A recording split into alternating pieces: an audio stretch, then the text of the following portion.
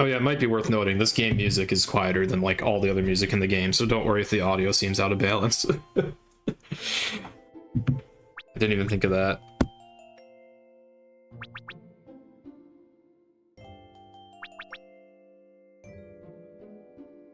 Haza? Who the hell's calling me Haza?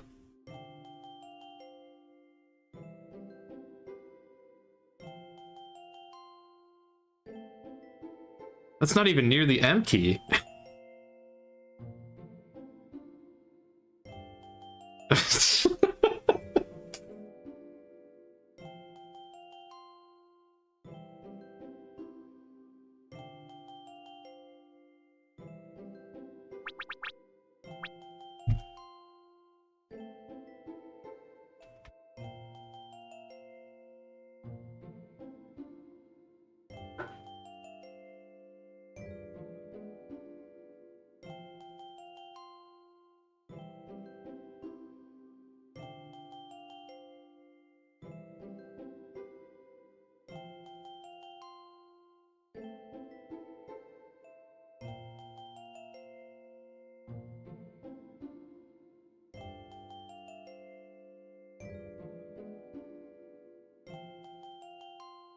Okay.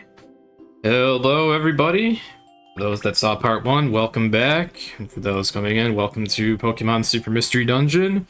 Today we're getting all the Pokemon in this game and checking every dungeon and getting every treasure. That is the goal of the run. We're halfway through. I'm going to begin immediately because I've got plenty of time to explain a bunch of stuff with the first thing we're doing today. So for the restreamer, here's my countdown. 5, 4, 3, 2, 1, go. Alright. So, Pokemon Super Mystery Dungeon. You get the Pokemon by doing their missions.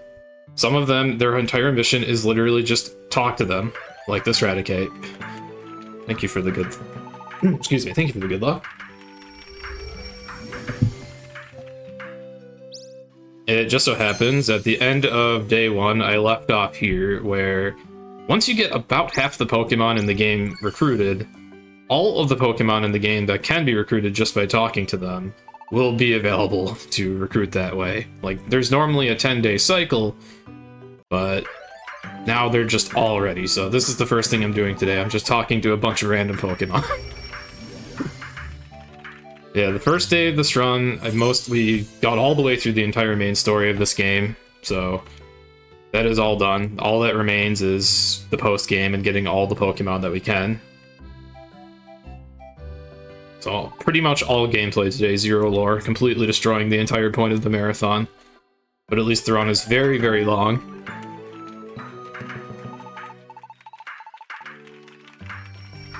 I'm sure there will still be discussions of P&B lore. Yeah, once we're done with this kind of stupid part, then we have, coming up kind of soon, some of the more fun parts of the run. We're going to be doing basically like a boss rush, a post-game boss rush. I think I got everything up there already. Let's see, I think there's somewhat... Yeah, here we go. You gotta go into this very specific house. Yeah, I spent day 1 clearing the main story and kind of building up the team. Actually, that reminds me, I do want to check my stats. We still want to improve our stats as much as we can before we get into the boss rush. I know they're not quite there yet. I don't remember how much I have to go in that regard. Let's see. So I want my special attack at 200 and my speed is pretty much fine where it is, so that's good. Yeah, speed is fine. Special attack, we've got a ways to go. Okay. Missed the first part. Yeah, we'll just do another 14 hours of gameplay again, just for one viewer, it's all good. I believe my movesets are all good. Alucha joins as soon as you have 400 Pokemon, exactly. Actually, I guess that's all the talk connections in here. And I know where I want to go next.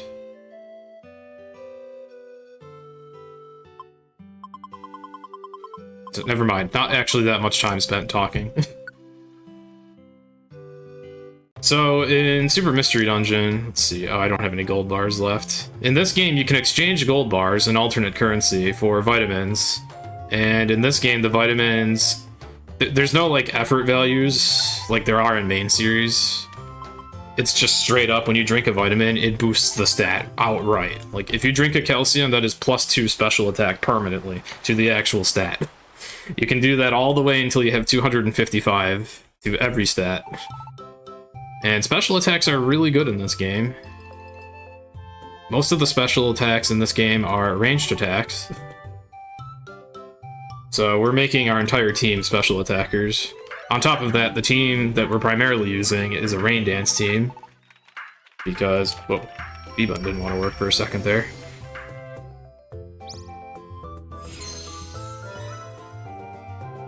Yeah, I do have a Charizard with me, but the Charizard's actually only there for, like, filler mission days. He's strong enough to get by, but he's not going to be used for, like, boss rushes and stuff. So I really love Sunlight.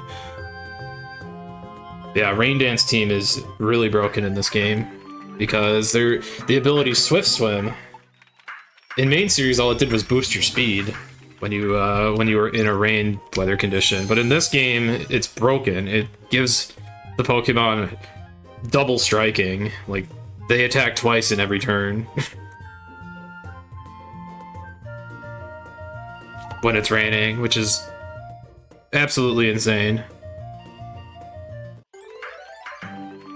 Yeah, exactly. Charizard's here for when the main team doesn't want to work, because one of the mechanics of this game is every Pokemon that you recruit, except for your main starter and your main partner that are always on the overworld, all of them always have a chance to not be available.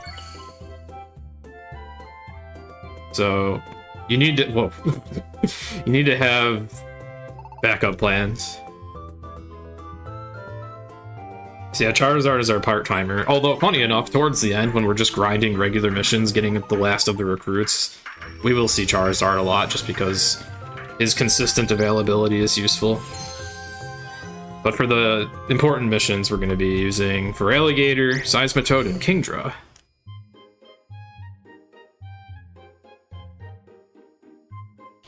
But yeah, no, there's actually like 2 ways speed works in this game. There's like 2 different speed attributes. There's travel speed. Oh, hold on, I might need to focus here. Okay, I need to mark down that mission. That's a good one. Hot Field. Togetic, Frozen Mountain. That is a good mission to do. Let's see. I'm keeping track of the best missions to complete. The best missions to complete are the ones that unlock other missions. That will yield the best efficiency. Mamoswine unlocks a mission, that's Sunny Spot Hill. It's consistent which Pokemon unlock missions and which ones don't. And I want to complete the missions that unlock more missions so that I always have as many to choose from as possible so that I can maintain efficiency. Okay. Although that said, I'm actually going to a place where I'm only going to get 1 mission done because it is independent of everything else but unlocks more stuff. So we are going to go to Friendly Meadow. I've lost my train of thought. Okay. But yeah, it's fine if we take Charizard for this.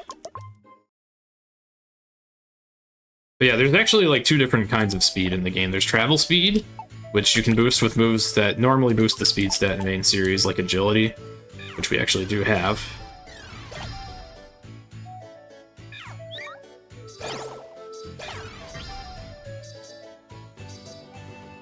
And then there's also what Swift Swim does, which doubles your attack speed.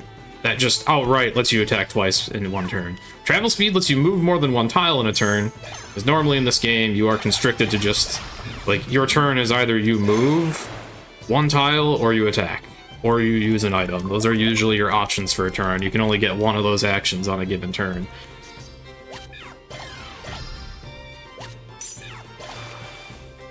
But with agility, you can move and attack in 1 turn, or you can move 2 tiles in 1 turn, or 3 or 4. And then, with Swift Swim in particular, it's just straight up, like, it pretty much doubles your damage, which is absolutely ridiculous. We use both of these, actually, in tandem in boss fights. In a boss fight, you can use agility on your whole team to gain a free turn. I really like that Sleeping Weepinbell, just the wide open mouth.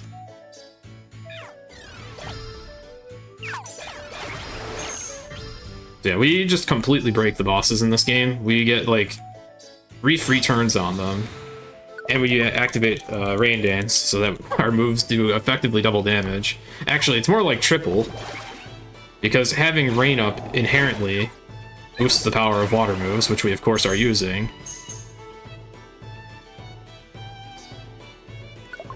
So that's already like a 50% damage boost, and then on top of that, Swift Swim lets you double strike, so that's like triple damage. Absolutely broken.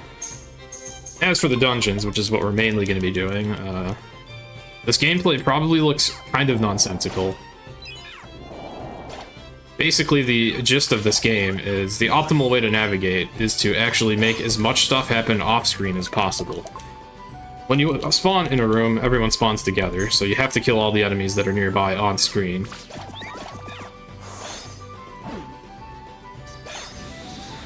But as soon as everyone splits up, then you can switch leaders to move the camera, and then make fights happen off-screen, which is way quicker. So we do that a lot.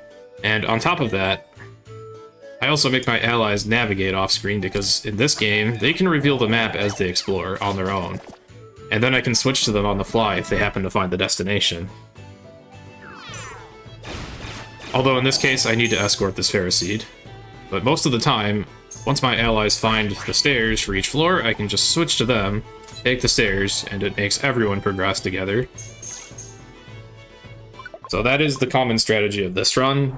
We beat the floors really, really quickly by just idling as one Pokemon usually, and having the other two run around and find the stairs. It doesn't work all the time. Sometimes the AI is really stupid and it just kind of runs in circles. So I do need to monitor what they're doing. Sometimes I need to take control of them to steer them in the correct direction, or sometimes I just need to start looking myself. But most of the time, I can just idle, have my allies find the stairs, and fight things off-screen to get through dungeons as fast as possible. And we're going to be doing that all day today. And then for really, really hard dungeons, I can use Rain Dance as well, because Swift Swim can also be handy in really hard dungeons. But most of the time when I'm just doing generic missions to recruit Pokemon, you can just breeze through with what we have. As long as either my Kingdra or my Seismitoad are available. Apparently Stab in this game is only a 20% boost. I actually didn't even realize that. Ninjask. I forget if Ninjask unlocks anything. I'm gonna check. I don't think so. He can. He can. Okay. Conditionally, he can. So I'll mark that. That is Crystalline Maze. Lunatone, Small Sand Dune. That unlocks one thing. I think that's where I'm going next. Spiral Vortex. I don't think that unlocks anything. Thankfully, because that dungeon is cringe. Okay. Yeah, let's go to Small Sand Dune. Basically, as we go, I'm trying to keep track of which dungeon in particular is going to unlock the most missions out of all of my options. It eventually gets spread paper thin, but for now it's like, if I go to this dungeon, Small Sand Dune, I'm gonna unlock 4 other Pokemon. Also, there's a billion things to talk to here, so...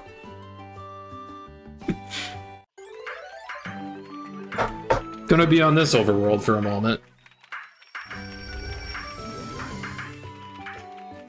But yeah, that is the gist of the run. Do the most valuable missions at any given time, split up with allies, make them fight off screen when possible, make them find the stairs. You don't have a lot of control over that, but you can usually wait, and then if they don't find it, then look around yourself. Destroy the bosses with Rain Dance, Swift Swim, and Agility. So you use Agility to approach safely, because all the bosses have ranged attacks, but using Agility will just let you move. So that you can get close to them, and then... There's a thing in the game called Alliance Attacks, where once you're close to an enemy, you can have all your allies surround it, and then if they use a move that the enemy resists, normally, like a Pokemon-type resistance, during an alliance, that move will get a massive power boost. So ironically, we're even stronger against bosses that resist water. Because they made the damage boost from that resistance extremely potent. And then on top of that, Kingdra has Brine, a move that does double damage when the enemy is below half health, which the bosses have massive health pools, so once you're about halfway through, Brine starts to just absolutely crush them. Whoops. Life is all about going zigzag. It won't let you alliance twice in a single turn, but what does effectively allow you to alliance more than once in a turn is using agility in an alliance. That's the whole reason we have Feraligatr. Out of all the starter Pokemon I can get, he learns agility the earliest. He already has it, as he just needs to reach level 30. Then he fully evolves, and then you teach it. A bit odd that the biggest and chunkiest of that evolution line is the one that gets agility, but whatever. If you use if you use agility as the leader during an alliance, you just straight up get a free turn. I think the intent is that you can move, like physically walk your character after the alliance, but it just gives you a whole entire turn in the process of trying to do that, so you can just get 3 free turns right away. And then on top of that, we use Bubble Beam, which has a chance to inflict slow, which is another free turn if that happens, and it usually does.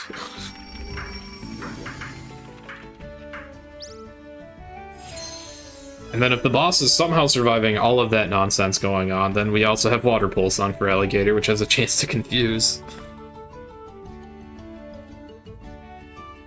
This team is really exceptional at crushing the post-game bosses, which is nice, because, yeah, they have massive, massive health pools, so you always have to... You need to have some way of absolutely crushing them. In older route, I used the move Earth Power, which had a chance to lower special defense, and then I had Discharge for a really high paralysis chance, and that was, like, effectively my way of stun-locking them in tandem with Tailwind, which does the same thing as Agility in this game. They just made it a generic speed-boosting move that affects your whole team.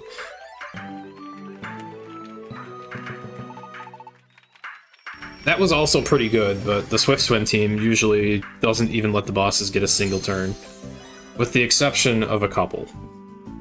There are a couple that will get some hits in.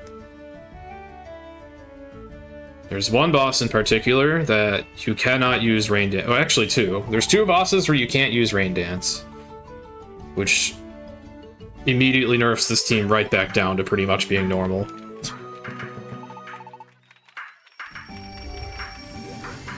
One of them has Airlock, and the other one has, whatever Primal Groudon's ability is, the thing that makes extremely harsh sunlight. You can't even use water moves during that weather condition. But yeah, we have probably a couple dozen bosses to go through today, so most of them get absolutely melted by water. Yeah, it's good enough to save minutes easily.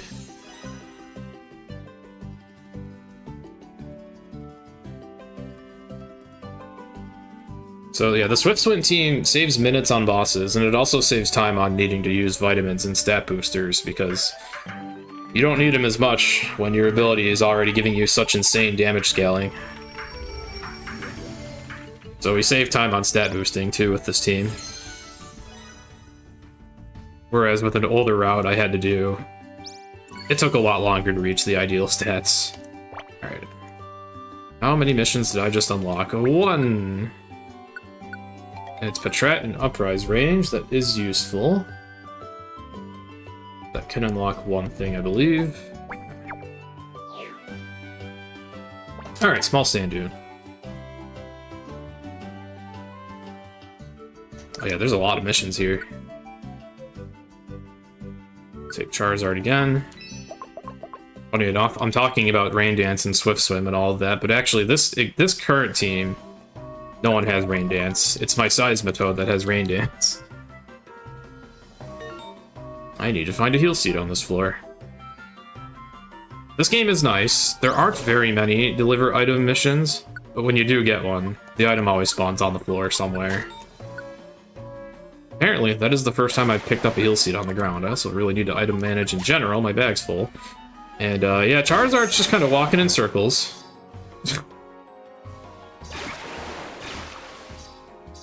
That's the kind of thing I'm getting at when I say that. Oh, whoops, I forgot to do the mission. I have no idea where this client is either.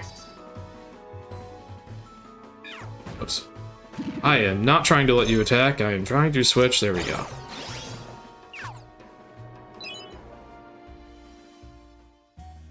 Oh, crap. Okay, so the thing about finding clients is I do need to actually find them with my leader, and they won't show up on the map.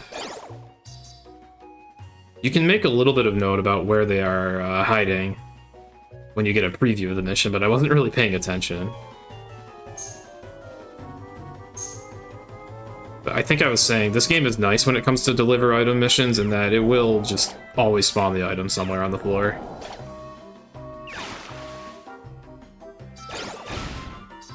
Okay, they're right here.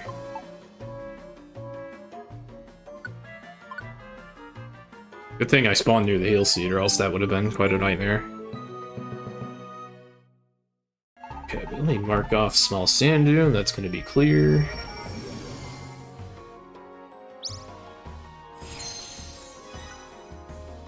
Yeah, unfortunately a lot of today is going to be a lot of this, although it is going to slowly get better, because some of the bosses that we can fight give us really nice equipment. And also we're going to be boosting our stats more and more, so this will gradually snowball into getting faster and faster. Also, we're going to be seeing a lot of these missions. There are a lot of missions called traveling Pokemon, where you don't know that the Pokemon is there when you enter the dungeon. You have no indication of where all the travelers are hiding in the game. You just kind of find them as you're doing other missions. Oh! That is a Joltik, and we can barely see it behind the map. There are travelers like this that are just wandering random floors of random dungeons. There's also travelers that have fainted from hunger. I also prioritize unlocking these guys as soon as possible, in addition to just unlocking visible missions. I'm actually kind of happy to find Joltik, because finding Joltik actually unlocks another traveler right underneath him, so... And it's one of my favorite Pokemon, even.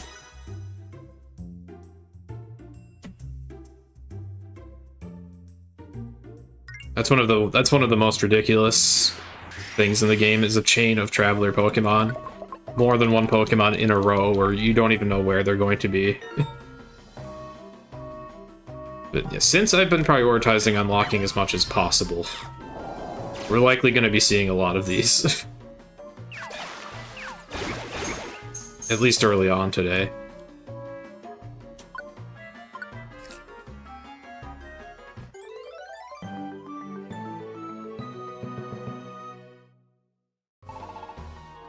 Electrode got so hungry that he almost exploded. And on behalf of Really Longathon, thank you Lavender Sky for the tier 1 sub. I don't benefit at all whatsoever from this, but I'm sure Really Longathon appreciates it.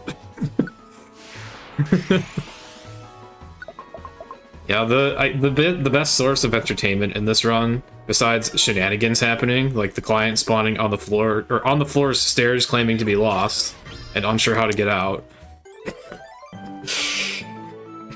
I didn't even know they could spawn there.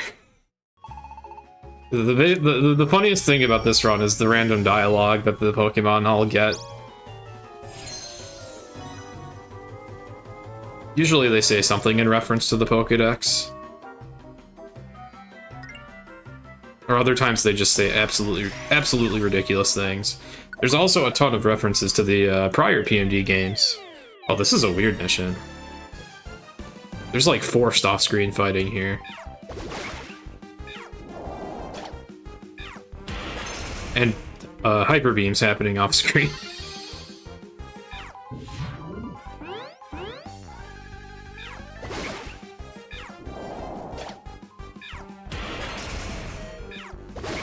Okay, well, Charizard is in Blaze. Unfortunately, when allies are low on health, ow, I do need to take control of them directly, because they won't be smart enough to... they won't be smart enough to attack when they're at low health. They try to run, and it doesn't work. That was Surf. Ow! Okay, somehow that didn't hurt the Lunatone, which is good. But why can't I hurt you? Oh, I'm gonna try to get my allies here to make this a little less stupid.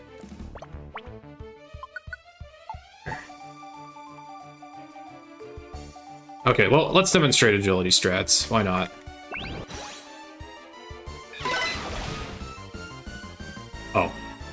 That was underwhelming. That one must have already taken a lot of damage from Heat Wave. Just trying to walk to me. That's another thing I haven't mentioned yet. The ranged attacks in this game can get very, very broken. We have several moves that hit everything in the room that we're in. Oh yeah, I better adjust tactics again. Make everyone split up. Yeah, that was a weird one. Oh, here's another really good application of agility. Sometimes you get an enemy that's trying to avoid everyone and run to the stairs themselves. But you can just have them not even get a single turn using agility, and then surrounding them.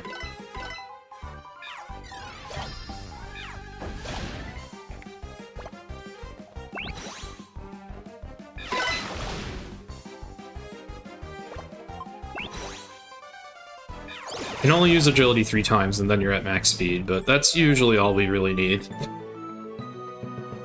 The other fun thing about using agility on missions is what happens when you wait for your allies to run away and they're at 4x speed.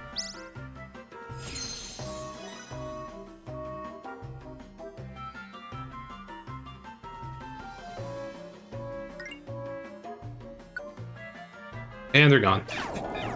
And they're back. And they're gone.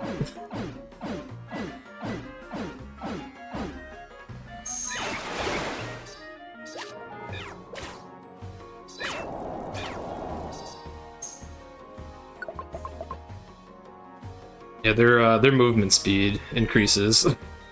like the actual raw amount of spaces they walk in the exact same amount of time increases when they use agility, even visibly. So you just see them like scatter insanely fast after using agility.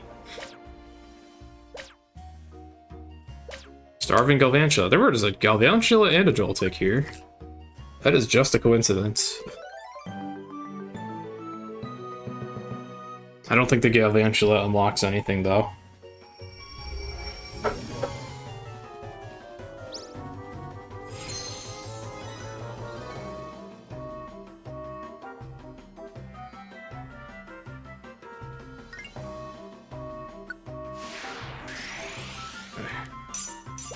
Oh yeah, during day 1 of the run, I was collecting money like crazy, just so I could afford to teach moves, but now I believe our movesets are all complete, so... Alright, these stairs I don't want to take because we need to find a different door. Yeah, a lot of people do really like Galvantula.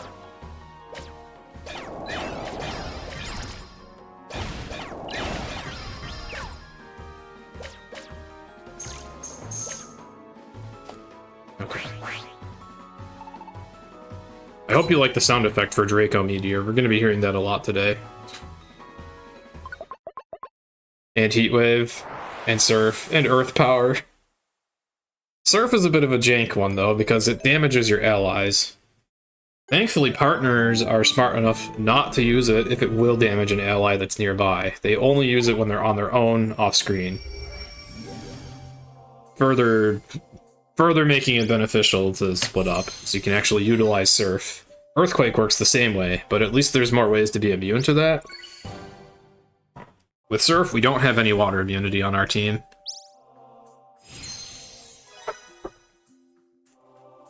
In older PMD games, type immunities still weren't really, like, actual immunities. You would still take 50% of the damage dealt by a move that you were supposed to be immune to by, like, the standard Pokemon chart. But in this game, they made immunities actual immunities again. So if you have a team of flying-type Pokemon, you can use Earthquake safely, if any of them know it. Or levitating Pokemon. Okay, we are ranking up.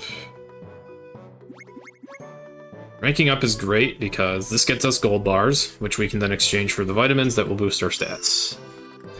And we have another way of boosting stats very efficiently. Like, not only am I focusing on the stat that matters the most, which is special attack, the defensive stats won't do much. We can't really boost HP on our own accord, unfortunately. We just kind of have to find HP boosting items.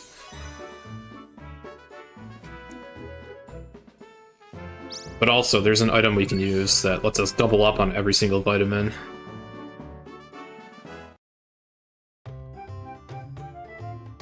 Alright, so we are going to get tons of calciums. Gonna make lots of room here.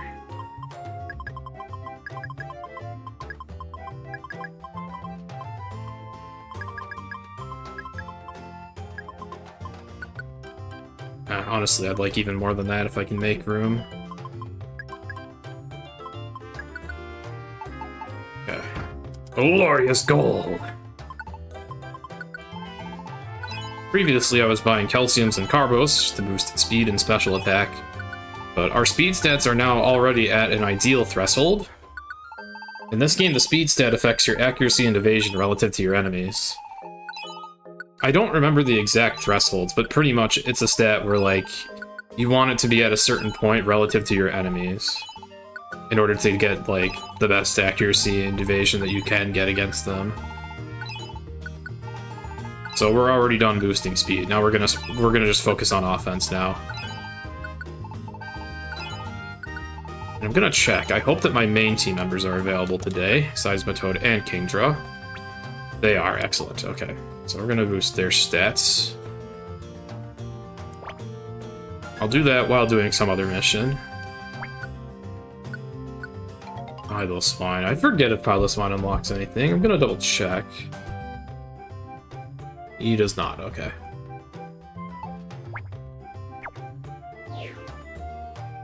So, the next dungeon to go to would be... According to the table, I have Gooey Bog. Alright. Kind of works out that I keep going to different towns so that I can check all the talk connections that we get.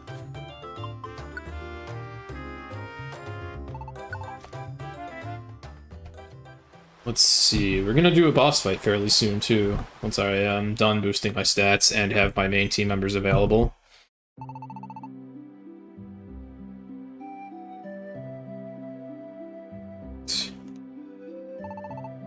Oh yeah, I can tell which Pokemon I need to talk to just by looking at the map on the touchscreen. It shows a red exclamation point for each Pokemon that I need. So that's how I know exactly where to go, because otherwise it would be kind of a nightmare finding them in these big towns. Especially this one that has all these different elevations. I do really like that this game has all the different towns, though. It can be a little bit of a pain when it comes to trying to go to a specific dungeon. Like, it's very hard to remember where each dungeon is, which continent they're on. And it does get old having to ride Lapras every day, but I do enjoy that there's like 6 towns in the game nonetheless. Usually PMD isn't really about the overworld design. So this game went a little above and beyond in that regard.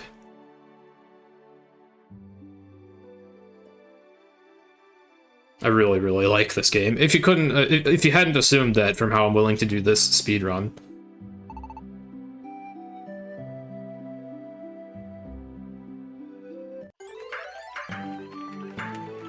That said, though, since this is my gameplay loop now, there are basically no breaks built into the run anymore. Like, during day 1, I had cutscene breaks because PMD is very story-heavy when you are in its main story.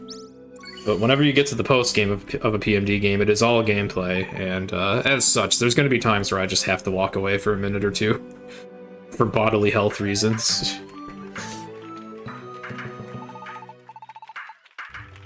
Normally, when I do the run, we have, like, the current leaderboard rules, which are subject to change. The current leaderboard rules just allow, like, 3 really long breaks at any time. I would use one of them to sleep, of course, because I'm not doing the run in one day. And then I normally would use the other 2 during the second day of the run, just to get food, water, bathroom, all of that. But this marathon run's a bit weird since day 1 and day 2 have been split apart so far. I'm not really too worried about the rules. I'm just gonna do what I need to do when I need to. I'll take the time loss. It won't be too bad.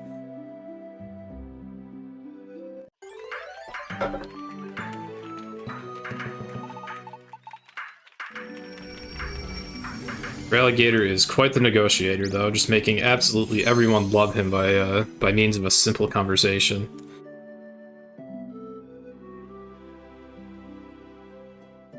I'm pretty sure none of these Pokemon unlocked anything, but I'll check. Yeah. Alright, I believe I had the water looplet. We're going to be using that now.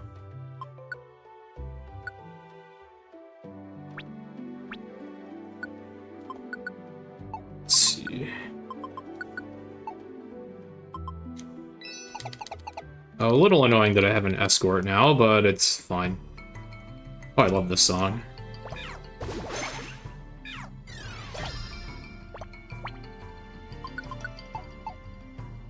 Who did I give the water looplet to, actually? I gave it to Feraligatr, okay.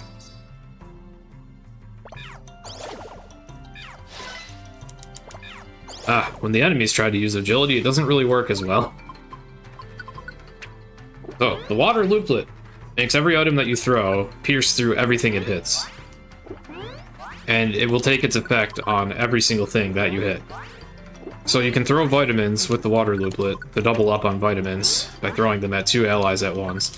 There is an accuracy check on each throw, so they can miss. Like, Seismitoad keeps dodging these, according to his own stats.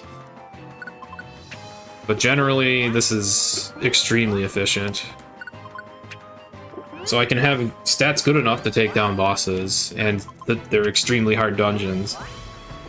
Far earlier than you'd normally be meant to, which is probably around, like, the later rank ups that you can get.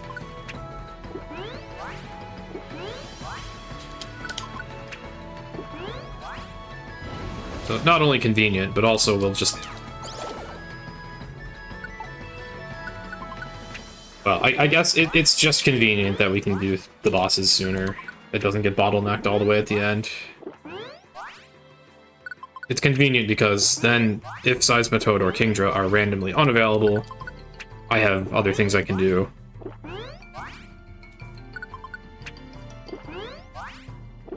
Yeah, I'm having really nice weather in my area now, too. Oh crap, I just realized I really shouldn't have thrown all of these vitamins at these two. Oh well. It is fine. I kind of did that mindlessly. That is fine. They will need them all. But that kind of screwed over for Feraligatr that I didn't give him anything. I should have distributed that a little more evenly for now. Oh well.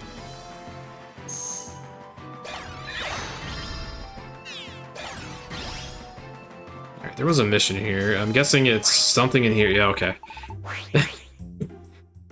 Some missions are monster houses, like this. Now would be a good time to demonstrate how broken Rain Dance is. Everything's dead. Except for that thing, that Go-Goat, which is now healing. Okay.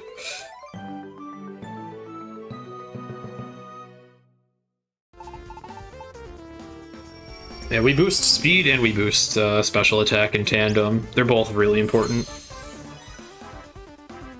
But yeah, speed affects your accuracy and your evasion, but it's only worthwhile to get it so high. Like, we get it around 120 to 140. Crobat, one of my favorite Pokemon!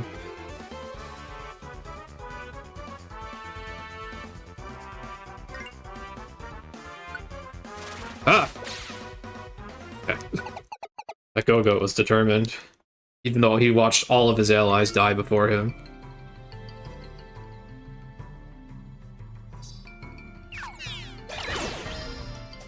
Okay, Kingdra is getting destroyed.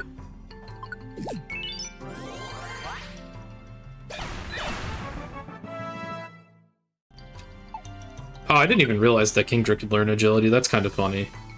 But it wouldn't be as effective on Kingdra, weirdly enough. You don't want a Pokemon that uses 2 moves per turn to be the one using agility, because you can only use agility 3 times before it becomes worthless. Hello, Cinder.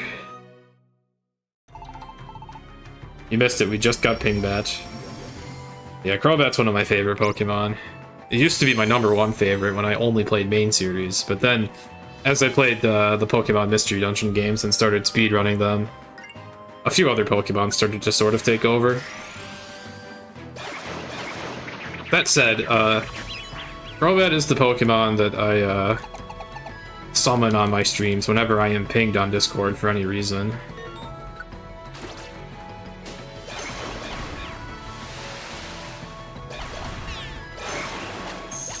On my personal stream, I have several gigantic Pokemon on the overlay. Oh, it's another one of these weird missions. Alright, well I can make this go much smoother with Rain Dance.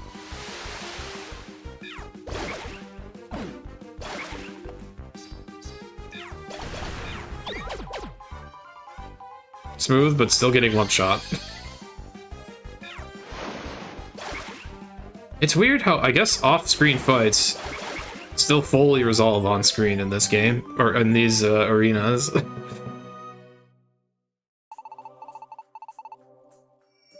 Hence why we're seeing the surf animations, even though Feraligatr isn't getting hurt. Thankfully.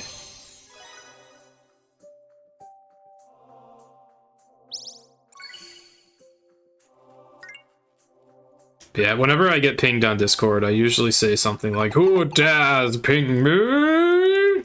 And that is Pingbat. Oh, Traveler, nice.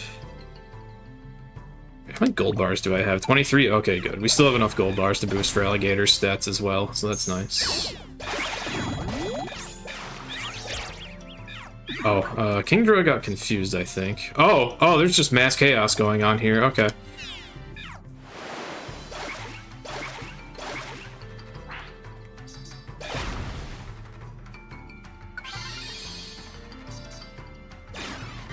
Okay, it looks like it's going to be really hard to find this Traveler on this floor. I'm going to use a Luminous Orb, if I have one. I do. Okay. Oh, it's Rotom.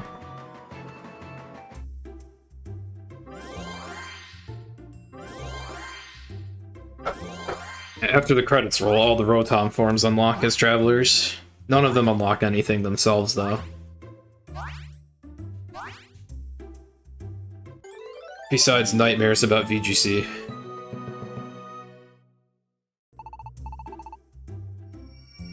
And they usually talk about what's inside them. As they are sentient appliances. I guess since that one heals us, it must have had food in the oven.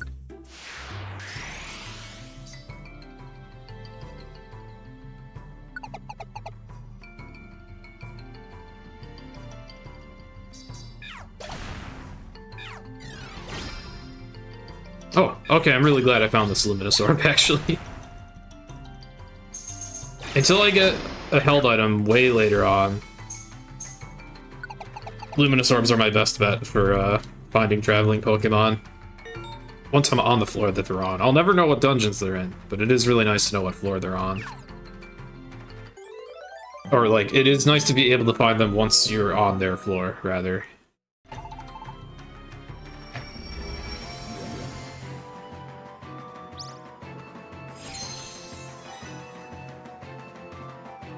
Chuckle's mission normally would unlock something, but I believe I already got that mission from Hoot Hoot.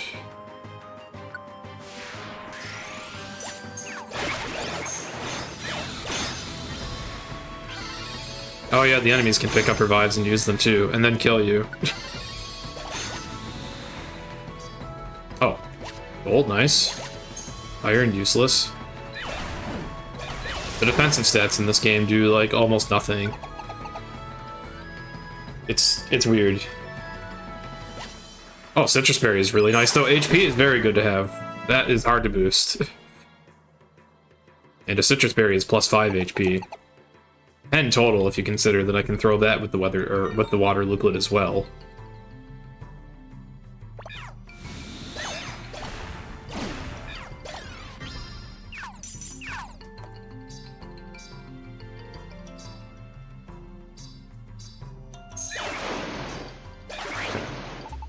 Astrodon, this is a good mission to get done.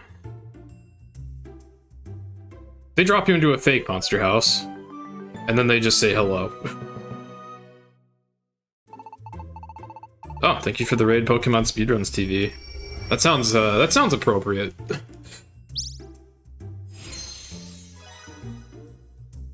We will in fact be speedrunning Pokemon all day on this channel now, thanks to me.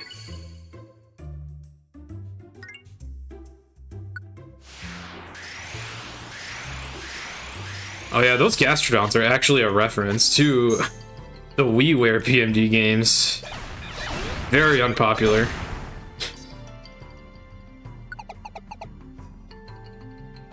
There's like, I believe a wife and husband Gastrodon that open treasure boxes for you in that game.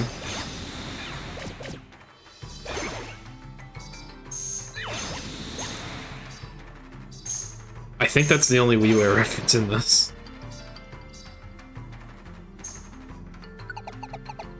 Yeah, I think that's the only one, but yes, they referenced WiiWare. Oh, and there's also the blue looplets, which are all named after prior PMD games.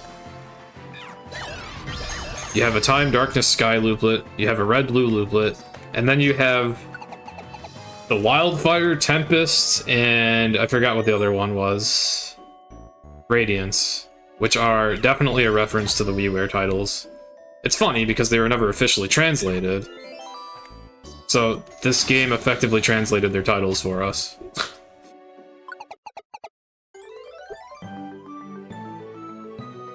Those were never released outside of Japan. Probably because they sucked. Like, PMD games are great. I won't crap on any of them, except for WiiWare. Those games are rough. They're really, really rough in speedrunning, too. Oh, boy.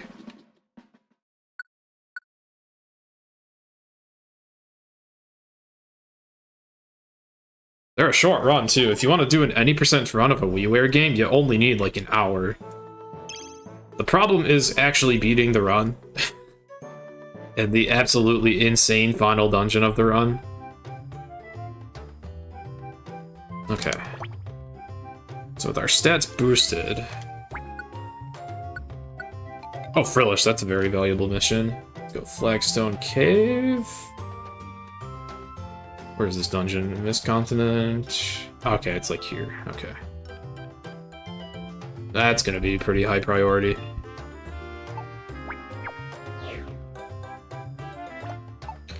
Okay. Let's get more vitamins. Oh yeah, I'll definitely take that citrus berry as well.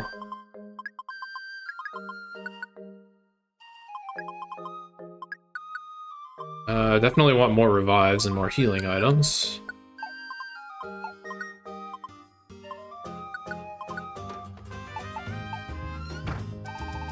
Glorious goal!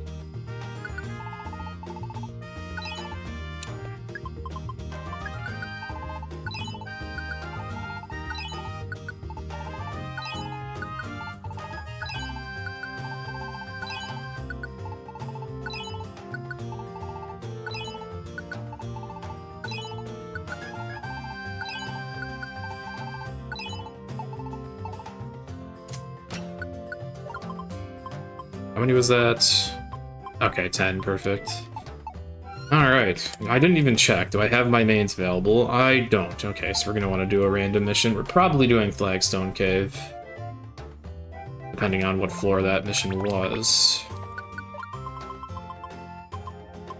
I don't want to go that far if it's too high of a floor. 6, that's not too bad. Also, I'm glad I saw that I need a blast seed for this. Let's see.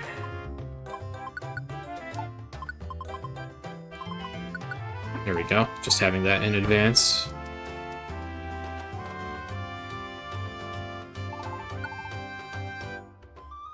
Yeah, WiiWare is the... Don't speedrun that. If you value your sanity, speedrunning PMD at all is pretty dangerous, but especially WiiWare.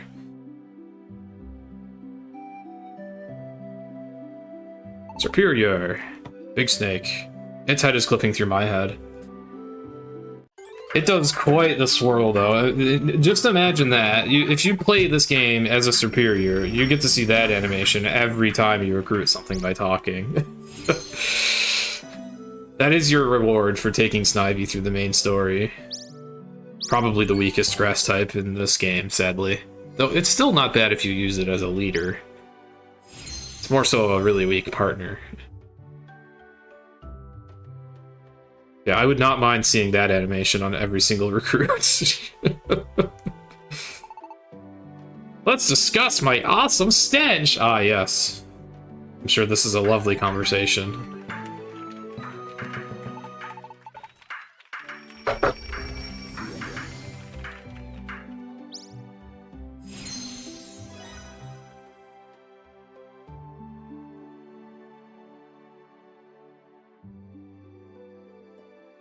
Ah, okay, Superior, you're too big, you're in the way.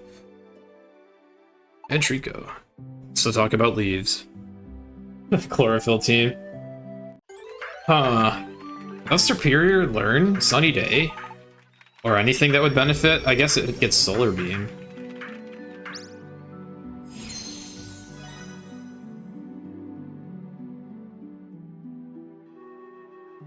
Yeah. It's kind of too bad, compared to the most broken things in the game, the starters feel a little on the basic side. Alright, so we got Seismitoad and Feraligatr, so we're going to give Charizard the Water Looplet and throw vitamins at Feraligatr and Seismitoad.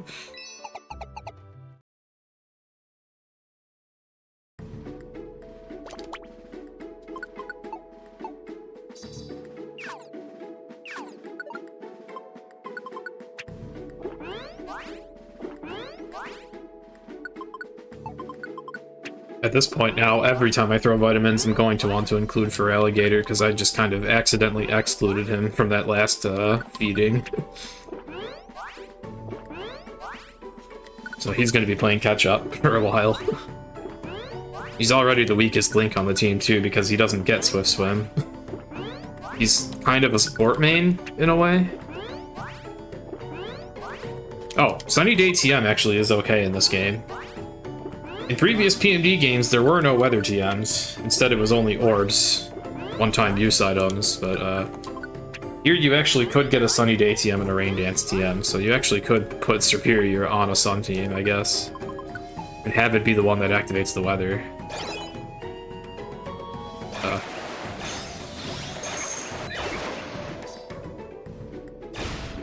Whoops.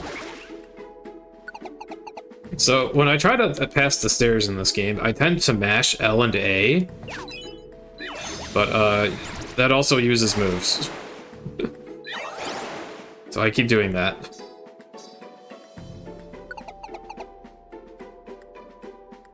Yeah, you couldn't even use the orbs in a boss fight either.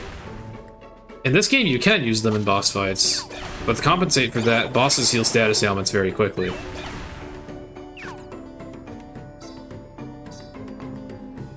Petrify Orb, I will take that, just in case it comes in handy. We don't really need Petrify Orbs much anymore, but just in case.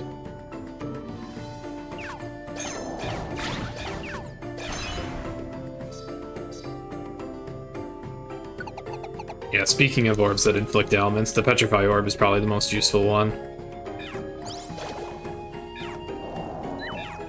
Yeah, and then we get Rescue Team DX and Gates, where the boss fights are all about using the most broken orbs in the game that buff your party.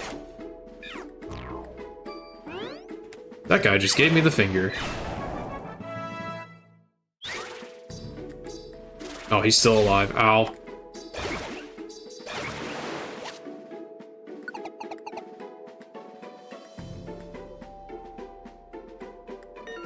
Okay, that's where we delivered the blast seed, and he is near the stairs. Good to know.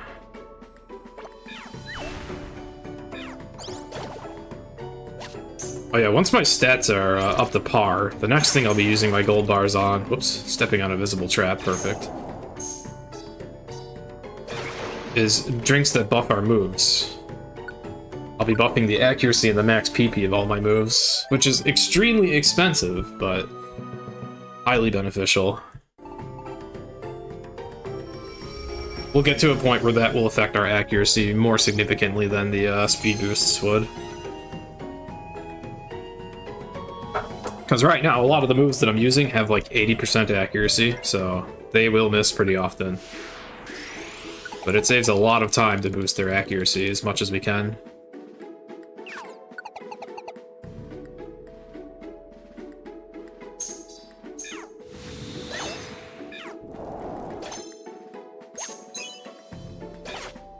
Also, while we don't use Charizard much outside of, like, we only really use Charizard for basic missions, but he still does have boosted stats, because we boosted his stats during the main story. Since he was required to use during that section, and it made that a lot easier, really. I wasn't paying attention to where that Phyllis was. Oh, okay. I got lucky.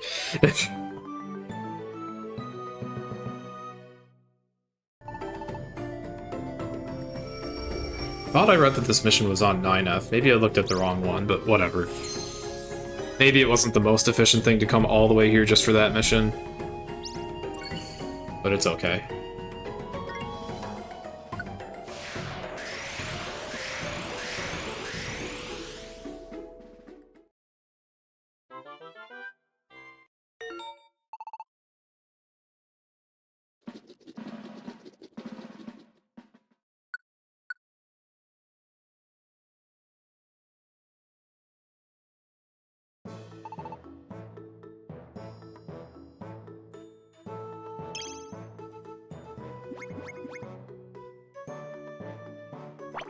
Oh yeah, those motivated Pokemon that are appearing, I pretty much ignore them. All it is those Pokemon it mentions get an EXP bonus. I forget if Tranquil unlocks anything. Let's see. Oh yeah, that's a very important one. Okay. I'm glad I checked that one. Alright, Frozen Mountain. It is pretty deep in a dungeon. That has made Frozen Mountain the most valuable place to go to, though. There are 2 good Pokemon to get in there. Alright, who do I have today? I am now missing Seismitoad, okay. It's 10 gold bars? Alright, so we'll boost for Alligator and Kingdra. And that'll be all my gold bars for now.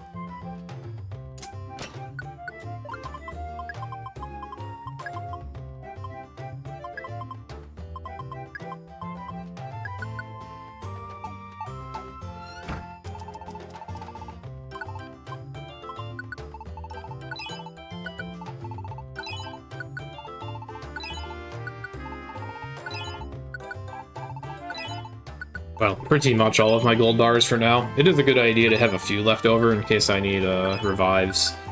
Because you can also exchange 1 gold bar for 5 Reviver Seeds, which is an insane deal. Pretty much easy mode. I think I just checked the missions. Yeah, I did. Alright, so we're going Frozen Mountain.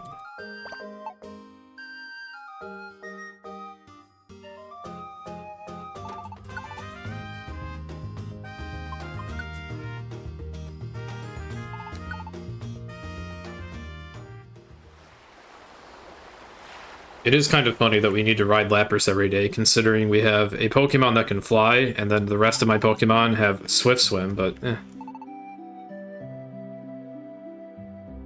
Whatever, I guess they need a break. Lapras needs his paycheck, even though we don't pay him anything.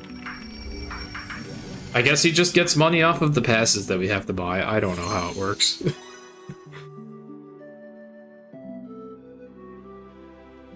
But you buy the passes from Kecleon, so it's like, is Kecleon giving Lapras a cut of that money, or is Lapras just working for free and Kecleon's just profiting off of it? I wouldn't be surprised if that's the case, given how Kecleon is in this series. He'll send his entire, like, horde or family after you for stealing, like, a pebble. Union dudes.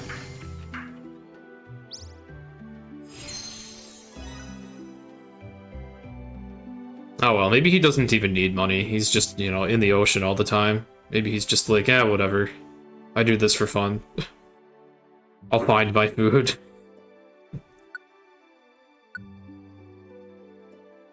Togetic Escort, that's one of my favorite Pokemon. Okay, And I left the water looplet on Charizard the whole time last time. Whoops. Don't want to do that, because you don't want to risk it getting stolen.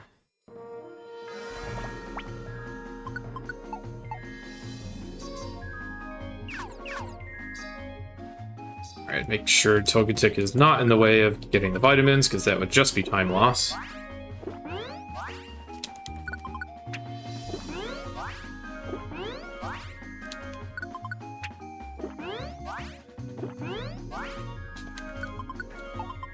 At least this will make my stats kind of easy to remember. I just need 10 more calcium on Feraligatr and Kingdra, and then 10 more calcium on Feraligatr and Seismitoad, and then our stats are optimized.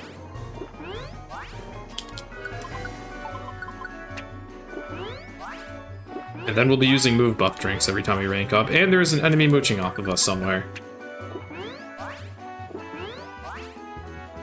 They've stopped, okay. Very fun when a sleeping enemy spawns in the path of your vitamins. Oh, hi there.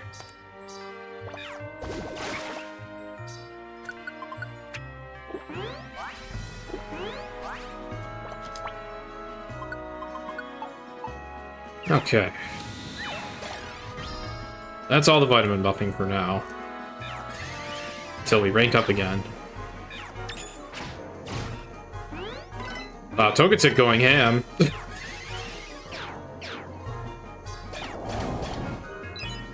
Yeah, AI in this game actually understands the concept of ranged attacks and will use them to their fullest potential. Oh, Togetic getting burned is really bad.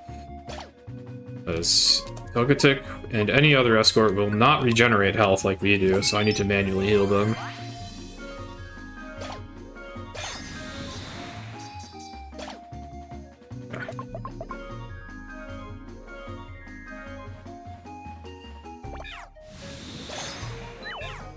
Yeah, partners in this game, and even your escorts, actually understand ranged moves, and they understand the type chart as well. Though, it's plausible that Ancient Power is just this Togetic's only move, to be honest. But whatever.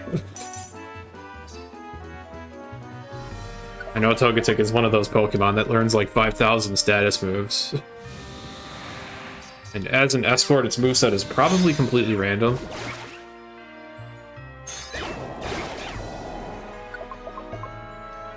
Generally, you don't really want your escorts fighting. They fight somewhat competently, but they definitely do need your help.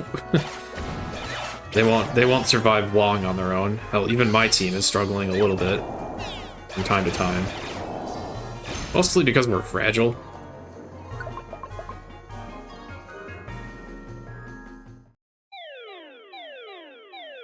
It's hard to prevent the fragility, though. So I don't use any irons or zincs because the defense stat has pretty low impact on the damage you take. It's like, I think each iron or zinc reduces damage taken per hit by like half a point of HP, so it's like big whoop. So I just don't use any. It does hold true, though, that eventually all of that would add up, so we do end up a little more fragile than we could be. Ideally, I just find HP boosting items. That's good enough. Right now, though, our HP is very low. We are very fragile.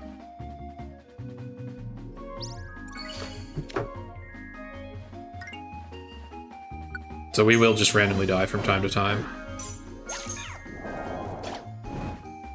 We won't have like a full-on death where I run out of revives, but yeah, we will use revives from time to time. That's for sure. As we have been.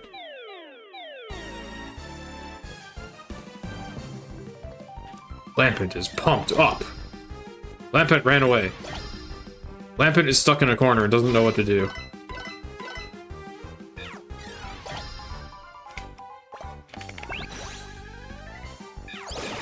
Lampent is dead.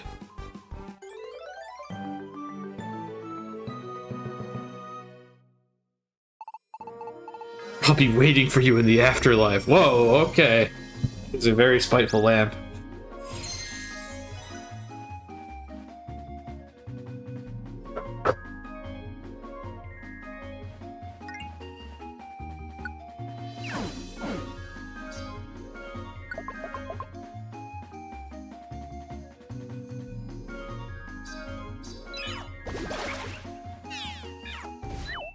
Oh yeah, Delibird has a special gimmick in this game. We're not seeing it in this dungeon because they're fragile here, but Delibird in this game will teleport around and heal other enemies that are injured. Braixen also has a gimmick. It can use wands that are found on the ground. Or actually, they don't use what's on the ground necessarily. They spawn with their own wand, and we'll use that. They spawn with a random wand item. So Braixen tended to just inflict random ailments on you, or could even use like a two-edged wand and drop you to 1 HP instantly. This Togetic really likes ancient power boosts. I guess it does have that ability that makes that more likely to happen. Forgot what it is, Serene Grace? Yeah, I'm not really using wands much at this point in the game because we're so overpowered, but normally wands are really crucial in this game for your survival. But having enemies use them on you, sometimes it's just funny, especially because Braixen won't even check to see if there's another enemy in front of it in the way of you, and it will just use the wand on the enemy. It has what I like to call the Blue Rescue Team AI, which doesn't check for things in the way of obstacles when using ranged attacks.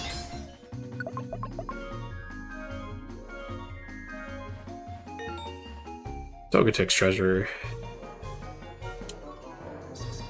There are times where a Braixen will just shoot an enemy for you.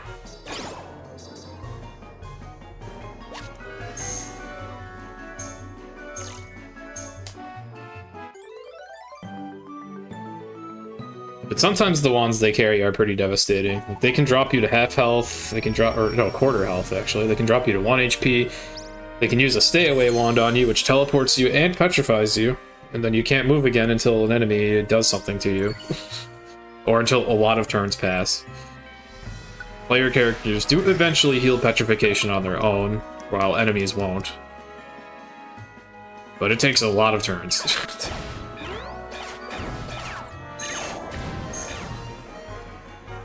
Speaking of Braixen,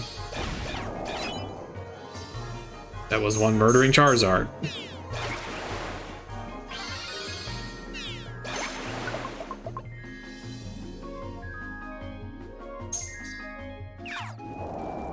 Oh yeah, a nice equipment or a nice piece of equipment I did already get during day 1 is the Grass Looplet, which reveals traps. So that's why we're seeing all these weird looking tiles everywhere. I need to be controlling whoever is in my first party slot, in this case for Alligator, in order to be able to see the traps, as he's the one wearing the looplet, but that's why I can see them all. Now, I wouldn't use Ancient Power in this game anyways, except in alliances, because it's close-ranged. Close-ranged attacks in this game typically are not very good. The only one I have on my team right now is this Charizard's Air Slash, because he's kind of a filler teammate, and Kingdra's Brine, which is insane for bosses. So, but he has 3 other ranged attacks that he uses, usually. Primarily, he spams Draco Meteor, so that we deal with things before they even get to us.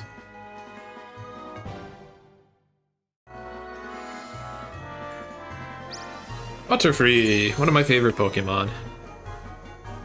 I know that's quite a random basic favorite, but that's how it is, man. If you ever used a Butterfree in main series after Gen 3, don't do it prior to that.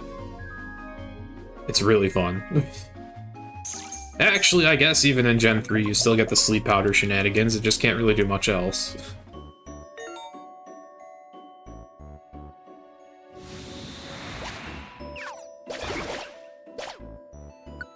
Oh, there are a lot of sparkling tiles here.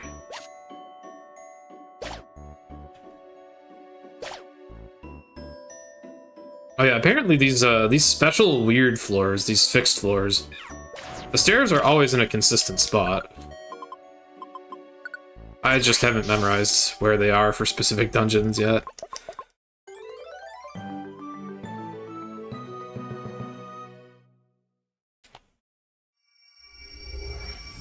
Yeah, in main series, Ancient Power isn't very good either.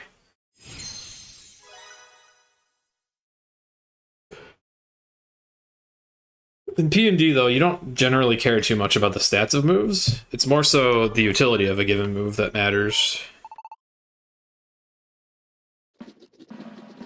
Like, I was using Water Gun for a while, like, all throughout day one, just because it was a 2-tile stab move. I wasn't too worried about its base power, and they didn't even give it very good accuracy in this game, because I had the special attack to cover it. The base power of moves in this game only just adds a little bit of damage, it doesn't actually matter beyond that.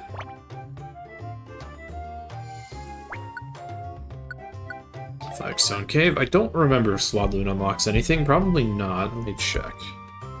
Nothing, okay. Alright, do I have my main team members available today? I do. Alright, let's finally go fight a boss. We're overdue for that.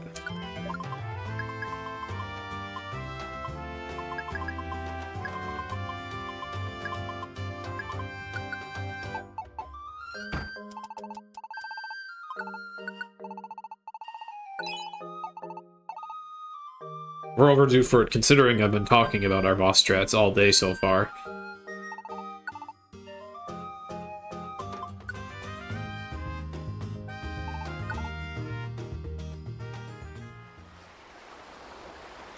Yeah, the snow condition didn't even exist in main series until Gen 9, right? It was only a thing in PMD. And all it did was boost the speed of ice types, which, in fairness, was pretty insane if you were an ice type. Just gave you double movement speed for a whole floor. Dude, Feraligatr and Sceptile have the exact same skeleton in this game. That pose was, like, identical. I would not have expected these two to use, like, the exact same model skeleton, but I think they do. After seeing that. Yes, your sights are Team Razorwind. I wasn't talking to you. Yeah, Hail used to be really annoying in PMD. It still is, but it was worse when it dealt fully animated damage every proc, every few steps on your whole party.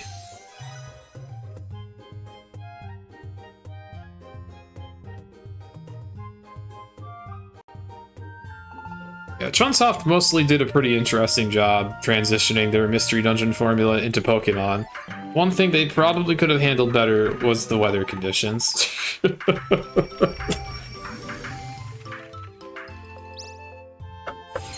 They're so messed up in the first couple PMD games, and then they're so overpowered in this game. Like, weather teams in Super are fantastic. When I played this game casually, I used the Sunny team, and that was without Chlorophyll, and it was still really good. Also, I found my younger partner.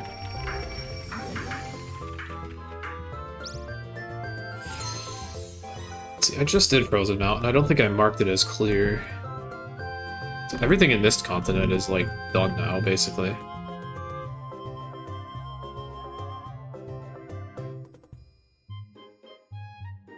Ooh, Sentra. This is a really valuable talk connection. Hello, someone. This is a Pokemon that's hard to find. Because he not only shows up, like, you can only recruit this Pokemon by talking to it on, like, 1 in 10 days. And on top of that, it's not even always in Grass Continent, so that's a really difficult Pokemon to find. But when you do find it, it unlocks extremely valuable missions. So that's gonna govern where I go next. Thank you for the good luck. I was saying something else interesting and I forgot what it was. Oh yeah, the weather conditions in PMD. In PMD 1, when a Pokemon used a weather move, it lasted 5 turns, which is absolutely nothing in PMD, considering walking 1 tile is a turn. So then they buffed it a little bit in PMD 2 by making them last 2,999 turns instead. A very small improvement. I'm not kidding, by the way. That is exactly how long weather lasts in that game. It is longer than you can possibly be on a floor before it kicks you out. Most dungeons kick you out of... They completely kick you out once you're on a floor for 1,000 turns. Some on 2,000 turns. So weather lasts longer than you're even allowed to exist.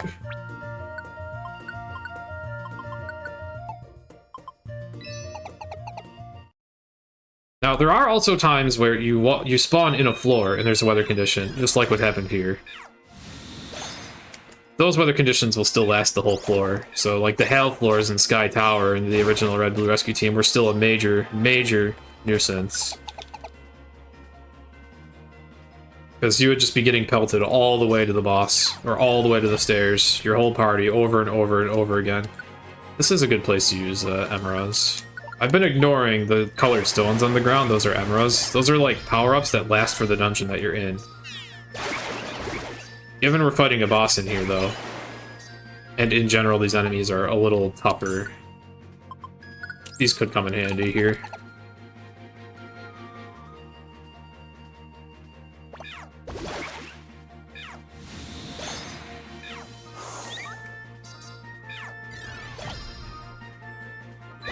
It's also very handy to be able to see traps in this dungeon.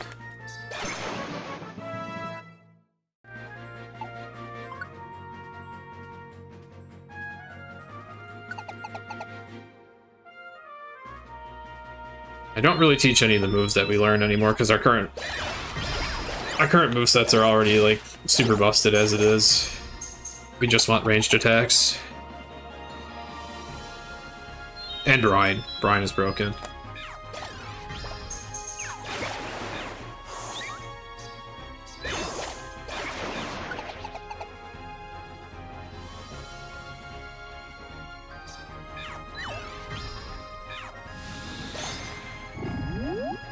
Brine is particularly broken on the bosses because they have such big health pools. It does double damage when the enemy is below half health, so that's a lot of leeway to get the damage boost on bosses. Like, there's a lot of HP ranges they can have where that will activate.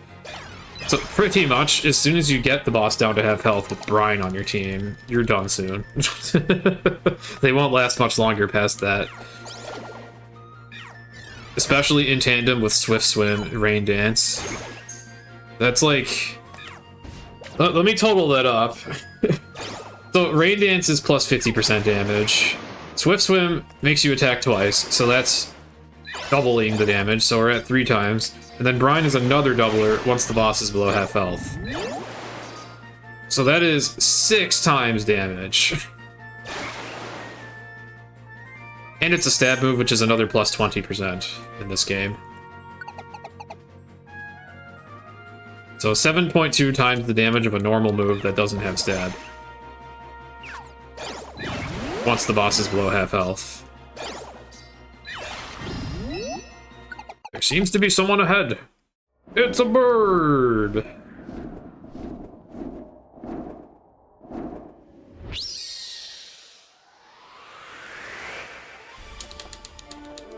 He's very small.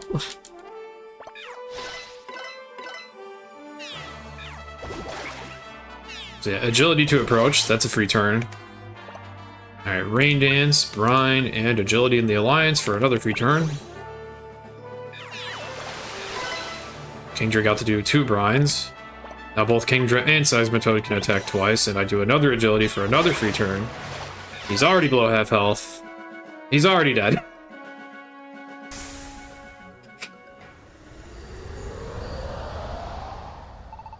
So Kingdra dealt like 700 damage in 1 turn.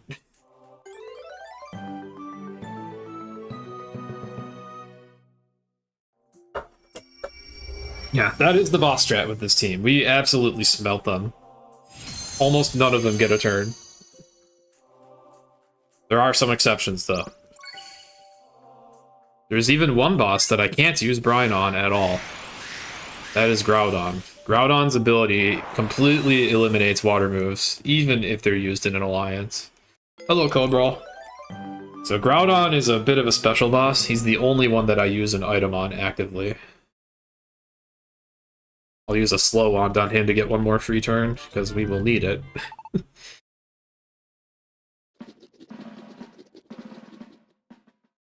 Alright, and if my other best allies are available, we're going to do another boss.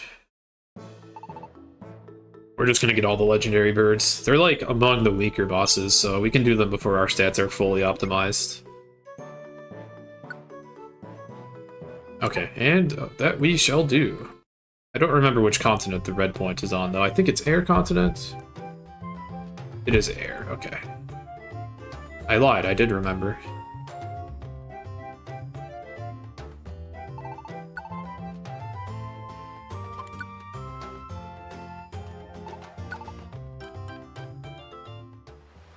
Doesn't really super matter when you do bosses, as long as you do them when your stats are improved. Hey, Totodile.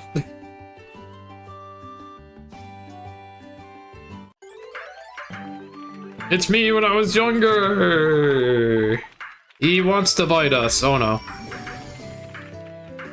Great bingo mains being good, weak bosses. To be honest, all of the bosses in this game are pretty freaking strong. It's just the strats that we're using make them all look like a complete joke. Because weather is just busted in this game. Weather completely sucked and rarely worked in favor of the player in older PMD games, and unless you were actually one of the few Pokemon that could use a weather move innately in PMD2. Not many Pokemon could, because there were no weather TMs. And then in Gates, all the weather sucks because it all blocks HP regen, even rain and sun. But in this game, weather is broken. Hello, Shaman. Just casual Shaman. Casually recruiting a mythical. If only it was so easy in main series. By the way, I don't even know how Shaman's forms work in this game. I've never used it.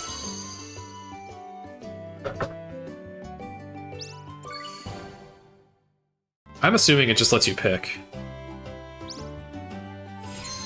Like, I don't know how you get Skyform in this game.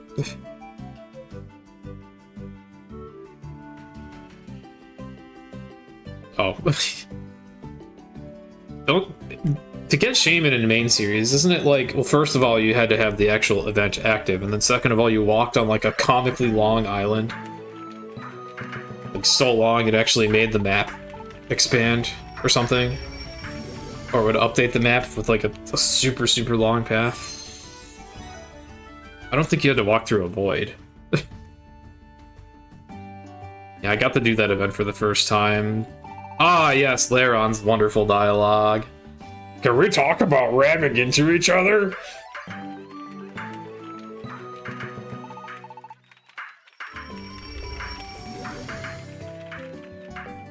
Yeah, that is the one of the dialogues of all time, Laron. Yeah, a few years ago, I did a casual playthrough of Platinum on stream, and I did all the events for the first time using, I forgot what it was called. Was it Weemfi? I forget. I forgot what the thing was that enables DS Wi-Fi to still work. There's some custom server that someone built for it, basically, if I understand correctly.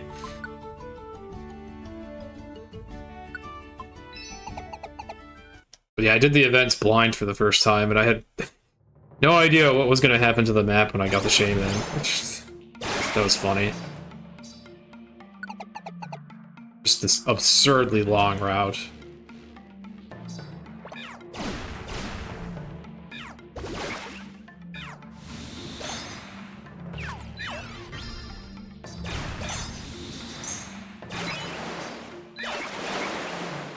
When I'm doing these dungeons, I prioritize controlling Seismitoad, just because he's the one holding the grass looplet, the one that lets me see traps.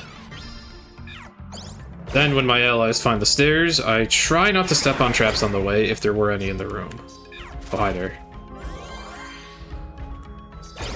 Can't see the enemies, though.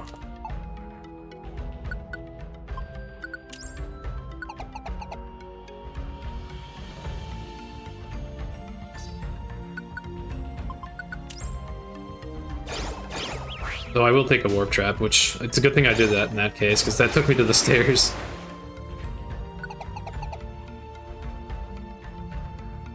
Yeah, there's a red X on the map if there's a trap in a room, so if I can see those when my allies walk into the rooms, as long as I'm controlling Seismitoad.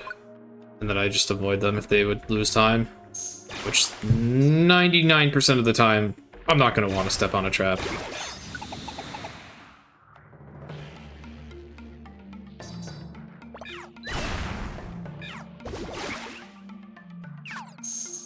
Oh, Luminous Orb, hello. I'll take that. That's Memento. Memento pretty harshly lower stats in this game. So I'm kind of glad that that floor was done and over with quickly.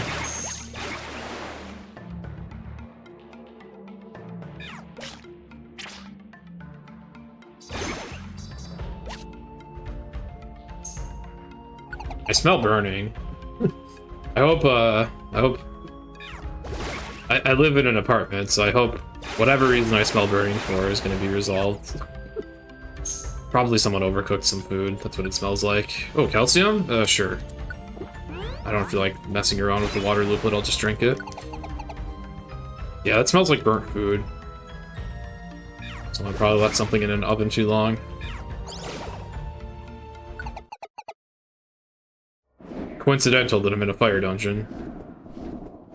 Where there's just this pool of acid or something behind Null Trace.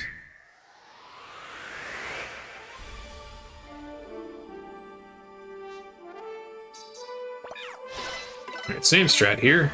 Agility for a free turn so we can approach. Then we can use alliances where I can directly control our moves. 2 grinds off. Then we get 4 water attacks off and another free turn. Oh, you're dead.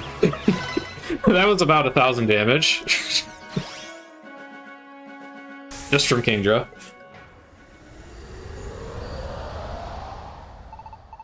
Gar! I am defeated!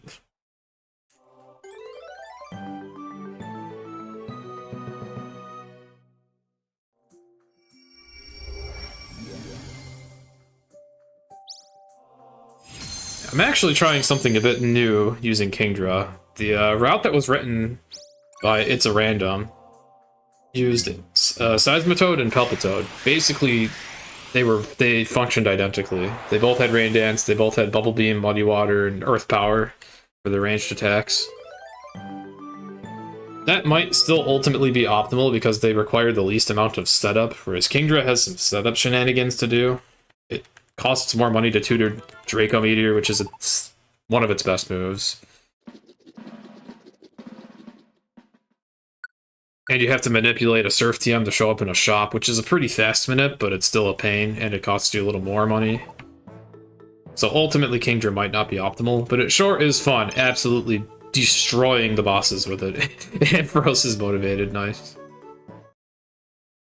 Alright, who is available today?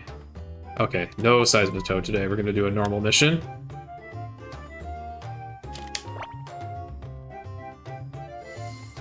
Okay, we are going to want to go to Uprise Range for Wingle's mission, I think it was. And you know what? If Ampharos is motivated, let's take Ampharos. Why not? Even though this is going to take like 2 seconds.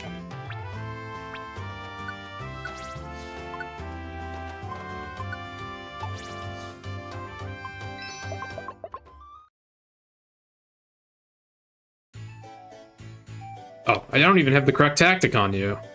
I haven't used them yet.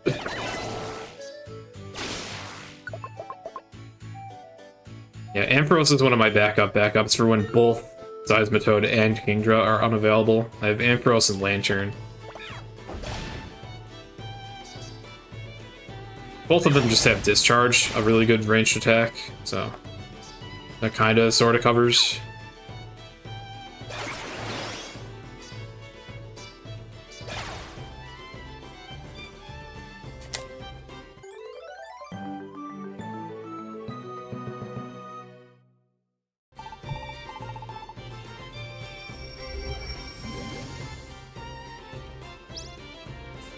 But that said, I haven't boosted the stats of the Ampharos or the Lantern at all, so they are significantly weaker. Only to be used for normal missions. And even some of those might be a little too dangerous for them until we get to really high levels. Because in this game, all of your Pokemon share the EXP that you gain, so...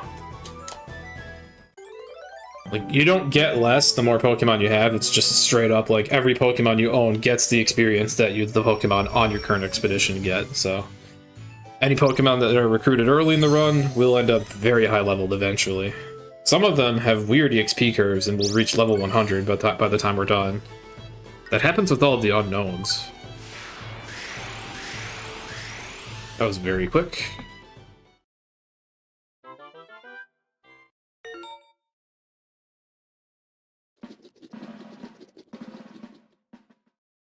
It was very quick, and it was a very, very valuable mission done, so that's nice. Wingull is a part of a very long chain of missions. I think he unlocks a mission that unlocks 2 missions, and then one of those missions unlocks a mission, which then unlocks 2 missions, and then one of those unlocks 2 more travelers, or something like that. It's just, like, a ridiculous, really valuable chain that you need to get done. Okay, no, Wingull unlocks 2. Metapod I don't think unlocks anything, sadly, but Cascoon is very valuable. Mysterious Plains. We're gonna go there next. Unless my mains are available. They are. Okay, never mind. We're doing Yellow Point, which I believe is on Air Continents. Yes. Okay.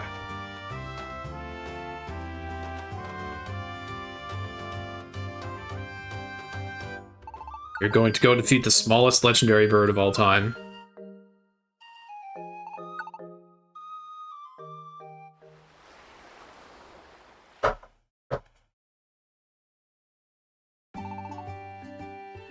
Whoops. Talk to me! Alright, I get it, Pikachu. You're very popular. You're very needy. You demand a lot of attention. I see.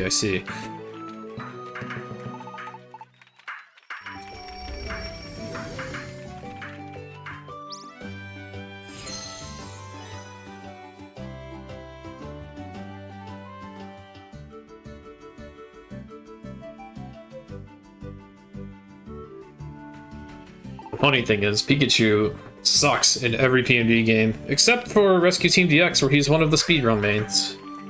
And he's not bad in this game either. He's kinda bad when you play casually, because he's very heavily reliant on close-ranged attacks. But he compensates by having the best special attack among the starters in the game. So at least when he does get up close, he'll do some damage, especially if you give him Thunder or Thunderbolts. And then eventually he gets Discharge and Agility. So you could theoretically do a pretty good Super 100% run with Pikachu, but it would take longer to get going than it does with Feraligatr. I want to teach Aura! I'm Lucario, I'm very cool!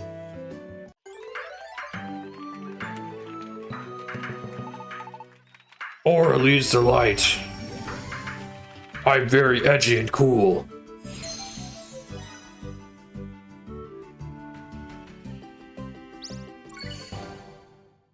Oh yeah, this is my friend. Ah!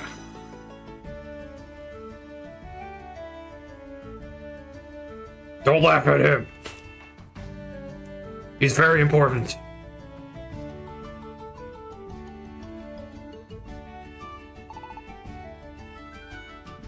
Yeah, I don't know why Lucario is friends with a Mareep. It's so random. Mind you, I used to really like Lucario. And then Riolu became a speedrun main in Explorers of Sky. That ruined everything.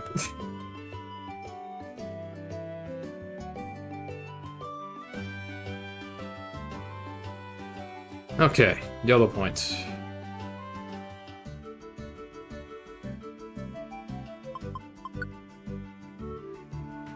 Hello, Ken.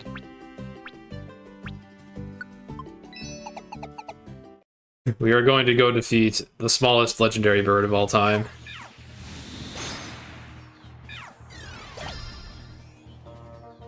You might be thinking, is Zapdos really small? You'll see. He is now.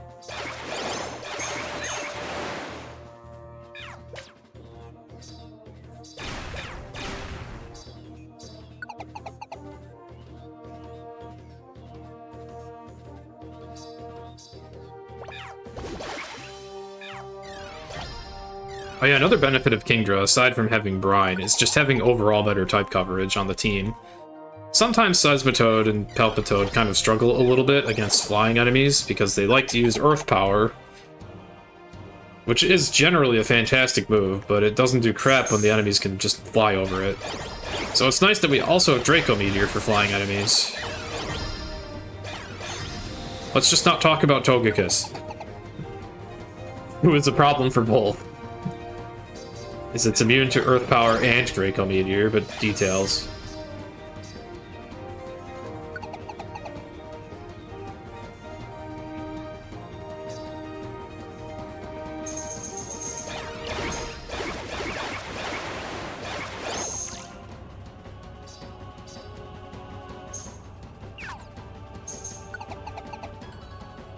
That was a good example of a floor where I had to take over myself.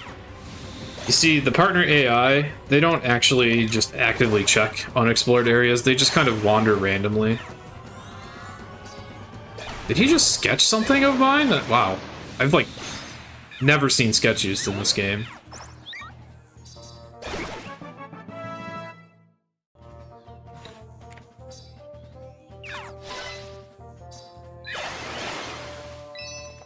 Okay, glad that PP0 trap didn't activate. Those are a very annoying trap.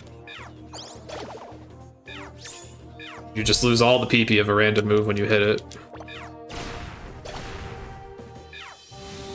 I do have elixirs, but it still is annoying. Oh, Petrify Power is a hilariously broken Emera.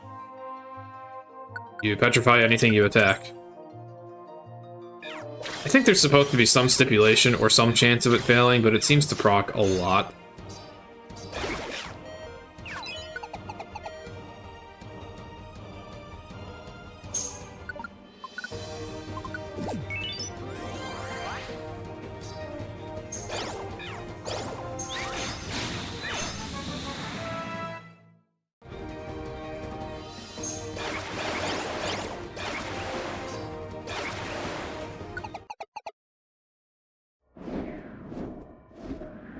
Zapdos.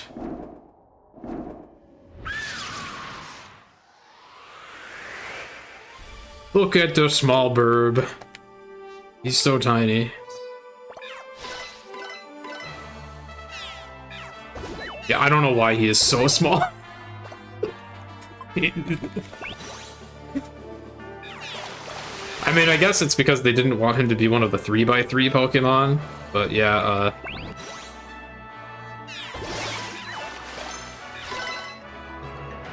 also, he's dead.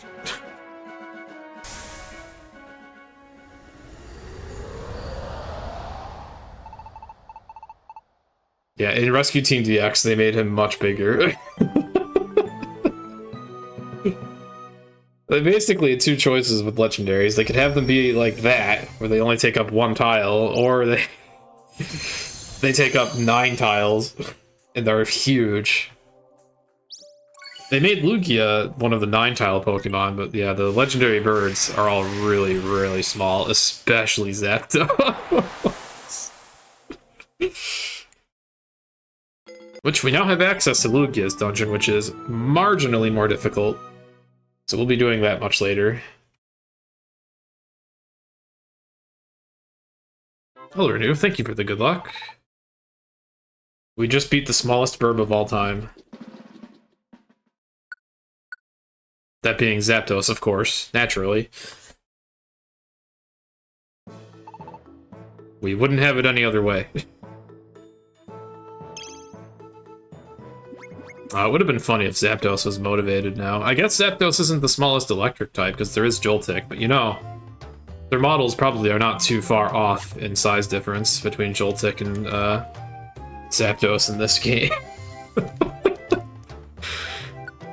Altaria, Mystery Jungle, that is a good mission. Gives me one other mission.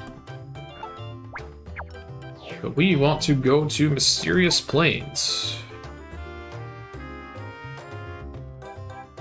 That has my most valuable mission right now.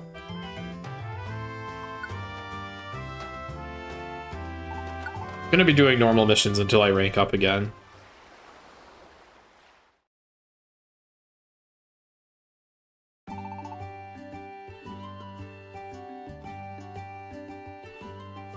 Gonna be checking the cafe for a while until I finally, like, don't have Pokemon in it that want to join. So yeah, once you hit 390 total connections, that is when, like, you just get this massive surge of Pokemon everywhere that want to join.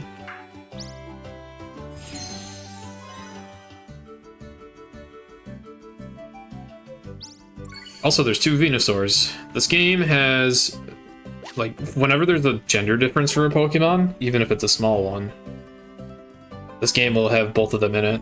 So it has both forms of Bulbasaur and Venusaur. I think there's only one Ivysaur, though. Yeah, we're in post-game. Pretty well into it.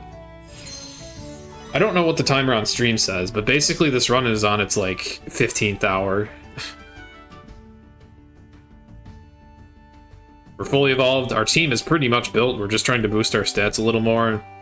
Which, in order to do that, I need to rank up. And in order to do that, I need to get Pokemon. Like this very long Kulava that does backflips.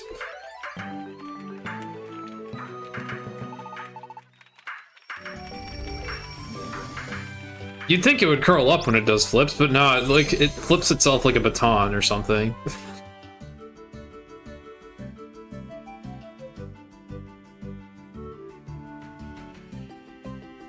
Okay, let me make sure I didn't unlock anything. I don't think so. Most of the starter Pokemon did not unlock anything. Okay. Mysterious Plains.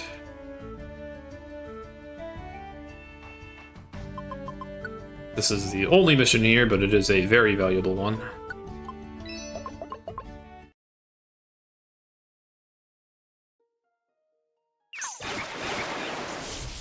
Oh yeah, in this dungeon you don't want to touch the orbs or the wands on the ground because they can be Ditto. That's another Pokemon with a gimmick. Ditto likes to disguise itself as items. Then when you touch the item, it will transform into you, which confuses nearby allies. So, not that I really need items much at this point, since we're already so OP, but definitely don't want to touch the items here. Specifically the wands and orbs.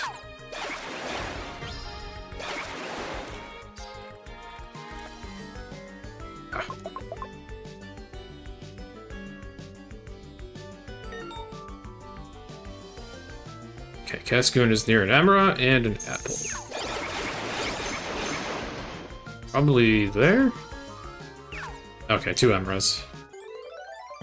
Didn't even see one of them.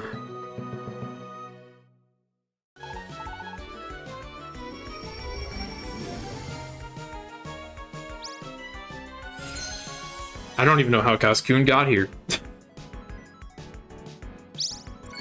But evidently he doesn't like it there. And he's acquainted with Silcoon.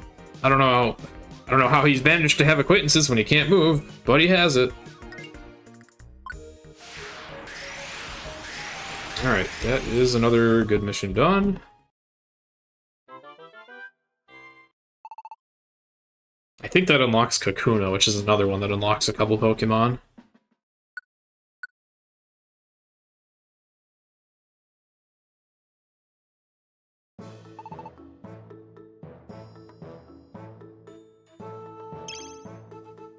They're pen pals. How do they write? I mean, I guess there is the connection orb. How do they use it? It's just a ball with spikes. I'm asking too many questions. Alright, Kakuna, Frosty Tree Steps. I believe he unlocks 2 things, and Scatterbug, I believe, unlocks 1 thing. Secret Quarry. Okay. Alright. We haven't gone to the Grass Continent in a while, but I have a few decently valuable missions there.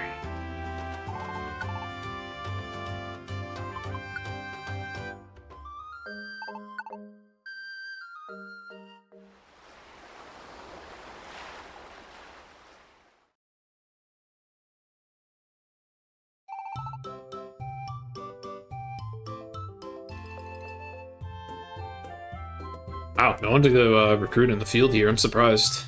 Okay. Let's do Sunny Spot Hill.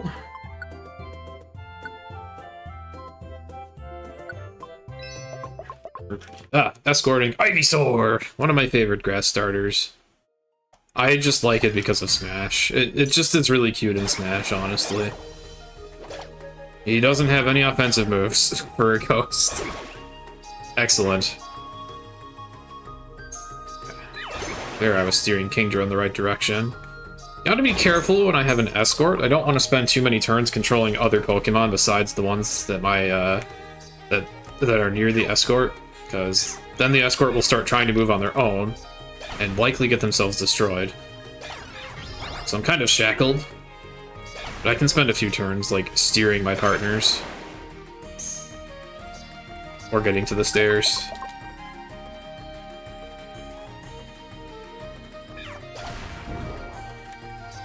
I like how that Zoroark was so kind as to reveal its true form before fainting.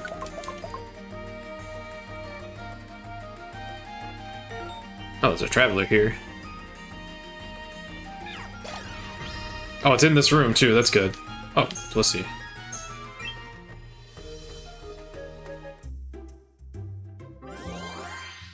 Good thing this isn't main series, and if it were, good thing we don't have to fight this Blissey, or else our special attacking team would never take it down.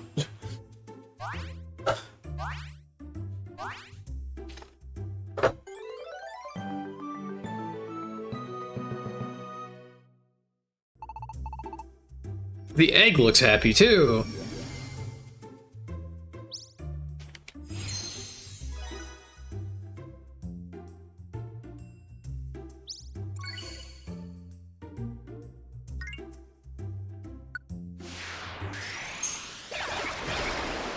Main series Blissey would just take our agility Swift Swim brines and just laugh them off with one soft boiled.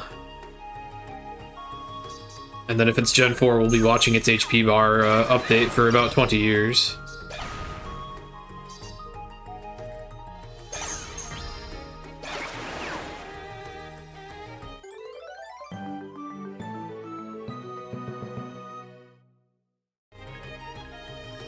Shout out to Generation 4 HP bars.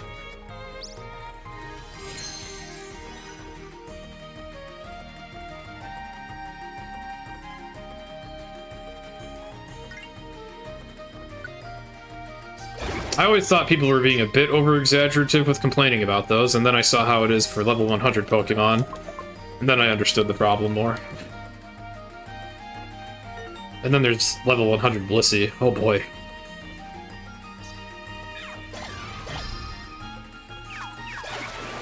I was not paying attention to where that Glalie was.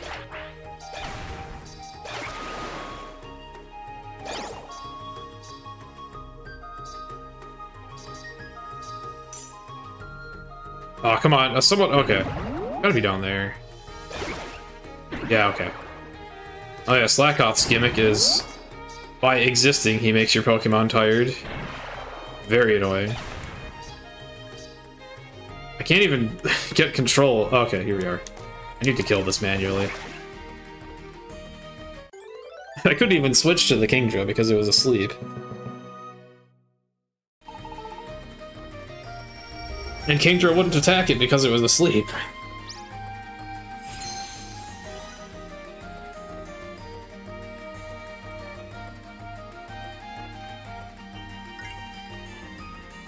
Yeah, I guess with the development of this game, Chunsoft wanted to implement some more gimmicks representative of the Sheeran series, hence the wands. And in Sheeran, I feel like almost every enemy has some kind of gimmick about it. So I guess they started giving certain Pokemon gimmicks in this game, like Slackoth, just by being like it always spawns asleep, and then just getting near it makes your Pokemon sleepy. Delibird heals other enemies. Breaks and use wands. Ladib is always spawned in a group of 4. Things like that. Ditto spawns as an item. They really wanted some Pokemon to stand out more.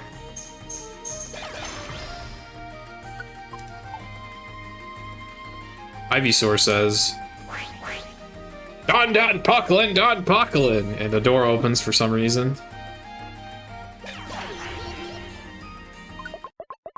But after we get screamed at.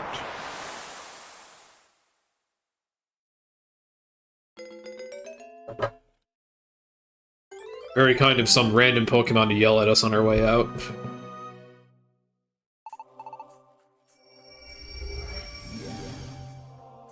Yeah, I'm guessing there's a Sheeran enemy that does that, just teleports around healing stuff.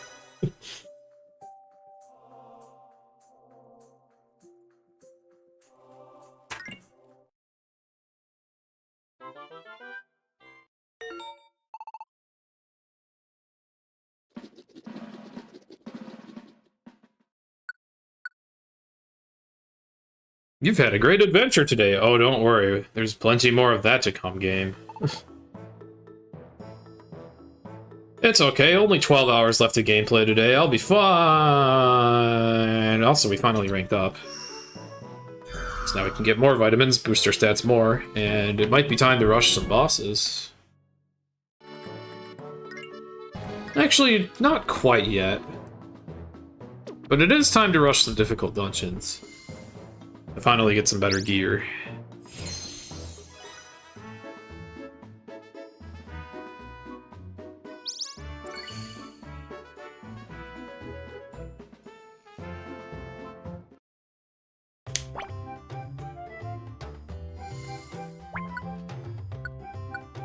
Inkata, I believe. Actually, I can't remember if it unlocks anything. Inkata! Oops. Does not. Okay, never mind. Meowstic female, I know, is very important. I actually forgot about this one in my PB for this game, or for this category. So that makes Mystery Jungle pretty high priority. Avalog, the Sentient Table, does not unlock anything. Pumpkaboo, I don't think unlocks anything besides a dungeon.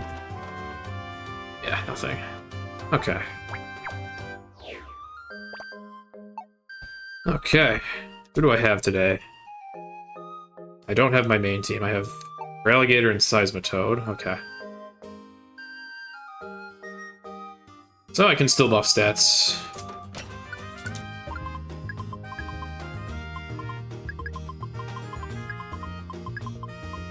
That is maybe too many revives for now.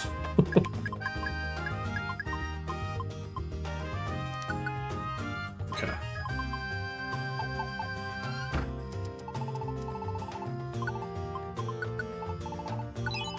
Oh yeah, we have more than enough gold bars now. We're gonna be done with our stats pretty soon.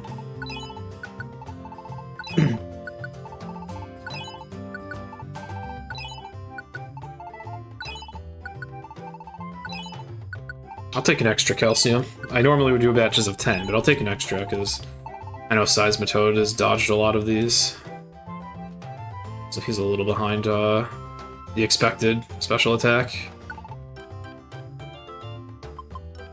Grass Continent.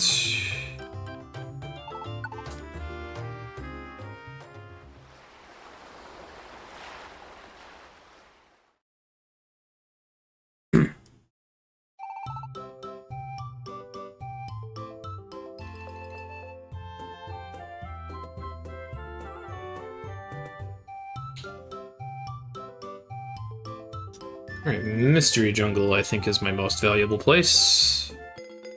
You'd think it'd be Spiral Vortex, it's not too far off, but the missions that are there are either worthless or not that valuable. As far as unlocking other missions goes. Alright, so yeah, one batch of vitamins for Feraligatr and Seismitoad, and then hopefully one more on Kingdra and Feraligatr, and then that will be all set.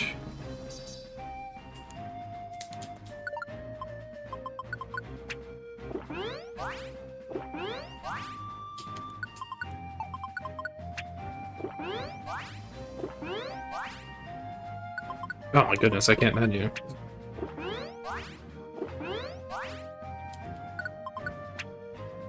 They both dodged that one, okay. Guess it's a good thing I grabbed an extra, and Seismitoad dodges that again. Seismitoad really doesn't want his calciums during this run. He has dodged an exceptional amount of them. There's Feraligatr dodged one. This patch is going terribly.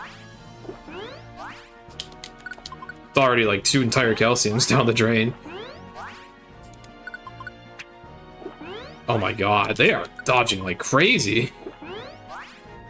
Okay. I lost 2.5 calciums from dodges there. That's pretty unlucky, but shouldn't matter too much. I do need to adjust our tactics. Oh yeah, this dungeon has a bunch of my favorite poison-type Pokemon running around. Including Pingubat and Spidey Boy, the Ariados. And this random traveler. I hope that's Togekiss, that would be really good. I've been looking for Togekiss.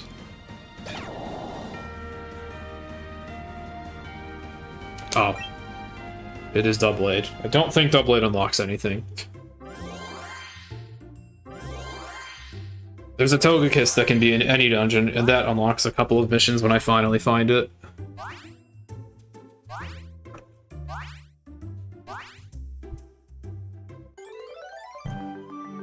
Actually, I don't think this even could have been Togekiss at all, because I think... Yeah, this dungeon isn't even available when Togekiss spawns, so yeah, never mind. I cannot even get my hopes up here. Togekiss is a traveler that was spawned a long time ago. Before this dungeon was even available.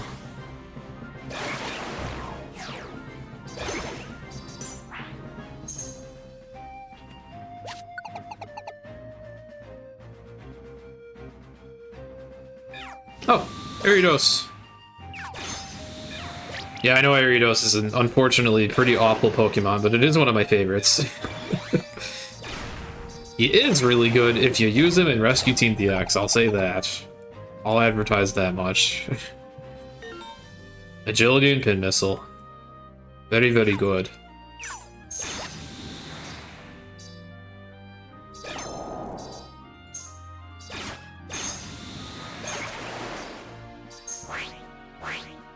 Roof! Roof bird! And its friend, Bananasaurus Rex.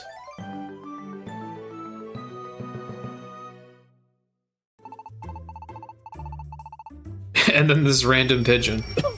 It's like, I'm just here.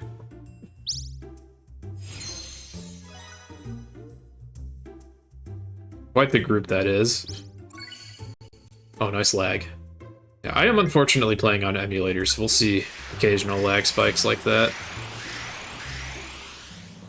I much prefer to run on console, and normally I would have, but there was a problem with my capture card. Or I believe the port, the micro USB port on it, I believe has a little bit of corrosion, so it's not super reliable now.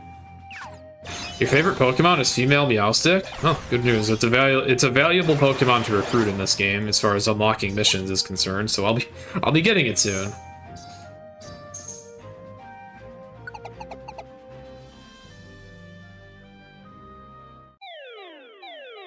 I don't remember where it was, but wherever it was, it added to value on the table I have, so. That Houndour does not have Flash Fire. Good thing.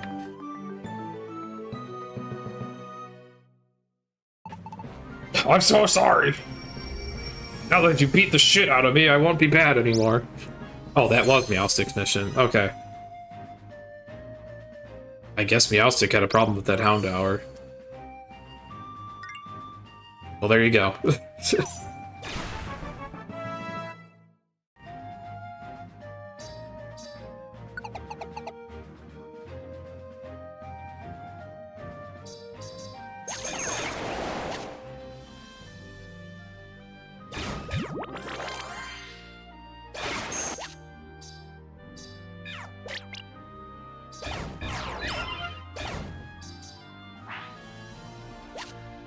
Nice free gold bar. I don't even really need the gold bars in the ground as much anymore, but I'll take them still. Alright, these missions were quite a lot more trouble earlier in the run, where I had to go out of my way to only kill one of these Pokemon, but now that we have all these room-ranged attacks, we just kind of annihilate them all really quickly. Even if the one I need to kill is the one that dies last, it's like whatever now with those missions. We're so much more overpowered than we were. Day one of missions like that, it was always like, I hope I have a Petrify Orb or this is gonna take forever. But now, a lot of the missions are just really free. You snowball pretty hard in this game.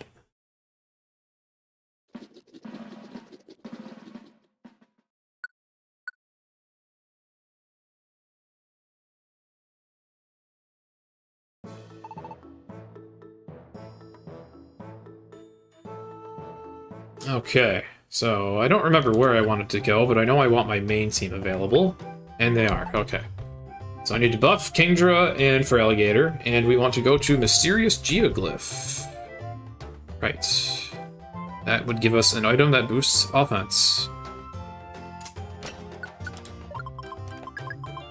Time to finally get a treasure. One of the other goals of the run, besides getting all the Pokemon, is getting all the treasure.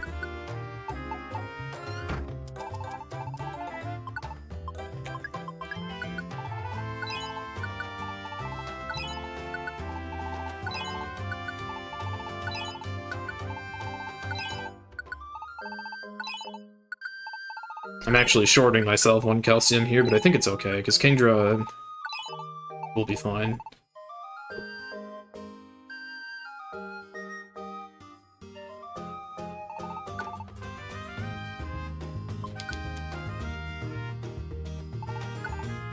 I do kind of like the design of female Meowstic, though male Meowstic was one of my first shinies.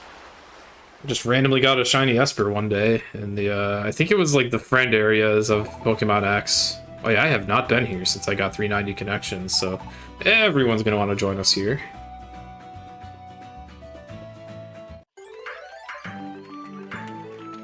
The very round Pokemon Quilladin, who wants to discuss bodies on the chubby side.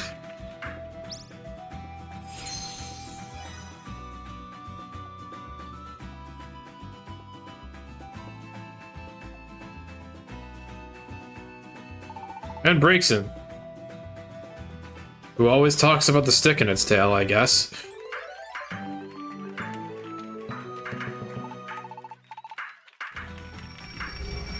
Talks about it all the time, but it's none of anyone's business.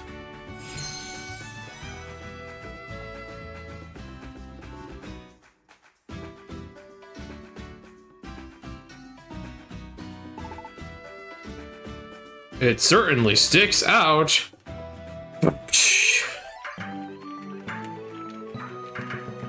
And another very round Pokemon, Emboar.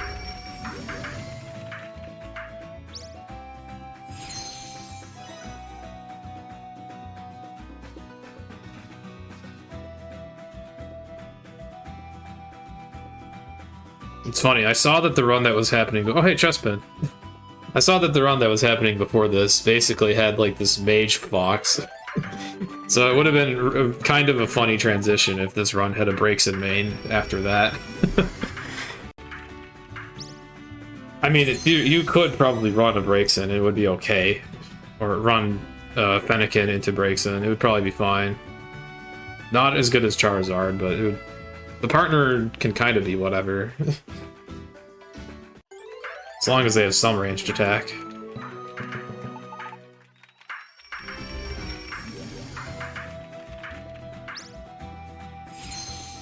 Special attacking partners are ideal, which Fennekin would definitely qualify. Electricity's fine! The main reason we use Charizard as the partner is because during the main story he gets Stab Flame Burst, which is amazing. Stab Fortile attack, that is special, so we boost his special attack with Calcium, and then he's fine. And then in post-game, he can learn Heat Wave for free once he reaches the appropriate level. Chonk! Chonkanaw! I love Croconaw.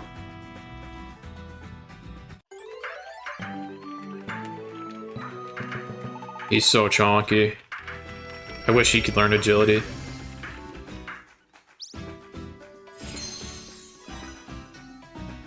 Yeah, the benefit of Charizard is he can learn Heat Wave without having to be tutored the move, whereas all the other fire starters have to have it tutored to them for 11,000 Poke, which is a lot. And it's a really good move, so you would want it.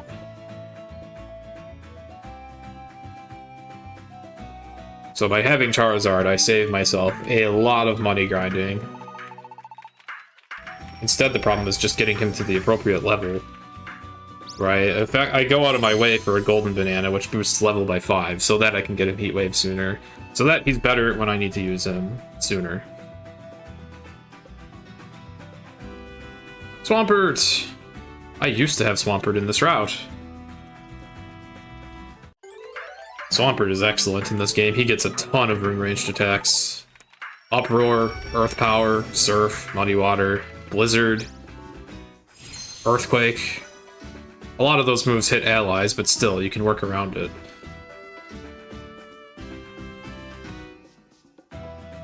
Sadly, he's been routed out in favor of Feraligatr for getting agility earlier. Okay, where was I even going? Oh, Mysterious Geoglyph.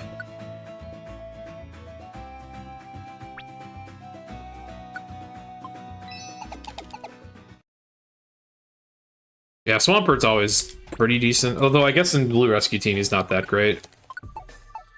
Let's see, I'm gonna give the Water Looplet to Seismitoad.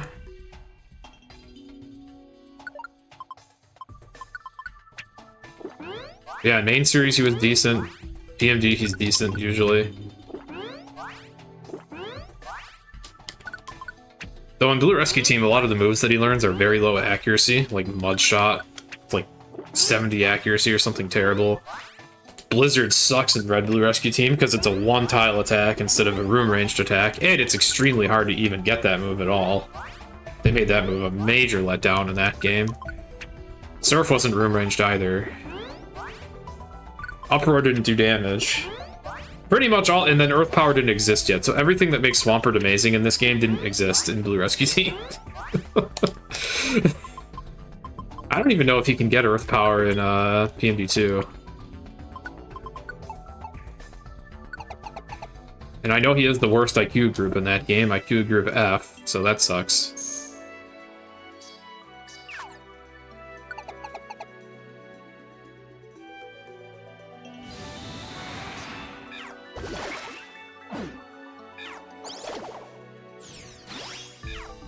Yeah, it's fitting. IQ Group F is, in my opinion, the worst of the IQ groups in Pokemon Mystery Dungeon Explorers of Time, Darkness, Sky.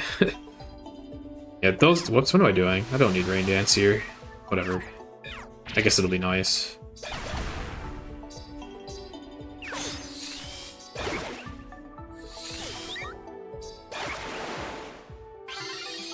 Oh, that thing had a revive. Hello, Mistwing. Yeah, you might have noticed this dungeon's gimmick is, oops, all the Genesect. All the Technoblasts. Yeah, the older PMD games had an IQ stat, which just gave you passive skills as you buffed it very, very, very slowly.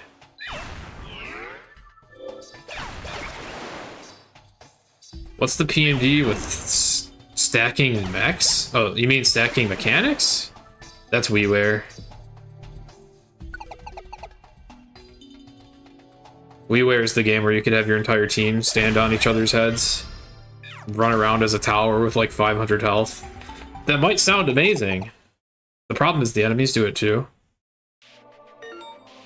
Imagine if all the enemies suddenly had like 3 times or 4 times the health of normal enemies. Also, everything's dead on this floor now. Oh yeah, there's a bunch of sparkles here. We don't want to miss them.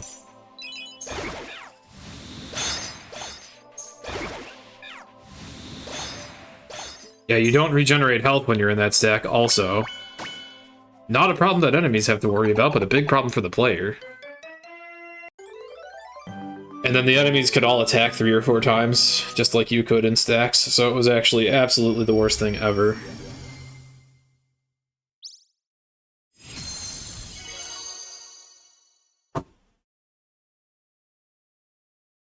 Anyways, that is Mysterious Geoglyph, a bit of a gimmick dungeon, and it gives us the Sand Looplet, which boosts the power of moves. I'm honestly not too sure exactly how potent it is, but I know it'll be a slight damage boost, and that's better than nothing. We'll take what we can get with where we're going soon. So next up is Isle of Light on Sand Continents. That is a brutal dungeon. Okay, brutal dungeon time. We've had access to Isle of Light for quite a while, but we've been avoiding it because it's dangerous.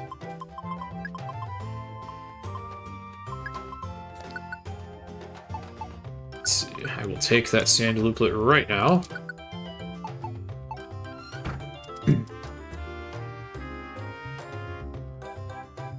This will put us en route to get an even better special attack boost, but for now the sand looplet is something.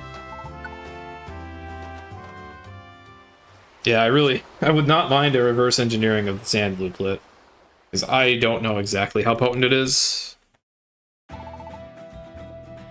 think it honestly might only increase damage output by like 10 to 20, maybe 30 points.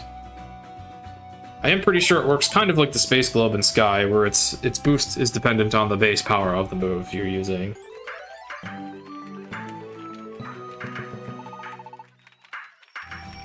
But we do use a lot of pretty high base power moves, so it ends up actually being somewhat significant.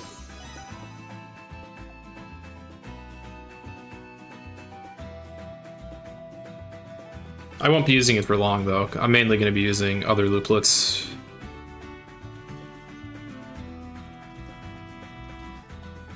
But I will take it for now. So, Isle of Light. Very, very tough post-game dungeon. The enemies here really like to spam grass moves, room-ranged grass moves, so that is very deadly. So I am rain dancing every floor here to boost our offense. To try to make sure nothing gets a turn off on us.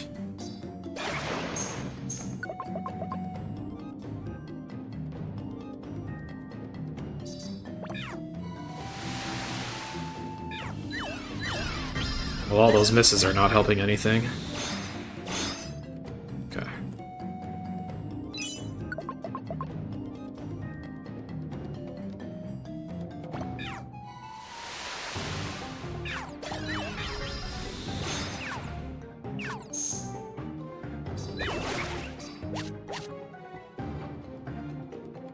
So, a weakness that the partner AI has when it comes to exploration is that when they get an intersection, they'll always go straight. So whenever you have a floor where you need to make a turn to actually make progress, your partners are useless for navigating.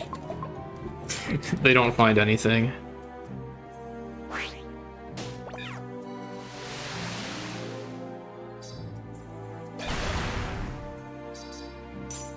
I don't need that box. Oh, I'll take that luminous orb, though. Oh, that Meganium is still alive. Okay.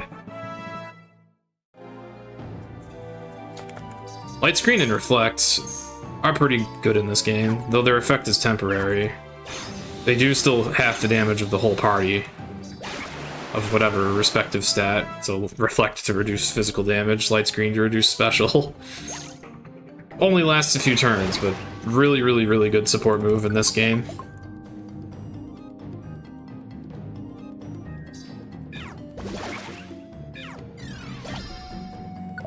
If you were to do a run of this game without using any stat boosting moves, Light Screen and Reflect would be pretty much essential. To not get like one shot all the time.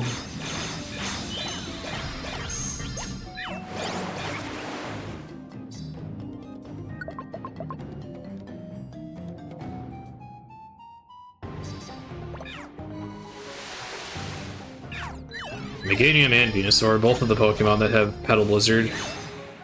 They keep dodging moves! Luckily that one went for Solar Beam. Okay. Theoretically, Meganium and Venusaur together could just murder the whole party easily.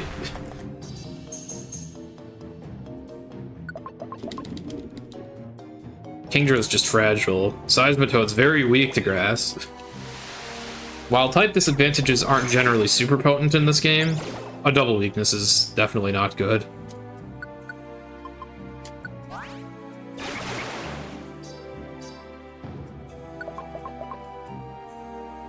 Yeah, there are bay leaves here as well. One of my favorite Pokemon.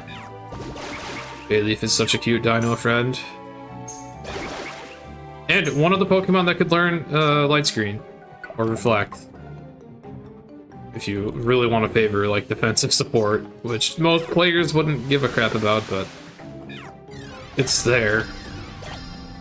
It's good at its job in this game for sure. That might be a monster house over there. Hope not. That's a lot of traps. That's a lot of enemies too. Alright, I heard a move run out of PP. That was on you.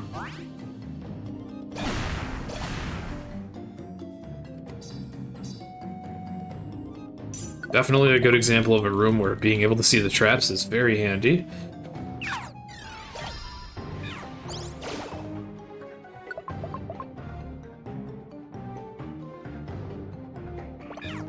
Here's another Bailey!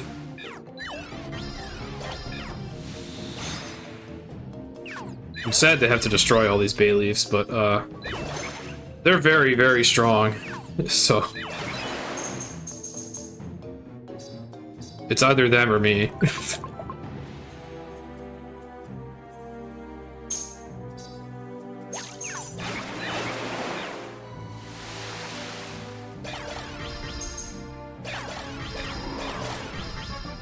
So many Draco meteors.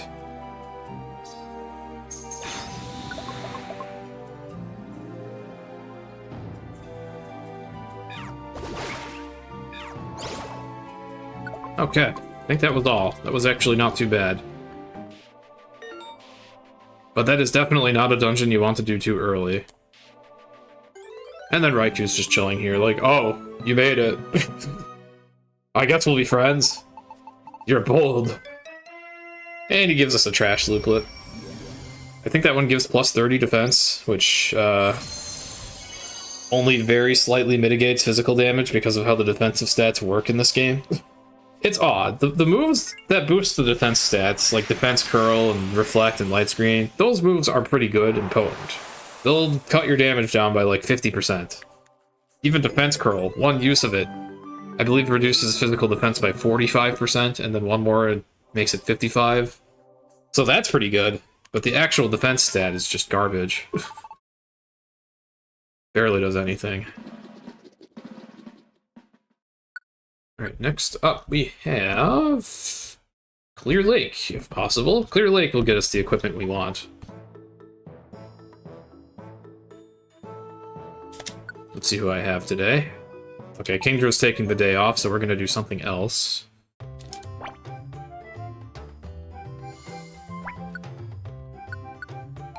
Smagius and Forest of Fairies. Again, I can't remember if that unlocks anything. Let's check. It does unlock one thing. Alright, Forest of Fairies. That's a 1. Porygon-Z, I love you! He doesn't unlock anything. Neither does Suicune, but that'll give us a treasure. Okay. Alright, most valuable dungeon right now is... I think I forgot to mark off Sunny Spot Hill after doing it. Okay, so then that leaves Abundant Pass, Spiral Vortex, Crystalline Maze.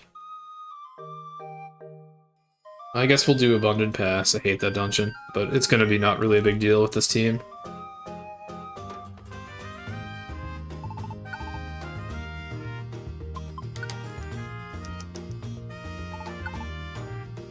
I don't remember if I had Grottle's mission unlocked yet or not. More valuable to do this dungeon once his mission's unlocked. But I don't remember how to unlock it, so we're just gonna roll with it. Oh, okay, it is unlocked. Wonderful. That starts! I'm surprised I'm getting Ludicolo this late. He's been impossible to recruit for a long time. He gives you a bunch of really strong recruits early in the game.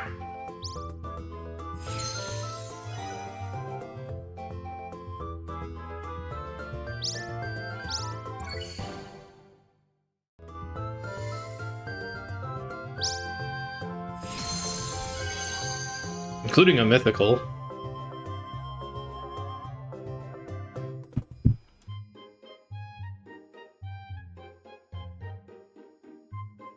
Okay, I don't think I unlocked anything with all those talks, but I'll double check.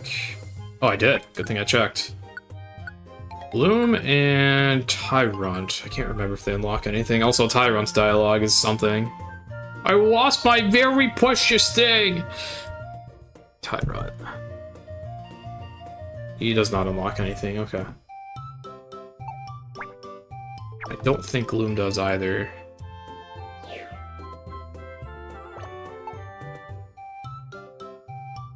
Alright, Abundant Pass.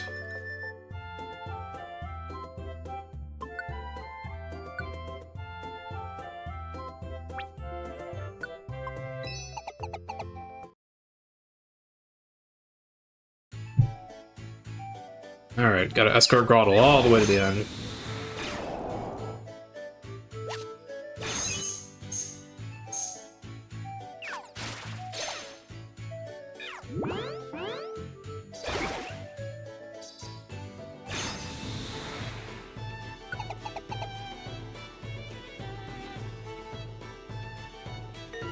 Oh, nice, the Traveler spawned right here. It is Masquerade. I don't think they unlock anything.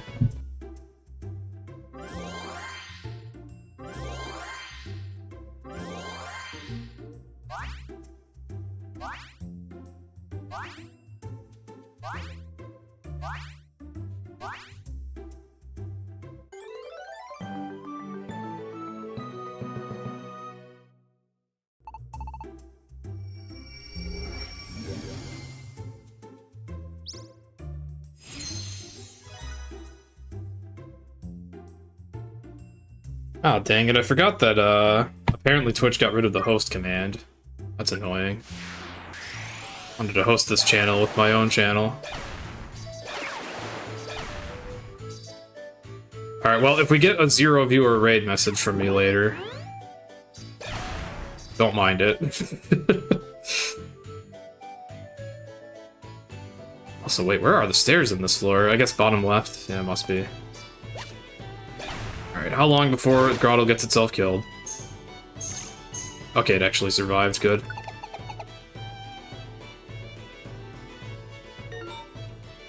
Coughing! This is kind of convenient. Both Coughing and Groddle are guaranteed to have their missions spawn here, so getting them both done is nice.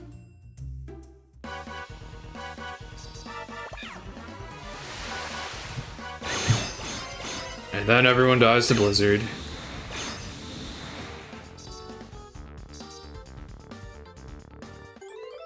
Yay!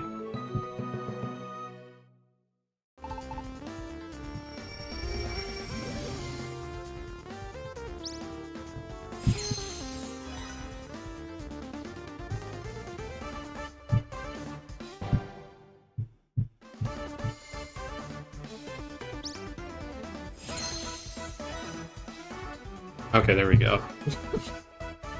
I am raiding a really, really long-a-thon just so that I can have this show up on my channel page today. Because I normally would stream on my personal channel today, but today some might be wondering where I am.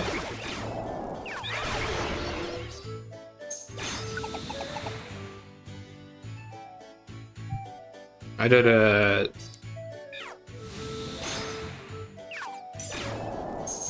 Oh god, it's playing the audio. Ah! Okay. I apologize if there was echo.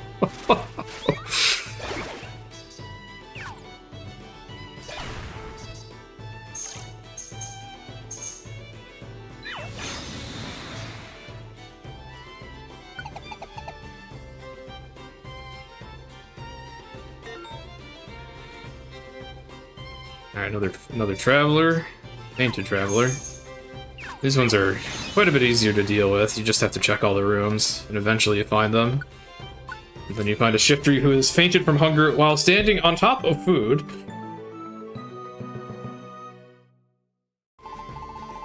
Oh yeah, and he talks about getting kidnapped by Zapdos. Apparently that happened again. Even though with the model scaling of this game, Zapdos would not even be able to carry Shiftry, probably.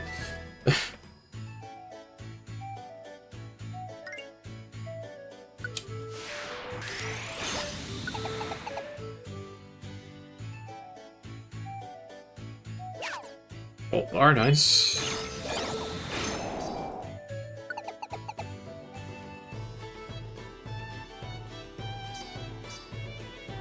I'll take that warp trap. Oh, actually, that was probably a terrible idea, because now my escort is alone. Don't leave the escort alone. They won't live too long.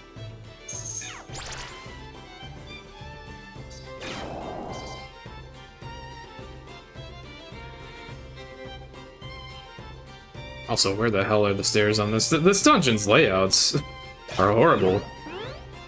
Even when you come here overpowered, and the enemies can't bother you as much, you still run into problems just trying to find the stairs. Glad to hear that, Whirler. Traveler, nice. This one gonna be a little harder to find. Sparkles. Gold! I'll take gold. There's a lot of gold on this floor. Oh, I saw the Traveler. I saw the arrow. Oh, Delibird. Hello, Delibird. I've located Santa Bird.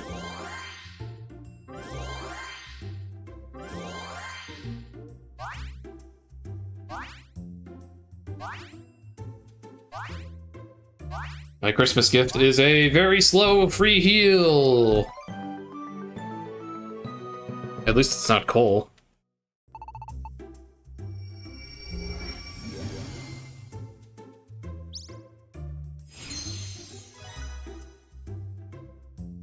Yeah, the game's a banger, and the music that plays during the game is also all bangers.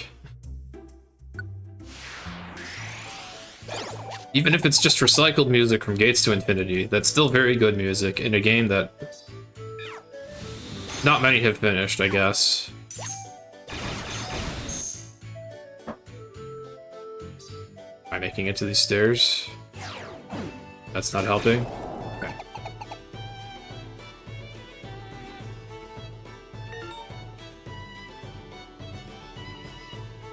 Yeah, Gates music definitely meets the PMG standards. Most definitely. Innocent. Yeah, it's been a while since we've had a PMD game. It is funny that you say that you want a new Mystery Dungeon game, because, well, if you want Mystery Dungeon of any kind, Chunsoft literally just released Sheeran 6. And I've heard great things about that game.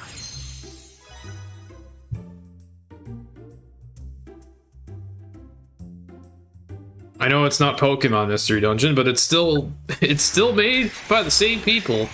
It's just their in-house Mystery Dungeon game. But yeah, it's been a long time since we got PMD, which is a shame. But yeah, I would recommend the Sheeran games.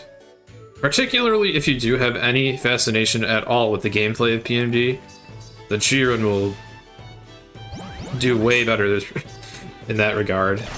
Gameplay of Sheeran is like the whole focus of those games. There is some story. And it even uses some of the same sound effects in the cutscenes and stuff, so you'd feel almost at home. But yeah, I know PMD is particularly loved for the stories. I mean, I didn't think we'd see anything after Super either, but we did get the Rescue Team remake, so hey. And yeah, they did say that in an interview as well. It's like, oh, you want PMD? Well, support our main series. Show support for Mystery Dungeon. So yeah, if you want PMD, play Sheeran 6. Normally, that kind of comment would feel like just the developers being like, yeah, screw off, we're not giving you that. But, I mean, they might be legit in this case. If they see enough interest in Mystery Dungeon, then who knows? Maybe they could make another deal with the Pokemon Company.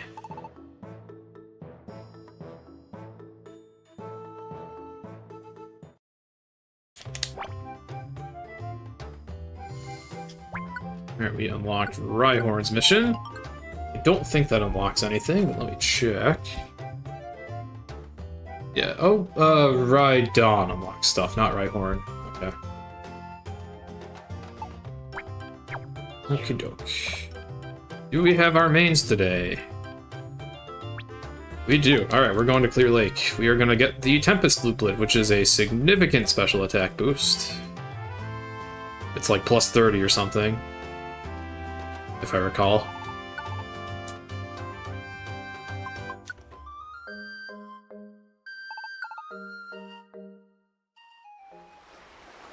It's particularly helpful for the allies for whom we have not used vitamins on. They could that 30 special attack is huge for them, but even on our main team, a little extra damage might help from time to time. Particularly on Feraligatr, who does not get Swift Swim. Yeah, it seems we haven't really had side Pokemon games much lately. It's mostly just been mobile games, tragically. It's like either no one wants to make games for the Pokemon Company, or they've just gotten really hard to strike a deal with these days. It's very unfortunate.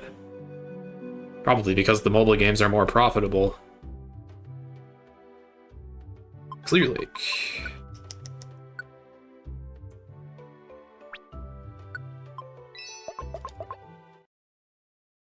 But that said, side Pokemon games are always a pleasure. And they can still exist from time to time. We did get New Snap. Okay, usually a pleasure. There's a few exceptions. Some of them are only a pleasure to laugh at, like, you know, Pokemon Channel. Pokemon Dash. The really bad ones. But, then you got Mystery Dungeon, and also things like Ranger and Conquest. Holy crap, Pokemon Conquest is amazing. Probably my favorite OST out of all video games is Pokemon Conquest.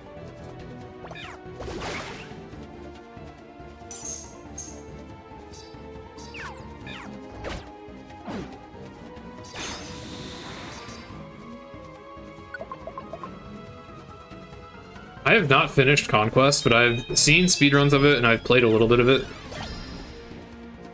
One day I want to 100% that game on stream, though, because I can just tell from what I've seen of it that that is, like, a great tactical RPG for me to play. I haven't played very many tactical RPGs, so... that seems like a soft landing on that genre for me. Only tactical RPG I've played is Fire Emblem Awakening. Known for being... Hello, Dusknor! Just casually going through the walls. Yeah, ghosts still do that in this game.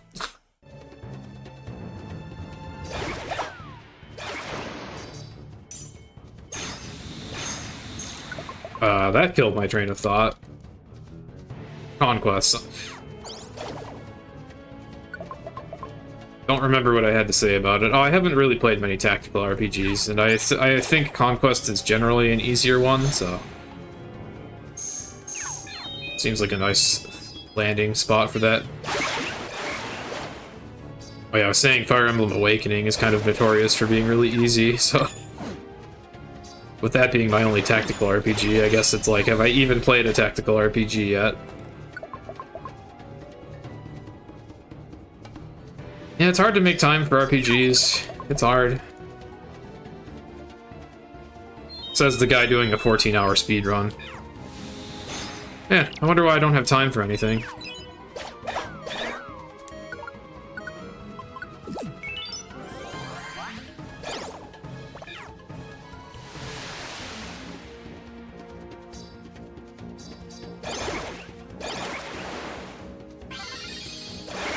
Man, enemies are picking up Reviver Seeds very frequently today.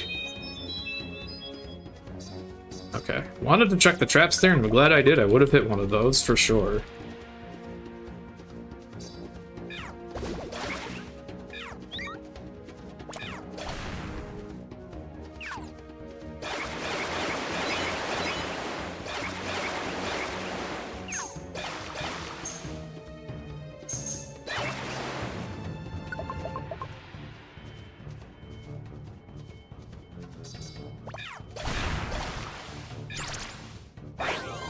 Ah, yes, here we are with the Delibirds teleporting. Oh, multiple Delibirds teleporting! And I can't even hit them with Earth Power, so I just need to do that to buff everyone. And I think Kingdra is out of Draco Meteors, yes. I only brought one elixir, that was not a very good idea. Not very good planning. You definitely want some elixirs for the longer dungeons. Or the harder missions. I guess to preserve PP, I'll... whoops. Waste a move. Yeah, no, use Rain Dance. Effectively, doubles PP efficiency. I know that's a weird sentence. Look, I gotta work with what I got here.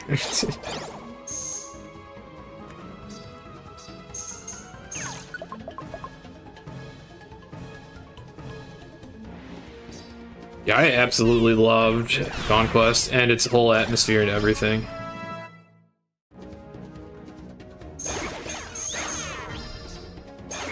Like, the music of that game is what really, like, sells me, and the whole atmosphere in general. Just so unique and so good. The, like, mix of modern and retro instruments.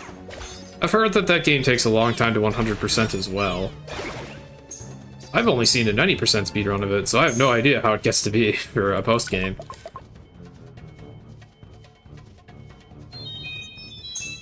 But yeah, I do know what a time sync PND post-game can be. Quite familiar with that, in fact. I know, you couldn't have guessed.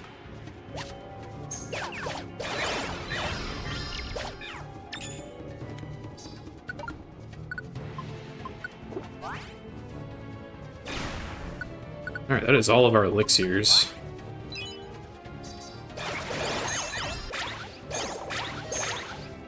Okay, well, one way to restore PP. Oh, I was gonna use a regular revive, but the cursor was on a tiny one. Kind of unfortunate. That's why I don't really want to pick up tiny reviver seeds. So both the tiny revives and the standard revives fully restore HP when you faint, but the standard revives also restore PP and belly. Those are much preferred in these harder, longer dungeons. Just effectively getting like a free heal as we go, as we randomly die from time to time.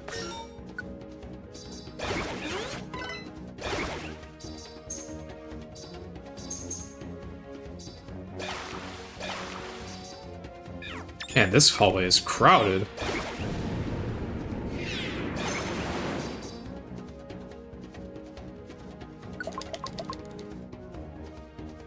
Yeah, it's really a shame that Pokemon side games have become uncommon. They're so great.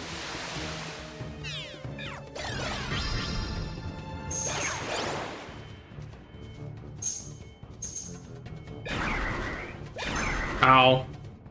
Oh, this is a Swift Swing Floatzel.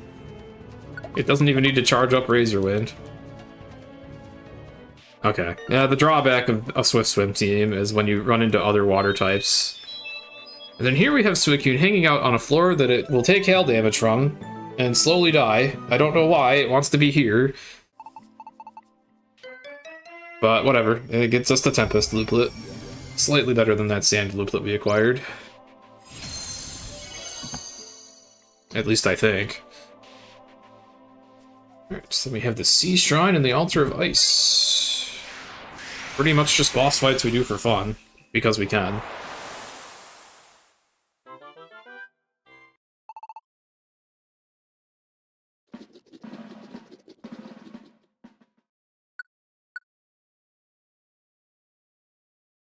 We're already at over 500 connections, so out of 700, or over 500 species out of 720, so it might seem like we're really on track to get like way ahead, but in reality, the last 100 or so are going to be a heck of a lot slower, and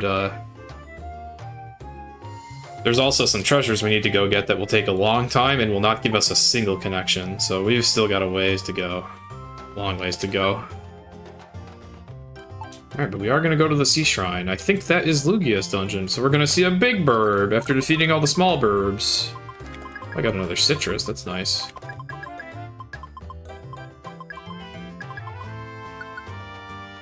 Yeah, Never Hungry dungeons take a long time.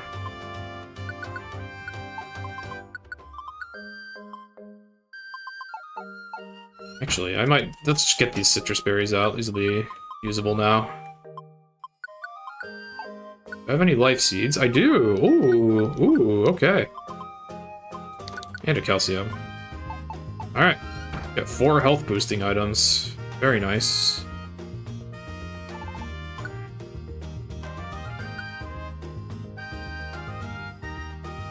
Alright, yep. Sea Shrine is the big burb. Another one of my favorite legendary Pokemon as well.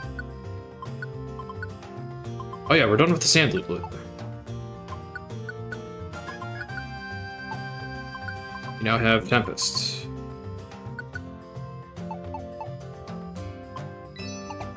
Yeah, I love the towns in this game.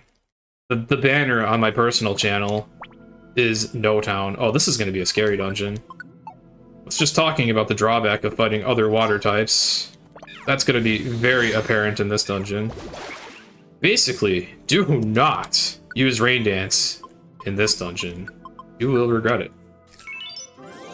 Using Rain Dance buffs the enemies to... Oh, that's so unfortunate that that citrus got dodged. Okay. Yeah, you don't want to buff all the enemies.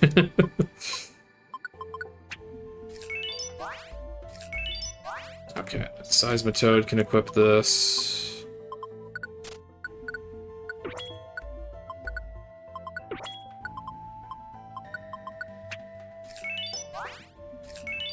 Alright, nice health boosts. PMD is interesting. I'd say the Pokemon Mystery Dungeon games specifically are mostly good for their story, believe it or not. Like, I know Pokemon normally would not be known for storytelling, but PMD is absolutely the exception. The gameplay also can be fun enough, though. It's pretty easy to become OP and have it be, like, really chill and simple. It is, unfortunately, pretty repetitive. So generally, I wouldn't really advertise the gameplay of PMD as being all that engaging. Usually you actually just kind of want to get through the dungeons so that you can see what happens next in the story. But, as a person that speedruns PMD, that definitely opens up a lot more depth to the gameplay. Also, where the hell are the stairs on this floor?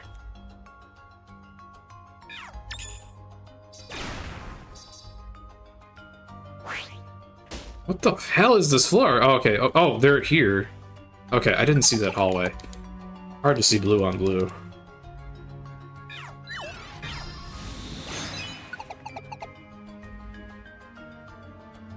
Enjoy all the stories except that one where you go to school. Oh, so this game.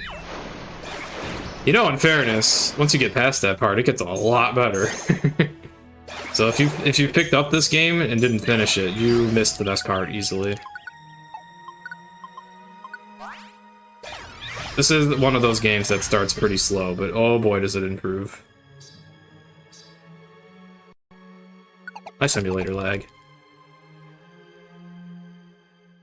And yeah, as far as the gameplay goes, Chunsoft definitely has started to focus a little more on that with Mystery Dungeon as well, like, or with Pokemon Mystery Dungeon. Implementing more mechanics from Shiren, which is like the entirely gameplay-oriented Mystery Dungeon. Ooh, another citrus, nice. Getting a lot of HP boosters, which is definitely nice.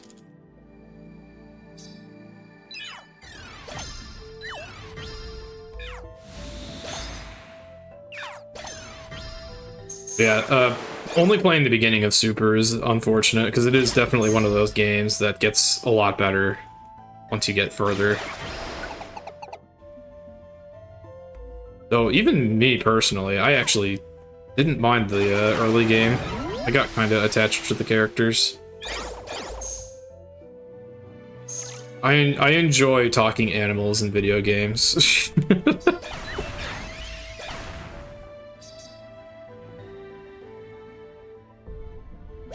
Shiren has that too. There's that stoat pet or whatever he has.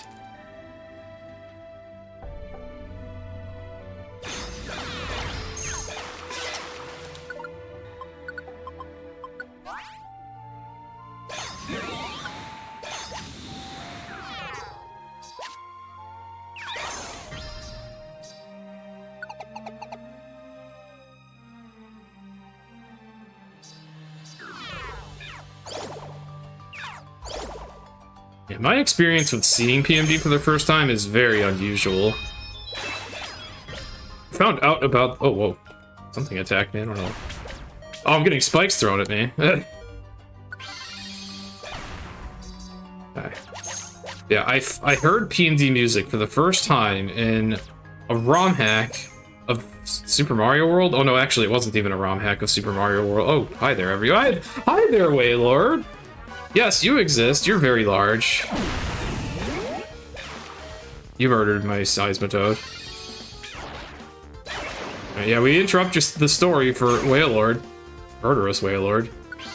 It is kind of unfortunate when the Rain Dance user gets into a monster house because this crap happens and he dies over and over again because I can't use Rain Dance to help him. Oh my god, there's so much stuff in here still. Alright, I have that Petrify Orb. This is a good time to use it. Although that hail is going to be a problem, but should be able to get to the stairs fast enough.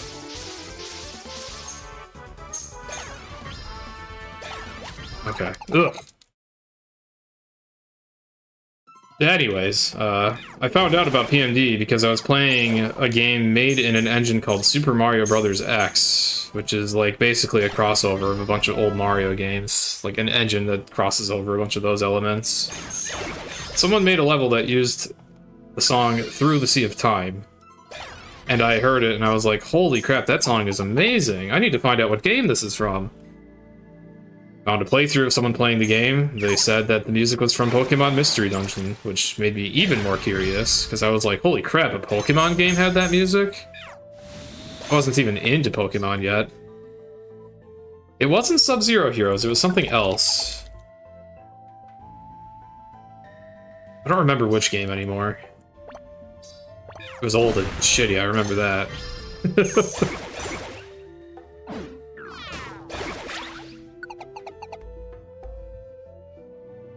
But yeah, I heard Through the Sea of Time for the first time in a level in Super Mario Bros. X. So then that led me to look up the game, and I found like an old Let's Play of Explorers of Time. And I experienced the story of the game for the first time with that. Oh, you're out of moves. No, you're not out of moves. You can't do anything to Mantike. Ah. Mantike is immune to water and the ground.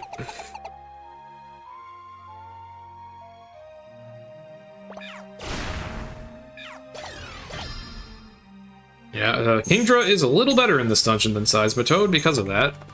Thankfully we're done here, because I used a lot of revives on the way. Big! I love Lugia, he's such a chonk.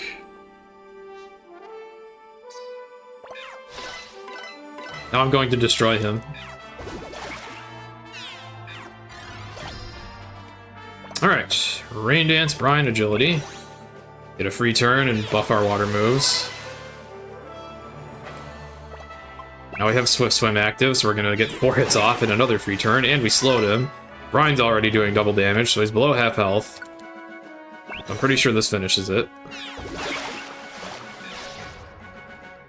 Yeah. I do enjoy how the boss just kind of T-poses and freezes in place when it dies. Like, argh!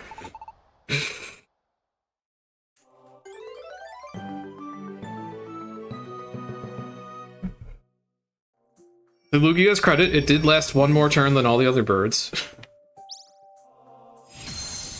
Now we have Big Burb.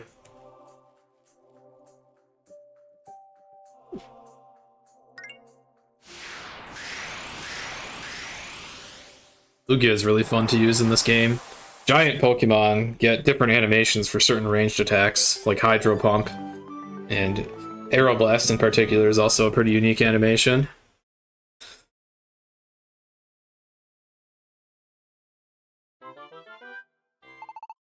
I might spend some time showing that off at some point.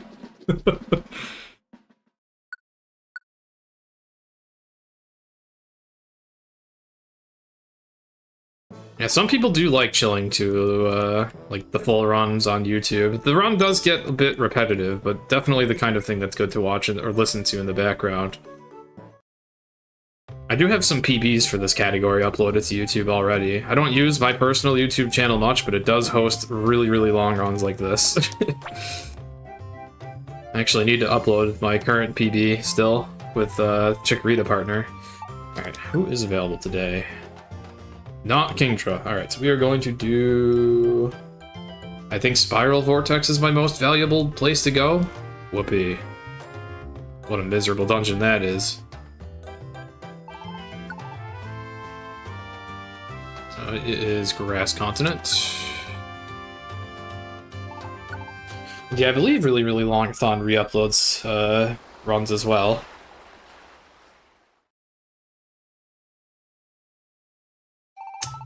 I haven't uploaded that, nah. The only thing I've uploaded in the last couple of years to YouTube was the Super 100% run I completed. That got the 27-hour time, and now I have a 26-hour time to upload still.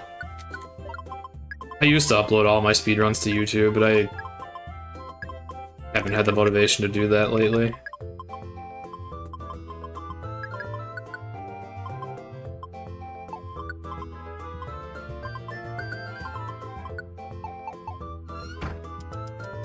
Probably should have taken more revives. This dungeon is pretty horrible. And we're going all the way to the end of it with an escort. Yeah, we're gonna take more revives. We might need them for this.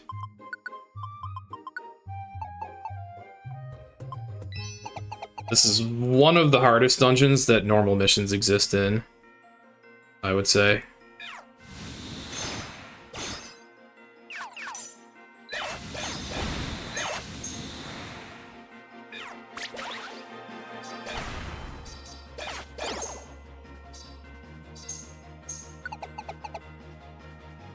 Actually, did I even highlight the Gudra run? I hope I did. I think I did. Because usually when I do alt starter runs, I at least highlight them. Hope that wasn't too long ago, in case it does need to be highlighted still.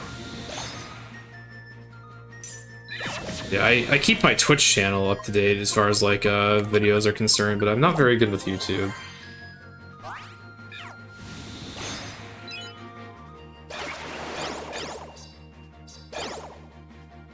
Oh, whoops, I have a mission here. And I ditched my bear tick. Oh boy. And he died.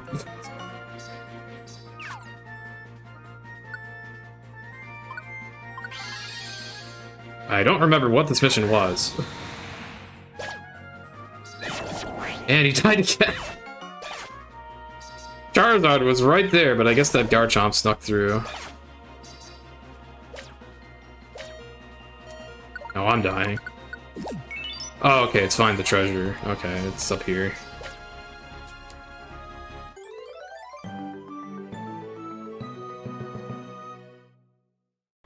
And when did I do the Gudra run? I hope I didn't lose the footage of that, if it's desired to see again. That was a funny run, because Gudra was too tall for the cutscenes. Man, when did I do that run? I know it was shortly after I got back from vacation, so that would have been early February. The VOD might still be around, so if I didn't highlight that, I guess I'd better.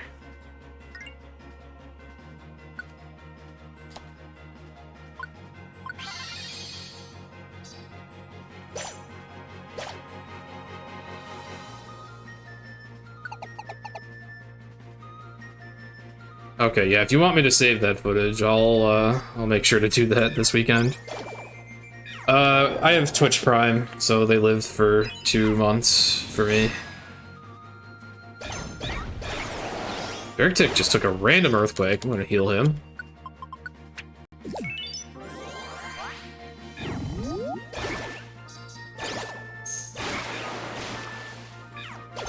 Wow, you are getting just destroyed over there, Bertic. Escort in a brutal dungeon. Not a very nice combo. Guess I'll pick up that Oran. Bertic, I'm trying to heal you, dude. Oof. There you go.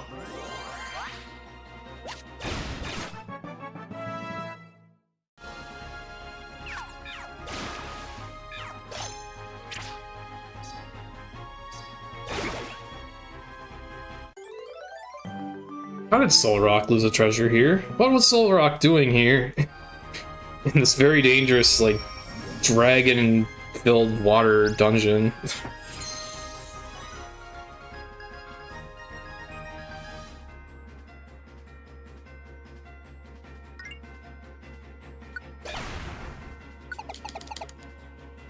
Yeah, actually, this dungeon's quite weird. It's like a water dungeon, but there's a lot of dragons here, too. And then there's Krokorok, just a random reptile.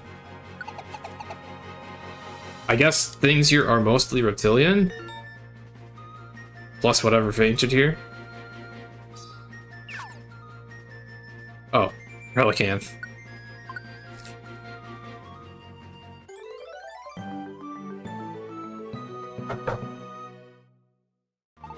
I've finally been saved! I've been here the last 10 million years! That is quite a long time indeed, Relicanth. To not eat.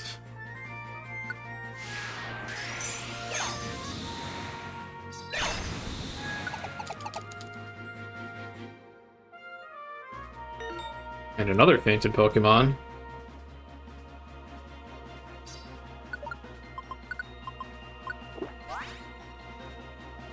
I can tell when a move runs out of PP because there's a sound effect for it, and I like to keep them all topped off when possible. Matang is starving? What does Matang even eat? I mean, apparently apples, but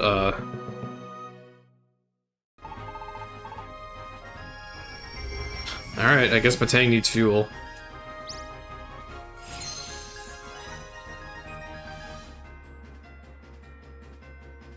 Seems like quite an odd one to be having fainted from hunger.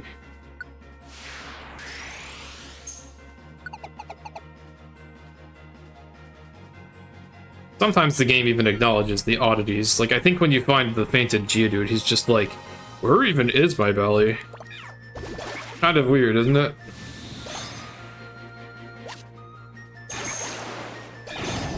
Because, you know, he's just a floating head.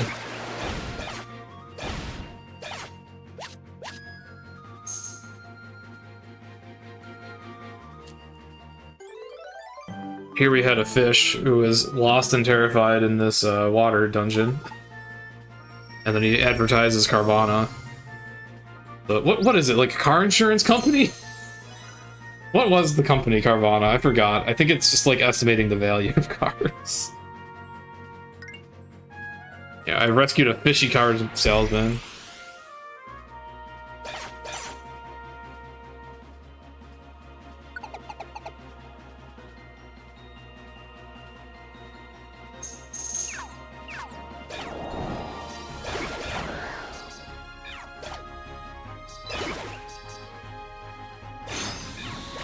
Yeah, that they are.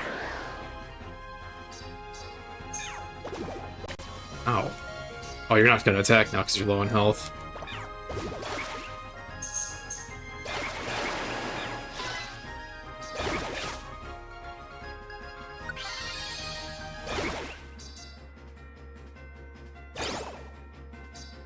I checked the middle room because I didn't think my allies were gonna check it, and then none of them went to the stairs. Oh, damn it! Okay, well, he's Beartic's right here at least. Yeah, good thing I brought a lot of revives. I knew I'd need them here. Oh, Traveler here. Oh boy. Well, I guess that at least is gonna heal everything. There's a Zinc that's useless. Okay, Traveler is in here. It is Kadabra.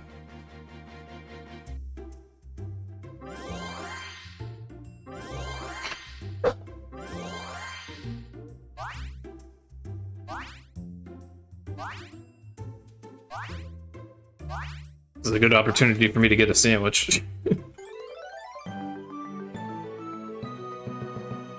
He heals my party fully, he can heal me IRL too, with food.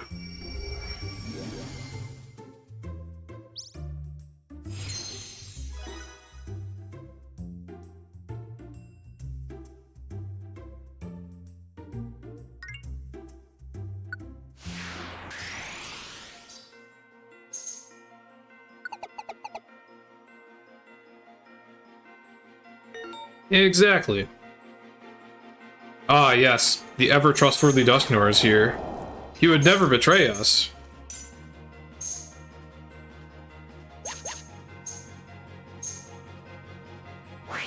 He's one of the greatest explorers of all time. He would never do anything...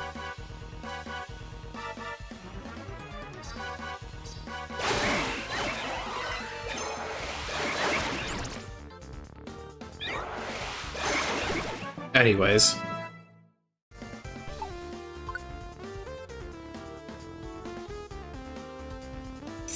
There are like 5,000 traps in here. Luckily Charizard is not in the way of any of them.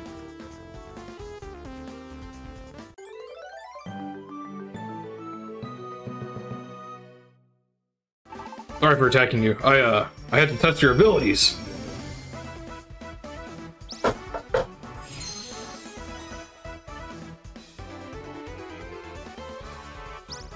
And of course, he's connected to Dialga and Grovyle. And you might have seen Shiny Celebi there, the only shiny in the game. You love Monster House music? Alright, congratulations, you are officially a masochist.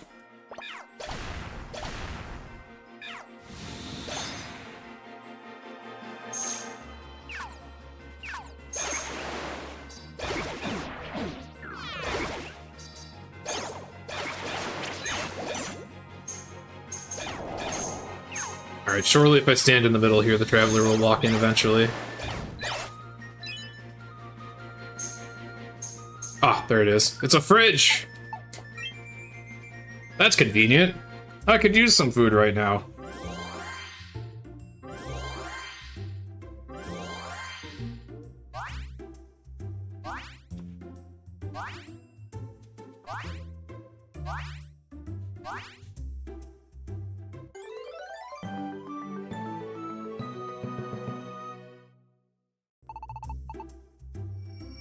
Oh, he says his stomach is upset. That's probably not good. Maybe don't eat out of that fridge.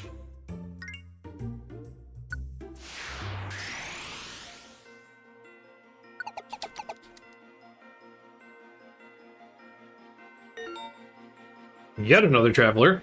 I think this is the first time I've been to this dungeon, so I guess it makes sense that a lot built up here. Probably in that room? No, they're not.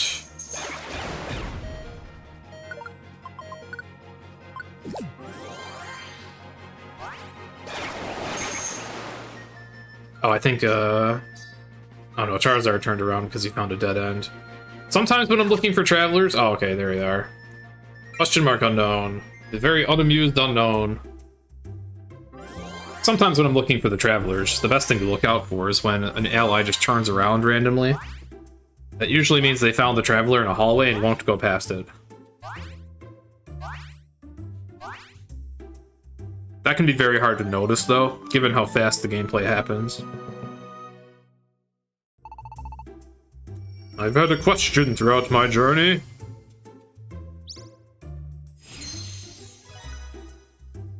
Why do I only know the move Hidden Power?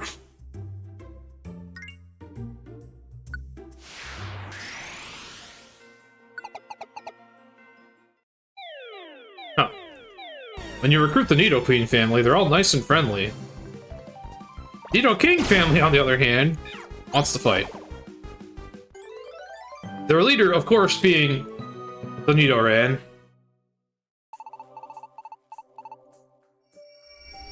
Naturally.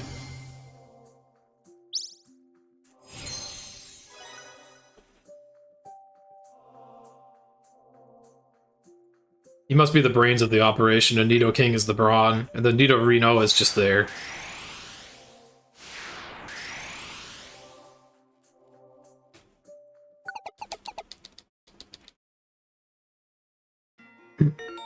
Alright, we are finally done on this floor.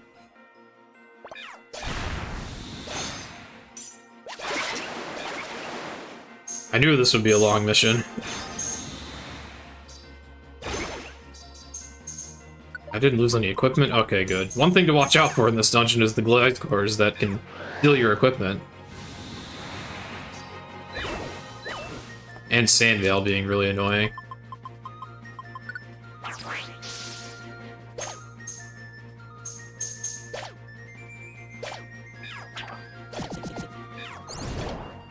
Please don't die at the last moment, Beartick. Oh no, I used the wrong move.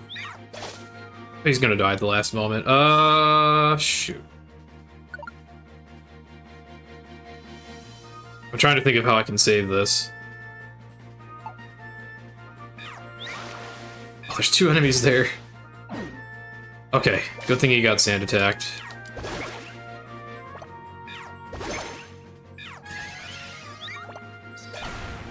Okay. Just a little further, Beartick. Okay, I thought for sure he was gonna faint from the sandstorm damage on the way to the door. Don Pocolin. Alright, we barely made it. Thought for sure we were gonna get a really, like, of course this happens moment. Having to go all the way back to the locked door.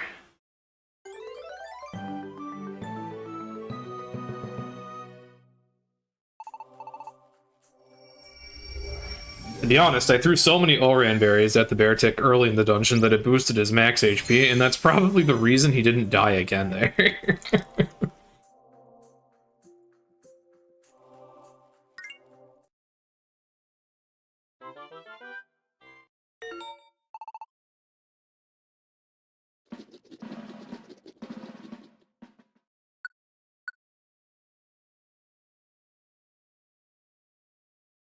Alright, that was quite a lot done. It didn't unlock too much, but it was a lot done. Probably got a ton of rank points from that.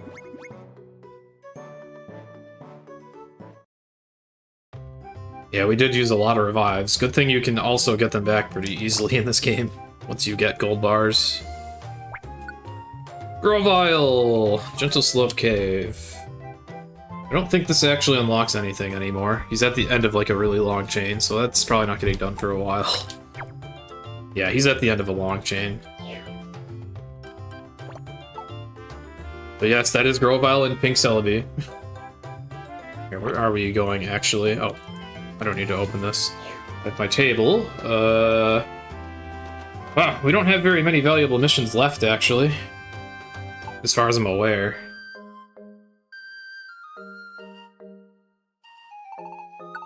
Pretty soon we might just be on the grind of get all of them done. 100% entails recruiting all the Pokemon, which involves completing all of the missions and beating all the bosses. You have to also visit every dungeon and get all 25 of the treasures. Many of the treasures come with a Pokemon, but some of them are just a dungeon that you have to beat. Poor Venusaur getting the most generic dialogue ever.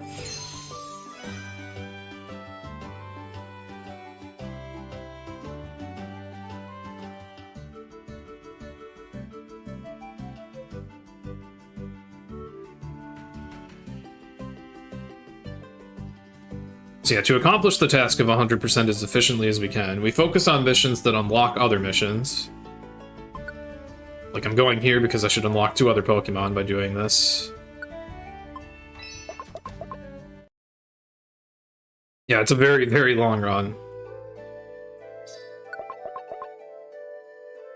We have 779 Pokemon to connect with. Oh, that's nice that this escort's gonna be over really fast. Especially since Fracture, the Dragon type, lost his item in an Ice type dungeon.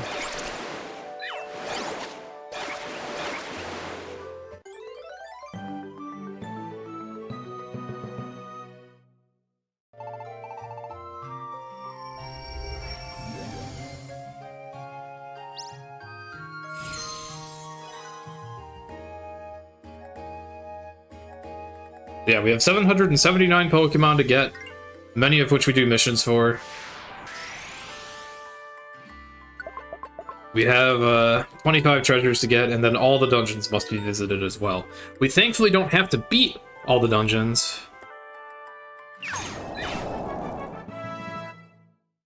We just have to enter them all.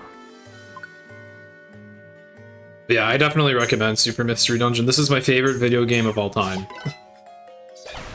It does get off to a slow start, but it definitely picks up. Hi, Weasel. Yeah, it's all Pokemon and all treasures. And all dungeons. There are multiple requirements.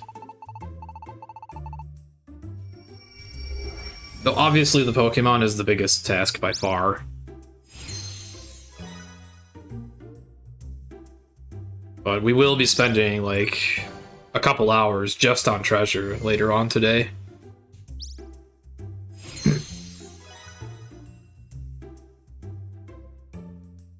And then there's a brief part of the run where I run around checking all the dungeons that I haven't visited yet, because once you have visited all the dungeons, you unlock fast travel, and you don't have to ride Lapras every single day anymore. That is a big time save when you're cleaning up the last Pokemon. Ba-ba-da-ba-ba-ba-ba.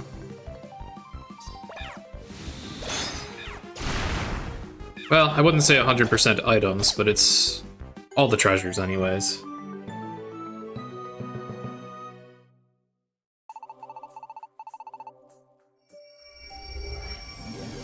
I don't know, Cobra.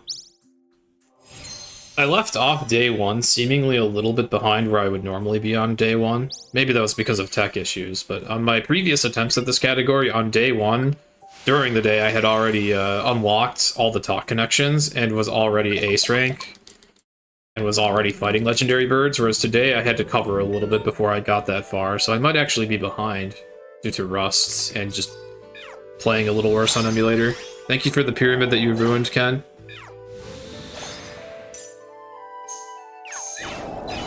Yeah, I'm pretty sure this is going to be one of my slower finished runs. We also had some technical difficulties where I was just kind of standing idle trying to figure out what happened. There was a mission on this floor, right? Or am I just being stupid now?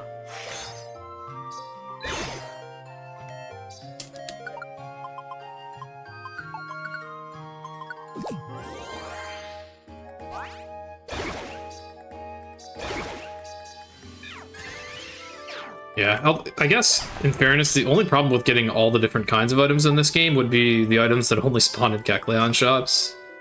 Oh, I almost forgot to save this Kakuna. That would have been tragic. That's the most valuable mission here. How did he get here? He doesn't even know.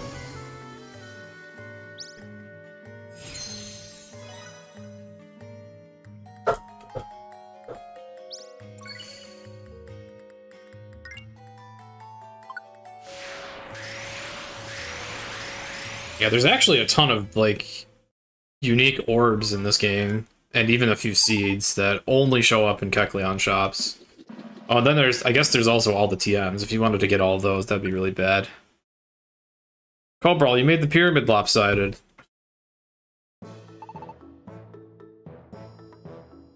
You interrupted the pyramid with the pyramid and it didn't work. Oh, hey. We're hitting, I believe this is hyper rank. This would be the point in the run where we just rush down a ton of bosses.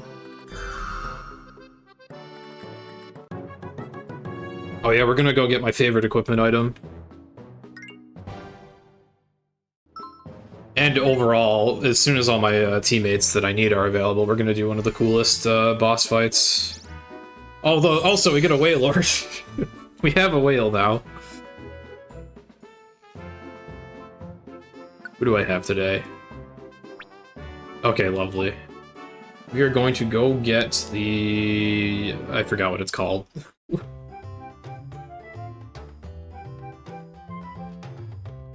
Also, we have more gold bars, so we're gonna get PP ups and accuracy buffs. Lots of revives.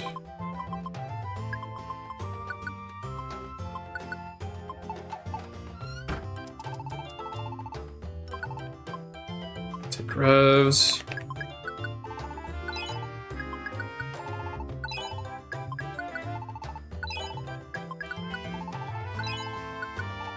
Alright, melting the gold bars, but for a worthy cause. Also, I will take any citrus berries I have. Oh, I need Orans on hand. Should definitely have Oran berries. Shoot.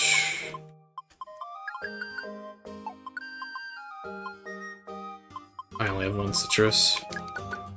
I guess we'll find Orans as we go here. Alright, I don't have the water looplet, right? Okay, good. Grass continent we want.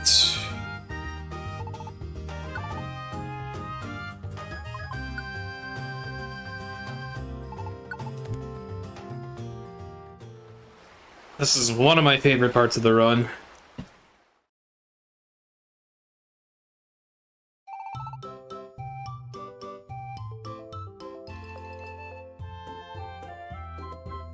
So this is quite a long dungeon to get through.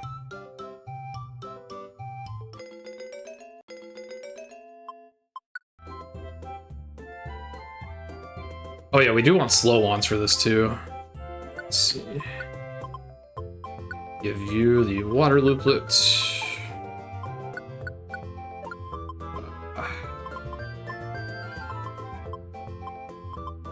I guess I don't really need that luminous orb. Where's the slow wand? Did I? Oh, okay, here they are.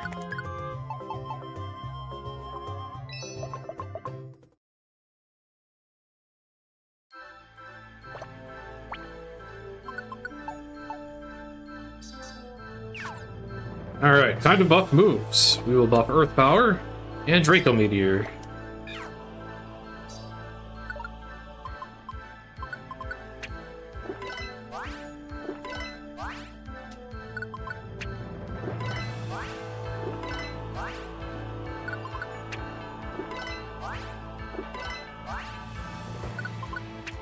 A massive increase to their accuracy, that's 10%. And we'll give them 10 PP as well.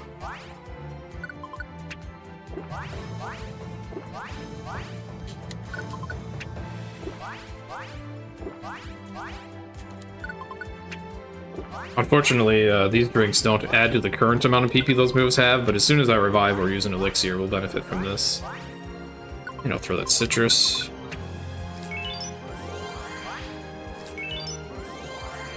Yeah, the music's really good here too. Get the Tempest Looplet back on.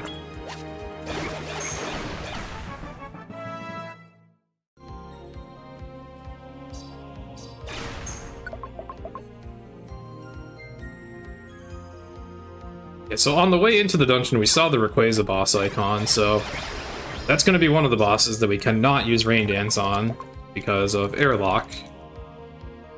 So that boss is going to get some turns off on us. That's why we have lots of revives.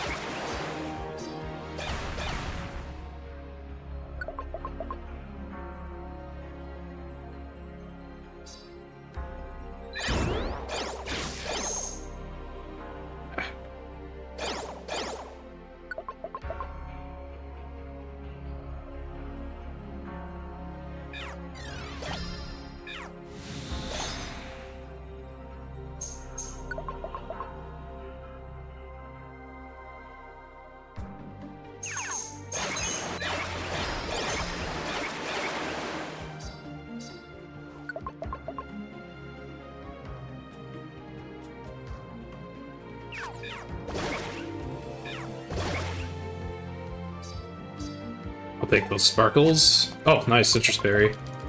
More health. Always gonna be good.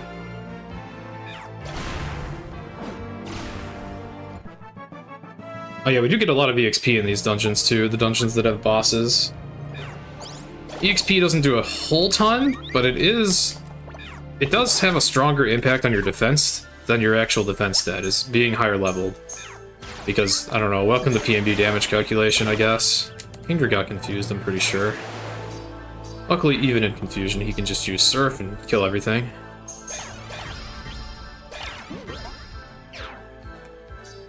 Someone's out of PP for something.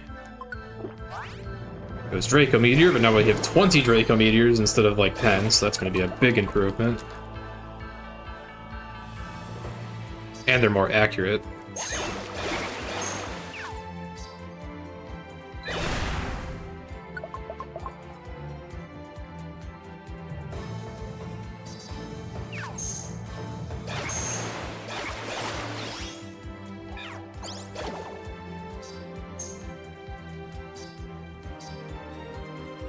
Pretty big floor here, holy crap.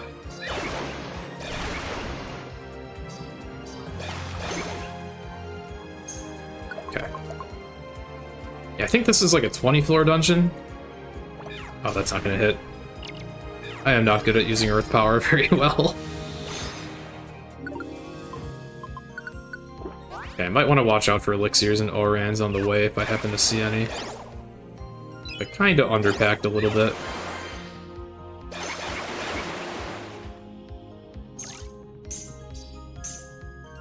Oh yeah, this might be a wise dungeon to look for emeralds too. Good emeralds. Those are the colored stones on the ground. Those act as temporary power-ups. So I'm only getting Wand Expert, but I just got 2 of them. I guess I'll use it. Wand Expert has the chance of using has the chance of actually consuming a wand when you use one.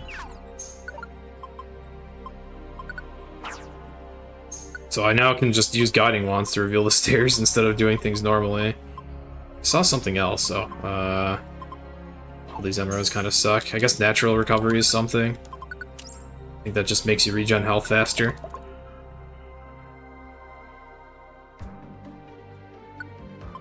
But yeah, this is a weird dungeon to use guiding wands on, but I guess I'll do it, because I'm getting them at very good efficiency now.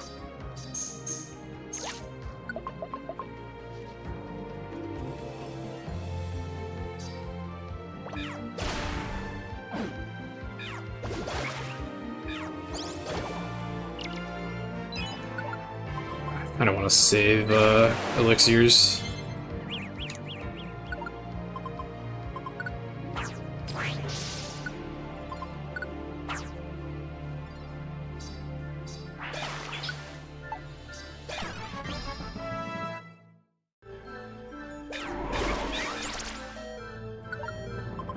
Alright, I'm gonna use my only Oran.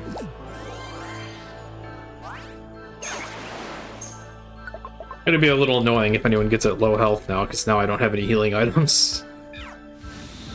And allies run away when they're at low health, which is very ineffective and inefficient.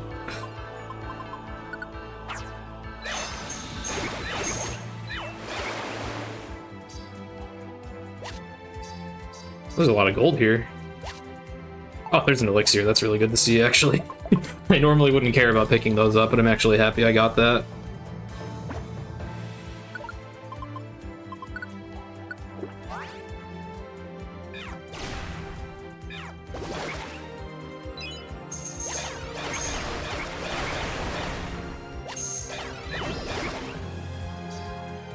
I'll take that too.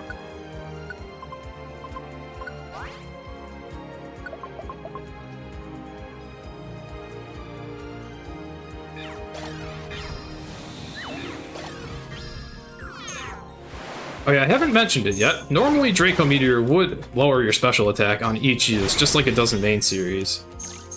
But Kingdra has been equipped with a resilient looplet, which blocks all stat reductions.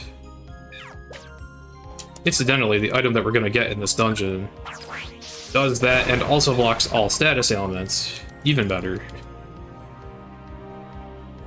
That's why it's one of my favorite held items. It just covers so many bases.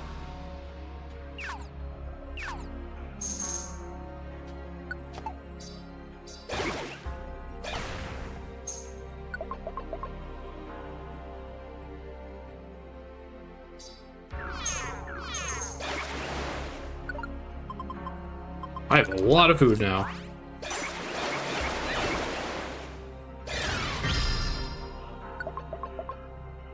Yeah, that is a really good looplet. The drawback it has is that it only has one slot for emeralds. So it's a good thing I don't really care that much about emeralds. I will take the Celeran.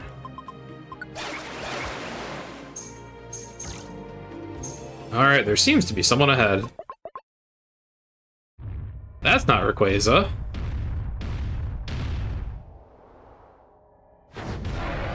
Bro.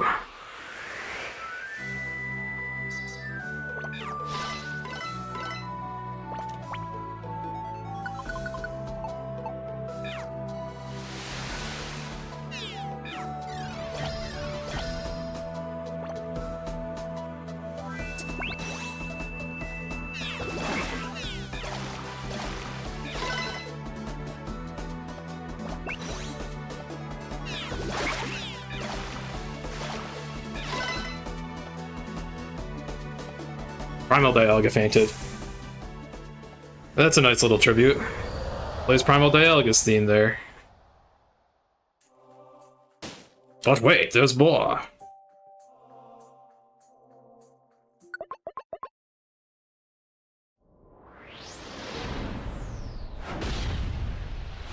Palkia's here too.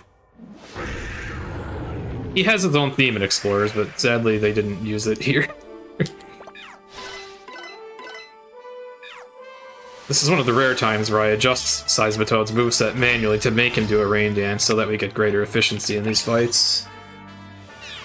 Since there's multiple in a row.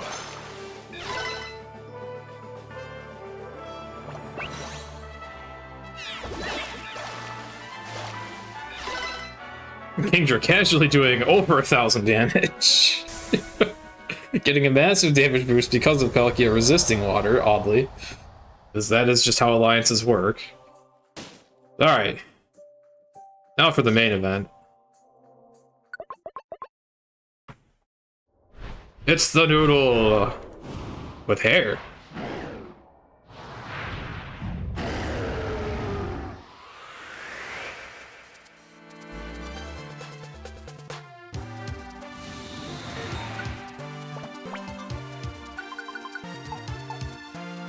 I believe a slow one gets a free turn.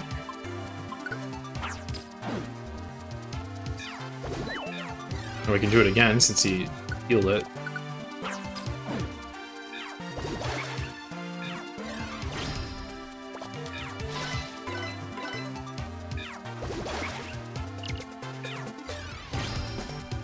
Okay. We can hit with Earth Power in an alliance, so we will.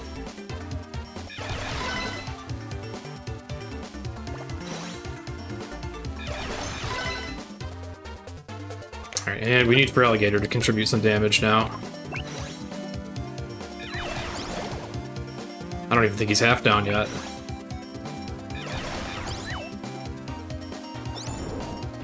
Ow.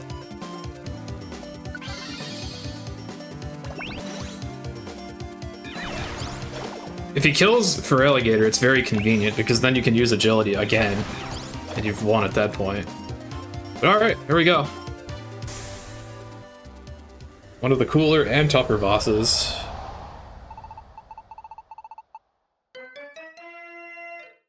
And you get the wind looplet, that's what it was, the wind looplet. Love that item. Just immune to everything.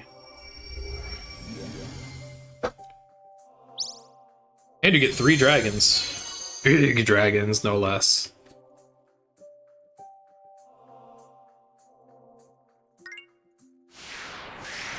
We also unlock access to a useful treasure.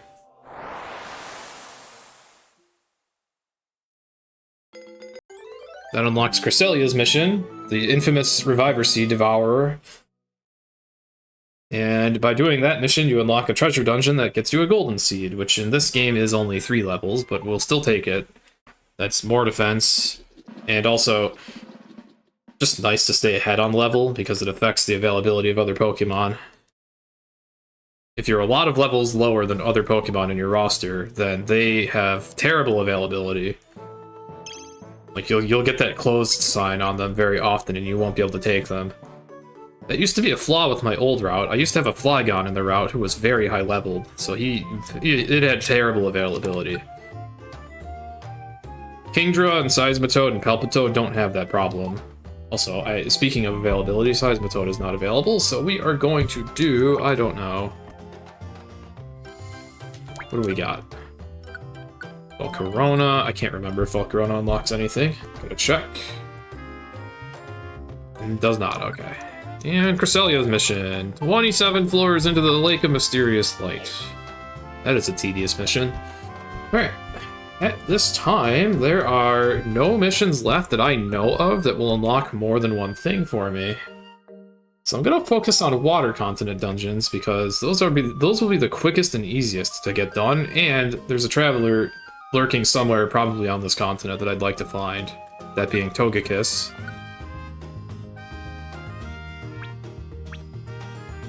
Oh yeah.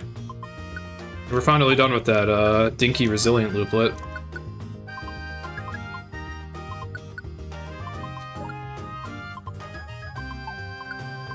Let's get that wind looplet out. For our boy Kingdra.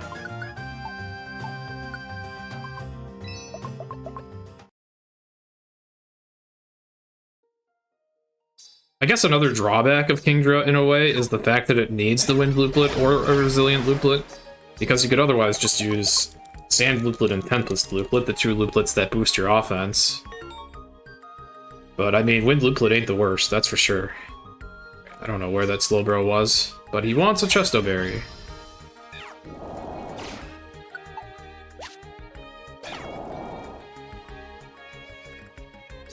He's gonna be right near it, isn't he? It's right behind you!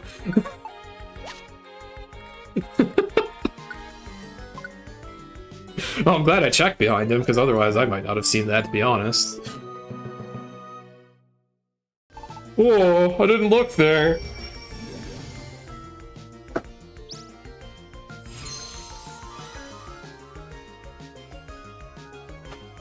Anyways, I heard the weather was rainy today. Slowbro, it's sunny right now. Oh. Oh yeah, sorry, that was January's weather. Oh, and you want an Oran berry. Alright, well at least I have that. Yeah, I guess in fairness, a lot of people will do that with their phone. Look everywhere for it, end up calling it. It's in, like, plain sight or something.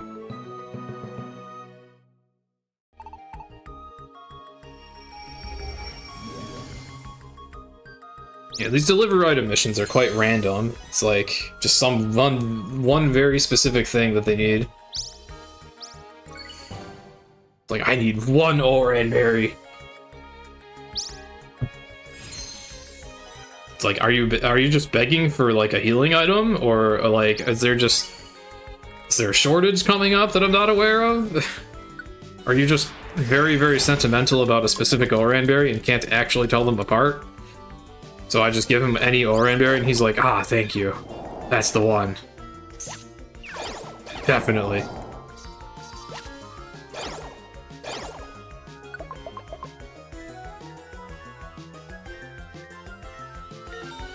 Carnivine, here's some money.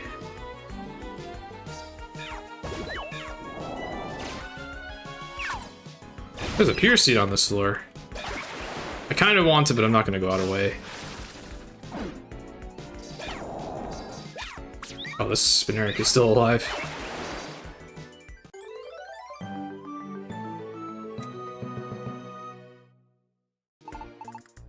Do you think I'm attractive? That is an interesting question, Carnivine.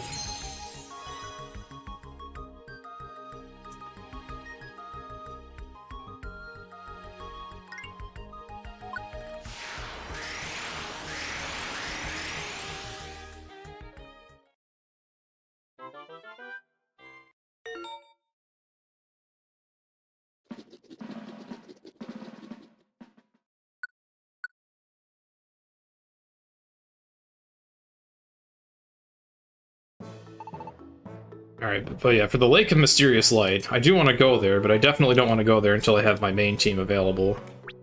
Which we do now. Okay. And I'm going to want to make sure my resources are all lined up. I don't need 50 billion apples. Or this useless box.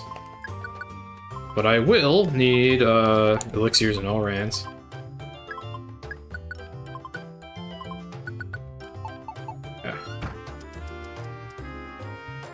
Sorry, Carnivine.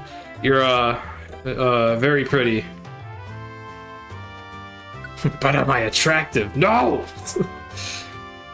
Where was this? Also, didn't I think I forgot to do Altar of Ice. I meant to do that a long time ago. Also, oh, you know what? Lake of Mysterious Light is in this category. The Mystery Continent. Yeah, here we are. I forgot about Altar of Ice. I meant to do that. I must have ranked up before getting to it and then just forgotten. Poor Kyurem. All forgotten.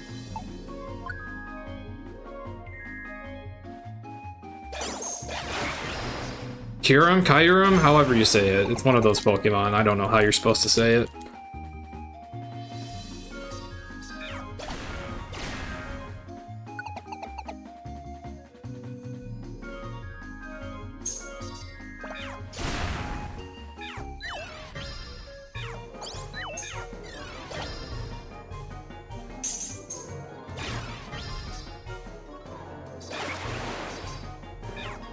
Ow!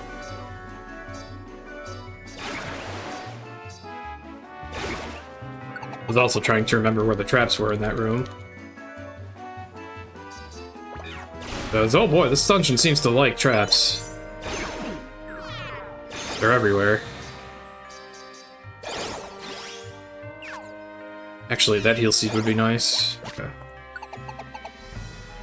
Yeah, you're gonna forget stuff from time to time. At least that was nothing important. That's a big apple. Those don't spawn on the ground very often. I did it! I found New York City!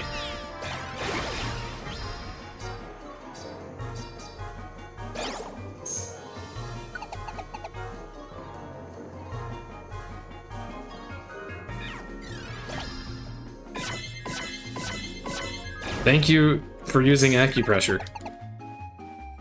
Hello, Geotail. Yes, we are back, and the team is pretty much built. We're just going through the motions now, rushing down the bosses, getting all the missions we can done. I've now completed most missions that are of high priority. Thank you for the actual Service Fish Pyramid, Ken. Service Fish is appreciated. I should probably explain what the hell Service Fish is now. It's my favorite Pokemon Lantern. It is a very cute, happy, chubby anglerfish.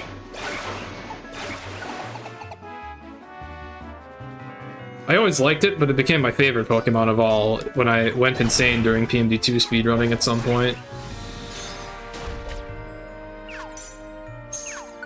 You see, I did my first run of a category called Beat Darkrai, No Wonder Mal. Which was like I think the world record at the time was like 15 hours. It was definitely unoptimized. I knew I could do better than that, but I wasn't sure how much better I was gonna do. There was only one finished run. And obviously by my current standards, no longer does that seem like terribly long of a run, but at the time that was, I think, the longest run I had done. So yeah, I embarked on that, not really knowing for sure what I was getting into, and then, yeah, 8 hours later, I'm just completely losing my mind from the run, going absolutely horrendously. And I'm in a dungeon called Miracle Sea, and I randomly recruit a Chinchou.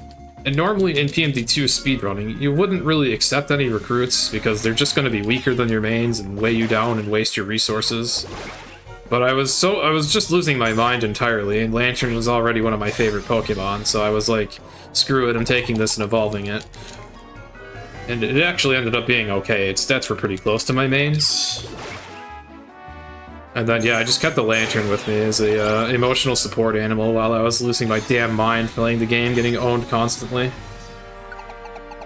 Not even knowing a route, because no one had really done the run. I just winged it. The most fun part of the world record history of Beat Darkrai No Wonder Mal is us trying to figure out what the hell the required missions even were. We didn't know for a while. It also just so happened that the Lantern was actually somewhat useful in that it had Discharge, a room-ranged electric attack, for a boss fight that was coming up. And then it has also Illuminate, which you can use to spawn unknowns in Aegis Cave. That's the strat that's not really used anymore, but at the time it seemed like a good idea. Aegis Cave is a dungeon in Sky, or Time Darkness in Sky, PMD2, what I often refer to it as. It's a dungeon where you have to farm items by killing unknowns constantly. Very tedious and painful and pretty infamous. Also, I'm not sure if I'm pronouncing it right. I call it Aegis Cave, it might be Aegis, I don't know. Anyway, Illuminate could be useful in there, but it's a little niche.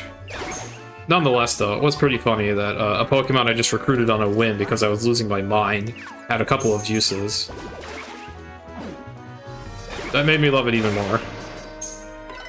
So, Service Fish remains an icon of the PMD community now.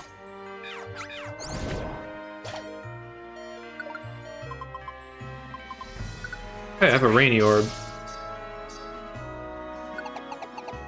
What does the Rainy Orb do? The exact same thing as the move Rain Dance. But I can have it on me to feel better. I guess Kingdra can use it, I guess.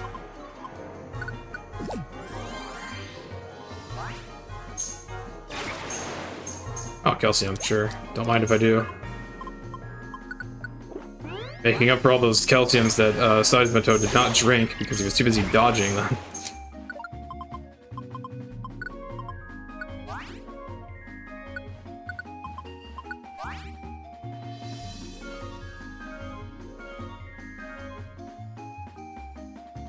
Oh, this dungeon sucks. Okay. I haven't used tunnel ones yet. They're very nice, they do that. No convenient path to the stairs, just make your own path. And then find out that the stairs weren't even that way anyways. Because of course they weren't.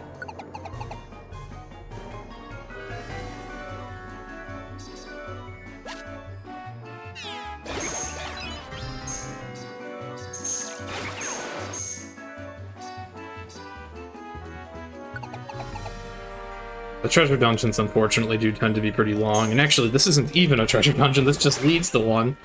Ugh. This is where getting, like, some of the last connections can take such a long time. Like, you get a lot of them very quickly, but then there's a lot that take a long time, too. Like, I'm doing 27 floors for one Pokemon here. Soon I'll be doing 40 floors, and it won't even be for a Pokemon, only for treasures.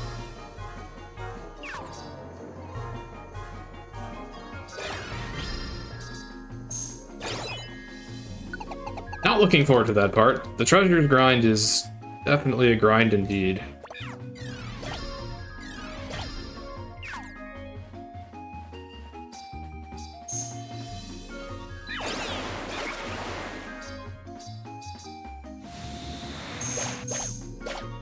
Particularly the Never Hungry dungeons, as they are called. Dungeons that contain the treasure collection, or pieces of the treasure collection known as the Never Hungry's treasures. Named such because all of them suppress hunger, in some way, shape, or form. Those dungeons are all really, really long. They are all painful. They're all 40 floors long, and with massive, massive layouts, too. Like, the dungeons in P&D are randomly generated, but there are still certain parameters that each dungeon has.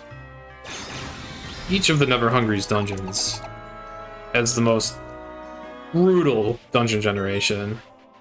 Those floors are just huge. And the enemies are really strong. Anyways, I found the Reviver Seed Blender.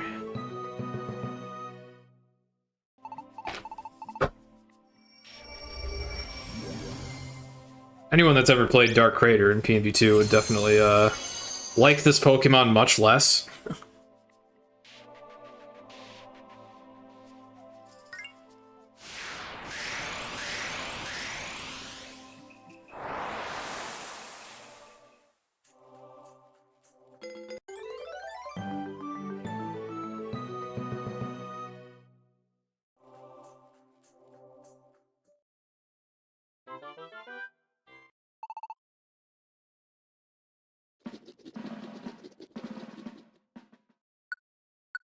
Oh, look, a sleeping fire enemy.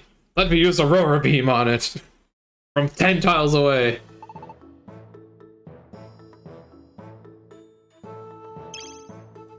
Oh, hey, there's this very evil dark type. I'm gonna tag along even though I'm psychic type. Don't worry about him having Ominous Wind. Oh yeah, all those enemies near me, it'll be fine. I'll just use Slash. That'll do plenty of damage. I don't know why I'm checking the damn orb. What do I have?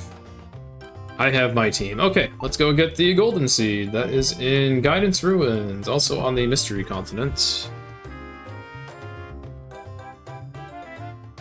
I think my inventory is still pretty good. That is not the option I need. I need the remote parts of the world. Mystery Continent. Guidance Ruins.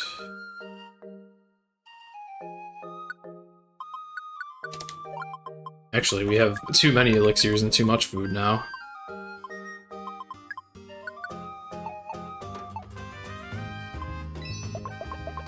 Alright, how long is this dungeon? I think this is like... I don't remember if this was a 40 floor or if it's also like on the short side. Like a lot of these are. Let's see, did I write it? I did not. I think my splits for this category had the floor counts on them, but I don't have the splits open. So we'll find out how long this place is. Yeah, this is a dungeon that we go to purely for a treasure. Most of the treasures we wait to collect because we don't care what they are. They won't be used. But the golden seed has some use. So we might as well. Nice warp.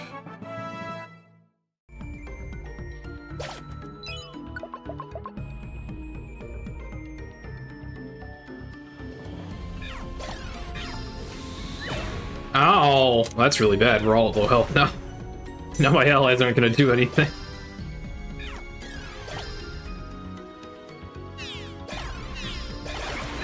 Okay.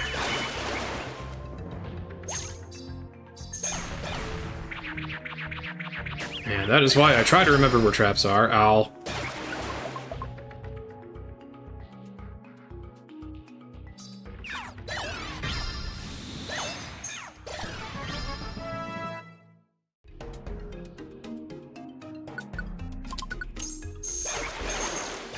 Distance dodge is a pretty solid Emera. It would have helped me evade an attack like that, for example. Boosted evasion against ranged attacks when the most common threat in the game is... Ooh!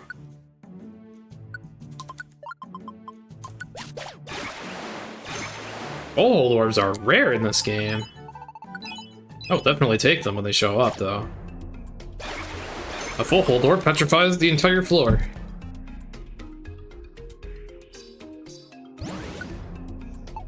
That was weird. Oh, okay, an enemy spawned on that one, and this one had to revive. Okay.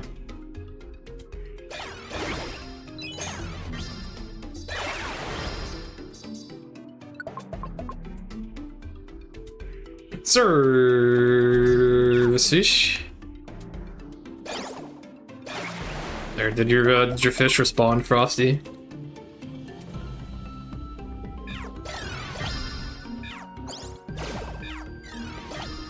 Sorry, I didn't put the giant Pokemon on the overlay. I didn't include them in the OBS package. Or like they weren't included and I didn't add them.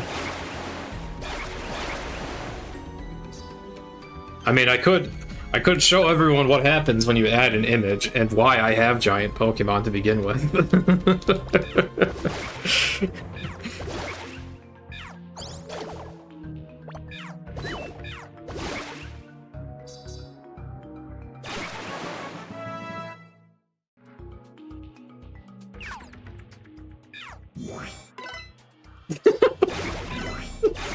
Hey, Bash. We need this image of Lantern on the side of the layout. What? Just do it. Because I said so. I wonder how many people would ask, like, wait, what is this doing here? Entirely just for one runner.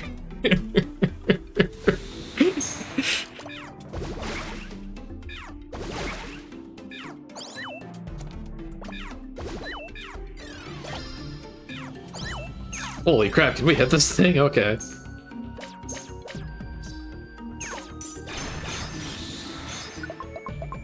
I guess in fairness, with this particular marathon, I am, what, like 10% of the marathon by virtue of doing 2 days?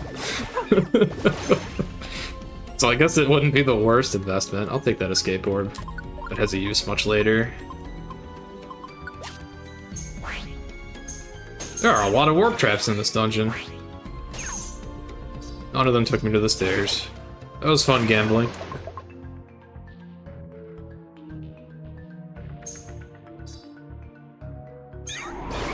Butterfree is now dead. Butterfree's a cute, fun Pokemon.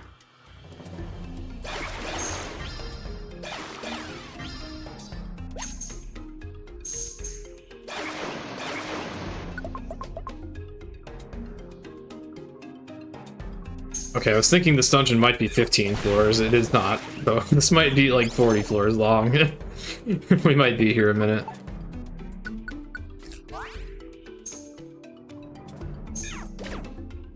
This guy just ran up and punched me in the face.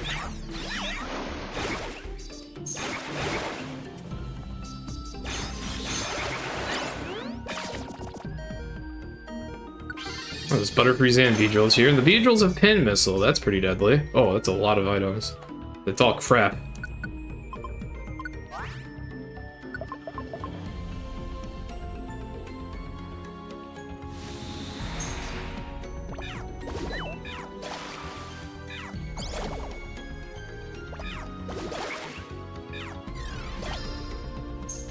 Oh, Type Bulldozer is really good. Oh yeah, I could demonstrate what the Awakening does. I guess I already did that once. I need to demonstrate what it does to a Pokemon that can Mega Evolve, like Charizard.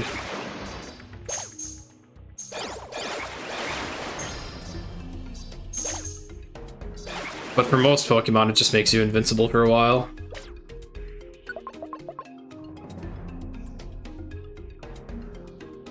Yeah, if you're an Ampharos, it gives you fabulous hair. Ow. Unburdened Sky Attack, that's pretty powerful. That's a move that's supposed to charge up, but it just got released instantly because Unburden is a double strike if you're not holding an item.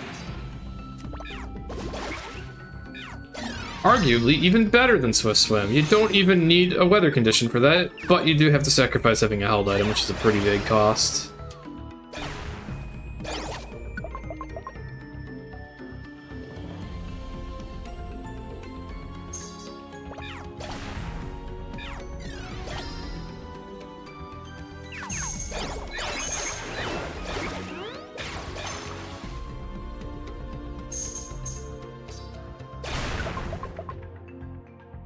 Considering held items in this game are amazing, not only are Looplets outright sometimes really good, then you can put Emeralds on them to make them even better.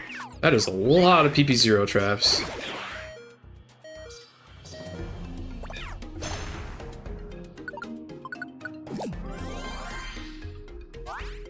Wait, really? I guess I'd better remain a staple of really, really long-a-thon marathons if we're actually adding giant Pokemon just for me.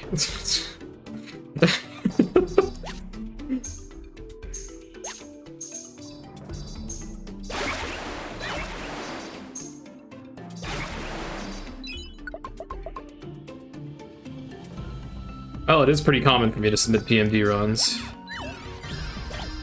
Put them in the camera slots. That does sound like a fun idea, just letting people pick their favorite Pokemon. I mean, that's... well, I wouldn't say that's what I did in this case. In this case, I had some really nice artwork from Shuffles. Though I do like Charizard. Ecology? Oh, that would be pretty good content for really, really long-a-thon. I have actually, I know you're memeing, but I have genuinely considered that because I looked back at the Decalogy run I did, and while I am proud of having done it, my runs of each game were pretty weak, so it would be fun to improve that. Except for how it makes me play DK Land 3 again, and I never want to play that ever again. I'm not doing 1000% Ecology. I should probably provide some context for what we're talking about with Decalogy now. So, I also, in addition to Pokemon Mystery Dungeon, really enjoy Donkey Kong Country speedrunning. That's like my other main series that I will speedrun.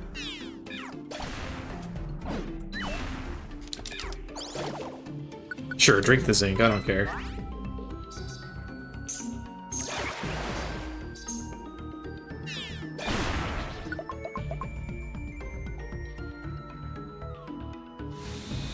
The thought of Kingdra drinking vitamins still sounds very amusing to me. You would need so much help. You'd have to. It would be like pouring into the bottom of a funnel instead of the top. Anyways, I like to speedrun the Donkey Kong Country games. All three of the SNES trilogy, to be specific. And also their Game Boy Advance ports. I have also speedrun the Donkey Kong Land trilogy on Game Boy, and the Game Boy Color port of Donkey Kong Country. All 10 of those games combined are in one specific category known as the Decalogy. The Donkey Kong Country Decalogy. I am the only idiot that has actually learned all 10 of those runs in order to try to do a serious attempt at the Decalogy. It was a year-long project learning all of that.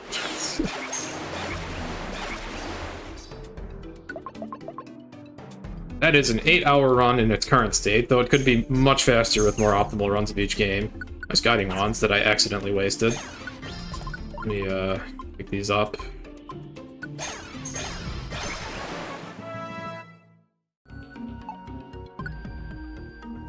Hydro Pump is a fun move, but we stick with Bubble Beam.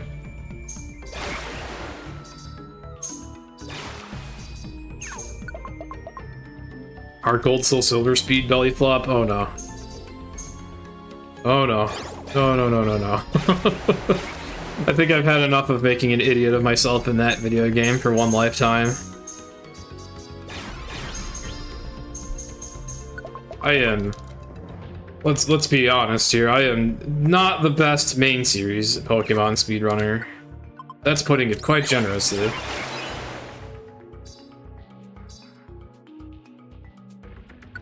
The fish needs exercise. There are better ways to get exercise.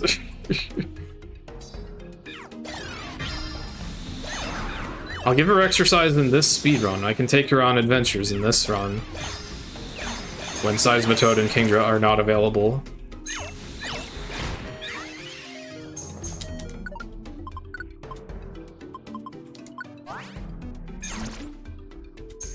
Our Alligator is completely out of moves. I was kind of hoping something would kill him, because then he would get a revive that would fix that, but we'll just manually heal.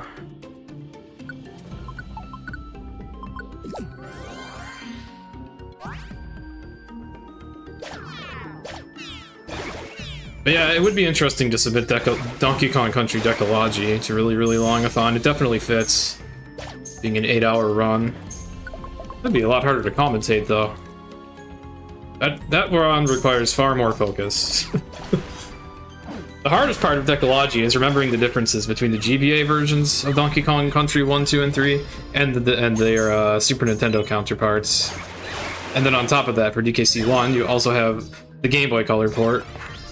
3 versions to confuse with that game. And then literally remembering anything at all about Donkey Kong Land 3 is a challenge, because that is the most bland game I have ever played in my life. Yeah, maybe someone would want to co-commentate that. That does sound hilarious, having DKC Decalogy in a marathon. Would be a lot of work, though, to relearn those games. Whew. And it would definitely need to be any percent. The Hundo category for Decalogy is far too much. It's funny that I say that. I say it's far too much because it would be a 17-hour run or something. Meanwhile, I'm doing this 20-hour category. No, 28-hour category. But here's the thing. It would be all platforming. That is very different from this, where I'm just kind of going through a generic motion, adapting to what I see. Following a basic route, but ultimately what happens in this game. Like your buddy Kingdra getting hit for 121 damage. In a platformer, I would actually need to learn 16 hours of movement. That's a little harder. Ow.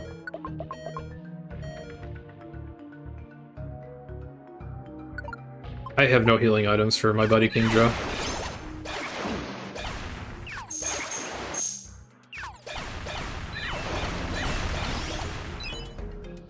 And take a drink every time the move Earth Power gets used. I'm sure you'll be fine.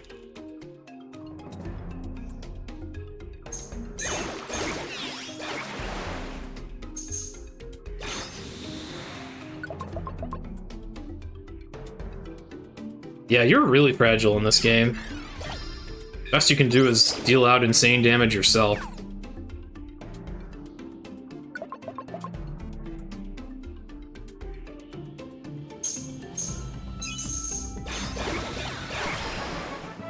Alright, I really need to go to the bathrooms. I'm gonna take a 1-minute time loss after this dungeon is over. Which I think... Okay, yeah, we're finally done. 40 floors later. The Golden Seed.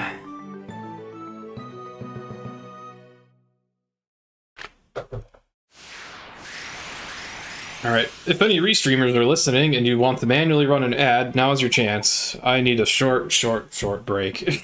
I'll be right back.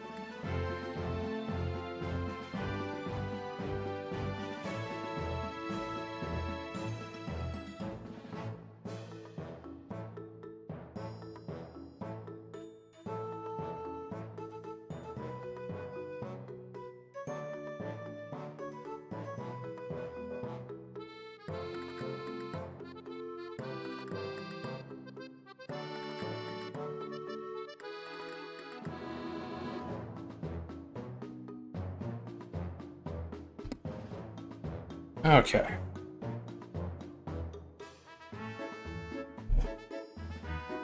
And we're back. Bodily needs have been sated. To an extent. Alright, which Pokemon do I have today? I still have my main team, okay. After Guidance Ruins, I do want to use the Golden Seed on Feraligatr and Charizard, but before we get to that, we will do more dungeons while we can. Or more special dungeons, I guess. Like the Island of Storms. Oh man, I have no elixirs and no Orans. Okay, yeah, let's fix that. And too many Guiding Wands.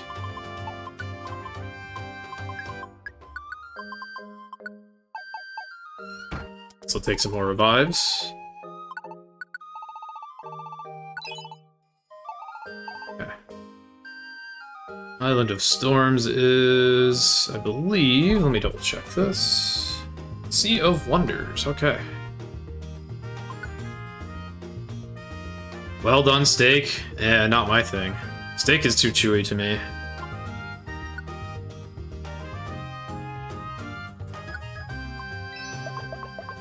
Alright, this is a bit of a unique dungeon. There are 3 legendary Pokemon here. The floors they're on are random, though. A steak hater? I wouldn't say I hate steak, but it's definitely not my thing.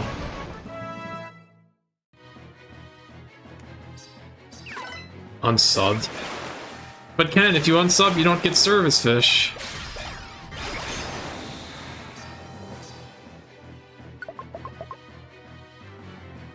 Yeah, I don't really like red meat too. Well, okay, I guess beef in particular, I'm not a fan of. I'll have burgers. Sometimes. That's pretty much it. And I do like me some prime rib or filet. I do like that stuff.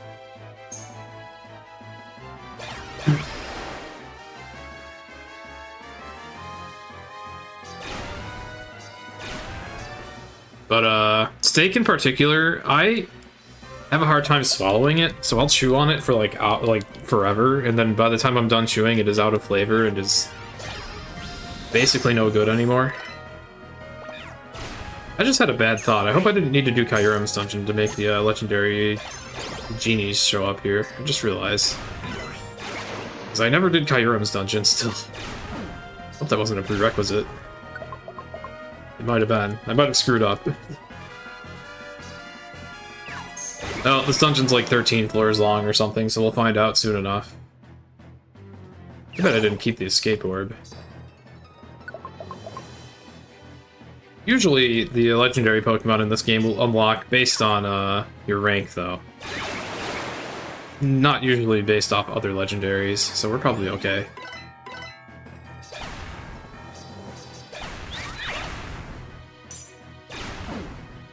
Okay, yeah, we're fine. It just took a long time to find one of these guys. Oh no, it's VGC! Incarnate! Get rid of it. Landers ran away. He's not gonna run very far before we're done with him.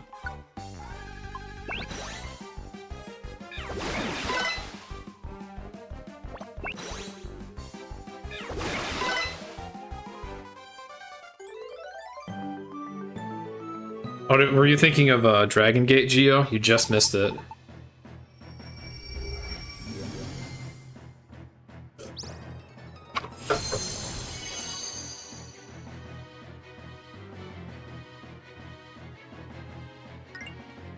There may still be something ahead. Yeah, these legendaries are useful, or they're interesting in that they basically are like travelers. They're just always here.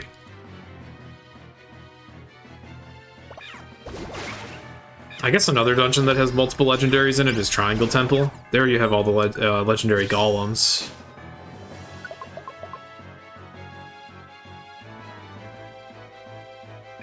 The Dragon Gate is more brutal, because that's 20 floors, and you don't even realize it's going to be multiple bosses. Oh hey, Ladivas are here. They spawned in groups of 4.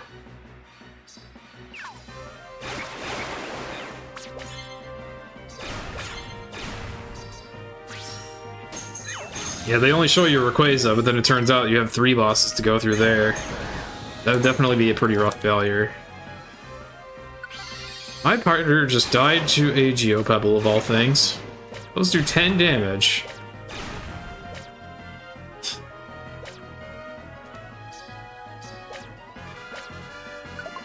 Also, wow, yeah, the legendary genies are really far in the back of this dungeon this time. That's quite unlucky. Could have saved some floors by not having to go all the way.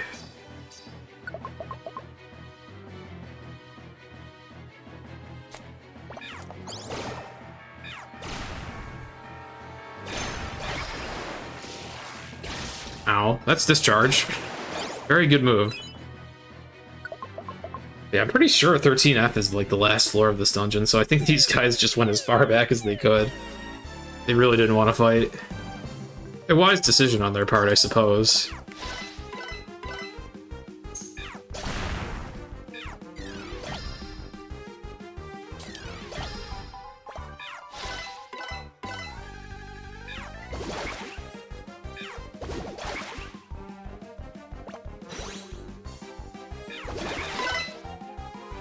Yeah, you definitely need a good boss strat.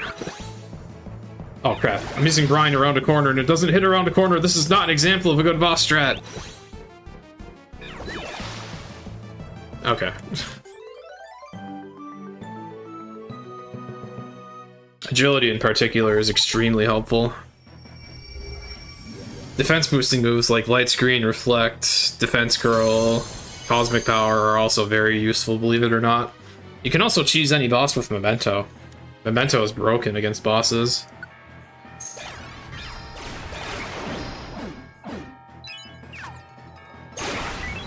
Just completely eliminates their offensive capabilities. Oh, there's even more floors than 13 here already then. Why did a Crustle? Oh, he has a Warp Looplet. Why did this cube of sand just suddenly drop in on me? Oh, he has an item that just makes him warp everywhere.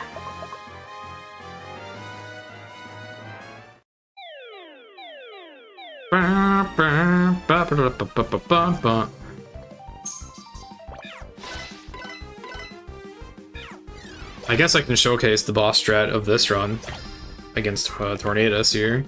Rain Dance, Brine, Agility. Agility giving us a free turn in an alliance. Now that Rain is up, we get Swift Swim to activate, which is a double strike, and then, yeah.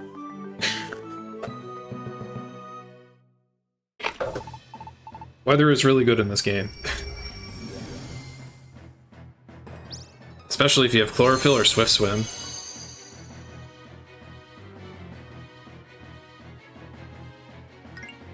Okay, 14 floors deep, we are done there.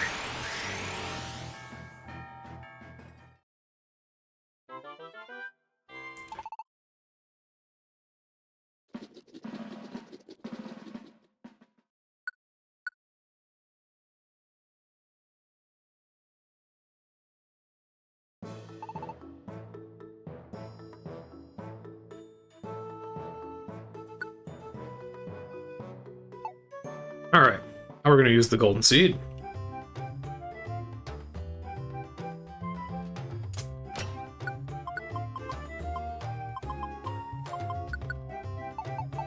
And we're going to do a normal mission. We haven't done one in a hot minute. Let's do... I don't know which of these I want to do. Looks like I have a bunch of missions that unlock other dungeons. Oh, actually, let's do Mystical Forest. That'll be a quick one.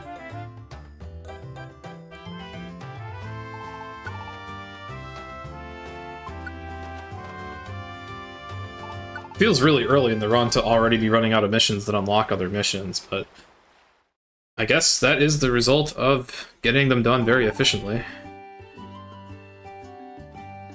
Pikachu! There's 2 of them. One of them is male, one of them is female. One of them is just like, talk to me! And the other one is like, I want to talk about my cheeks! What the heck is that emote?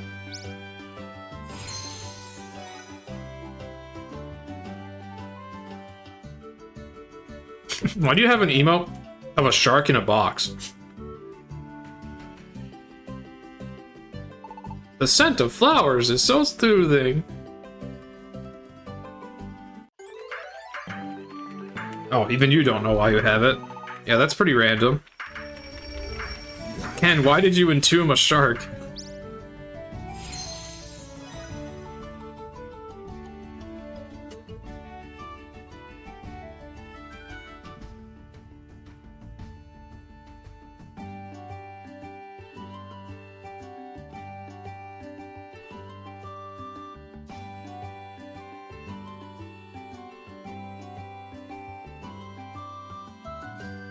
Nice Pikachu. Alright, Mystical Forest.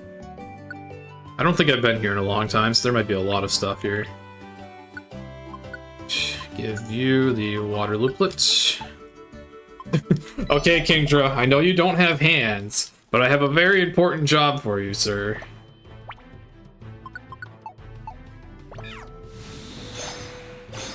I need you to throw that golden seed very carefully.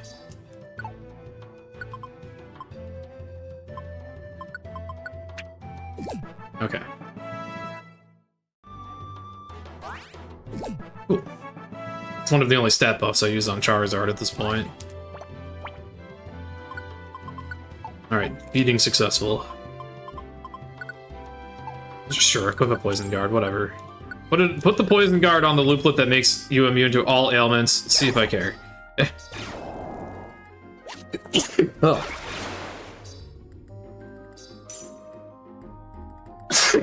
Sorry, trying to sneeze while playing, not easy to deal with. Apparently, the inefficiency of putting a poison guard on a wind looplet has made me, sick. Slash the redundancy.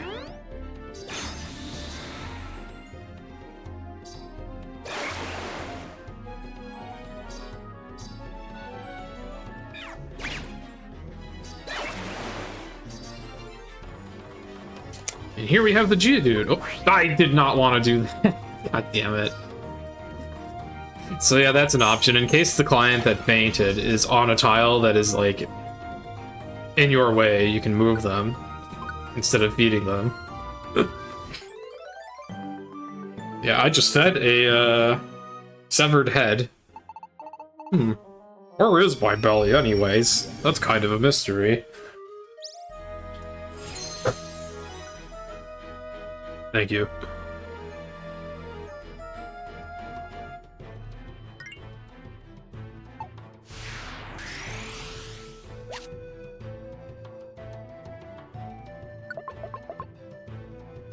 There's probably going to be a Traveler Pokemon on, like, almost every floor here.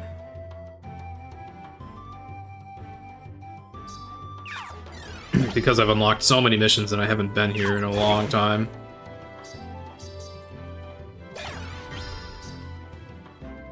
Ekans!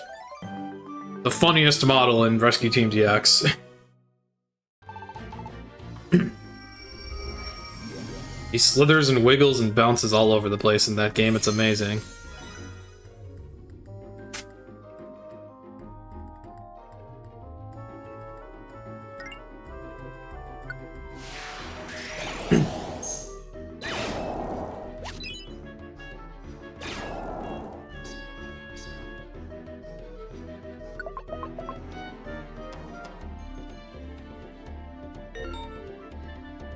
And there's another traveler.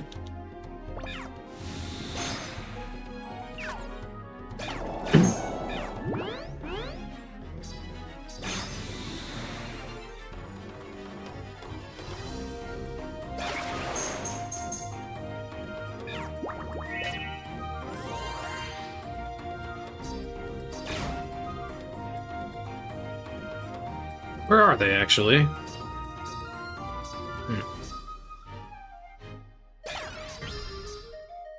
I don't know which of these rooms I didn't check already.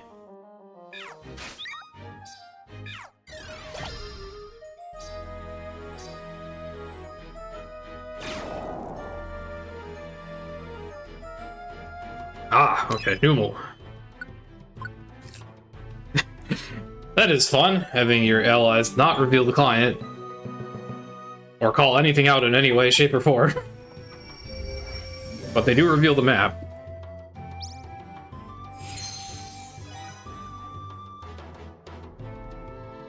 Oh, I'm not talking badly of the model of Ekans at all in Rescue Team DX. That is honestly one of the best things in the game.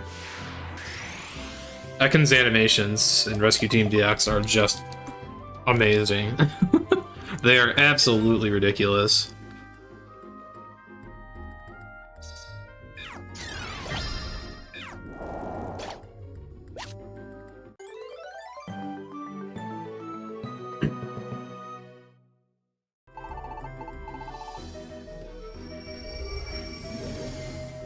I would say it's a good kind of ridiculous.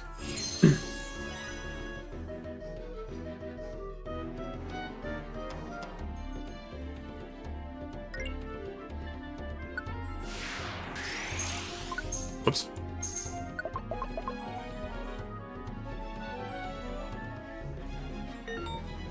Clink's treasure? I think this is the only Pokemon here that actually unlocks more missions as Clink. And actually, even then, I'm not sure if he will. It's kind of conditional.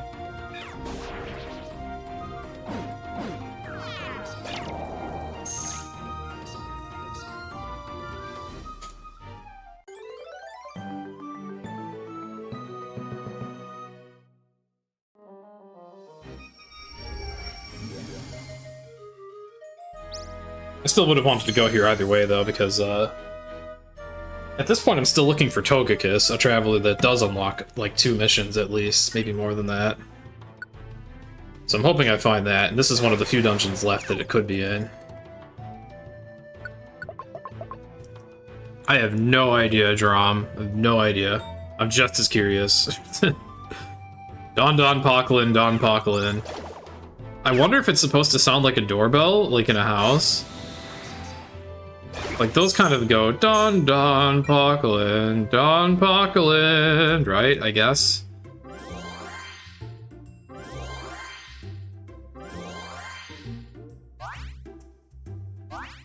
Maybe that's what it's supposed to be? I don't know, I'm pretty skeptical of that. But it does so happen that the syllables line up, I guess, with the, like, the typical doorbell sound effect.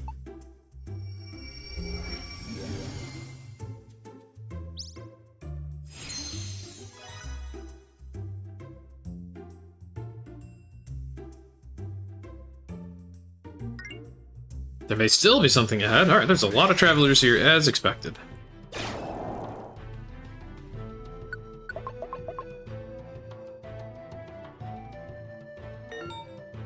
Okay, a fainted Pokemon will not be the Togekiss. Oh my god, I don't have any apples? Wow. That's a mistake. Alright, well, luckily the game spawns an apple on the floors where you have these missions. Like so. Yeah, this is why I usually make sure to have plenty. I did have more, but I guess after doing so many of these missions and not paying attention to inventory, I kind of screwed up. Oh, he ended up on the stairs. Yeah, I told this poor guy to screw off. I fed all those other Pokemon, but then I got the Venipede and I just threw him away. Poor guy.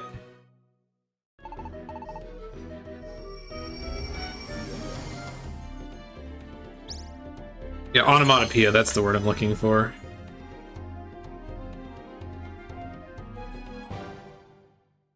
I also wonder if Don Poklin translates to anything in Japanese. I have no idea.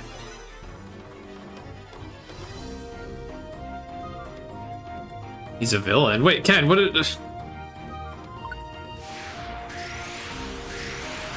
What did Venipede do to you?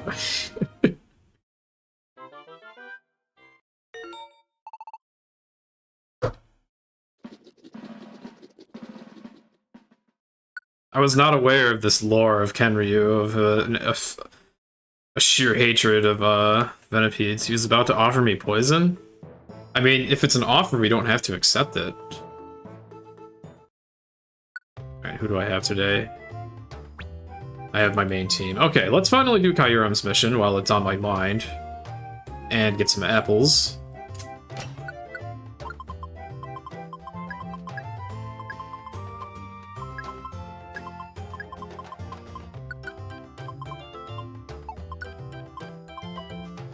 Wow, I went from having, like, none of these to 35. Okay.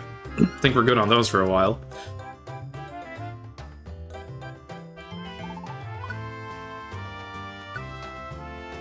Only mortals need apples? Well, there are a lot of mortals in this game, so, there's much need for apples.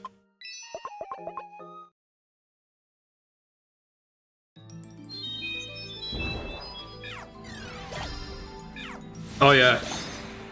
Since the game guarantees an apple spawn on the floors where you need to feed a hungry Pokemon, so that you can't get soft-locked, or, well, so that you don't have to worry about failing the mission, which would have happened to me otherwise with that Venipede.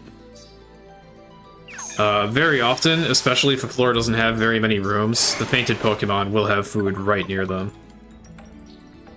Same with deliver item missions. Like, just today I had a Slowbro that wanted a Chesto Berry, and it was literally right behind him.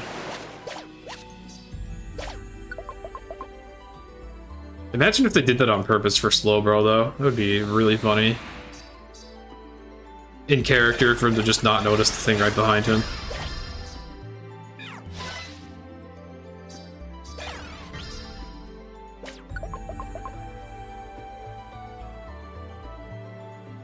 Or he didn't check quickly enough.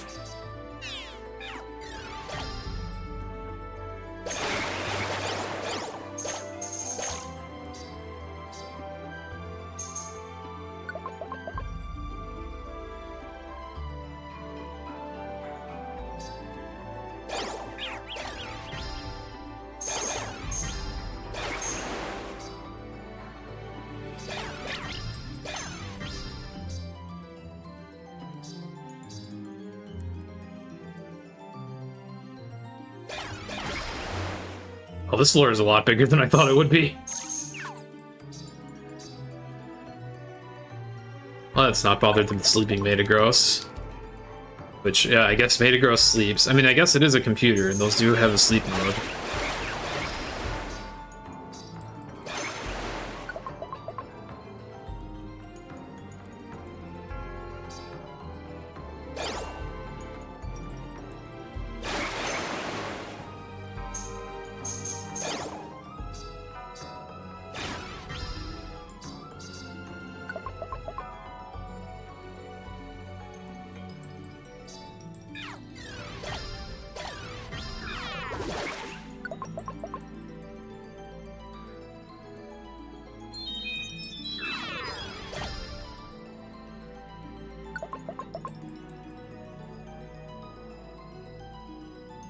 I guess I'm kind of running out of things to say, so...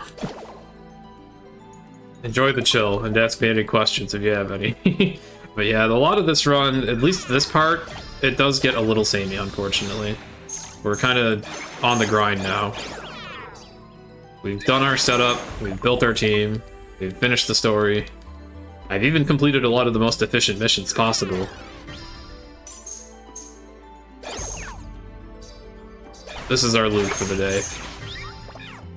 Accidentally using water pulse in front of the stairs.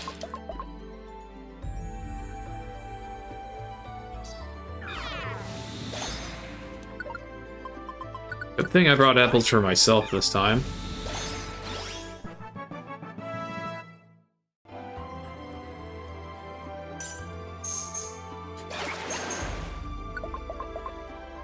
Are there any remaining missions where I'm required to go as me and my partner? Technically, no.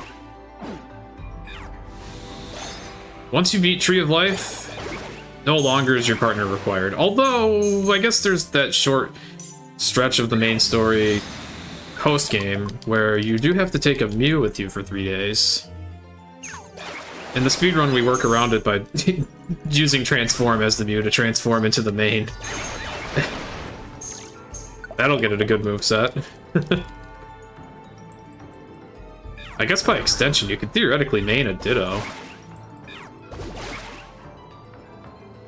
I wonder if that would be... No, that would suck, having to transform every floor. Stop. Stop.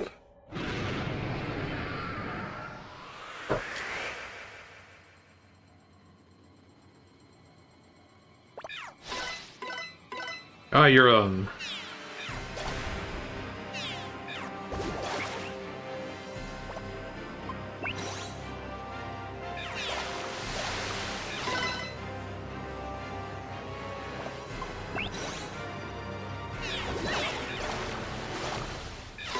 No, he's already below half health.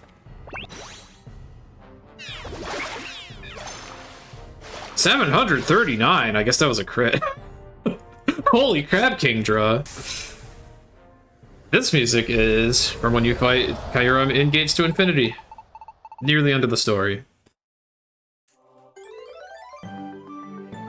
Yeah, Kyurem, the Pokemon responsible for the most brutal cutscene in the PMD series, and also the Pokemon who gets awkward camera angles during said cutscene, causing it to also alternatively be known in the community as the Ice Dumpster Truck. Don't ask. To get it in the music box, you have to play a lot of Gates to Infinity. Like, the music box in that game, not only is it a pain to unlock in the first place, then you have to rank up to unlock all the songs. So you probably have to unlock that one, unless you've actually gotten max rank. YouTube recommended you a video of a guy taking a grocery store lobster as a pet. Oh boy. Oh, people. Alright, what do I have today? Okay, not my main team. Alright. I'm glad that Larpus is an emote in this channel. But yeah, we need to use Larpus more, considering I ride Larpus every day in this category.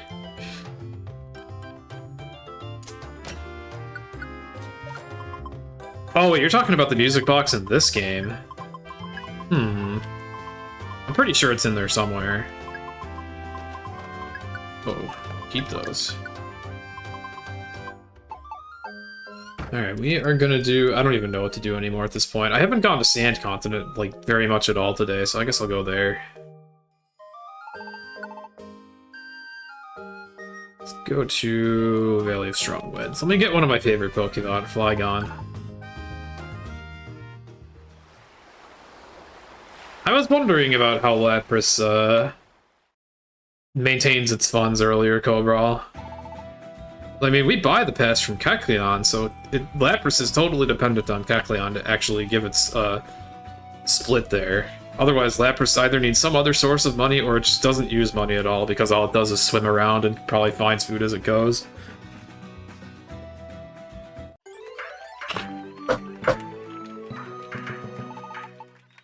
Your YouTube front page has been getting filled with Gordon Ramsay clips. And as soon as you watch one thing on YouTube, it just bloats your algorithm. Oh, you watched one video on this guy being an idiot in a grocery store? Alright, you must love idiots in grocery stores! Here's 20,000 videos on that!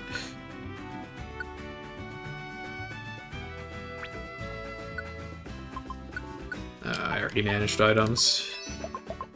Yeah, I hate it when I get locked in a state where, like, I don't want to watch anything that shows up in my YouTube algorithm. Or YouTube recommendeds.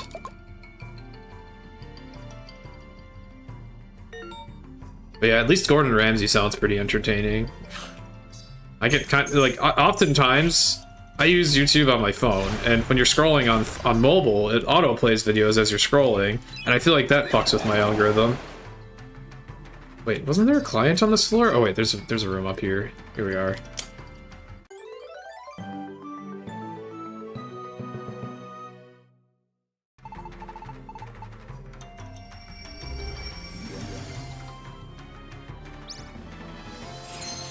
I just lost my train of thought. Oh yeah, I feel like my YouTube algorithm gets messed up because I like autoplay a lot of videos, and then no matter how stupid they were, I'll see more of videos like that later.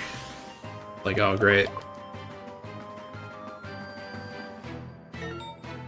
There's a fainted Pokemon somewhere on this floor. Like right here. Oh yeah, funny thing the game did. All the fossil Pokemon seem to be fainted from hunger. Yeah, that's another thing the YouTube algorithm likes to do, is recommend videos that you're trying to ignore over and over and over again.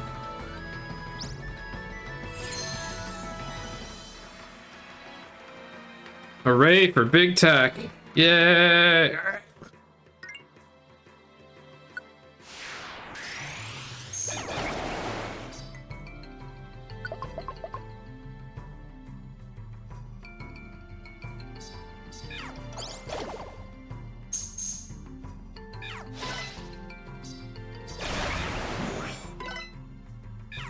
Yeah, you keep hardening Kakuna. That'll keep you safe against this Charizard, I'm sure. I guess in fairness, I did not attack it, so it was safe.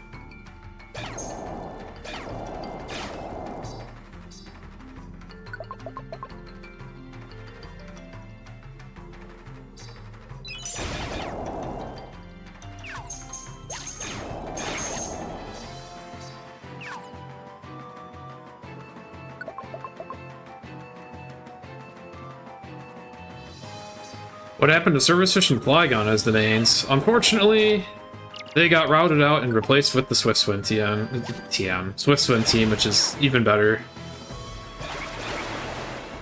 A few, like, at this point, probably over a year ago, someone named It's a Random took a look at the route and decided to see if they could find a better team.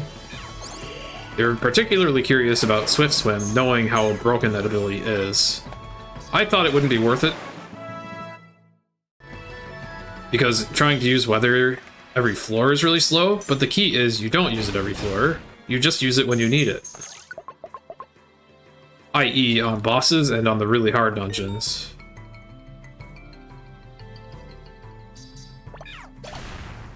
The team I had before was excellent for not relying on weather. Also, hello, Ellie Gem. Like, that team was pretty much as optimal as possible for not using weather, but, you can also use Seismitoad, Palpitoad, or Kingdra, all of which also get amazing movesets themselves, and on top of that can benefit from Swift Swim. Absolutely slaughtering the bosses. A looplet that doubles the duration of weather, that would make it a lot less bad to use it in dungeons, but still unnecessary most of the time. Because yeah, the annoying thing about weather in this game is they sort of balanced it. It lasts like a certain number of turns if you're on a floor too long, which can easily happen after checking a few rooms. It will wear off and you have to use it again and again and again and again. Which gets really slow in a speedrunning context. So it's not great when we need to use weather to survive. But yeah, by using the Swift Swim team, and therefore getting the insane damage scaling associated with Swift Swim and Rain Dance, we don't need to spend as much time boosting our stats. And we also don't need to spend as much time in boss fights. And we can still deal with the really hard dungeons that come along later. So while I did really like the old team, it was all Pokemon I really liked: Charizard, Swampert, Lantern, Flygon. And there's other team comps you could make that would pretty much equally be good. There's Flygon, speaking of.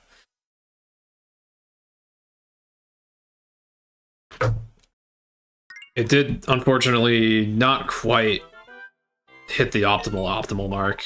The Swift Swim team is just a little better. Not even a lot better. Realistically, I could have done this marathon run even as the old team, but I figured that would be kind of redundant. I already did that once. Might as well show off the new strats now, right? That Frillish looks very concerned.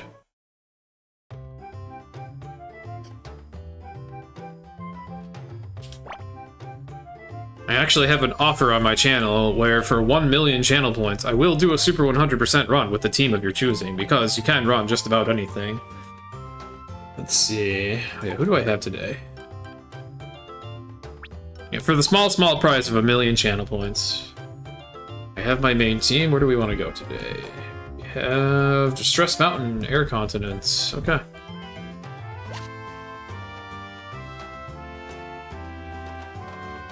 Gonna go beat up Darkrai now. Go get his treasure.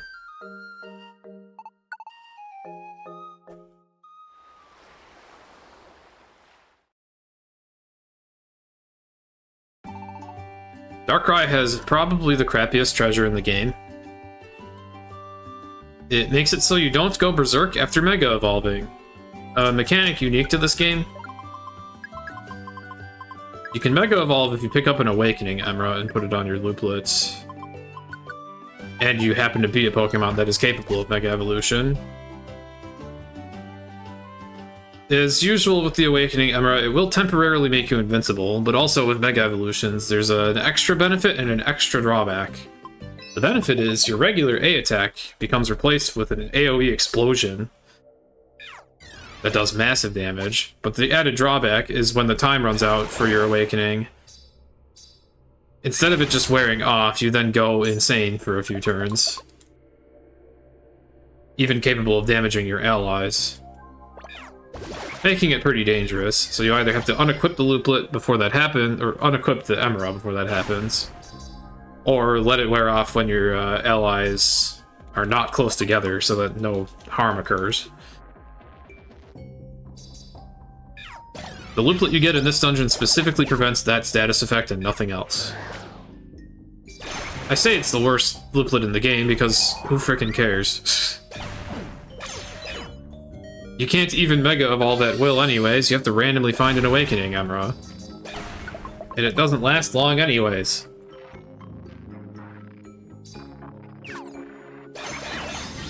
But I guess to each their own. If it's your preference that you don't have to deal with going berserk, then so be it. That's the Looplet for you. I think even the Sky Looplet does not have the same effect. Or the Wind Looplet, I think it is, the one I'm using on Kingdra now. It does have the Omega Ruby and Alpha Sapphire Megas. This game came out right after Omega Ruby and Alpha Sapphire, or ORAS.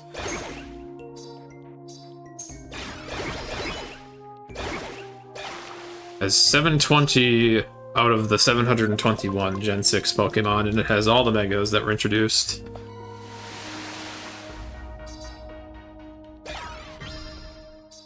So yeah, if I see an Awakening and I have Ampharos or Charizard on my team, I could demonstrate. Although I guess both of those are XY Megas. But actually, as a matter of fact, Primal Groudon and Primal Kyogre are in this game too, so... you'll see those soon enough.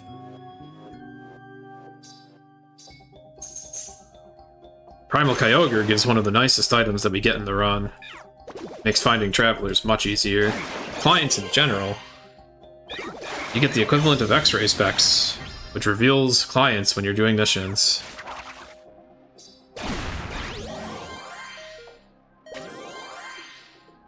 Oh boy, off-screen healing moves. Very, very slow animations. Even off-screen. Well, that was rude. Good old Bug Bite, stealing items.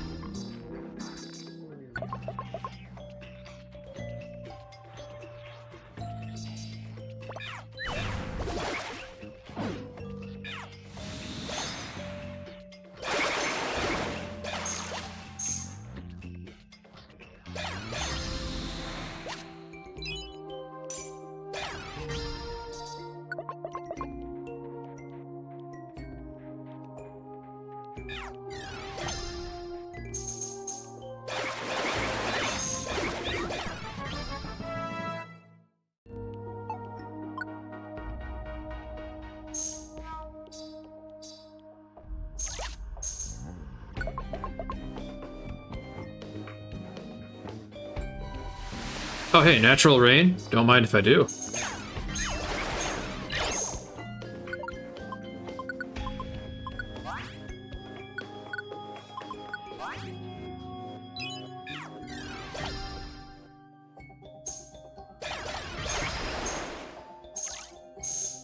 Oh, random citrus berry on the ground. Not even buried, that's pretty rare. Usually you'll only find a citrus berry just buried under the ground as like a sparkling tile. Very, very rare that they just spawn out in the open.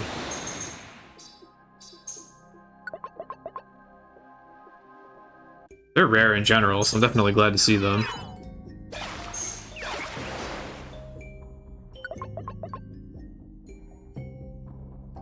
You'd think that they would have just made the citrus berry a plain old healing item, but no, it actually permanently boosts HP. One of the only ways to accomplish it in this game. That is a dancing Gudra. Probably used Outrage.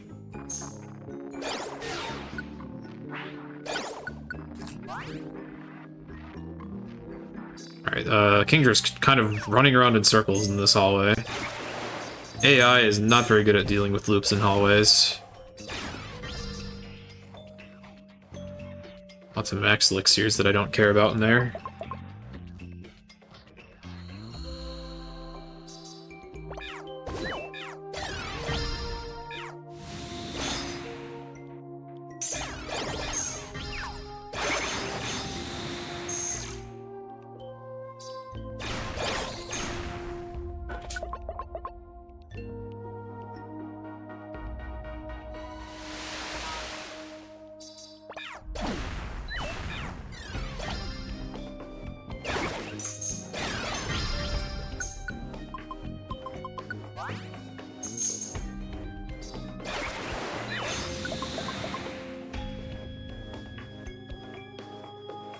There are large Pokemon in here. Oh, the Gyarados. They're immune to Earth power, too.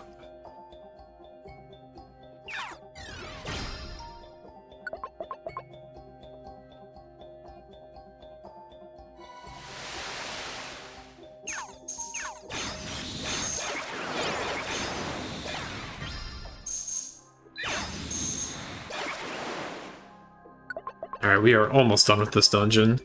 Kind of a boring one, since by this point we're, like, overpowered for this dungeon's standards. Especially if it's giving us free reign.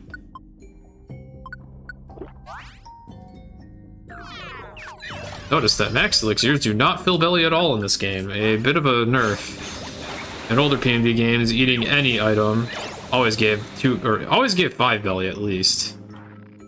Here it's really like you've got to use apples. Berries and seeds only give 2 belly.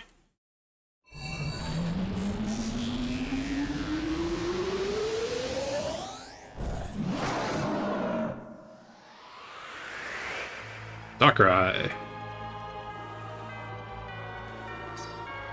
He kind of deserves to get destroyed by our boss strats.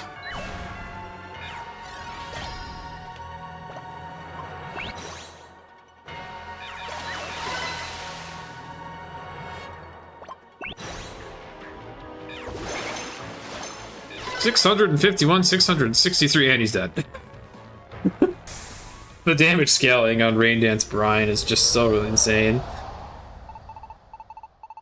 I had fun!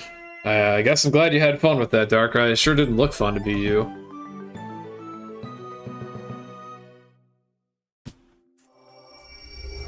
Oh yeah, there's a sort of boss gauntlet here, actually. As far as, like, following my notes exactly is concerned. If I can do all the bosses in a row, I actually want to leave Seismitoad's moveset adjusted.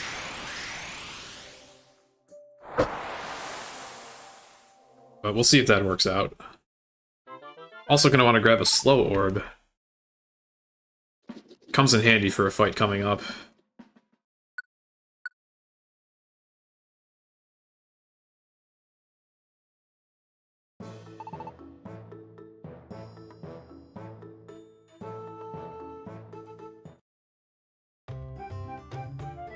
Alright, who do I have today? Okay, not the main team. Alright, we're doing the mission. We're gonna do... I don't know. What mission should we do? Hydreigon's mission has not spawned, and I know it should have after I did Flygon's mission. So that tells me that Leafy Highlands, the dungeon that Hydreigon should have spawned in, is full of other missions. So I need to do that to make room. That is one clue you can get from missions that are always supposed to be in the same dungeon. If they don't spawn when you know they should have, you know you need to make way.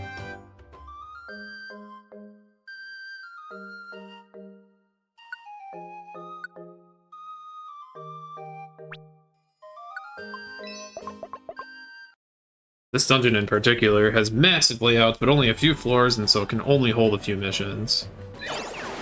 And I have to do an escort here, which is pretty awful.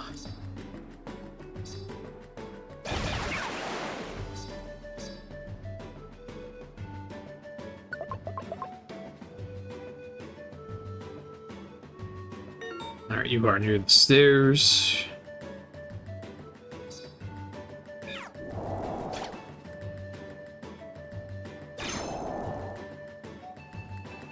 Whoops. Okay.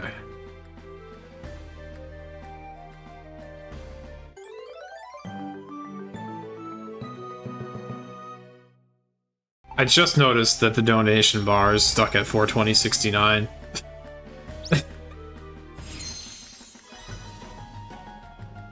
Well, dang it, no wonder I haven't seen a donation in a while. No one wants to ruin that.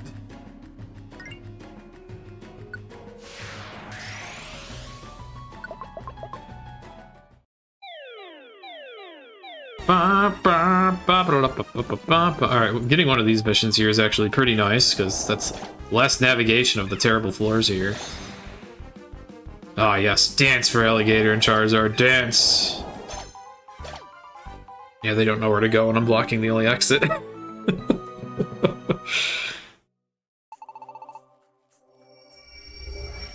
Found your old copy of Yokai Watch.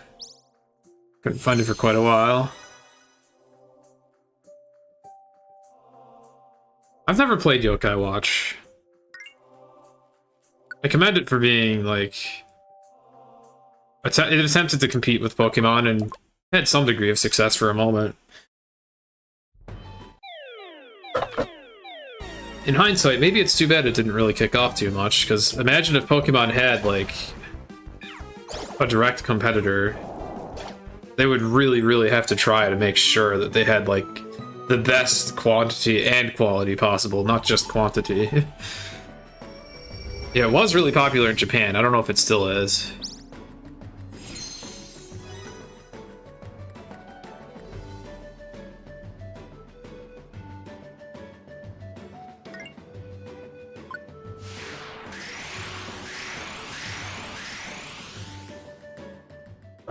X moves? You mean Z moves? Were Z moves in Pokemon inspired by Yokai Watch? That's kind of funny if so.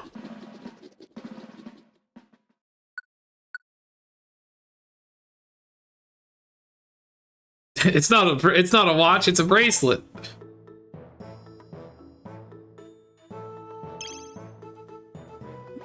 Hey, Darkrai's motivated. That's funny. Alright, who do we have today? Not my main team, Seismitoad's being lazy today. Alright, so we're gonna do... Well, I have this unlocked now. It doesn't unlock anything, but it's there now. Crystalline Maze, I guess. Or I could do Super Apple Forest. Neither of them are really that important. Actually, maybe I should just clean out the Water Continent dungeons at this point. Maybe. Most of the missions I need to do are going to unlock other dungeons. I don't really want that yet. I kind of want to clean up Water Continent. Let's do that.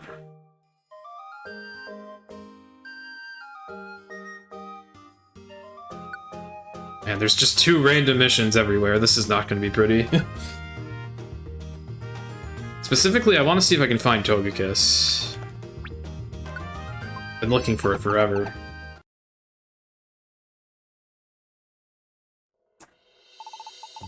And hey, we get to do Grovyle's mission now. Grovyle from PMD2. Oh my goodness, does he even have the same moveset? No, that was X-Scissor. That's not one of his moves.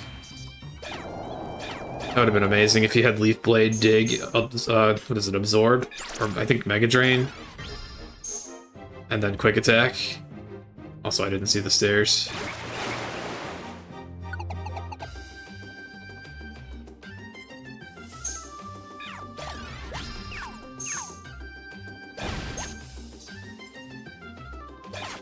Yeah, this mission's funny.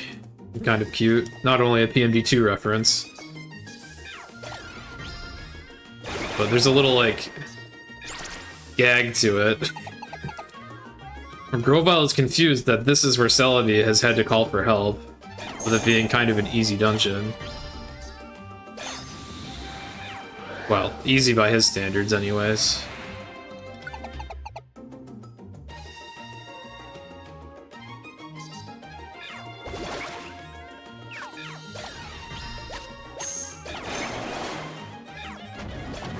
Oh, I guess he is pretty tanky. He took 8 damage from that rock throw.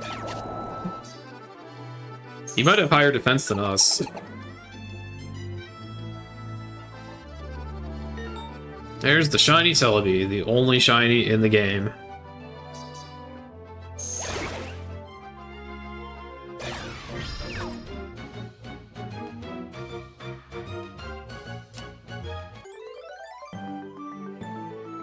You find it, and then she's all like, what did you bring backup for? And then Grovyle's like, I mean, I'm just being careful. And then Celebi reveals that she fainted on purpose.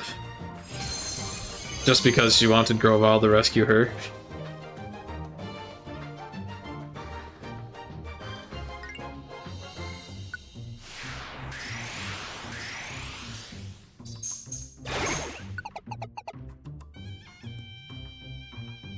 Yeah, they did maintain Grovyle's, Grovyle's and Celebi's personalities in this game with that little gag. Now Grovyle is very oblivious and very cautious, and Celebi just really likes him.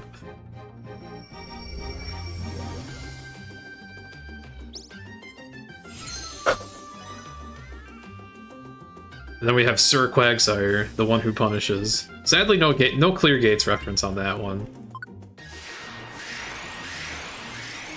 Alright, no Togekiss either.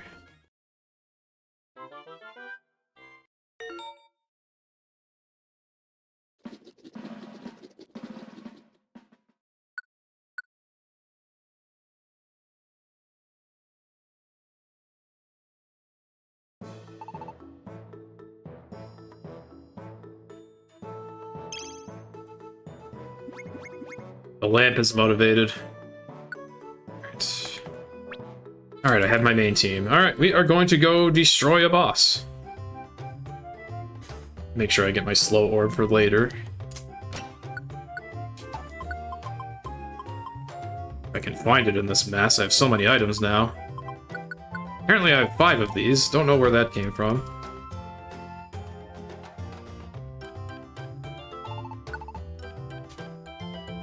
All of the bosses we fought so far, I've had dungeons in front of them, but there are some bosses where you just go and you fight them, and that's it.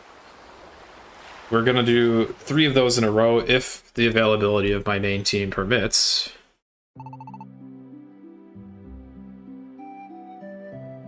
Also, I keep checking the cafe to see if there's gonna be any random connections, and well, sure enough, there still are some, but they're definitely becoming less common.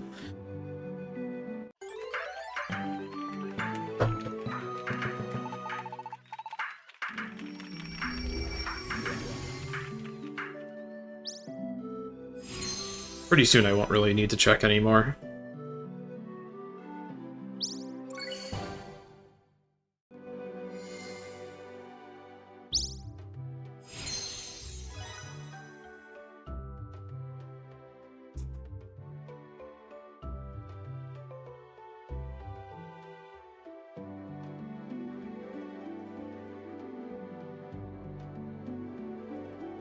Alright, Island of Isolation.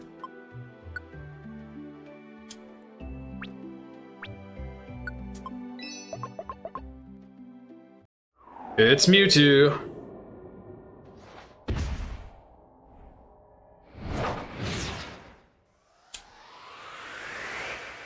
You can come here really early, but it's a bad idea too.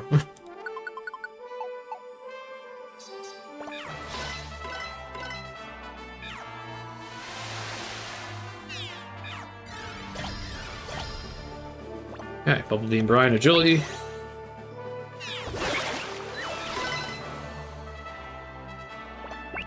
Hopefully not miss too many moves here. Okay, we're definitely gonna need another turn.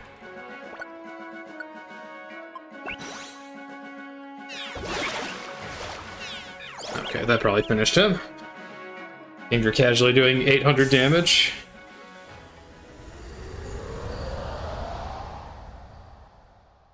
But wait, there's more!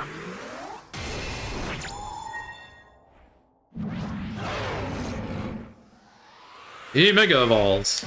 It's actually random which form he chooses.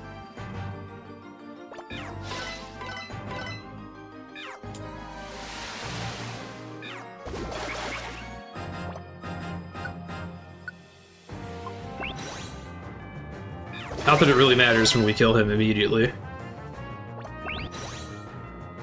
It is nice that we beat this boss before he gets a turn, because this boss is quite a pain if he does get a turn. He can heal himself for massive amounts.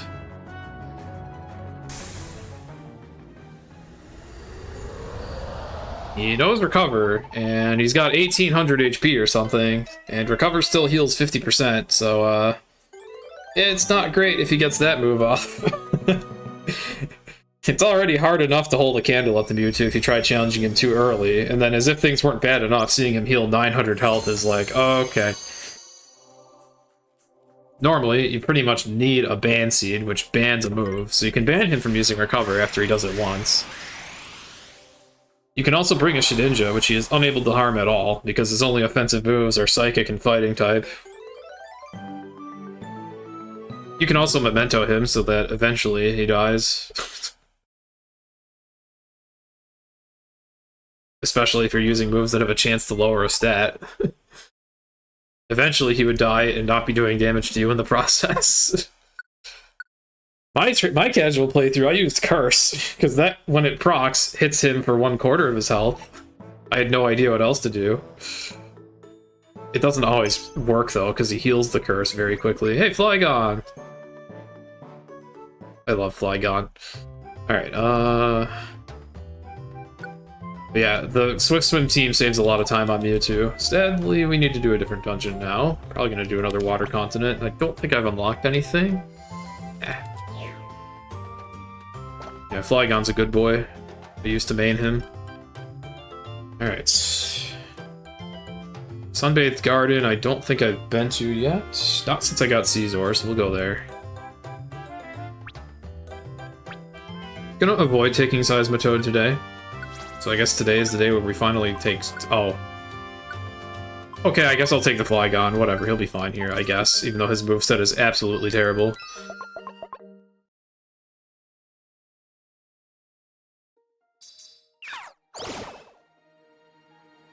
It's a water continent dungeon, surely he'll be okay.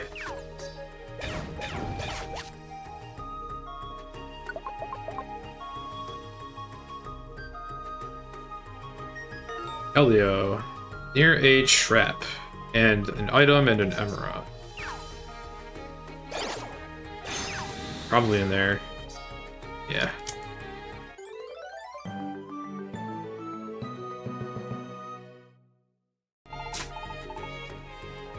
Flygon! He gets a little bit of a showing. Even though I didn't fix his moveset. But he's level 50, so he's probably fine here. Water continent dungeons are much easier than the rest.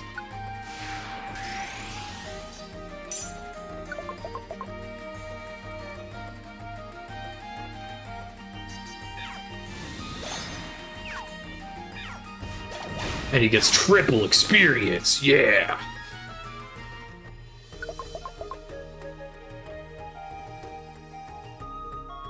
That's all that being motivated does. Doesn't amount to much. Oh. He encountered multiple enemies. Oh boy. Of course he did. Okay, he's fine. Oh no, oh god. Okay. There's multiple Tangrowths there, they're putting him to sleep. Okay. Well, that's really bad.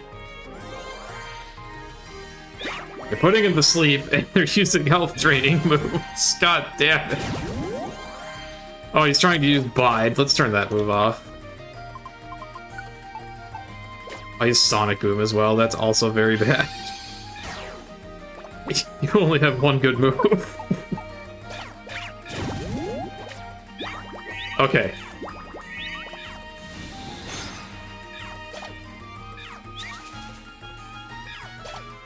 Okay. Maybe this wasn't the best idea.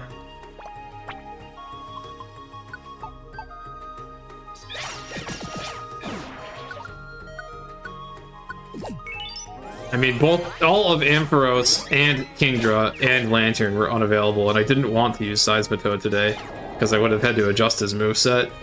Definitely would have been worth it to do that. Oh, Guiding Wands, hello. Definitely would have been worth it to just take Seismitoad. But oh well. This is the path I've selected.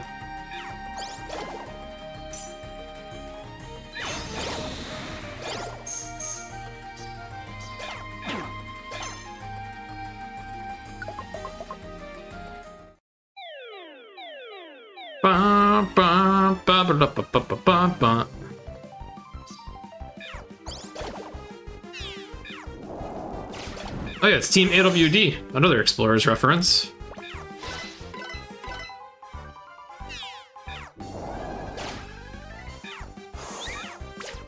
Which of course stands for Team All-Wheel Drive, naturally.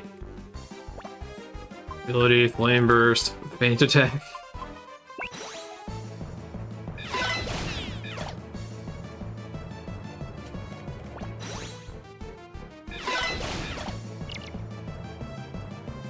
Okay.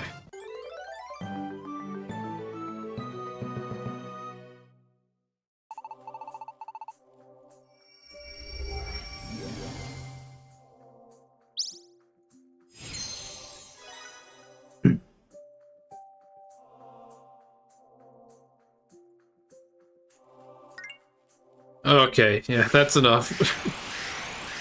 That's enough of the Flygon escort. And then Arbok just stands there awkwardly, like, where'd everyone go? I guess I'm just chilling here now.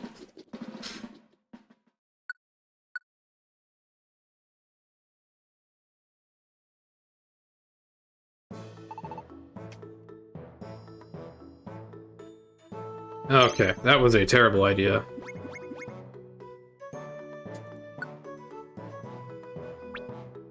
Flygon is unavailable after that. Gee, I wonder why. I wonder why he didn't want to go on another adventure. Alright, next boss fight, now that my team is available, is Prism Bridge. Or next location for a boss fight.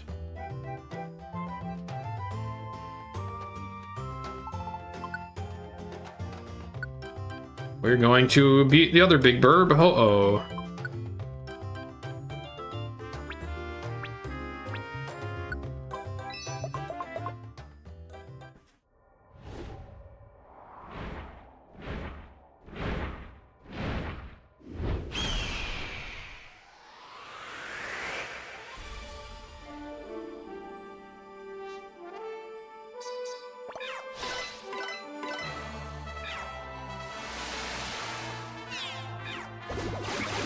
Well, that's a good start.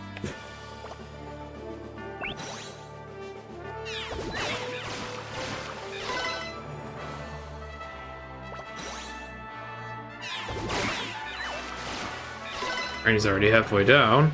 Oh, never mind, he's all the way down. T-posing forever now. Has no idea what happened, he didn't even get a turn. Imagine, POV, you're Ho-Oh, you've been standing here on this bridge for months, just waiting for a worthy challenger to your awesome power. And then suddenly these dudes show up, and just before you can even blink, they just kick your ass. Yeah, if you use agility, you get a free turn during an alliance, which is broken. It's meant to just let you walk after you use it. But what happens is you use it as the leader, you approach the enemy, your partners still attack, then now that you're adjacent to the enemy, you can use another alliance with agility, get another turn, which you cause your allies to attack during, and then do it again. Then you're at max speed, so you can only do it 3 times. But still, that's all we need with how much damage we're doing after Rain Dance. The next one is Island of... no, Sky Ruins, Grass Continent.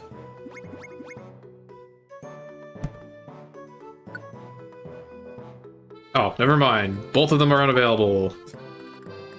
We're gonna do... Some other random water continent dungeon, probably.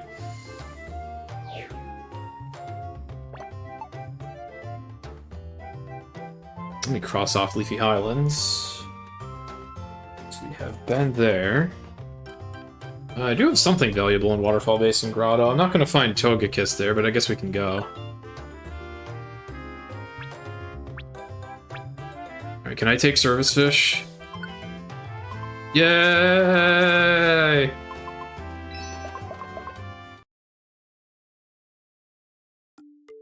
Service Fish here to help. You don't have the correct tactic set. Have I used Lantern yet this run? Usually by now it's had a couple uses. But actually, I don't think I've gotten to use it yet this run.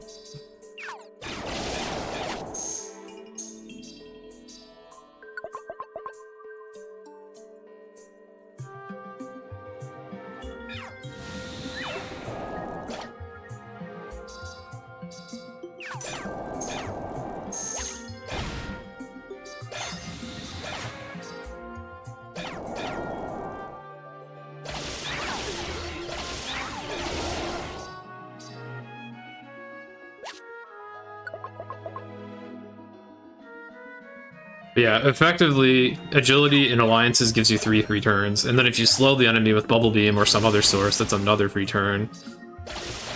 And then with the damage scaling induced by Swift Swim Rain Dance, they don't get any more than that. Most of the time. Except for Groudon and Rayquaza, those two, preventing rain saves them a lot of grief. Well, I guess I shouldn't say that. We still beat them, but it prolongs their fights.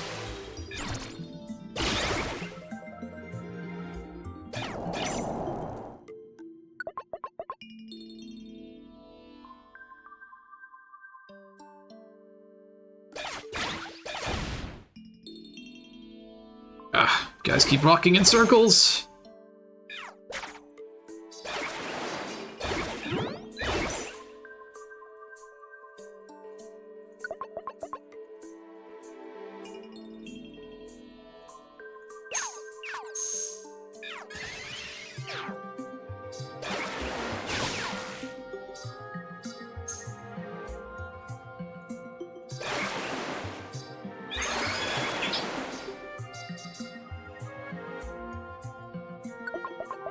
Yeah, there's one of the missions.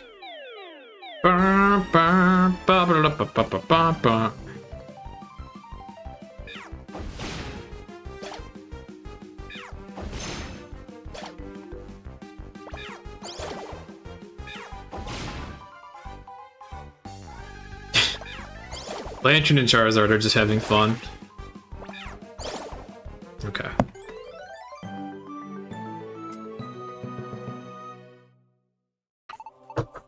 Tempest Looplet giving a massive special attack bonus, definitely coming in handy for when I have to carry a Lantern or Ampharos along. They pretty much fit right in, still doing massive damage.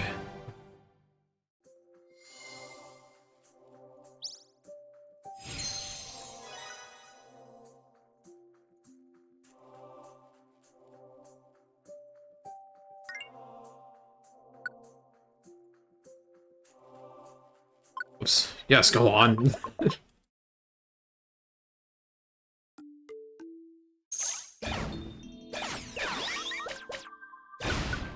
Oh, did not mean to eat that apple, but whatever. I guess we're gonna be here long enough that I might have needed that.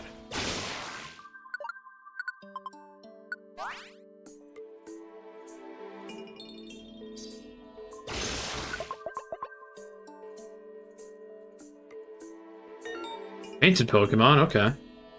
Good thing I came here. Not gonna be Togekiss, but that's still nice to find.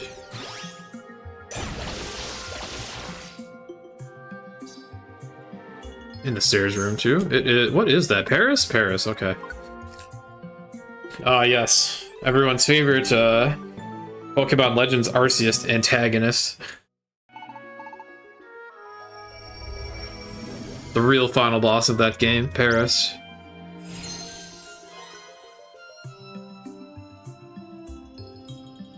friends with Slowbro for some reason.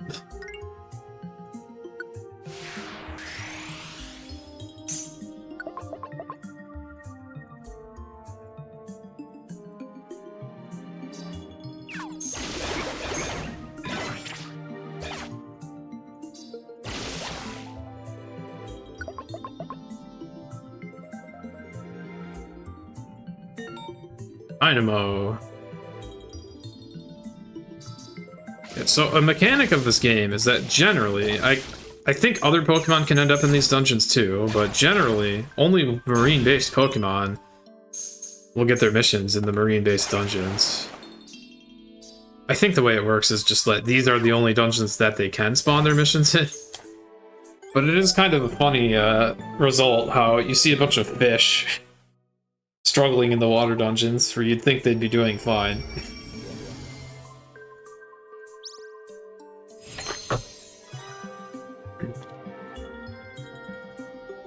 And then there's Cape of Wonders, which is just never a great place.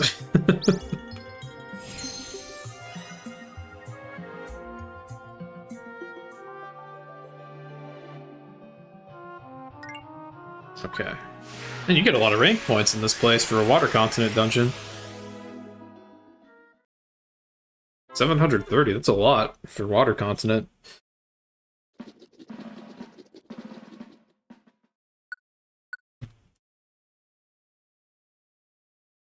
Might even hit the next rank before I get to do the next boss.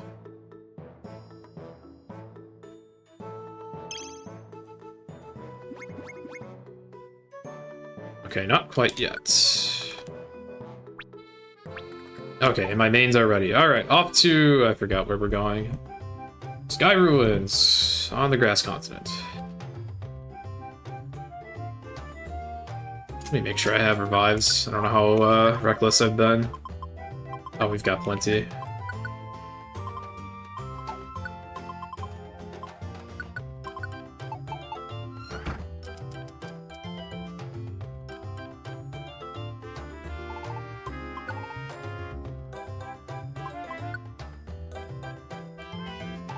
Yeah, I guess in fairness, it's the fish struggling in the water dungeons shouldn't really be seen as any different from all the land-dwelling Pokemon struggling in land-based dungeons.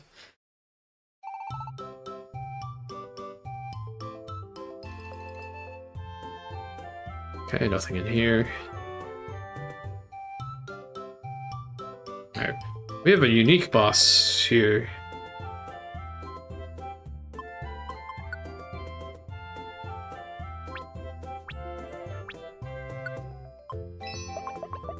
It's unique because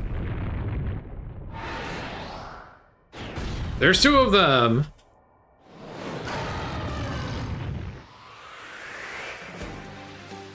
The strats vary as a result.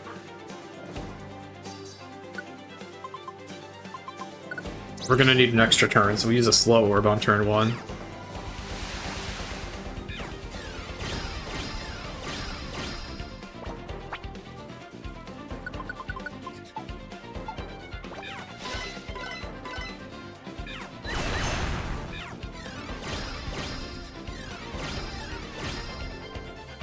Alright, Earth Power. Draco Meteor Agility. Huh? Wait, why did that work? Oh, I guess I wasn't targeting one. Nice Spadef drop.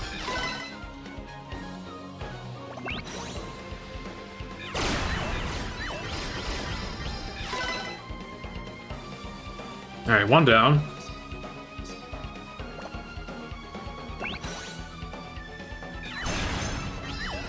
Probably should have used Brian on this one. Ah, he's done anyways.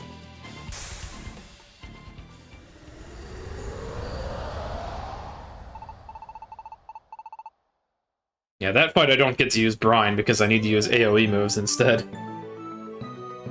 So it gets a bit of unique strategy. It's the only time where you fight more than one boss at once. As far as I know.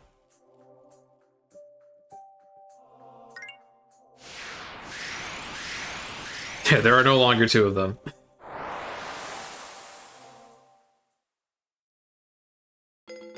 And we can go fight Kyurem again. We'll do that later. Yeah, I like how a dungeon just spawns on top of a dungeon, and it's like, ah, yes, here's the depths.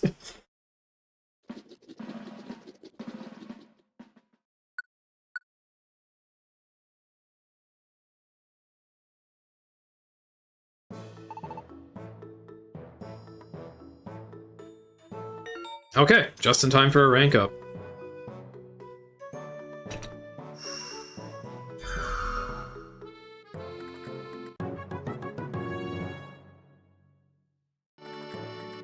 I was talking about Primal Kyogre and Primal Groudon earlier, now it's finally time to go fight them. Because Kyogre drops a great item. One that will make all missions easier. Well, almost all.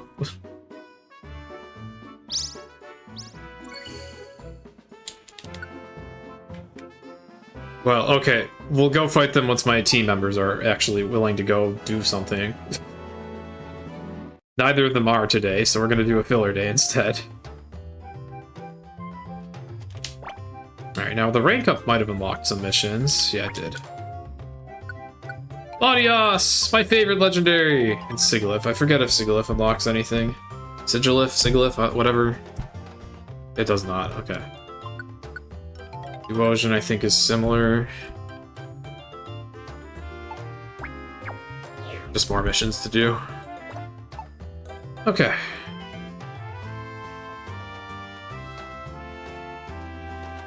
Yeah, I haven't been to Stonefield in a long time. We'll do that. We've had this Spinda escort for ages now.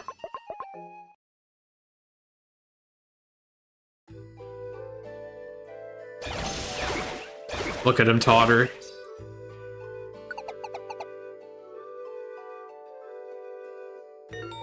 Hey, this could be Togekiss. Beach episode. Ah, yes.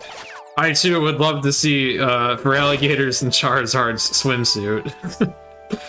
Oh, the client was right there. Oh, the Panpour. Oh, that's another important one to find. I forgot about you.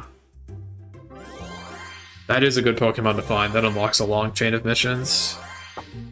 Kinda too bad I didn't find it until now. Spinda is really big. Yeah, it's funny. It's bigger than Zapdos.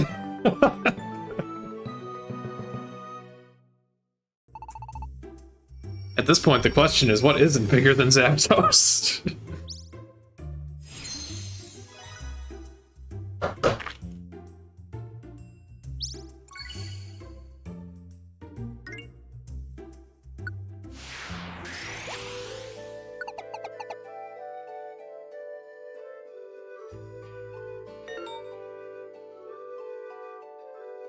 There could have been a PMD2 reference here, but I'm not actually sure why Spinda wants to rescue a Baneri in particular. Is what it is, I guess.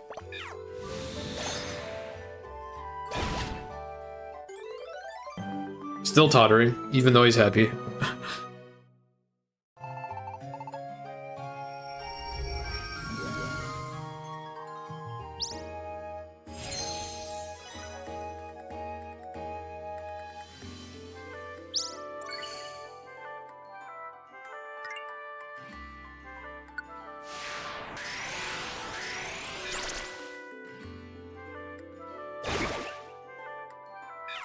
Where the hell do I go on this floor? This way? Okay.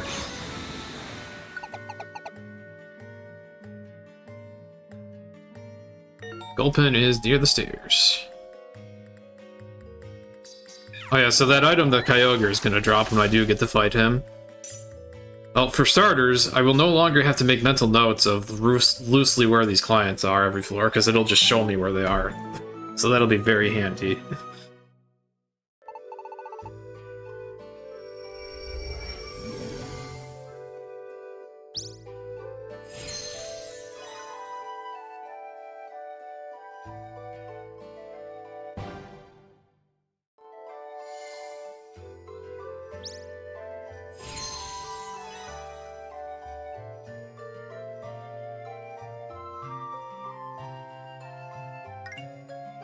Okay. Stonefield done. Still no Togekiss, but at least I found Panpour. That's gonna unlock a chain of missions.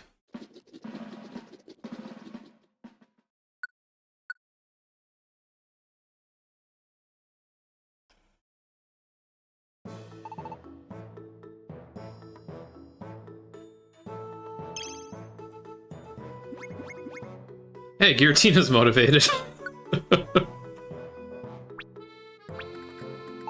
I am motivated for destruction! Alright. Let me mark off where the... I don't remember who I'm unlocking by getting Panpour. Dog Trio. You're in Cave of Training, which is great. I wanted to go there anyways, so... Fantastic. And I also got Mr. Mime's mission, which I don't think unlocks anything.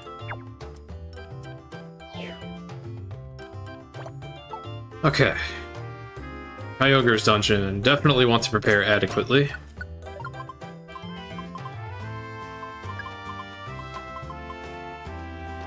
Definitely do not want to induce rainy weather in that dungeon.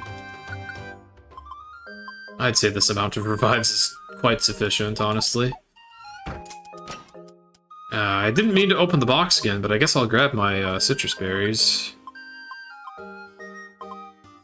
Oh, and I have power and accuracy drinks just chilling here for free. Right, I get those for ranking up too. Oh no, not Calceons. I don't need these. I need these. The expansive stuff. Oh, I'm full. Okay.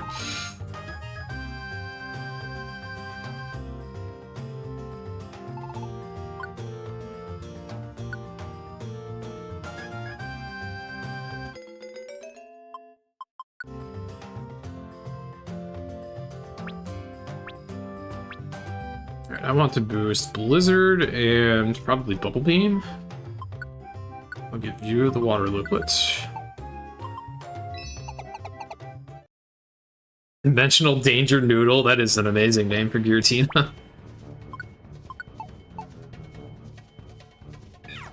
Ow. Okay, well there's Bubble Beam right there, and then Blizzard is this. Okay.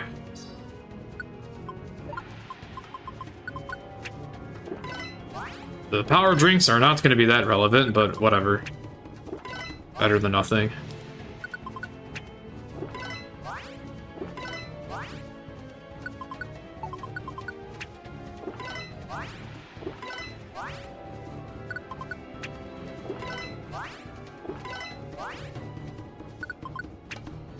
What's nice about Double Beam is it is shared by both Seismitoad and Kingdra, so by boosting that move,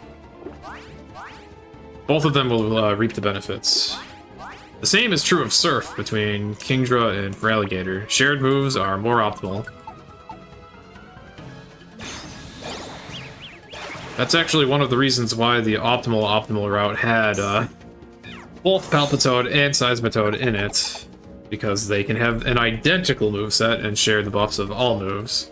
So that's another drawback of Kingdra's. You have more moves that you need to buff.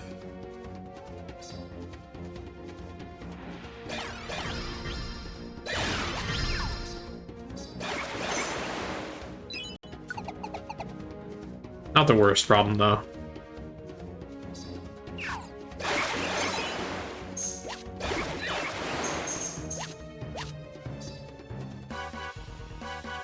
That's a little annoying.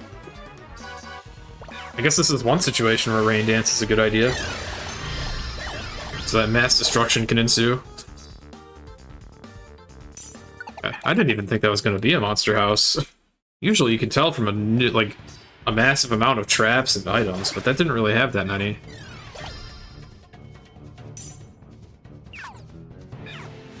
No idea. Oh, he turned around because of a dead end. Okay.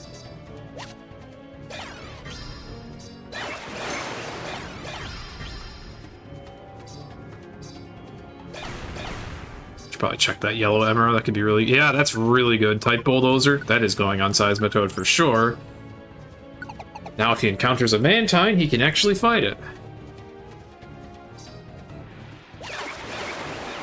Because that is Seismitoad's weakness. He cannot do anything to a Mantine that has Water Absorb. Would be immune to both water and ground, and those are his only types of attacks. I know that might seem like poor strategy to have a Pokemon that completely walls one of my mains, but it's honestly not a very common problem, so that's why we're fine with it.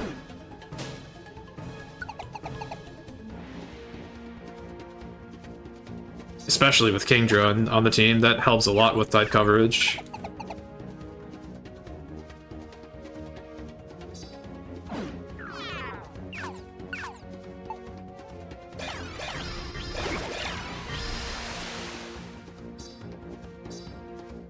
Does this have water absorb? Okay, it doesn't.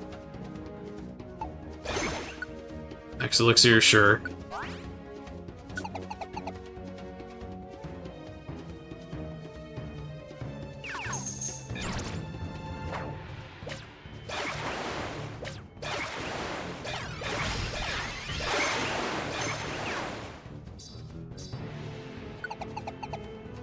This is another pretty long dungeon. I know it's at least 20 floors.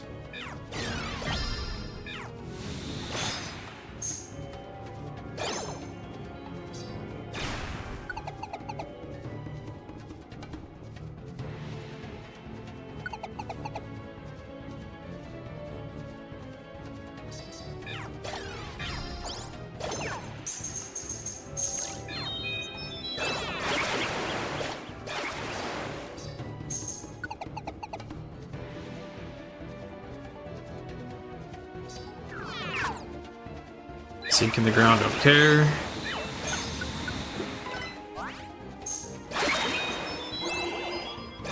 I really don't like the sound effect for Wonder Room. Something about it disturbs me. It almost sounds like a cooking utensil or something.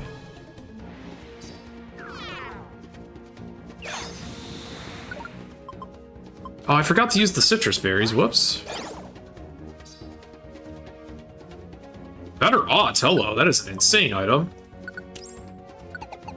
That makes every other attack a critical hit, guaranteed. Absolutely broken. Glad I checked that, Emera. We're gonna have a really quick and smooth boss fight with that.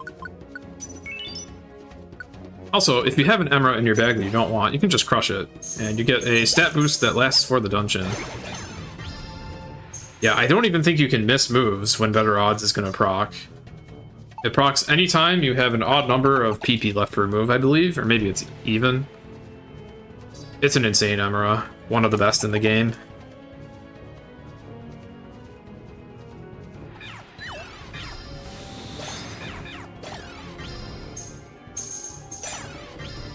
Tight Grip, I guess, prevents losing an item, so that's nice. So, especially because I'm accidentally using the damn water looplet. Whoops. Whoops. Did not mean to do that. Shit. I mean, I guess I'll roll with it at this point.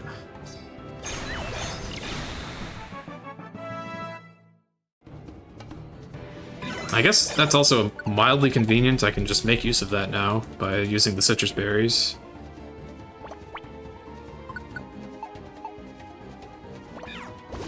That's a Wailord. He is big.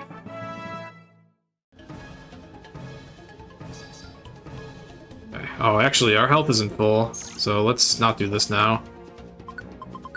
The Citrus Berry will only buff your max HP if you use it at full health.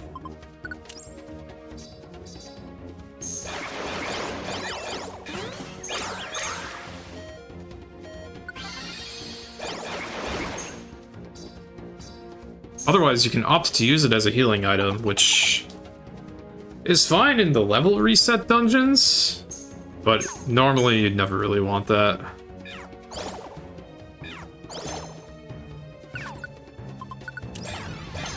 Also, I picked up a Rainbow Looplet. A Rainbow Looplet is just a Looplet that happens to have an Awakening Emera in it. Ow.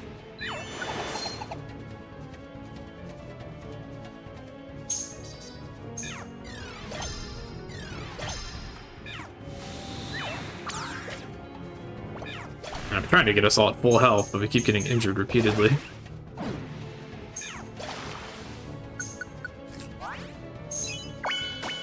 That is it. I am really surprised. Like, actually, how is this not a monster house? There's like 10,000 items in here. Okay, sure.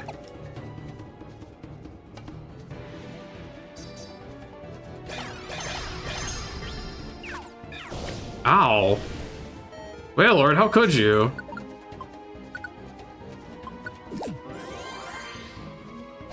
Also, what is the range of Water Spout? I thought that was a close-range attack. Oh, that's a monster house that I didn't think was going to be one. I hope he uses Surf. Okay, he did.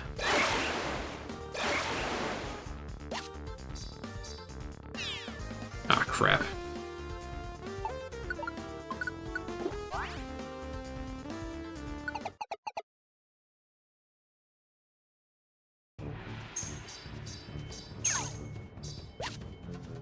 Watch performer? Sure.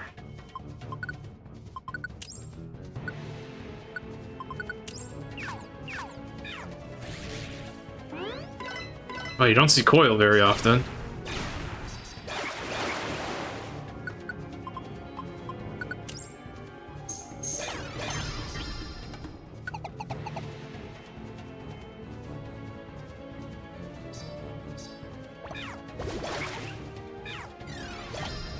Okay, Kingdra and Feraligatr at full health, so let's finally use the citrus berries.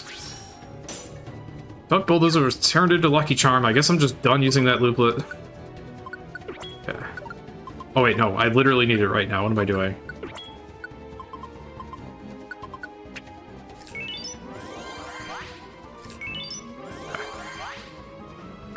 Finally take it off, just as I'm about to use it. Okay. Oh, no, wait, there. Ah!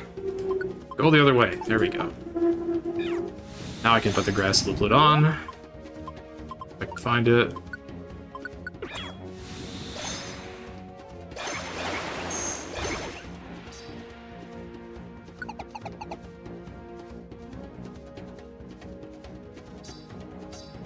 Yeah, water dungeons in this game have like a nice touch where like the floor is got a layer of water on it. So all the traps are underwater too. And yeah, the stairs get slightly submerged.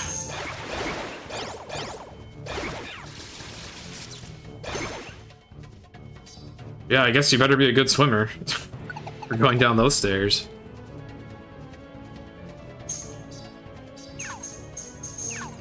Luckily, we are in a swift swim team, so we'll be fine.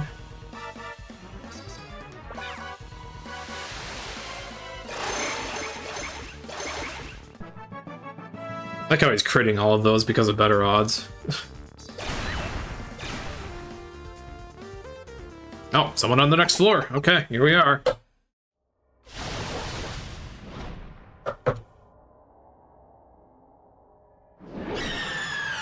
Alpha Kyogre shoots himself in the foot by summoning rain for us.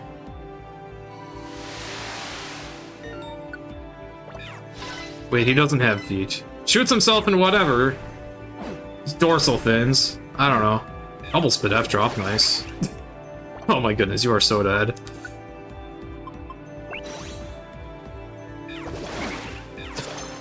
$999. Oh my god. A 2-turn kill. Oh my god, the double spit F drop from the Earth Power. And then the guaranteed crit from better odds with the double damage from Brian. That was exceptional.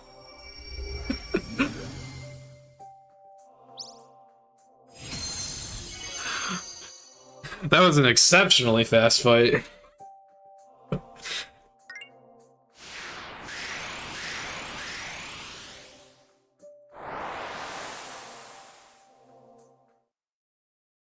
I think if we didn't hit the damage cap, those Bryans would have done like 1600 or something, or maybe 1200. Yeah, because a bubble beam did 400, so Brian would have been 800, but then it crit. A crit I think is plus 50% actually, so that would have been like 1200 per hit. But we hit the damage cap. Ay ay ay. Oh yeah, we got the X-ray specs of this game, finally. An amazing item to have. No, I don't want to talk to you, Cockleon, get out of here. Alright,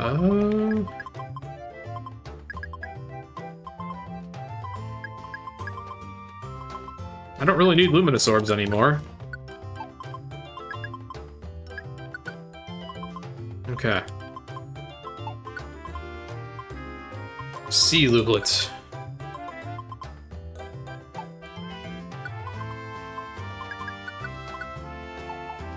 Let's get more really good vitamins.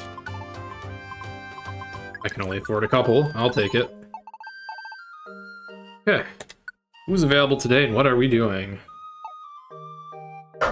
The main team is not available. Oh yeah, we're gonna go Cave of Training, definitely.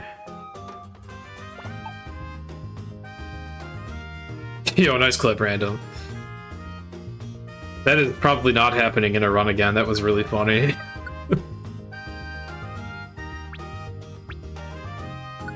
Alright.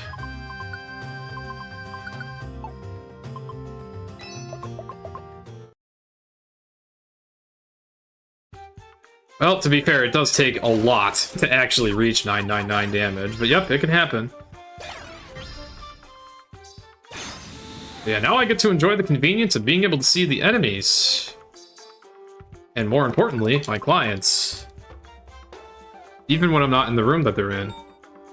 However, it does not reveal the treasure for missions where you need to find a treasure. So still gotta look for that.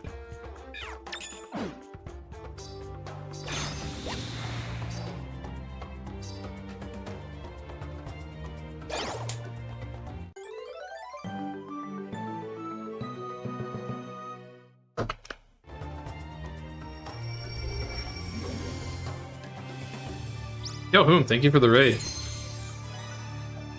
Hello and welcome, Purity Forest viewers. Dang, you just missed me doing 999 damage to a boss. The first time. Hello, Cinder. Thank you for the Mozzar spin.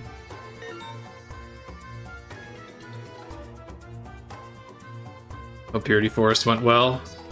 This is day 2 of a super 100% speedrun. Gotta get all the Pokemon in Super Mystery Dungeon, and visit all the dungeons and get all the treasures. Yeah, I believe Really Really Longathon does highlight each run and even export them to YouTube, I believe. Oh, you gotta clear with Love Disc, nice. You mean to tell me that Love Disc can finish that dungeon, but Lantern dies on 98F? God damn it. Rescue team. Worst game ever.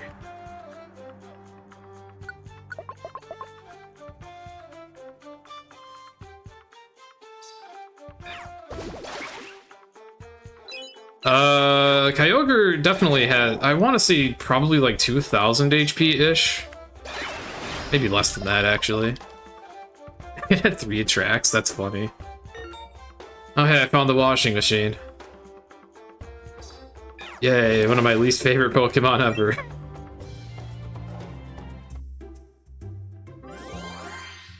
Yeah, I don't actually know how much health the bosses have, but it's usually around like 1,500 to 2,000, I want to say.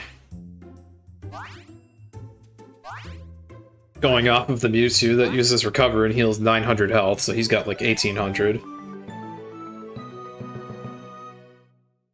So yeah, that double 999 damage hit on Kyogre was likely, that alone could have one-shot him pretty much.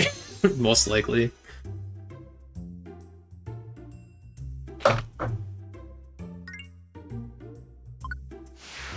If you didn't think it was possible to do overkill damage to the bosses that have massive HP pools, well, let what happened to Kyogre show you that that's not always the case.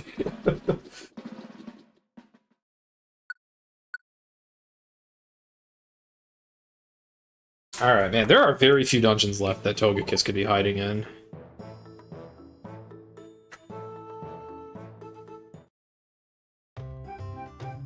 Oh yeah, I better mark off Cave of Training as being done. Let's see. Check. Oh, not you. Check the missions. Check Mecco, Flagstone Cave. That is Mist Continent. Okay.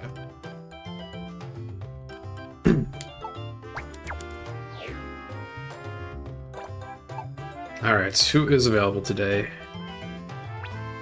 My main team. Alright, we're gonna do Groudon's dungeon now.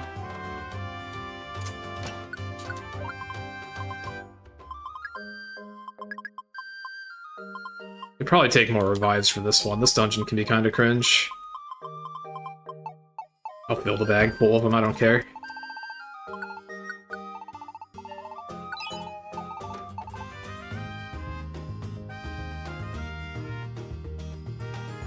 Oh, I better make sure I have slow wands.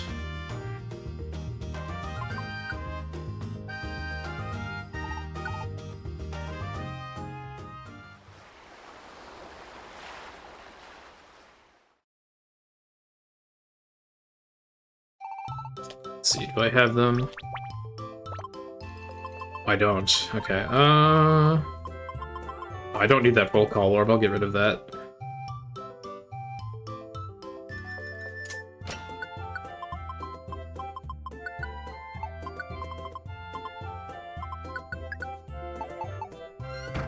Yeah, Charizard just flies everywhere. He flies pretty fast. Like, he's really flapping them wings. Alright, Magma Chamber, a very annoying dungeon.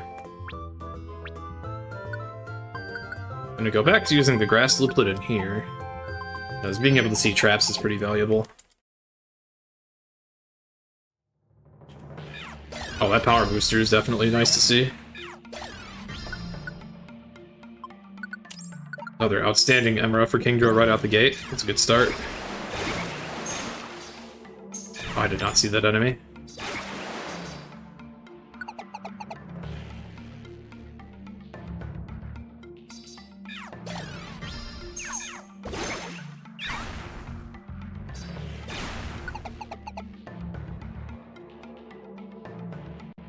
Oh, nice emulator lag. Yeah, unfortunately I'm playing on an emulator, and sometimes the emulator gets unhappy. I prefer to run on console, but my capture card has been having issues. Oh, big ears. That's nice, I can see enemies and traps now. Although it's kind of hard to see red on red. Nice attempt at confusing me. And by the way, this game has an item that makes you immune to all status ailments, and Kingdra is currently wielding it. All status ailments and all stat drops. One of my favorite items of all time in PMD. I just made Feraligatr immune to sleep, that's pretty handy. And I just got killed by Fisher. Awesome. Thanks.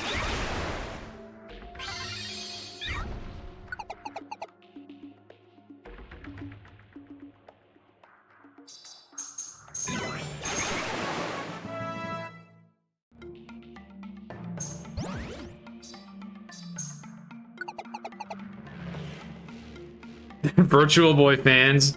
Okay, so nobody. I'm glad that no one disagrees.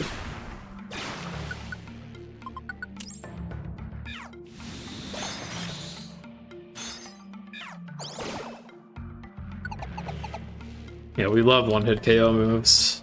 In our long 20-floor dungeons, no less. Yes, I know some of you were just watching a 99-floor dungeon, but look, 20 is a lot in this game, okay?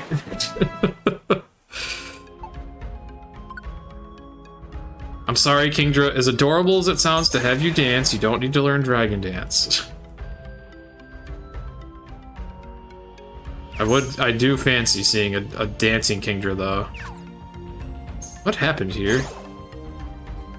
I don't know what this golem is doing. I think it used the move Explosion, which is a counterattack, and apparently that just makes it stand there. Oh yeah, that's right. There was a Jack Frost game on the Virtual Boy. So I know one person that I don't know if I would say he likes the console, but I know one person that would favor that. And I guess there was that Wario Land game. Wario Land on the Virtual Boy is actually really good from what I see. Ow! Okay, I get it. I guess that guy that used Hyper Beam on me was also probably a Virtual Boy fan. I'm sorry.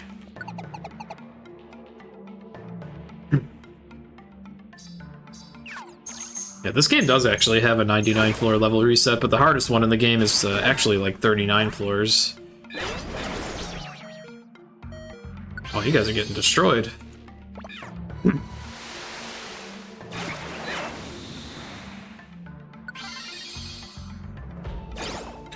That is a monster house.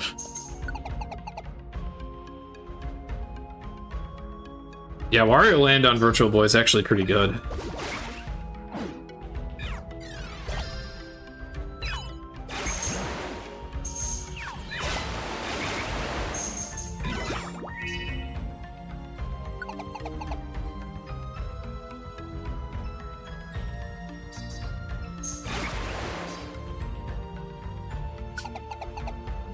Kind of wonder, what even is Jack Bros? Like, what is the genre of that game?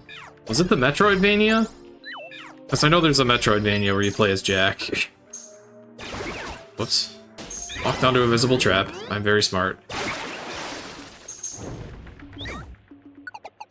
Oh, it's a maze. That sounds like a Metroidvania. Or if you mean literally like, just a basic game about navigating mazes. That sounds boring?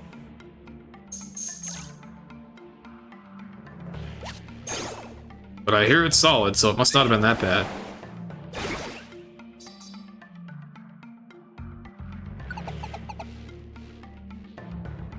Literal mazes. Oh. That doesn't sound that great. Alright, thanks for watching, Waller. Waylord? I don't know how to say your name. Waylord sounds funny. That almost sounds like Waylord.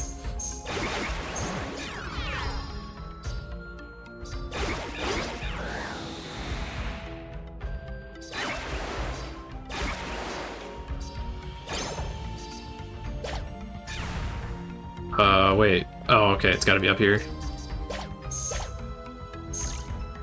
What's this? Come back? Okay. Base gameplay is finding an exit to the floor. Huh. Man, what kind of moron would think that that makes for fun gameplay, just looking for stairs to leave a floor? What kind of idiot would spend hours playing a game where you just navigate randomly generated floors?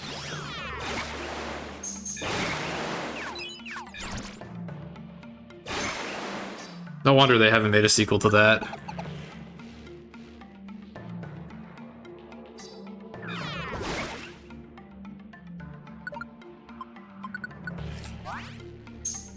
Yeah, that would never catch on.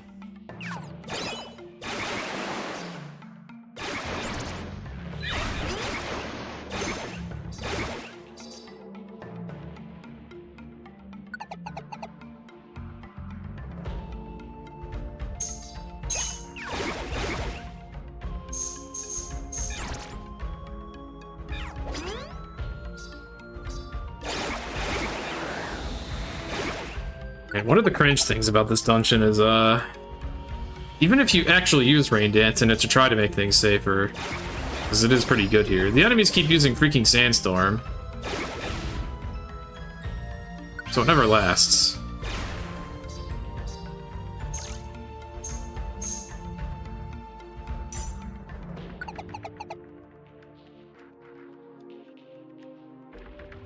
Oh, that was not a good idea. Both of these guys levitate.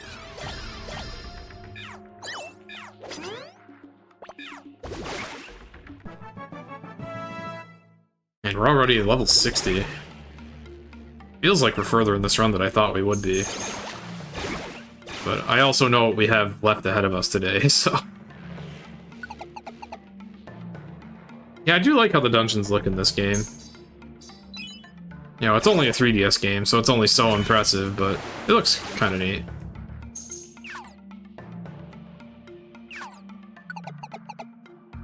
It's a 3DS game with more of an emphasis on the story. There are also only so many tile sets, so unfortunately this is just a copy-paste of Fire Island Volcano's tile set, I think. They might have slightly adjusted the color hue, but it's hard to notice if so. Now Seismitoad wants to learn how to scream, but I told him no. I never used the move buff drinks I have, and I just had my Power Boost Y turned into a completely useless Emera. The only thing Lucky Charm does is, 1, reference a cereal brand, and 2, protects other Emeras on your looplet from being lost by a trap that destroys them. Not exactly very useful when your looplet only has one emerald slot, huh? Not the best. Oh, whoops. That was not a good trap to step on.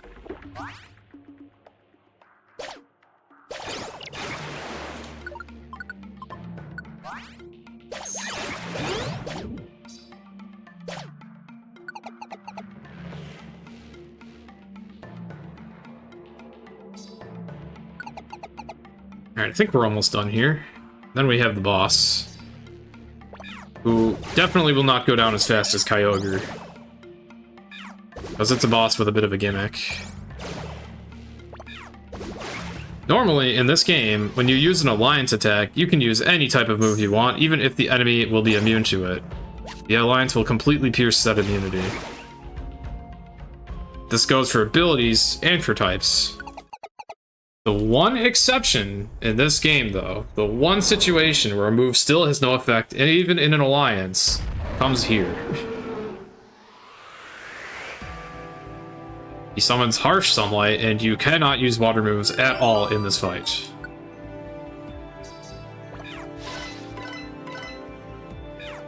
The partner AI is stupid and tries anyways, though, because they see a type weakness, but yeah. All they do is demonstrate the problem. I forgot to slow him too, so that's a bad mistake. I meant to slow wand him on the first turn for another free turn, because this fight's gonna go on for longer than the previous ones have. Gator has to use Blizzard.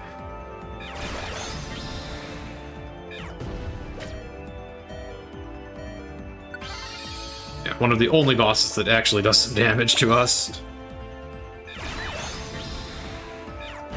Quite a bit, even. So with the old route, basically every fight was like this. This is why Swift saves so much time. And he's dodging moves like the freaking Matrix, too, for how big he is. Okay, that's actually good that for Alligator died, because now I can use agility again. So we should be done now. Oh, yeah, that was the last turn anyways.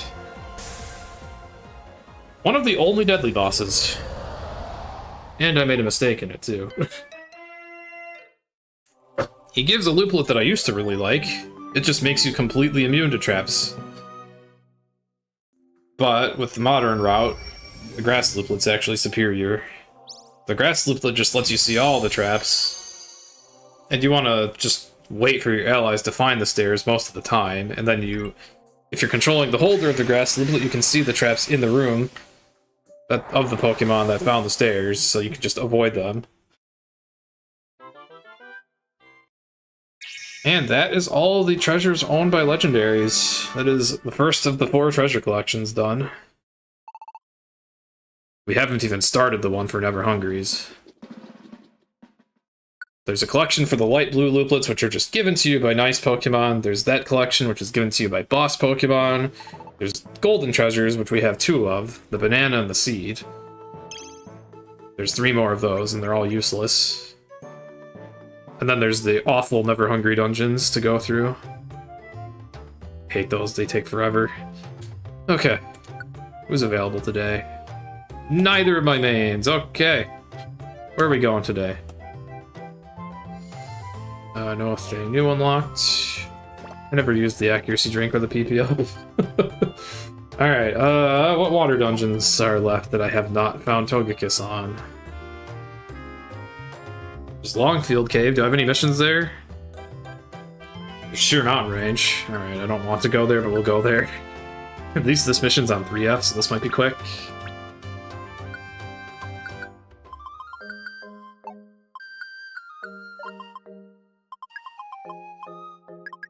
Oh, I used a lot of revs. And I got a stun seed. Don't say that one backwards.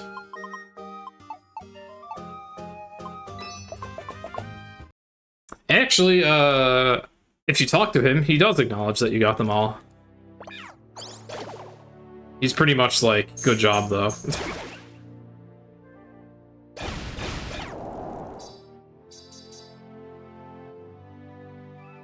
Oh, right, Charizard can do this. In this dungeon. one of his boons, flight.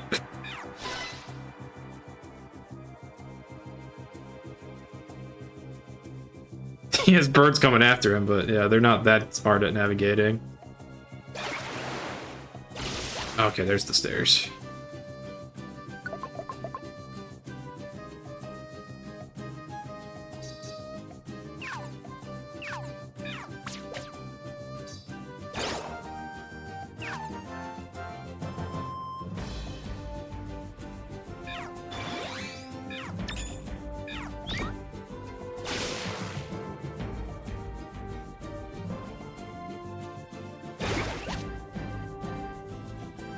Oh, good thing I can fly. Look at all these dead ends everywhere.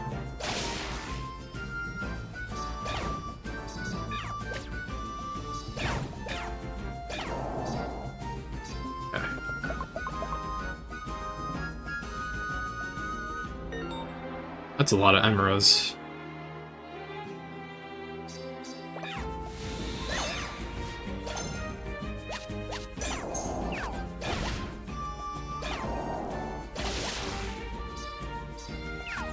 Yeah, too bad a clearly levitating fish cannot fly over the mountain. Too bad.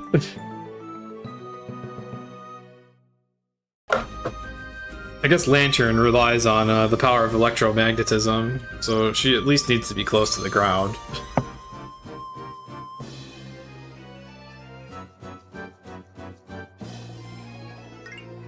There may still be something ahead. Alright, we're going all the way to 13F, probably.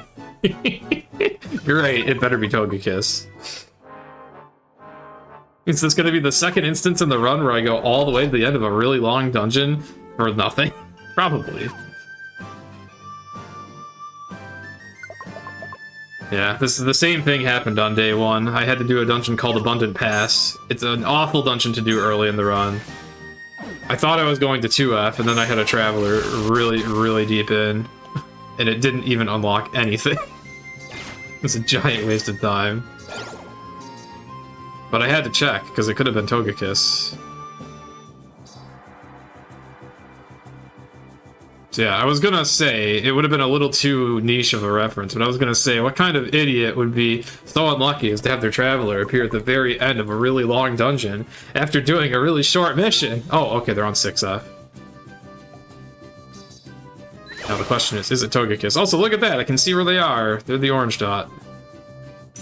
It is not Togekiss. It's actually an enemy that normally appears here.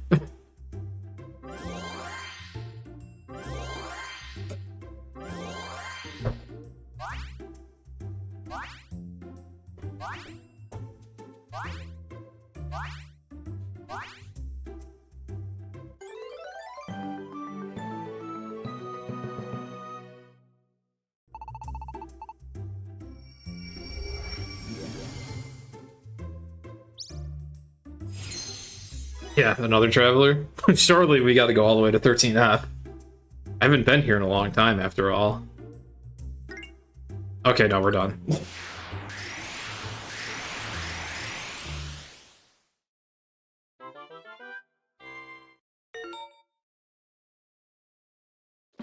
Alright, so Togekiss can be in Pewee Meadow, Longfield Cave, Headwater Hollow, or Forest of Bounty. There are only 4 dungeons left. I have been looking everywhere for it.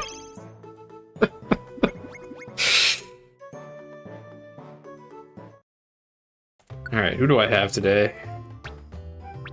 I have my main team. Alright, where are we going? I should be checking these things ahead of time. Friendly Meadow. Oh, I could have just done that with anyone. There's also Lake of Enlightenment and Spring of Resolve. Oh boy, we're getting into the tedious dungeons soon. Oh boy. Alright. Friendly Meadow's pretty free. I didn't really need to wait for my main team, but I guess since I'll have them, I'll use the accuracy and PP ups. Grass Continent. Time to get my favorite legendary.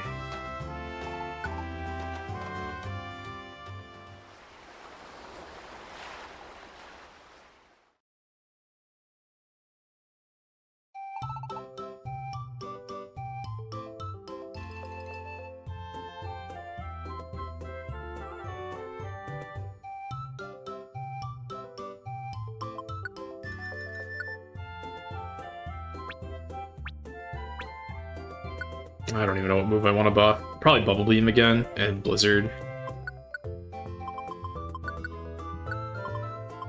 Yeah.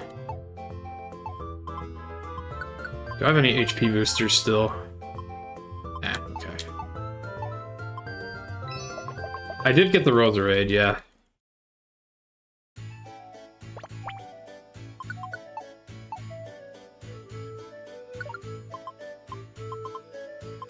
Almost forgot to use the moves with this.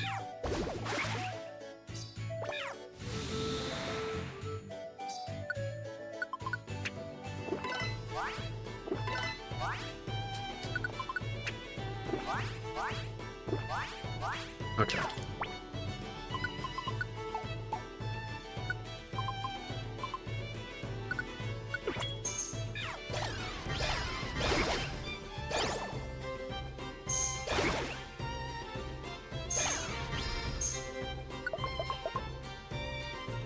Yeah, we're getting to the Never Hungries kind of soon.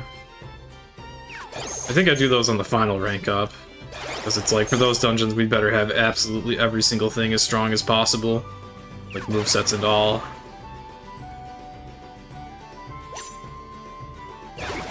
Well, our movesets are fine, but we might as well like buff the moves as much as possible. But yeah, they're not too far off. We also have the Lake Fairies coming up soon. They have very long dungeons with awful layouts.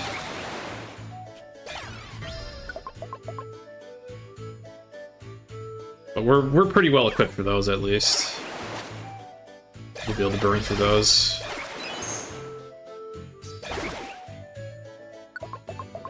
Probably what I should have done on this in-game day, because Friendly Meadow I could have done with, like, Charizard or even Lantern at this point. This dungeon's pretty free to us by now.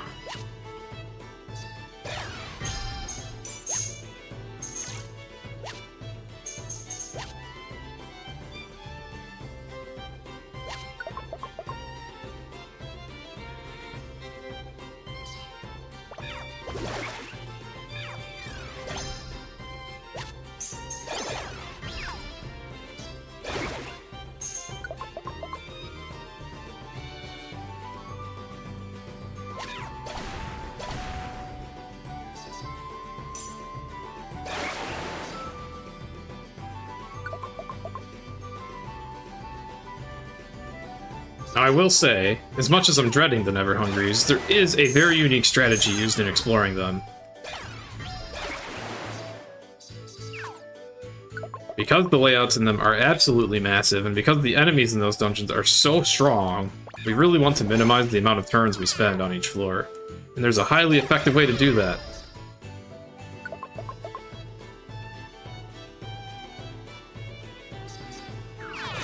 So there will be a very, very, very different strategy going on there.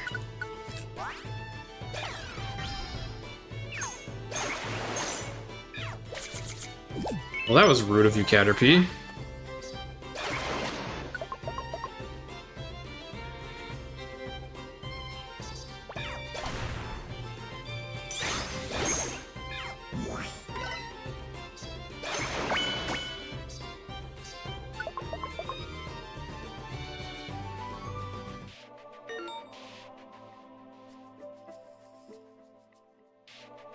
My favorite legendaries!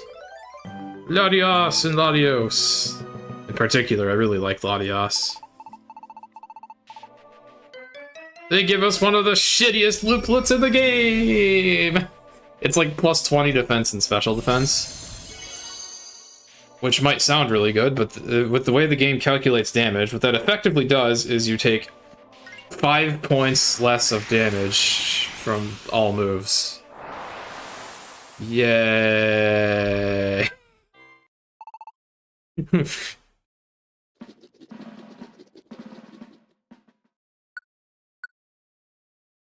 Yeah, wow, we're already at 600 species.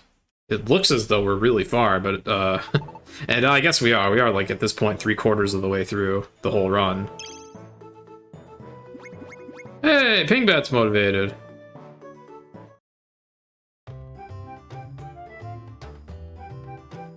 Alright, who do I have today? Okay, neither of my mains, so we're gonna go try another Water Continent dungeon. In hopes I finally find Togekiss. Pewee Meadow, Headwater Hollow, and Longfield Cave.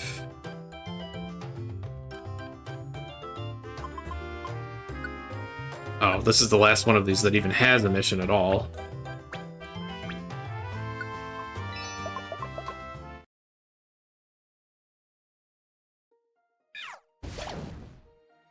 Oops, did not mean to water pulse the stairs. Okay. And trying to mash L and A to pass every stairs prompt keeps resulting in me just using moves on the stairs. I don't think I'm saving any frames with that strategy. Or just knowing the timing of pressing the button.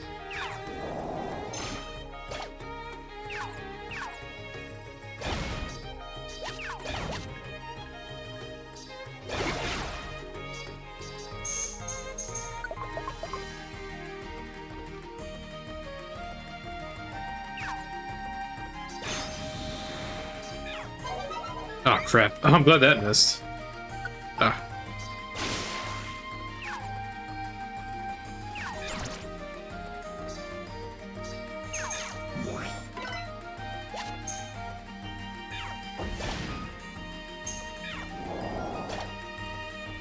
Yeah, I don't know a damn thing about the anime. Though I have heard it said that Latias kissed a human, so I guess that must have been Ash. I have watched all of, like, 2 anime episodes for Pokemon. They both had Lantern, because of course. Or actually, it was a series of 3 episodes. It was that, like, series of episodes involving the baby Lugia.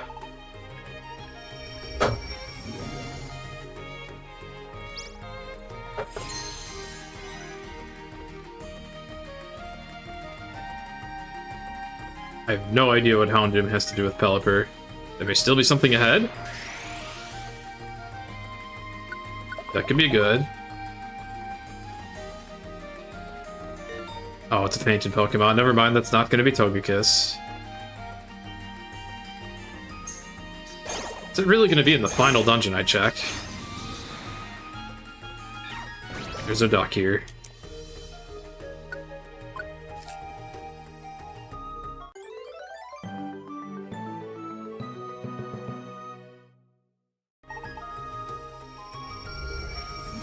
Yeah, I watched the Whirl Islands episodes, even though, like, the latter 2 of them barely had the Lantern in it at all, but... I was desperate for whatever I could get, okay? It's not a commonly represented Pokemon.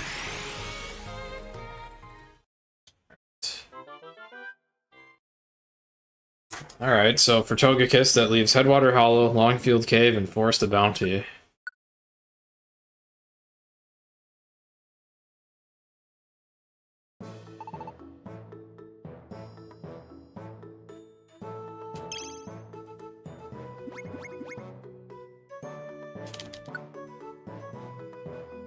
And, okay.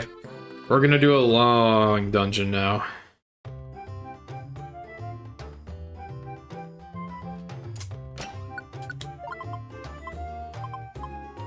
I guess this inventory is fine.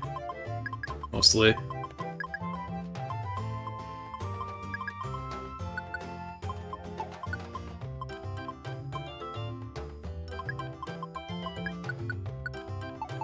Alright. Grass Continent. I will say, though I'm not super looking forward to another really long dungeon, I am looking forward to the music that plays in this one in particular.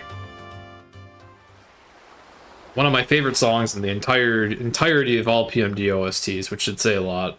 Maybe that's a bit much for what it is. Maybe I just like it because it's a song that you rarely hear, ever, in PMD. Unless you're random capers and you've been trying to speedrun Path of No Return for the last few months. But for everyone else, this is a really rare to hear song.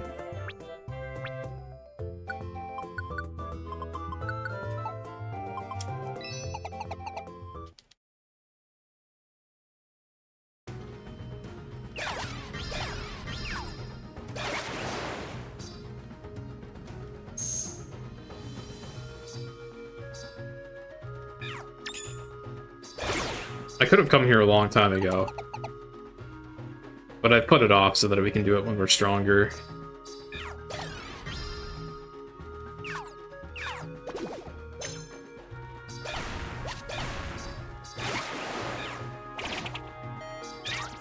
Ah, crap.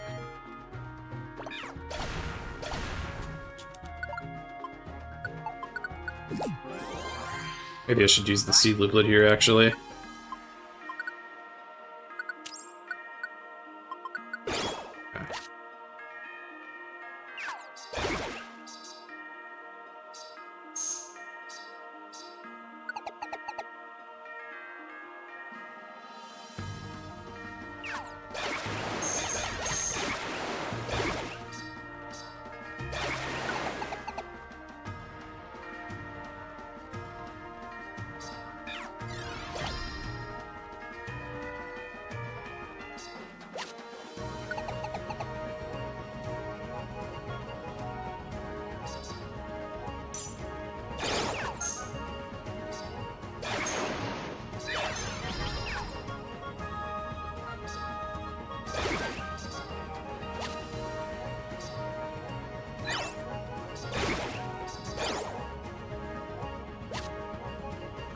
This layout is really annoying. Oh, and the stairs are up there.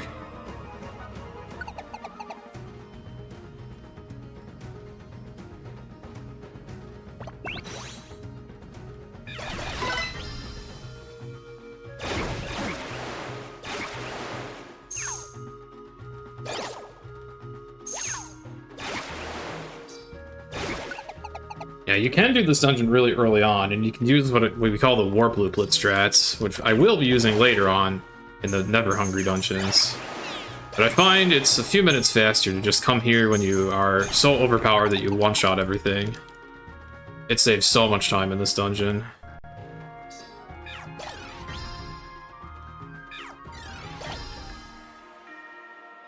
That applies to all of the Lake Fairy dungeons.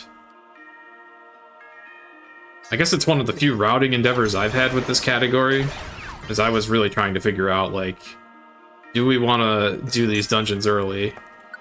The benefit of Vesper's dungeon early is it can unlock a chain of missions. It unlocks Grovile's mission, which I kind of went backwards to do. Like, there's some chains of missions that can be unlocked in two different ways. I don't know how to explain it.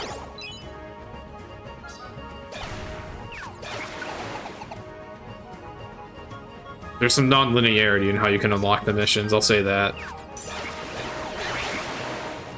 Doing this mission so late, I'm not really gonna unlock anything by doing it. I'm just getting a Mesprit, which I do need.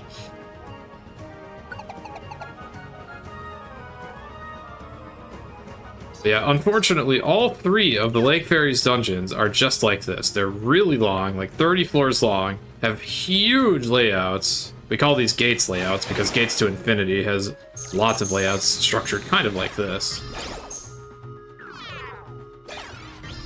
Where they're just massive and usually have some big hub room somewhere. Sometimes the floors are so big you can't even find that, though.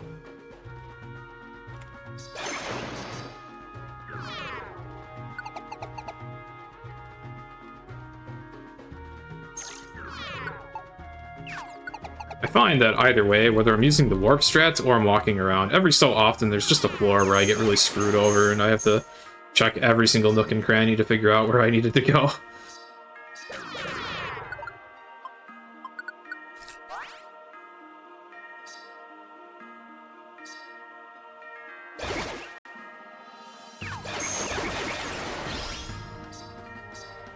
Oh, hi. I will definitely take that. More HP is very good. I used to think it would be a little bit of a time loss to go out of way to make sure I used the HP boost items with the water looplet. It is nice to get more efficiency out of the water looplet, but it wasn't like the most necessary thing. But then, in my PB run, I ended up with way too little HP at the end, and it was really scary. Like, I was getting one shot in the final dungeon. You definitely want to have like around 140, 150 HP for that. We're still short of that. We've got about 120-ish, 130.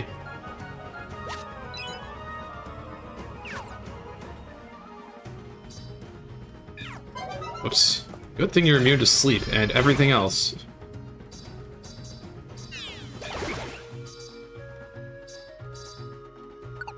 And we're halfway through this one. 1/6 of the way through all the legendary lake fairies.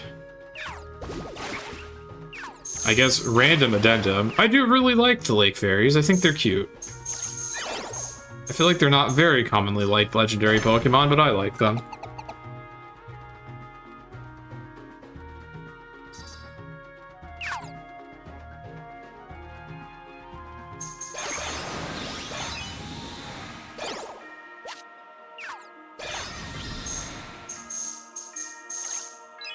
I'm also the kind of person who, when I play Pokemon casually, like a main series game casually, which I don't really do anymore at this point, but when I do play them, now that I'm familiar with so many Pokemon and I know which ones I really like and which ones I'm kind of whatever with, I'm very much of the mindset of like, I'm gonna use whatever damn Pokemon I like, no matter how awful or how broken they are.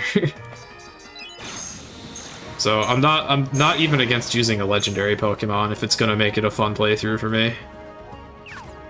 And I have to say, using an Azelf in Pokemon Platinum is pretty damn fun. He's really good. Where do I go on this floor? I think I see.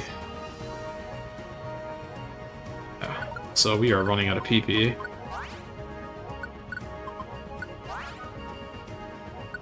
This is a dungeon where I really shouldn't have brought normal elixirs. I should have brought max elixirs because it makes a difference here. Because this dungeon's so long, but whatever. Oh, living dexes. That is, oh boy. That's quite the time consumer. I've never done a living dex in main series. I have completed a few Pokedexes, though. National dexes, no less. I've completed the Pearl National Dex, and I've completed the XY National Dex. And that's quite enough devoting insane amounts of time to main series for one lifetime for me. As you can clearly see, the rest of my insane amounts of time playing Pokemon can rest in speedrunning, Recruit-em-alls, or when Hundo runs. What's in here? Nothing good at all. Alright, thanks, Keck. Bye.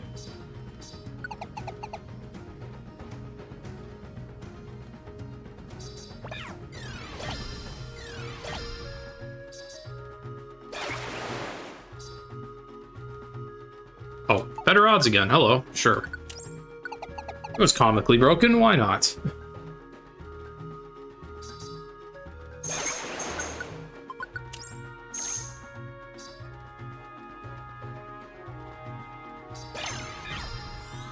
Oh boy. Sketching my really good moves.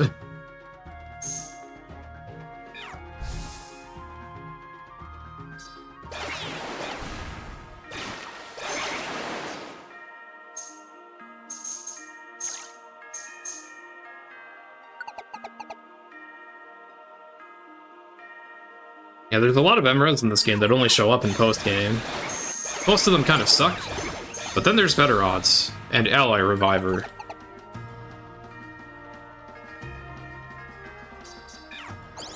Granted, Ally Reviver is very rare, but ludicrously broken. Just casual infinite revives.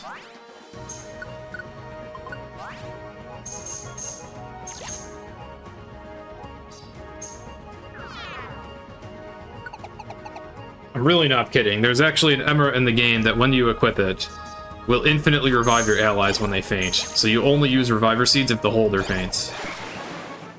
Absolutely ridiculous. There's also a very, very rare one called Stair Locator, which tells you the exact location of the stairs. It won't reveal the room.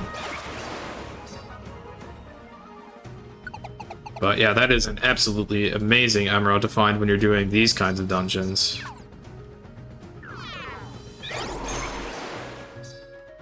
I think my current world record did actually find a stair locator in a really good dungeon to find it. I forgot which one, but it was probably a Never Hungry's. Ah, tunnel. an emerald that is kind of cool, but it doesn't work here because you can't dig through these walls.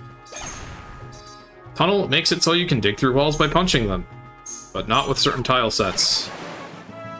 Tile sets like this one.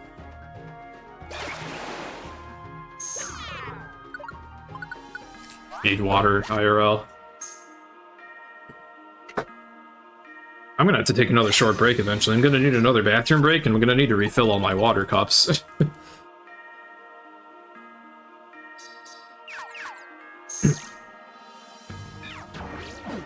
I think I can go a while before then, though. But once I run out of water, that'll be that'll be break time for me. Better Odds was changed into Comeback, Dan's game. Game won't let me enjoy power. Luckily, we're done. I do like how beautifully decorated these floors are. Too bad I don't really have time to admire it at the moment. Alright, one lake fairy down. There's two more of them. Ugh.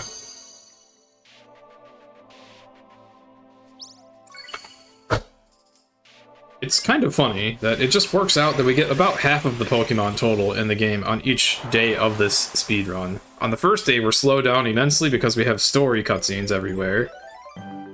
And the first hour of the run, we're not even getting Pokemon at all, we're just getting through the story. The second day, on the other hand, is all about recruiting and treasure hunting, but some of the dungeons are so long that slows us down. The final dungeon is 99 floors. I'm not too worried about going over estimate, unless I die in there. That would be a problem. That would be a pretty costly death. And it is, of course, literally the deadliest dungeon in the run. That's the one thing about Super Hundo. Literally, the deadliest part is at the very end. I haven't died in there before, but, well, I'm worried one day it'll happen. Hopefully not today. Hopefully not today. Yeah, unknown text, yay. Lake of Enlightenment. Are we going there today? Not today. Okay, where are we going? I don't have any other missions on Water Continent. Do I have anything in Forest of Bounty? I do. Alright, we're going to Forest of Bounty.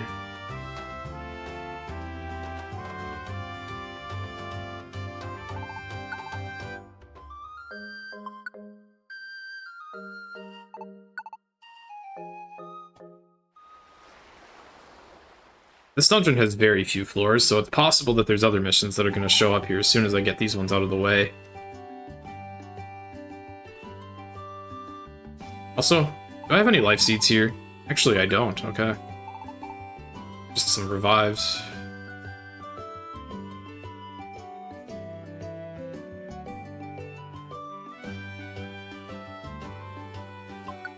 Yeah, I haven't been here yet.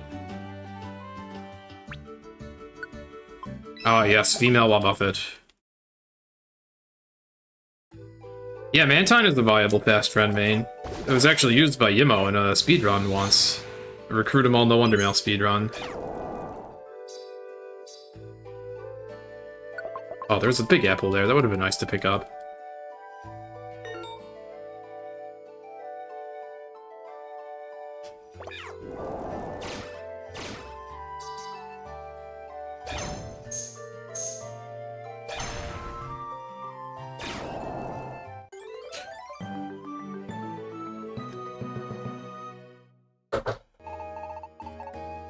Oh boy, a kiss from female Wobbuffet. Just imagine for Alligator backing up, like, no, I'm good, I'm good, I'm good, I'm good.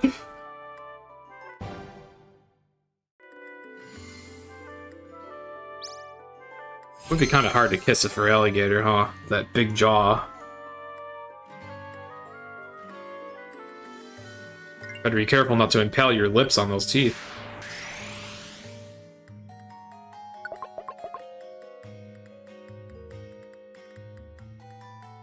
Oh yeah, this guy's been melting here for years.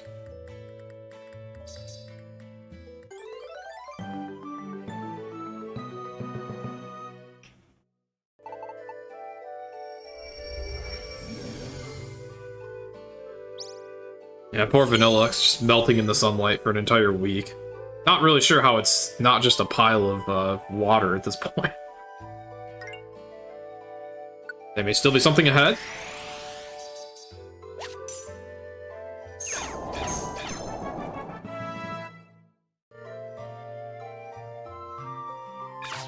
Ow, ow.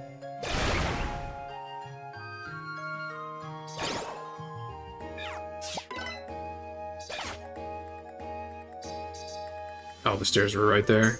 And there was a big apple there, I'll take that.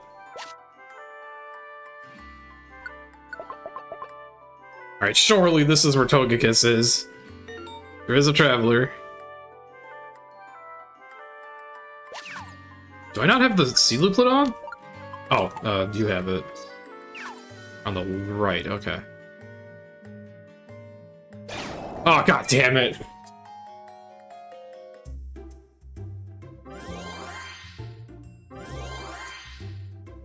Alright, well I'm down to 2 water continent dungeons where it could be.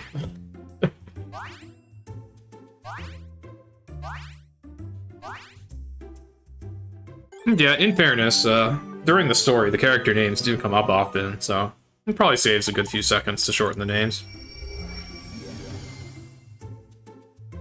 And anytime we level up, or anytime we revive, that also saves time.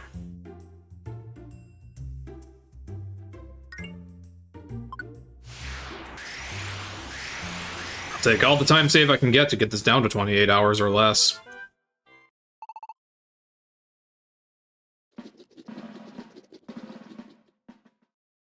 He says as he's saving the game in between every single mission day. I don't know how stable emulator is, that's why I'm doing that. Yeah, the level ups I can really feel the difference. Like whenever Seismitoad or Kingdra levels up, it takes forever.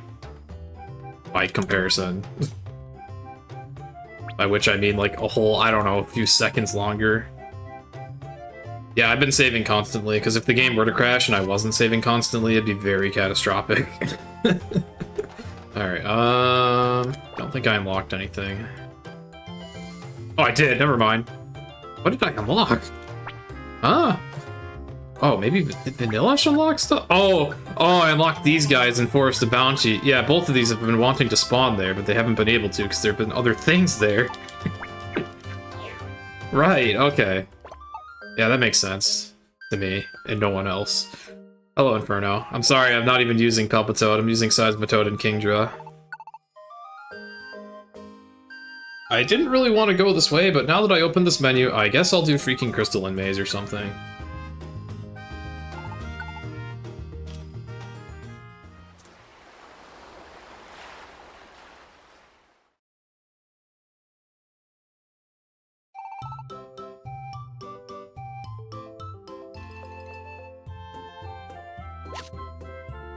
Oh, that's a good find.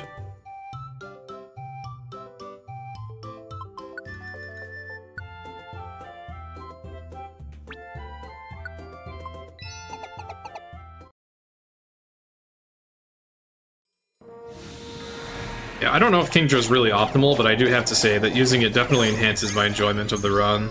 I like Kingdra.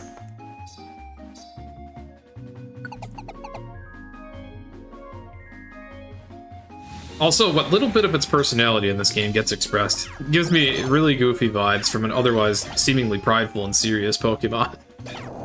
I like that too much.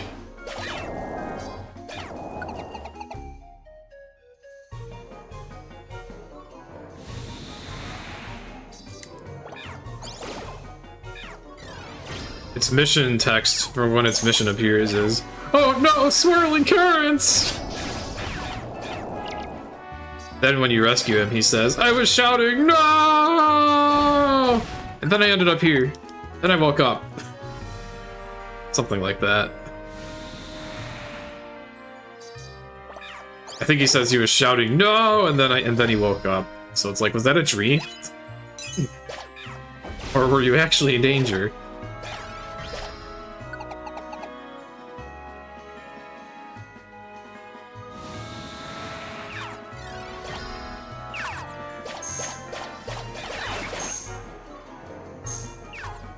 I like how fast the sandstorm damage ticks when you're just waiting idly. It's kind of stunning how fast it makes the turns go by. Oh hey, it's me! And I'm dead.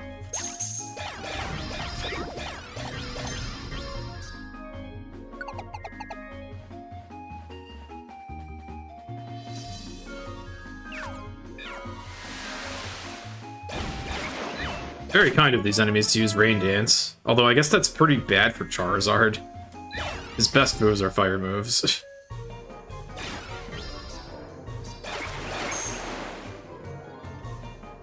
Also, oh, I gotta go down here. Oh, that Feraligatr behind me is not a friendly one. Okay. That's really confusing.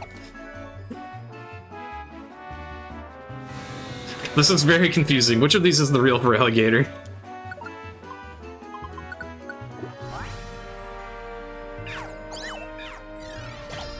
Well, good thing Kingdra is fully aware.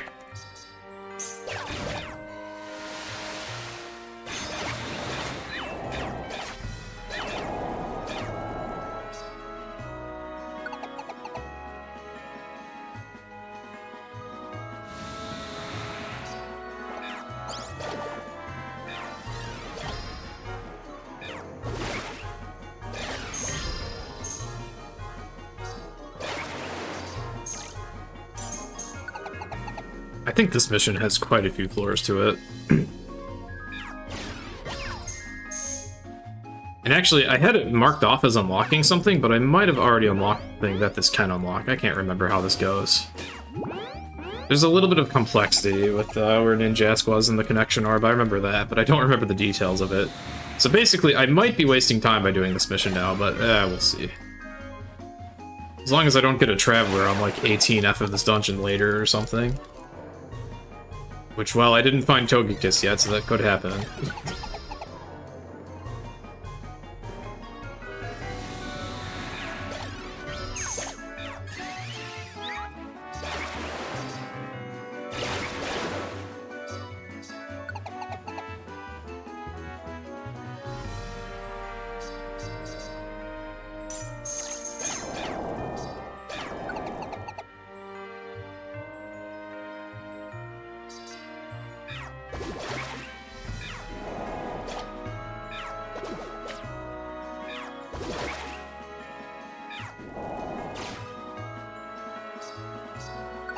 Oh, there were a lot of gold sparkles in there, or potential gold bars. I call them gold sparkles, but they're clearly not actually gold colored. There can be gold sparkles, though, if you equip an item called the Excavation Looplet that makes more sparkles appear. Which can get you more gold bars, or it can get you life seeds, or even the occasional joy seed, which is a free level.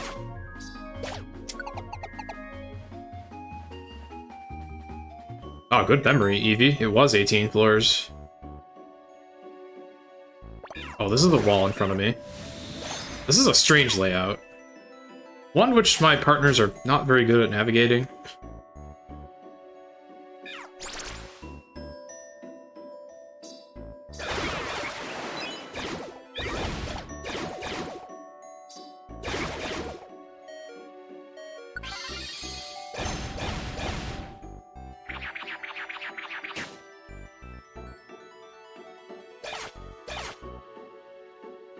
Yeah, he detects that as a dead end and doesn't actually go to get the stairs.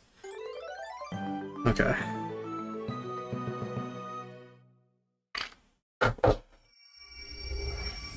The structure of those rooms is very unusual. Also, if I had remembered to bring the warp looplet, I could have just skipped all of that, probably, but I forgot to bring that.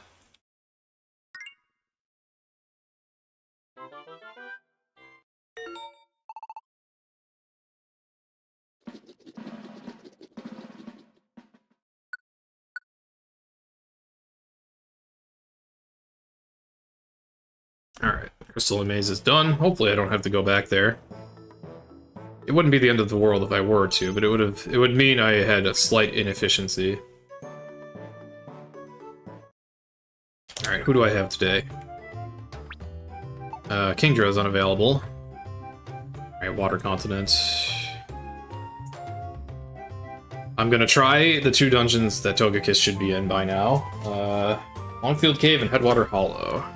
I don't have a mission in either. So if I'm very unlucky, this could just be a waste of time. I don't think either of these dungeons are terribly long, though, so I'm taking the risk.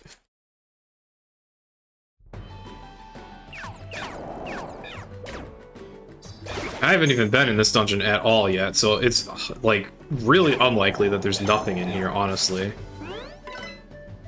There should at least be a traveler.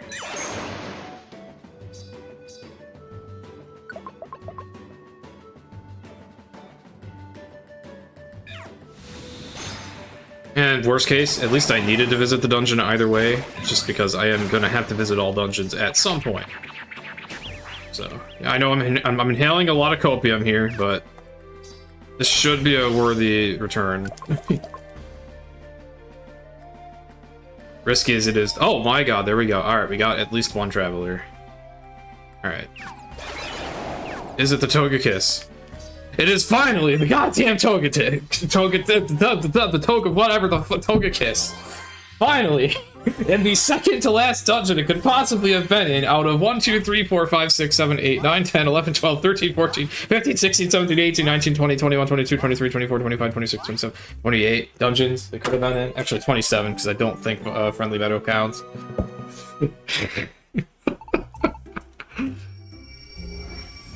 Finally got Togekiss. It only unlocks a couple other things, but it still sucks that it took so long to find it.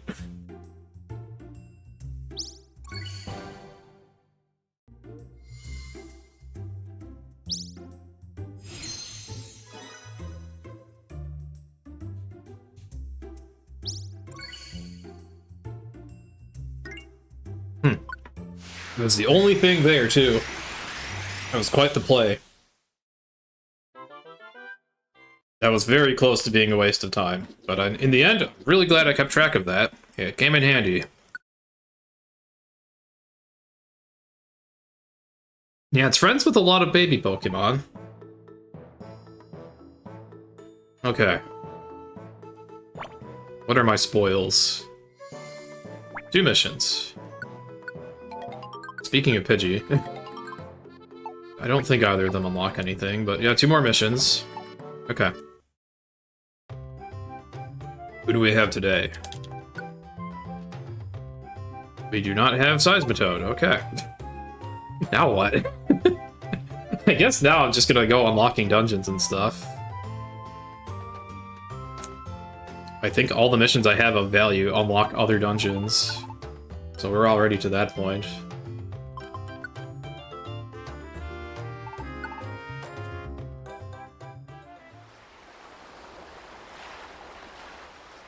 Yeah, there was a burb. Small burb. Still probably the same size as Zapdos, though. In this game. Alright, I think I'm done checking the cafe. I don't think there's any more Pokemon left in there for me.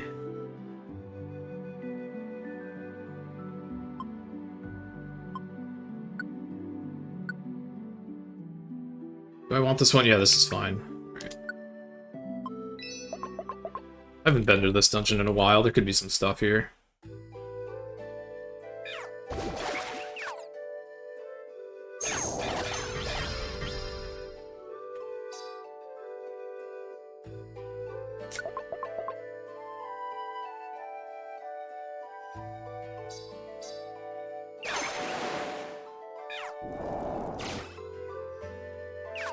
Ah, no one wants to go down here. Okay.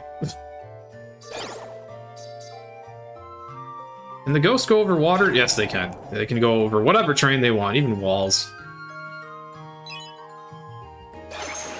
Yeah, ghosts still have wall walking in this game. They just don't really use it as much as enemies or as partners.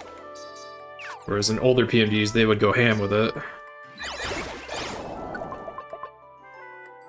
Yeah, Pidgey and BRT is insanely hard to get. It has like a 0.5 spawn rate, right? And then you're not even guaranteed to recruit the damn thing. Yeah, one of the things I like about Super Hundo is I don't have any RNG walls to go through.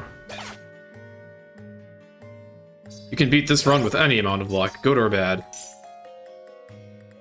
Almost lost my client there. Hey, there's a traveler here, too.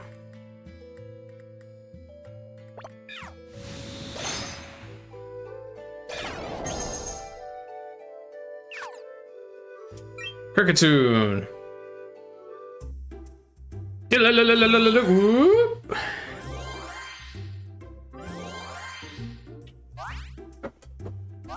They made it level 1. Oh, they were just trolling on purpose at that point.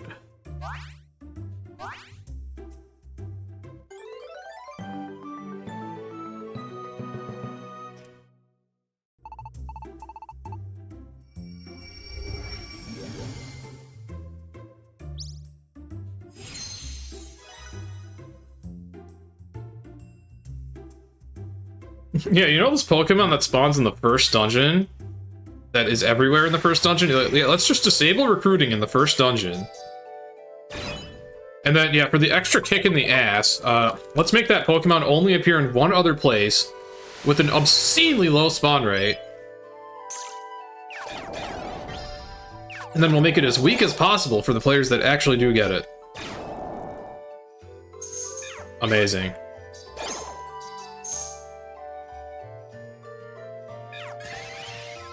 I know Pidgey in Blue Rescue Team is so rare that it's one of those Pokemon that you have to consider. Do I want to do Illuminate spam for this? Or do I want to get it in Wish Cave?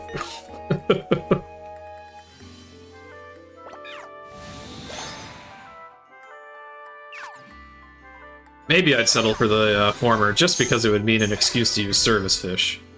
But I don't know, man. A 0.5 spawn rate is still abysmal, even then. Oh, hey, another. Speaking of Pokemon I like, there's Spidey Boy. He spins. Poor Ariados is so difficult to get in this game. He's buried under another traveler.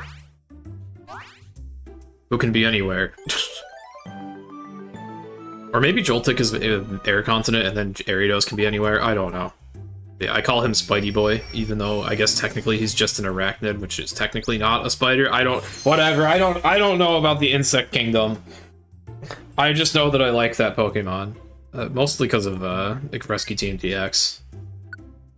But also I think he's funny.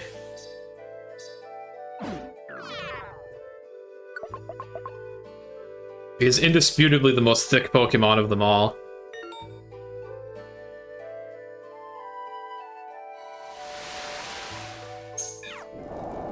Maybe not for the reasons you might think.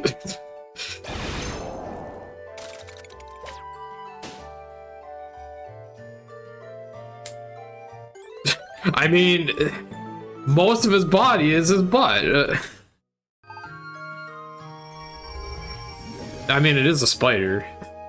Well, spider, arachnid, whatever.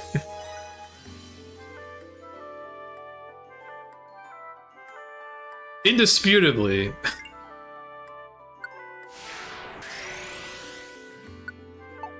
Oh, Calcium? Sure. Just give that to Seismitoad. Oh, I don't even have him? Here, Charizard.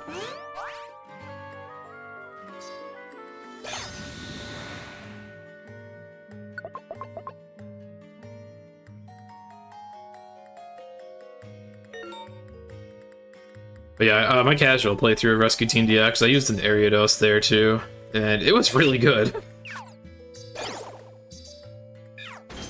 Oh crap. Okay, I'm glad that missed. Parasect, annoying in this game too, just like Blue Rescue Team. So at least it won't, like, kill me. Also, I was not paying attention to where this client was at all. What am I doing? I guess it doesn't help that, like, the dot is purple and this tile set is purple. That is not helpful. Hello, GMK.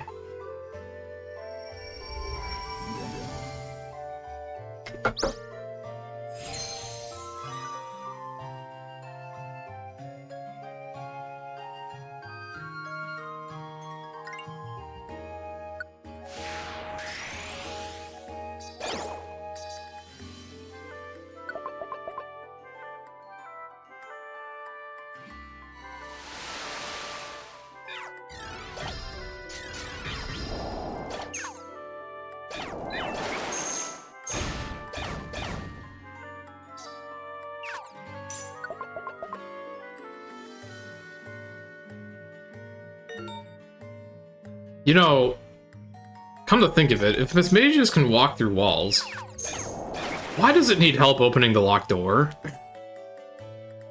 I mean, I guess getting here is the problem. And then yeah, I mean, we needed to unlock the door, I guess, with the, you know, the Don Poklin.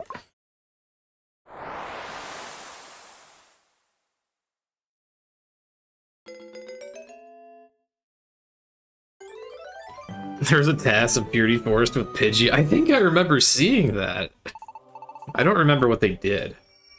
I mean, a task in PMD is, like, insanely overpowered. Because so much of the game is built around RNG. That said, though, finding a viable dungeon seed must have been horrible. Probably had to use quick saves just to change the layouts midway through.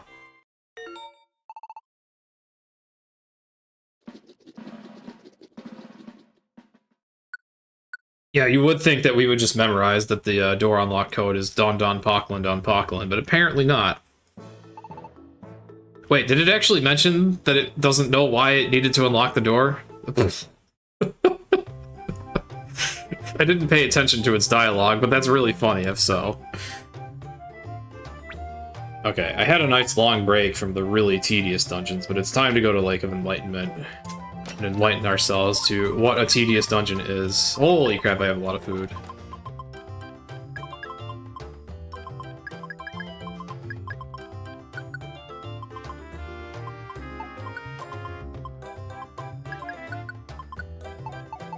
Alright, let's do this. I think this was on Mist Continent. Honestly, I forgot. We can check in-game. Yep, okay. This might be a good time for me to refill my waters and go get another bathroom break before I do this dungeon. I will be right back. If any mods are listening, run an ad.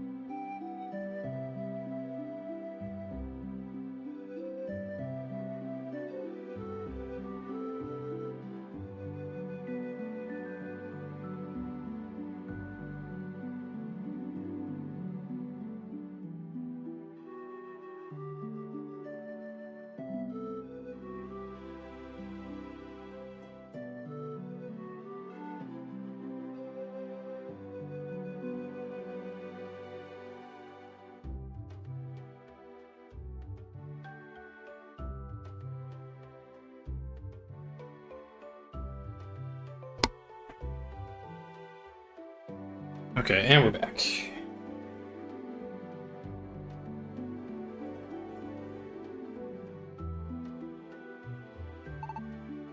Tyrantrum is really bothered by this locked door in Frozen Falls. Destiny Tower recommendations. If you want the easiest, I would say Porygon. Although that is annoying to recruit. Drifloon or Drifblim, both are equally very good. Smoochum. Articuno is also good, but it's very Glass Cannon-y. Crawdont's also very good. Very, very tanky.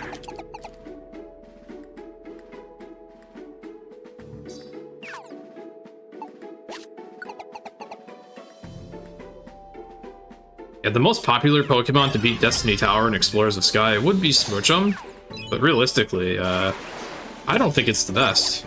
I think Porygon is the best. Porygon in level resets in Explorers of Time, Darkness, and Sky is insane.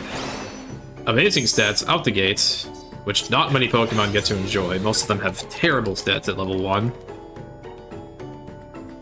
Gets a Stab Tackle right away, and in that game, stab is 50%. Gets a Psybeam for a ranged attack pretty early. Nice Wand Expert, that's really good here.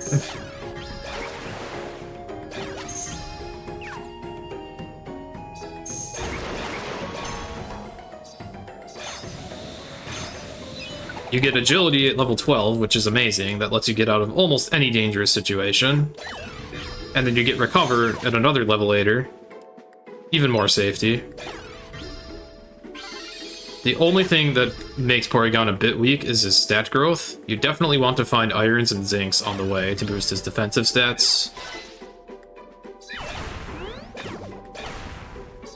But otherwise, he is busted.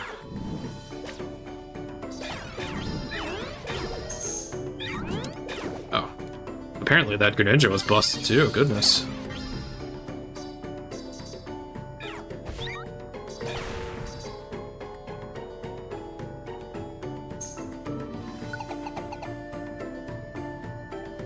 A personal recommendation?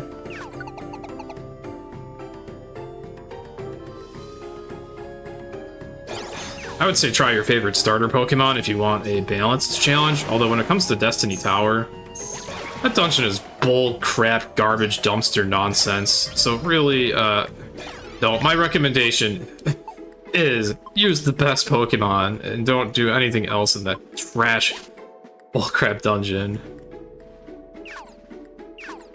But I would say that I feel like their difficulty was balanced around starter Pokemon, so I would say try your favorite starters. And yeah, Lantern is viable, but you definitely need, like, a Pass Scarf. And a lot of experience.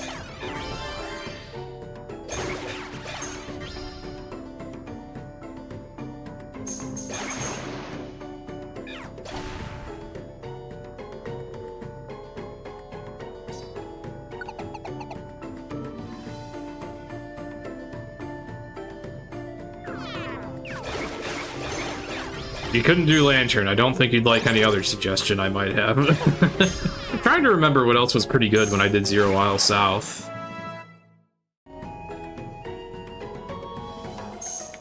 Yeah, to ask a PMD, not only is the movement, like, beyond impossible, like, even more of a gap between human and computer there than there is for other speedruns.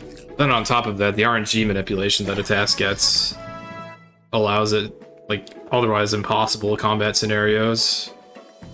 So TAS and PMD is just insane.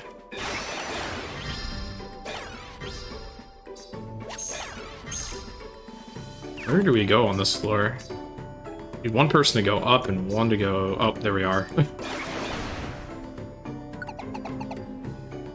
Luminion? Oh, I've never tried Luminion.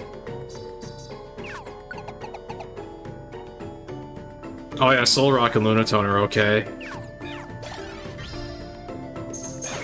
What do I think you should try out of that? Porygon? That one's free. The hardest part of getting through Destiny Tower with Porygon and PMD2... Oh, my controller just... Okay. My controller's being really finicky today. I'm plugging this thing. Okay. My Windows computer does not approve of me using a PlayStation controller. It's like, what is this non-Microsoft product? Disgusting.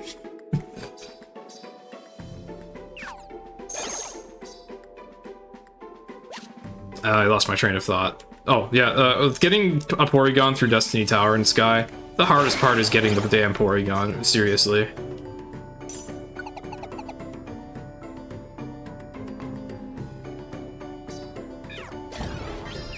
Oh, yeah, Rotom is another really easy one to clear with. Someone mentioned walking through walls. Granted, you do have to be careful not to walk through walls too much, because it'll starve you, but... Oh, stop getting hydro pumped, please.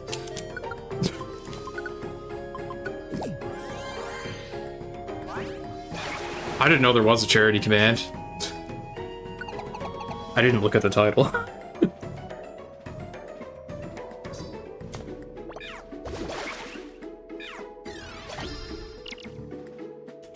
Oh, thank goodness that got discovered several days into the marathon.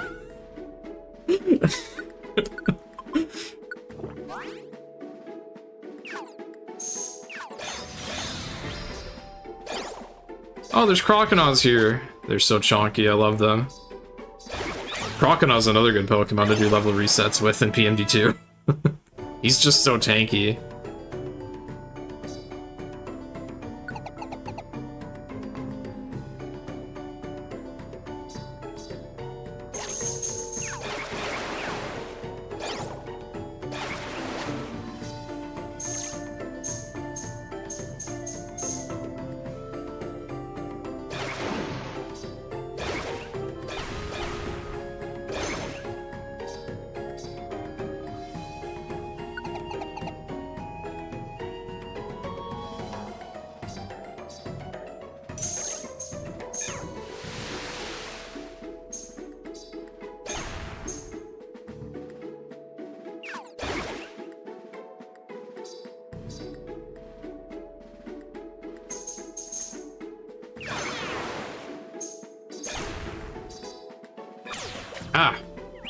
That confused me and I just wanted some gold.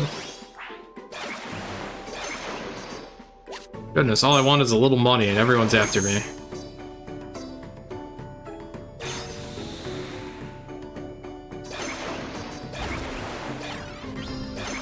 Where the hell are the stairs on this floor? Oh, I think I see what I need to do.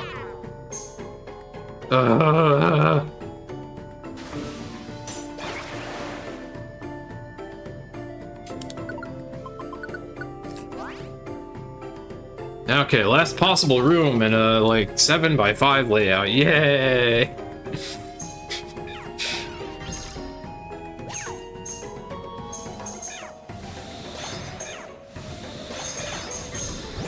That's a monster house, probably, yep. Hey, speaking of Smoochums, there's a Smoochum in there. Oh no, he used Brine! Kingdra, you goof! Okay, that's better. Yeah, Kingdra, you need to attack multiple enemies in there. Sure, here's your prize. Drink the calcium.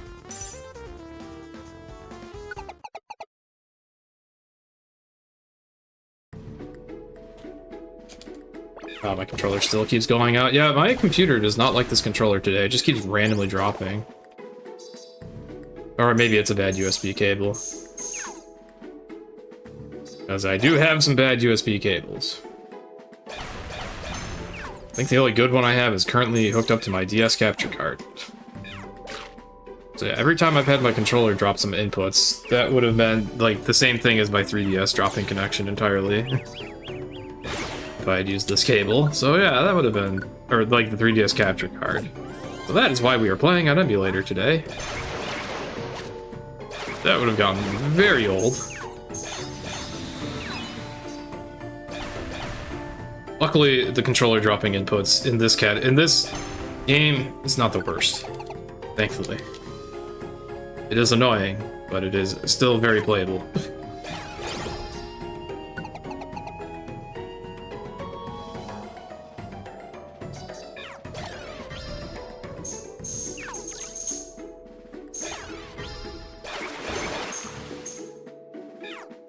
Oops, I was not looking at myself on the map.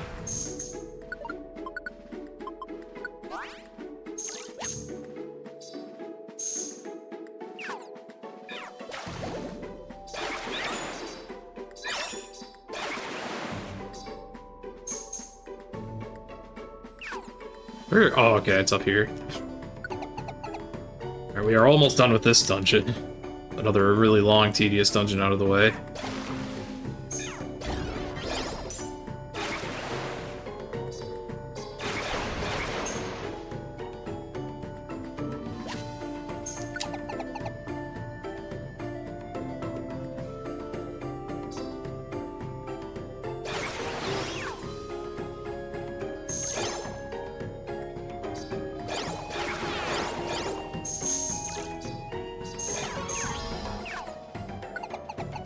Oh, GMK, thank you for donating the $5. Or on behalf of Longathon and the Open Medicine Foundation.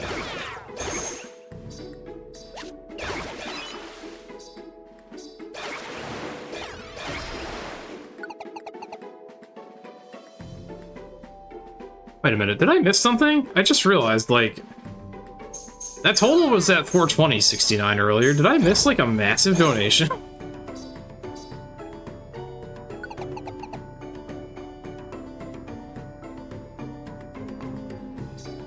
Well, thank you whoever donated, like, $100. Or, actually, like, 200.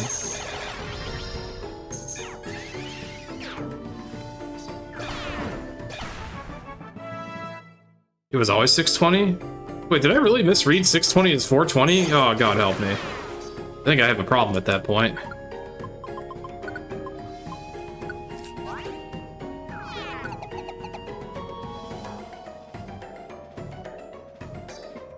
I mean, it probably was 420.69 at some point, and then someone donated 200.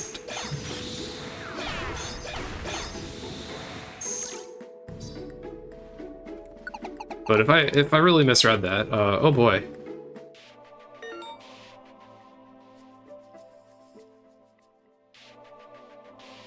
Alright, one more Lake Fairy done. Yuxi!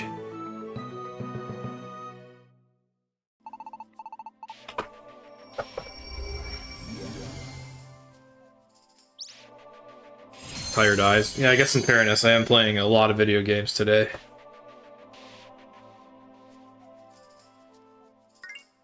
I'm just concerned that my brain really sees, like, a 69 and a 20 and just assumes it's 420.69, apparently. I'm just concerned that this is what my brain is doing. It's not even really, like, that strongly my sense of humor, but evidently I am that corrupt.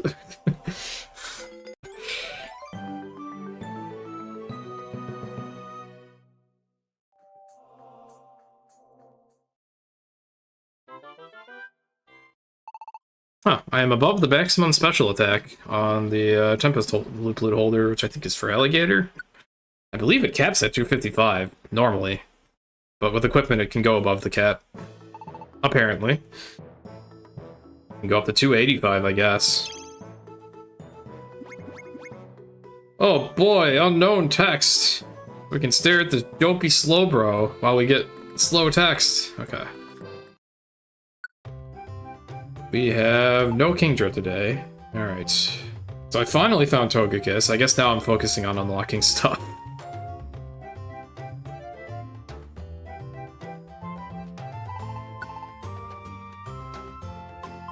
Or unlocking dungeons. I have like one mission left that... Actually, I think even the Flagstone Cave mission's gonna unlock something. I also didn't mark Forest of Fairies as done, so let me mark that. Okay.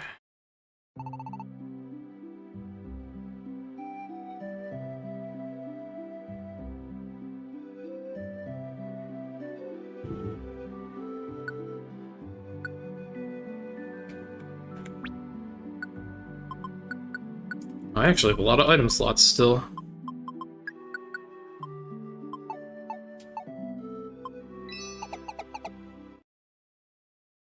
Glad you're enjoying Super. I definitely endorse this game. With it being my favorite video game of all time and all. Diglett Dig. I need an eye drop seed.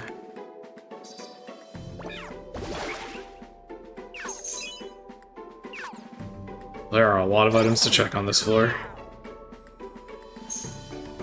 It's probably in the room with it though, since there's 2 items there. Actually, he's not.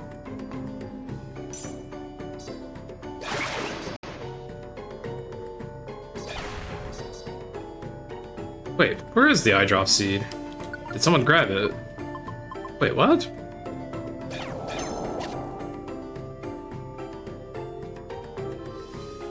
Oh, yeah, I didn't see it, I guess. Okay. Maybe I need eye drops.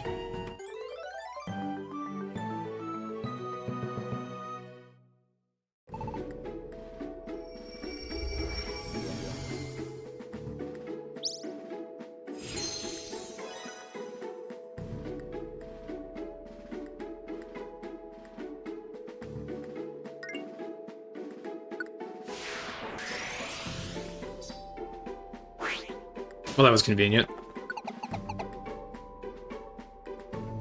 Yeah, you definitely want to get a specific boss strategy if you want to do Dragon Gate. If Mewtwo is the problem, then Dragon Gate is out of the question. You don't want to have to do 20 floors on every attempt. Better buff the crap out of your team with vitamins and probably get some other, like, really good strategy going. Like status elements, defense boosters, or other stat boosters. My strategy when I played casually was lowering the offensive stats of the bosses. I forgot that there was a mission here. And it's down here.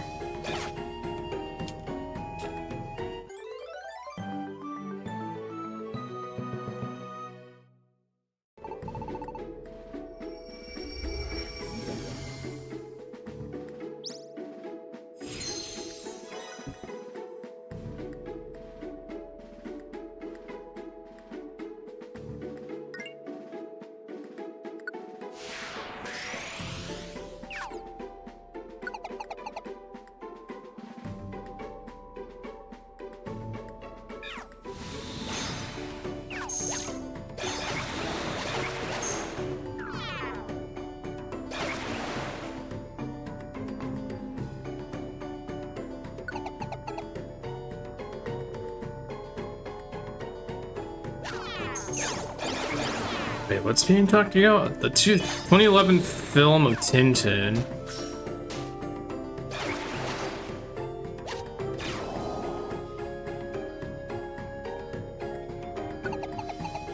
You remember all the iconic scenes that you've never seen in this film? What?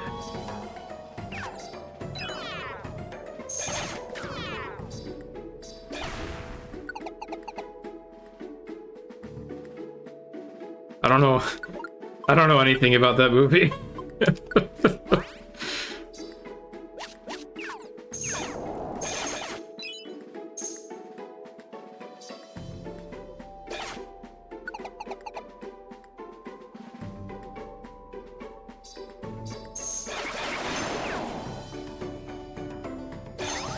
Oh boy, Perish Song. Yeah, I love randomly dying to Perish Song. I have a heal seed, I guess.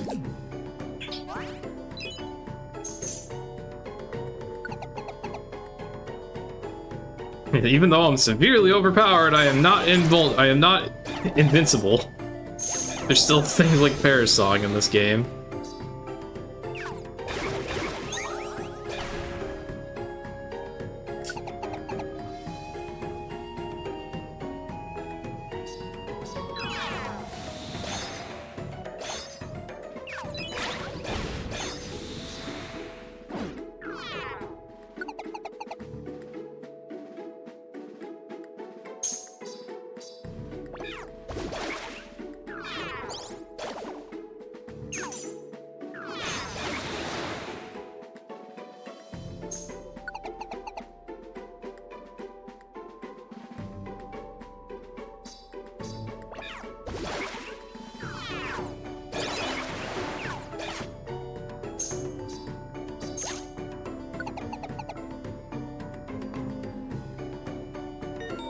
Okay, that was a long mission.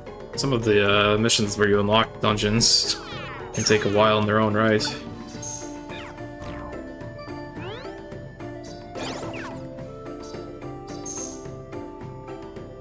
Oh, whoops. Okay.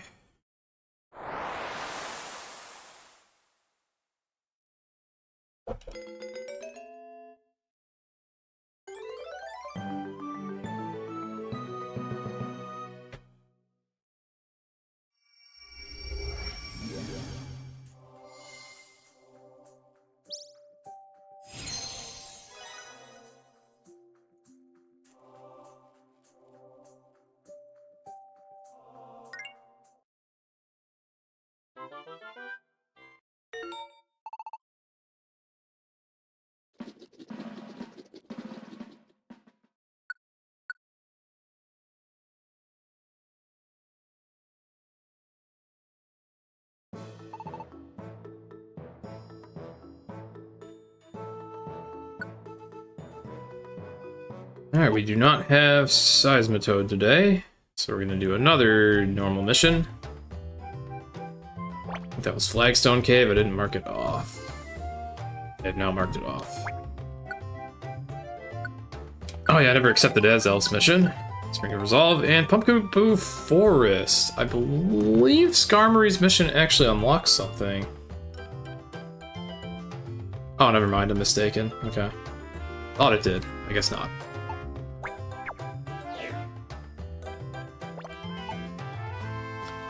Alright. Oh, we have Super Apple Forest and Secret Quarry. Quarry? I don't know how the frick to say that name, word. It's a word.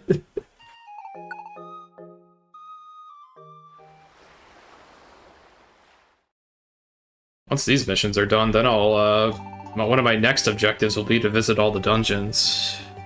Just so that I can unlock fast travel.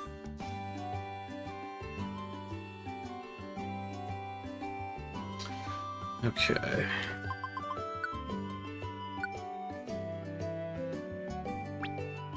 I do find it weird that I'm already so, tight on good missions to do, and I'm so far from max rank. I feel like I'm missing something.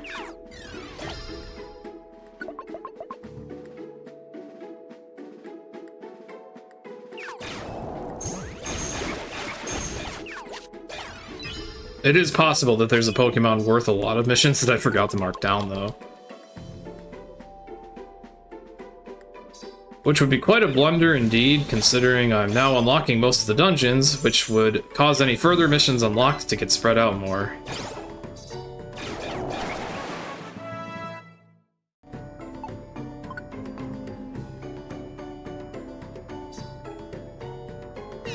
Whoops.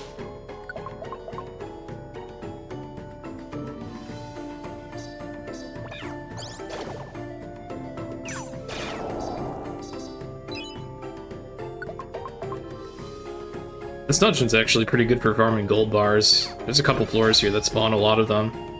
There's a lot of dungeons in the game where on specific floors, it's like either 7 or 8, randomly it seems to alternate. And then on 15F, there's like a ton of sparkle tiles.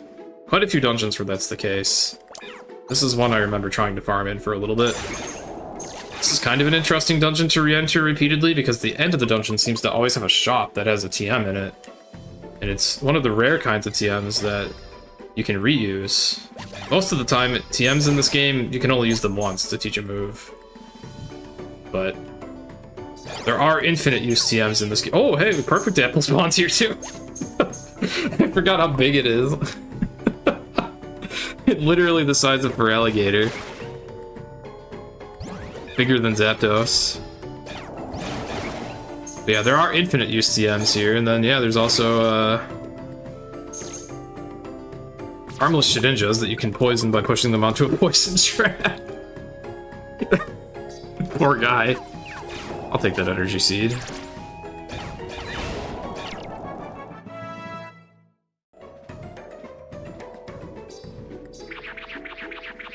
Charizard spin. Yeah, it's kind of interesting. In Pokemon, like, it was a quality of life change to the whole series at some point that TMs just became infinite use. Instead of having to use them once and then have them break. But this game kind of takes a blend of both approaches. There is the chance for the quality of life of getting an infinite use TM, but they are very rare. Most of the TMs are just one use. Can't get rid of the Shelmet. There we go.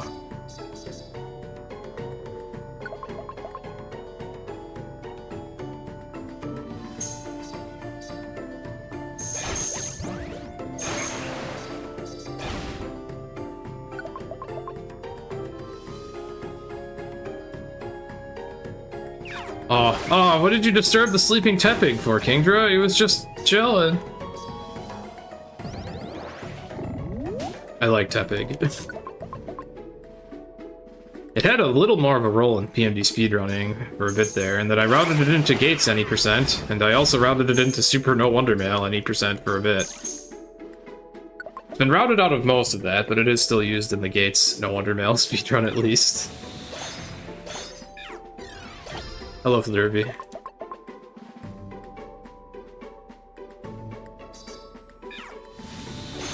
There's a lot of random starter Pokemon here.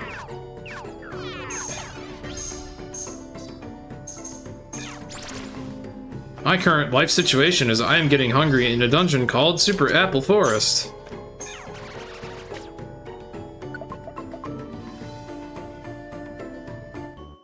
And we're done here. Okay. I probably should have brought the warp loop because I think I would have been able to skip this.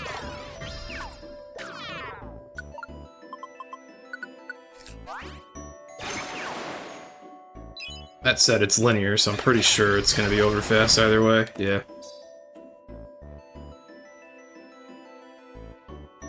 Okay.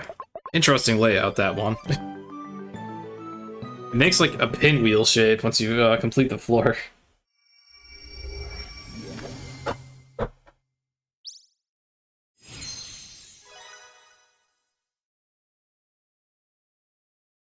Man, I'm gonna be honest, Pendle, I have no idea what you are talking about at all. I have no idea what any of this is about. Billions of billions blue blistering barnacles.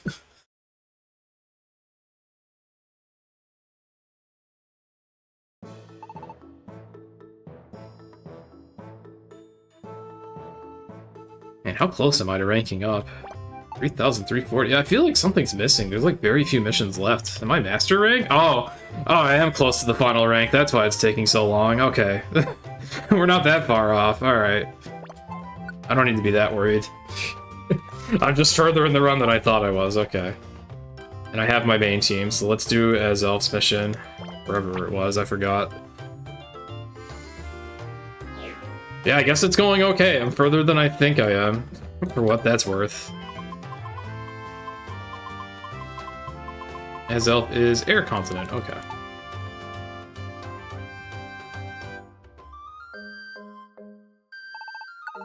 Wow, so we really are getting close to doing the Never Hungry dungeons. Yay!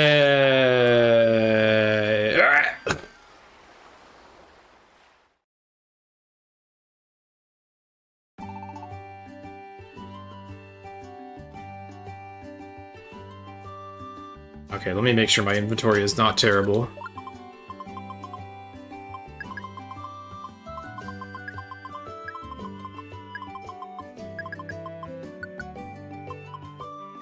Really just need elixirs.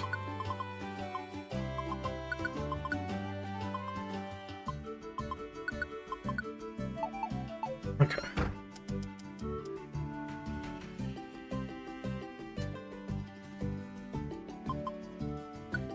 Alright, another big dungeon. I guess I'm glad I've been getting some time in between these to give me a bit of a mental break. Oh yeah, I better mark off Super Apple Forest. Oh yeah, this dungeon has a really pretty tile set. I can give it that.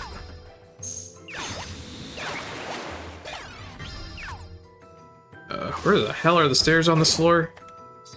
It's gotta be up here. No? What? Oh, I see where there's left to go. Oh, there's also a path up here. This dungeon is guilty of blue on blue, I guess. Can't really see the map that well.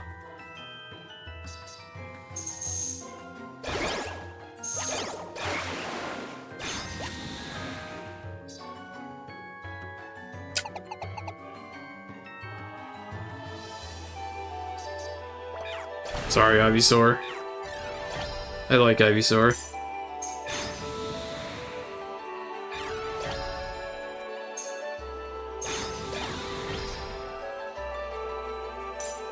Follow-through is an interesting niche, Emera. It makes it so you can use a close-ranged attack from 2 tiles away. Problem is, the partner AI isn't smart enough to use it. So it's not actually that great. So where do we go on this floor? I guess left.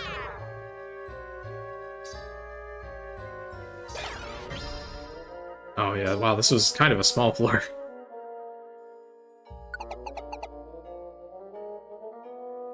Yeah, I don't know. I've never heard of Tintin, I don't think.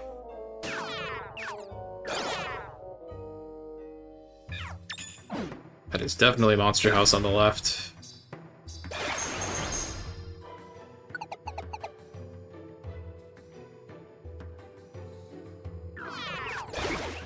Alright, now's a good time to show what a perfect apple does. 150 belly!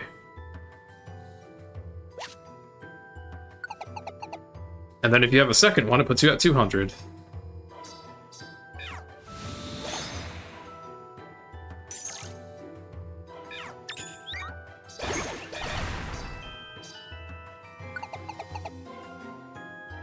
Definitely nice to have in a really long dungeon like this.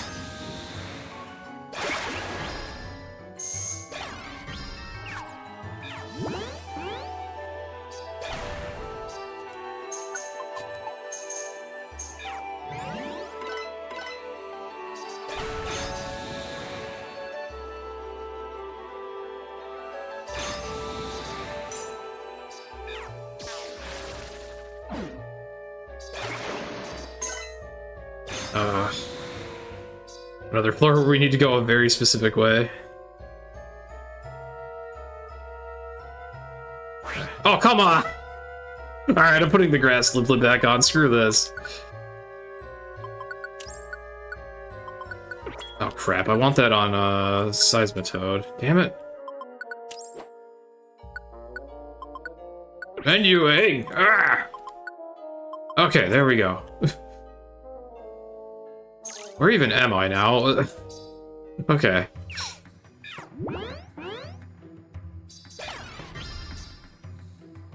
Oh, come on. I guess I should stop checking sparkling tiles. Gold bars aren't that big of a deal to me anymore. I have saved up quite a few, though.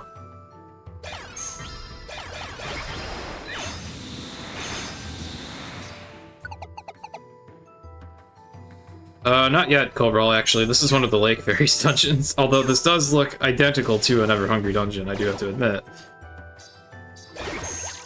It looks exactly like Aurora's Edge. When we're doing the Never Hungries, I'm gonna be warping all over the place. Oh, crap.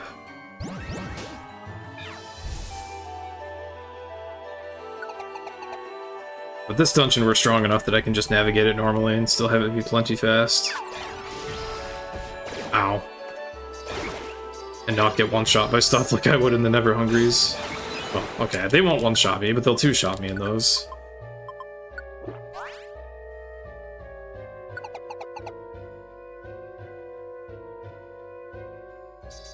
Whoops. Yep, I'm so glad I gave myself the ability to see traps so that I would just walk onto them anyways. I'm very good at speedrunning this.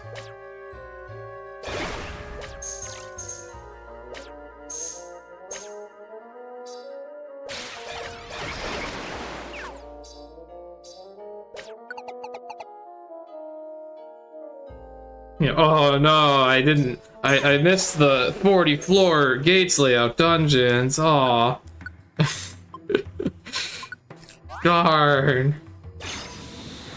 How could I miss this peak content, this imperative part of the run? I'm so sorry, mozzarella cheese. I guess in fairness, it will be entertaining for a few minutes. The different strats we use.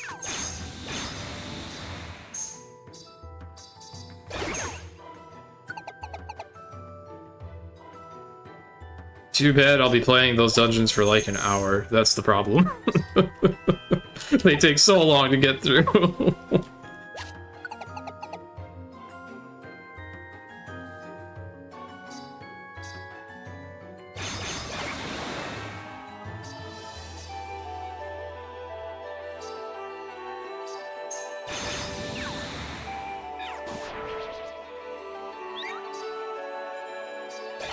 Yeah, I have adapted my strat so that I just walk instead of, like, trying to dash, because trying to dash, you never react on time.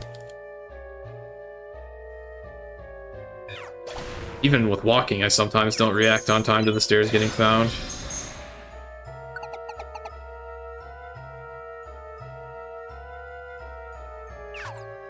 Yeah, that is a pretty tiring part of the run, because of how I have to pay so close attention.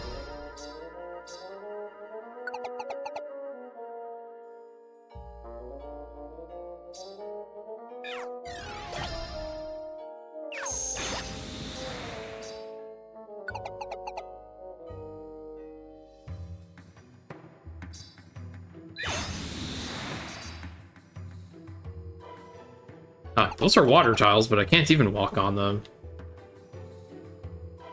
Bayleaf! I'm sorry, Bayleaf.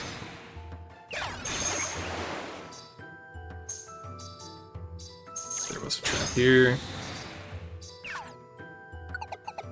Switching to Seismitoad to reveal the traps, just in case there's a warp trap in the stairs room again. Because that's the trap you really don't want to hit in the stairs room.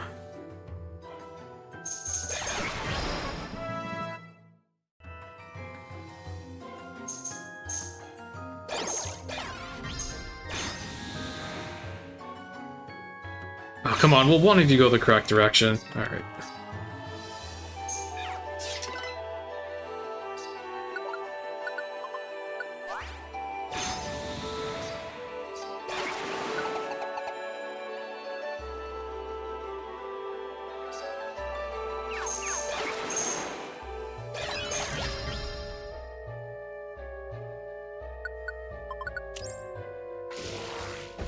Oh, you guys and your energy balls. Two-shotting me. With my water ground typing.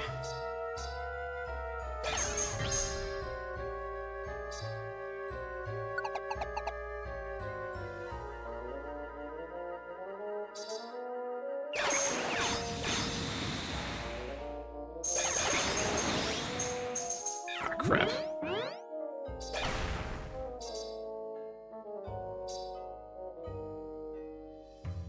Where do we go on this floor? Well, Seismitoad really doesn't know where to go, apparently. Oh, it's gotta be up here. There we go.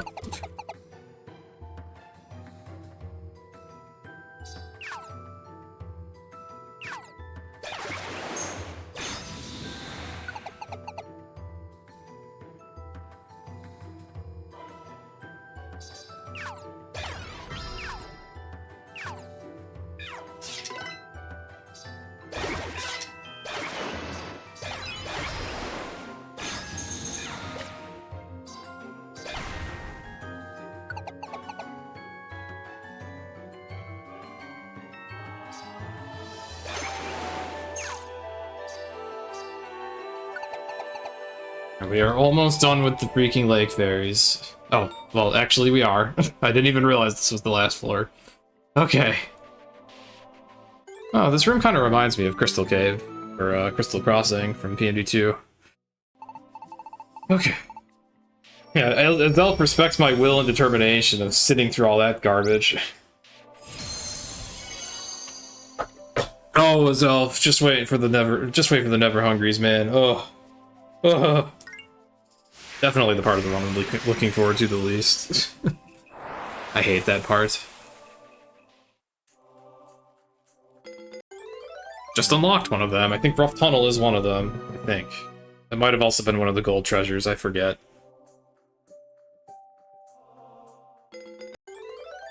Stone Tree Mountain, that one is one of the Never Hungries. One of the only dungeons that doesn't have an absolutely stupid name. Maybe you could argue that Stone Tree Mountain is a stupid name, but look, alright, I love this game. Dungeon naming was not its strongest suit, though. I'll say that. I'll say that about Super. That was not where the budget went.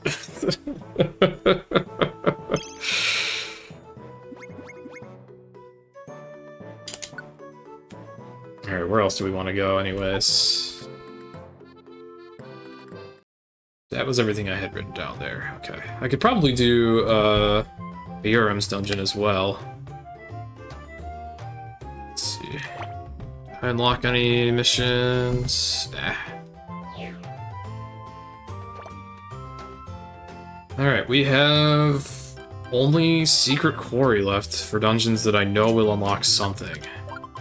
Or, missions that I know will unlock another mission.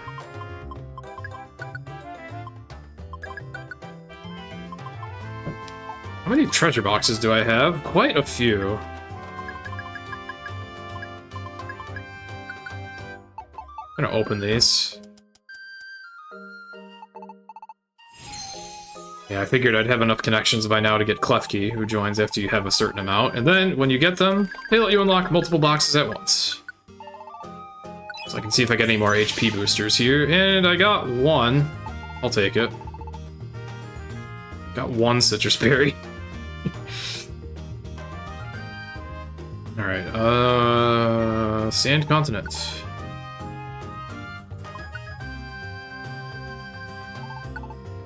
There was an Earthquake TM in there, that's kind of funny. So you can get TMs from blue boxes, I didn't even realize. Alright, who wants to be the idiot that grinds any percent until they get, like, surf or something from a box?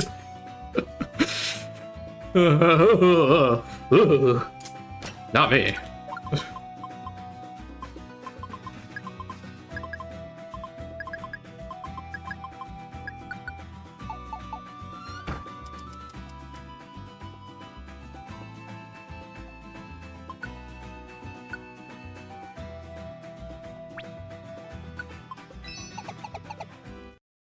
I guess you could manipulate it. Oh god. That is a can of worms. That would have to be a frame-perfect manip. I'm pretty sure the contents are, like, predetermined when you pick up the box, so...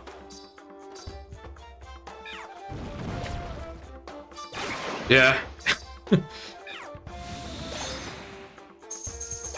I haven't really talked about that whole ordeal much yet, even though this run did use a manipulation. I haven't really talked about it. So it turns out that the way RNG works in this game, obviously you can manipulate shop contents, as that is what I did to get surf. You can also manipulate dungeons, just by saving the game and quitting and then reloading on the correct frames, or frame. Yeah, we do it for an attack looplet in any percent. We also manipulate Sylveon's mission in any percent, or at least we can. Not everyone does it, but you can. Oh yeah, I have the grass looplet on, I don't need that now.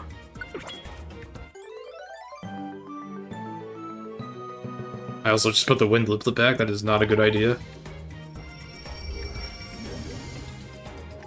I forgot that this mission ended up here. I thought that the mission that was going to unlock something was Probopass, but it was actually that one. Do I even have Probopass's mission yet, actually? If not, maybe this wasn't the most efficient choice. Kind of forgot how to unlock that one, actually.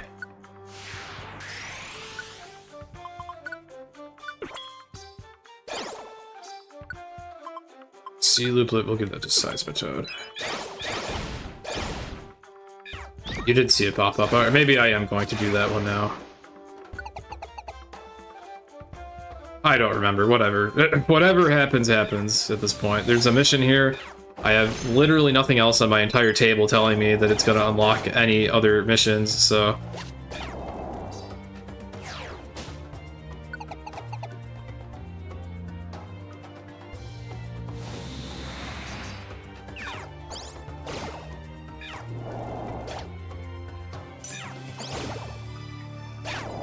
Yeah, it's getting late for Europe, and pretty much everywhere in the East.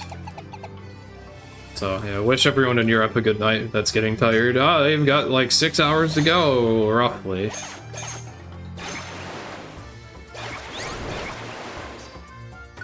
Could be less.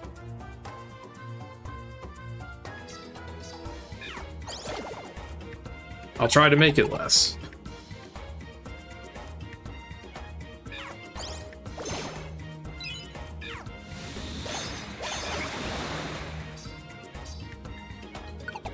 Maybe this run feels like it went by a little faster because I had such a long break between the 2 days. That was kind of nice and refreshing. It's making this a lot more digestible than it normally is for me. I say that now, but I'm sure once I'm through with the 7 treasures, I'll feel... Or, not 7 treasures, when I'm through with all the treasures, I might be singing a different song.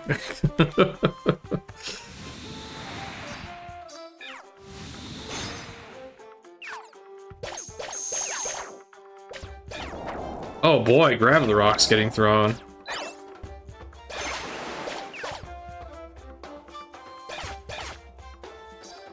The sad thing about the rocks and sticks in this game is that they're not even useful to the player in post-game. Because the enemies get smart and they start catching them.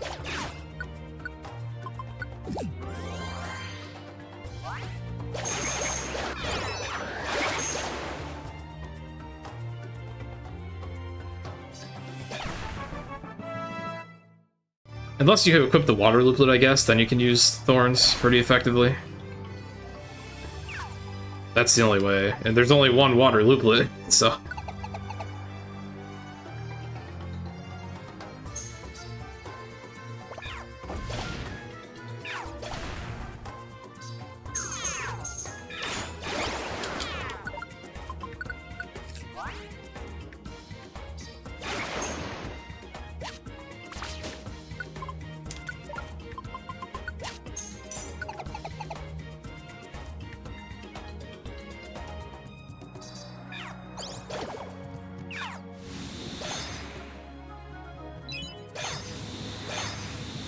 Oh, did they start throwing them back at the player in level resets as well? Man, that is nasty. That's just uncalled for. Not even letting the player use them in level resets? Granted, I guess in fairness, eventually the 20 damage from a Gravelly Rock doesn't become all that much. At least that's how it felt in Explorers, although that game had different damage scaling. This game, I can still imagine that the damage you deal isn't too high, even far into one of those dungeons. Although then again, I guess you'd crush a lot of emeralds on the way, so maybe you do actually do some damage. I don't know, I never did a level reset in this game. I should, because I know the mechanics pretty well. Also, I just realized, I really hope that I'm not about to enter one of the maze floors, because I didn't bring my warp looplet. Again. And while it's not a huge deal to forget to bring that, there are some floors where it is really bad to forget that. Should probably pull it out of storage. Okay, thankfully I'm fine here. Yeah, I might want to grab my warp looplet before it's too late, before I have to do like a giant maze. Because some of those layouts, you do not want to play them.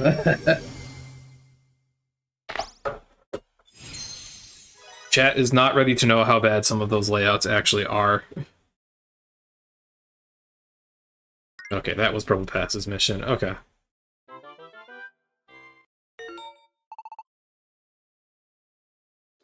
Alright, with that, I don't have any missions left that I have marked down as unlocking further missions. So everything that's left is just kind of like, get it all done as soon as possible. My main objective, aside from getting all the treasures, is going to be unlocking all the dungeons.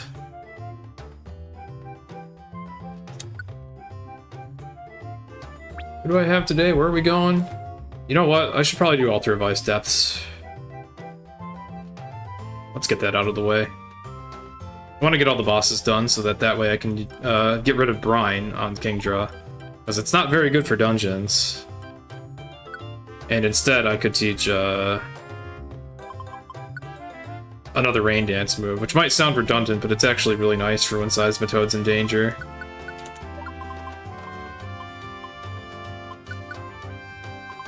I'll take some more revives just in case this goes very sour.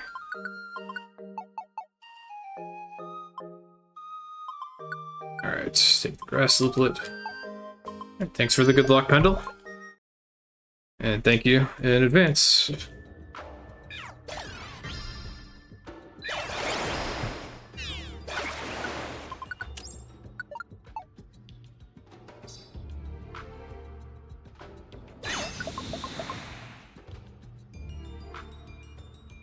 Yeah, that is a very, very Kingdra-specific thing, is getting all the bosses dealt with ASAP so that I can just have 2 Rain Dances again.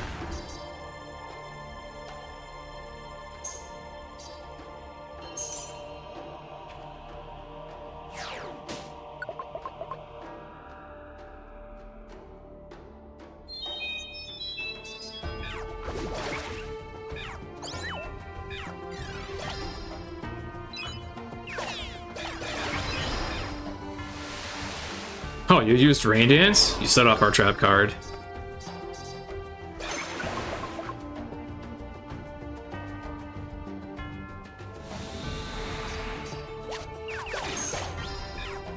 Ow. That's gonna be hard to kill through Sandstorm.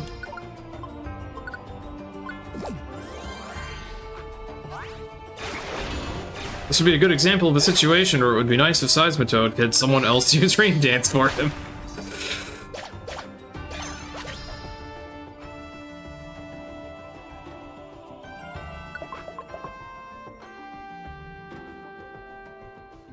This is particularly key in the Never Hungry's dungeons. Oh, if you're gonna give me Wand Expert, sure game, I'll take it.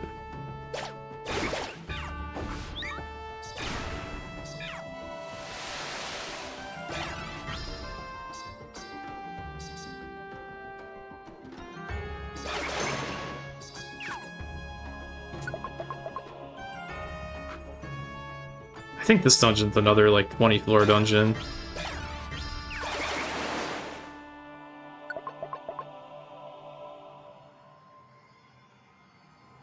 Lots of really meaty dungeons today. Where I'm really bad at reacting to enemies walking into the room.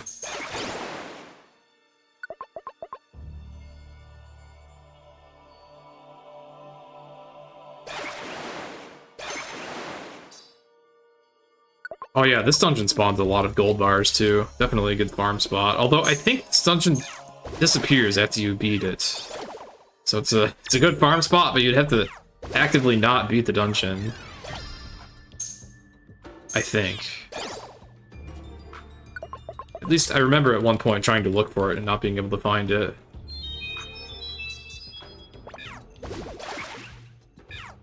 Unless I was just being stupid.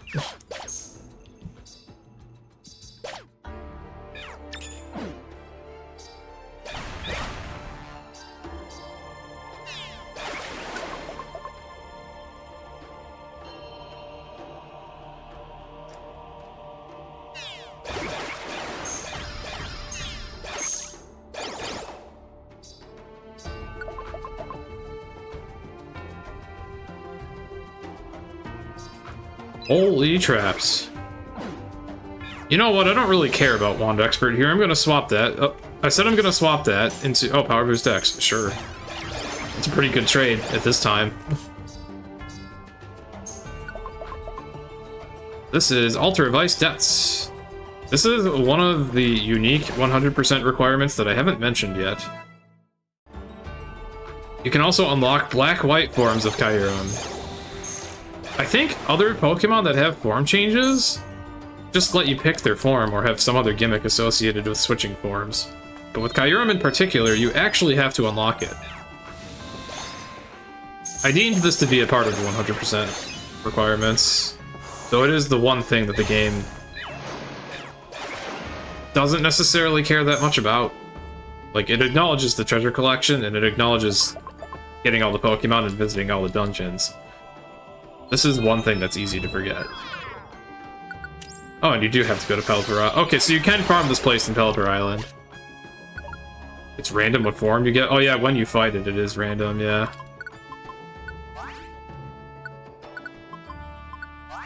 I do feel a little bit weird about having this being a forced requirement of the run. But it also feels wrong not having it.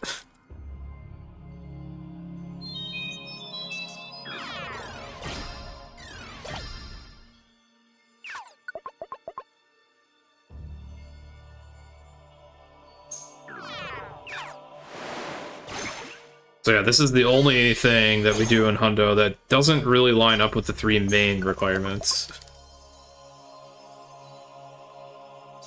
Unless you count this as getting Pokemon. Yeah, it is literally the only thing that isn't covered by the other three. Though we would have to visit this dungeon either way. There is that. But we could escape orbit if we didn't have to beat it. Like we do for a number of other dungeons.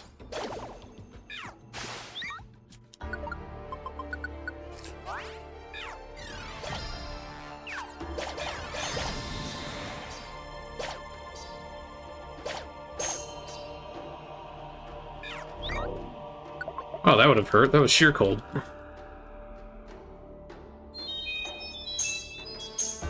Kingdra's gonna die from hail. I could have just fixed that by using Rain Dance, but I guess that works too.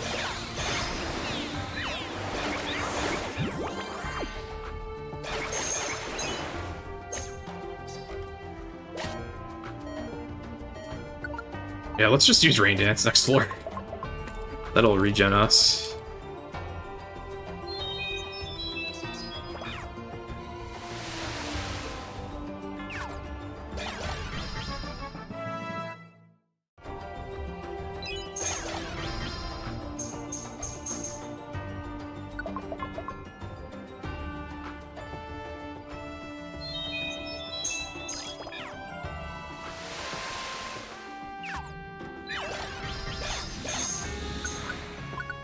Give this super critical to Kingdra, because Kingdra's probably going to go for a Draco Meteor at the start of the fight. Oh, it didn't even warn us.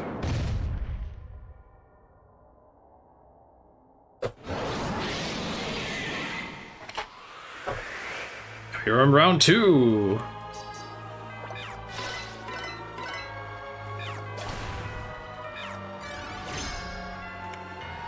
Rain Dance. Ryan, wow, we haven't even fought a boss since Zekrom Kyurem. Bubble Beam.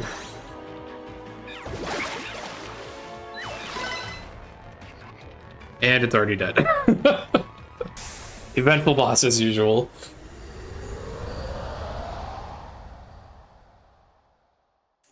Kyurem can now change forms!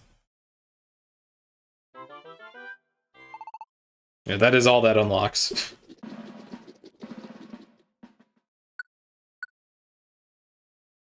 Alright.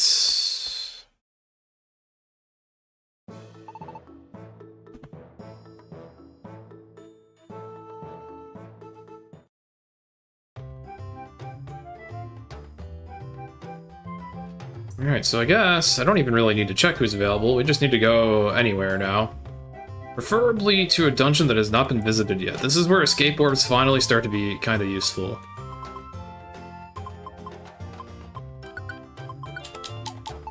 Okay.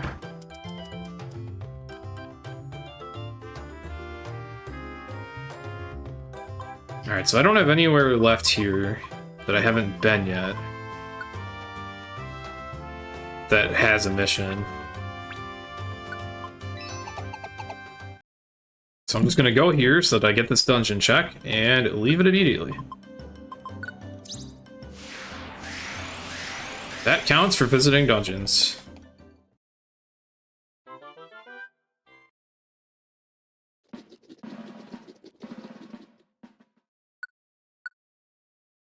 Right now I'll check the next continent. See if there's any missions left I can do there that actually are a dungeon I haven't been to yet.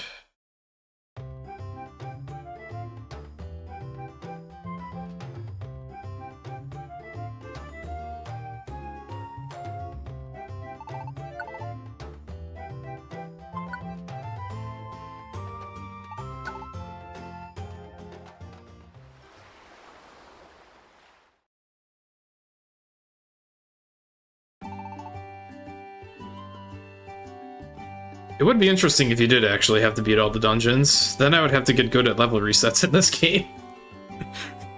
As it is, there's only one I need to worry about, and even then it's pretty free. Alright, we'll do a Moonlit Cave here.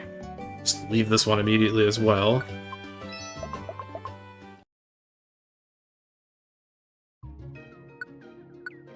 Alright, only one escape board left on hand.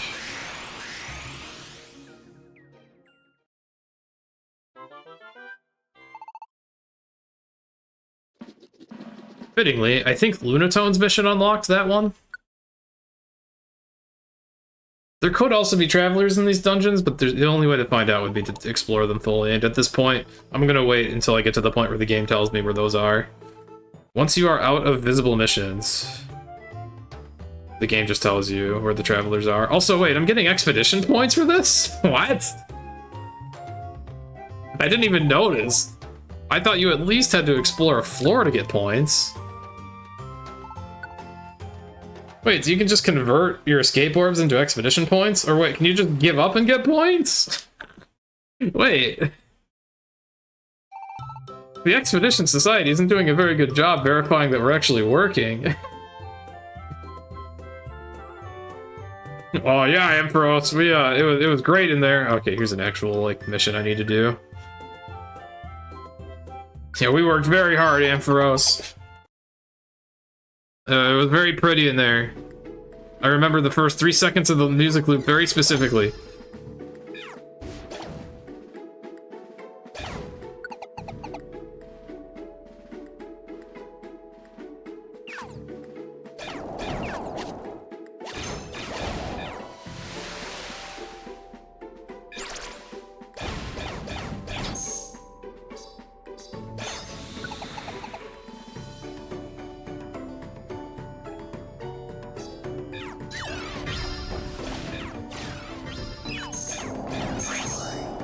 How about it didn't just get an item stolen? Okay, we're good. Whenever I hear an enemy teleport, it always worries me. Also, I forgot to grab the damn warp looplets again. It's gonna happen. I'm gonna get one of those awful maze layouts, and I will be taught a lesson.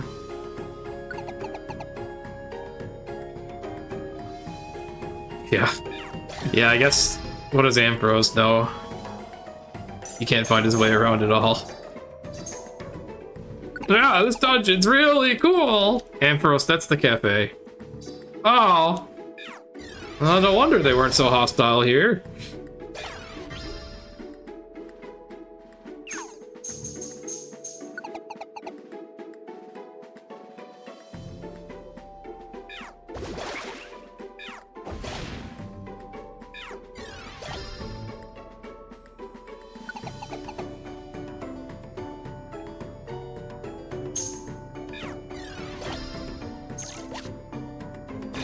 We're just making remarks about Ampharos's impeccable sense of direction. Don't worry, Ken. I do want this energy seed. These are nice later. Energy seed is basically a slightly better Oran berry as a healing item. I saved them up specifically for the final dungeon, where by then all the HP I can heal might be appreciated, even if it's niche. They're supposed to be a lot better than Oran berries in that they heal 500 health. But, I mean, good luck hitting the health cap in this game. That would take a long time, considering it's very hard to actually actively control your HP in this game.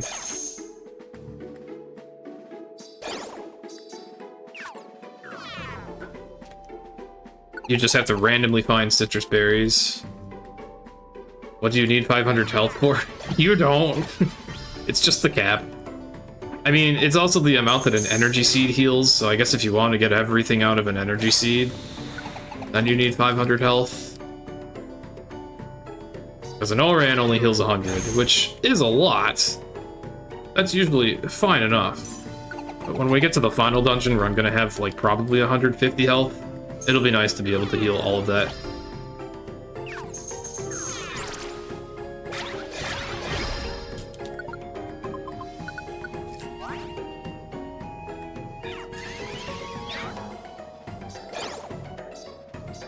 Wow, that's a lot of health. That's kind of a fascinating thought, playing a level reset and getting 300 health.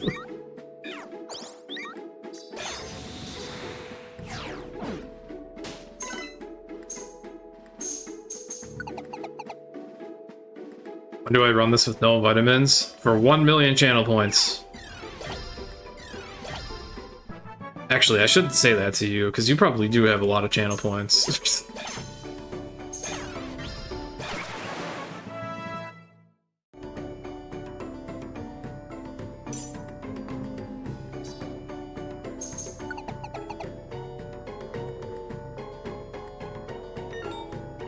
Okay, it's a locked door. Okay, I'm safe. I don't have to do one of those stupid mazes yet. Oh, I do need the Ninkata, though. I almost ditched him.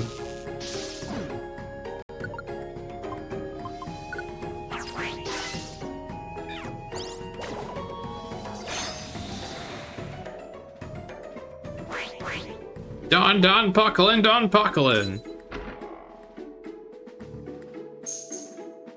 Yeah, my guys still don't know the magic words.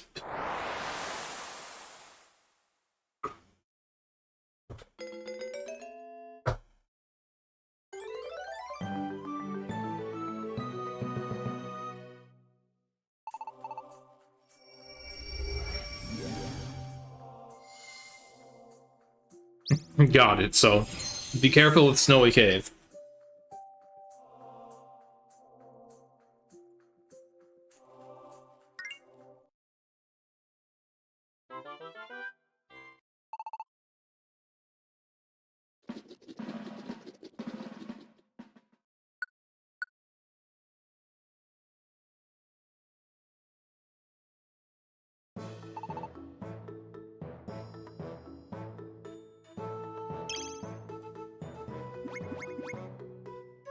Man, I think all the bosses actually are dead now. I should see if I have the Rain Dance TM anywhere.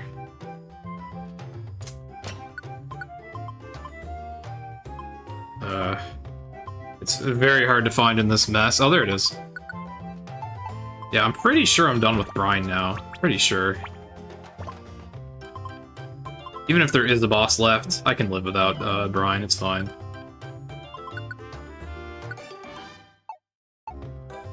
Oh yeah, almost forgot the freaking warp looplet again.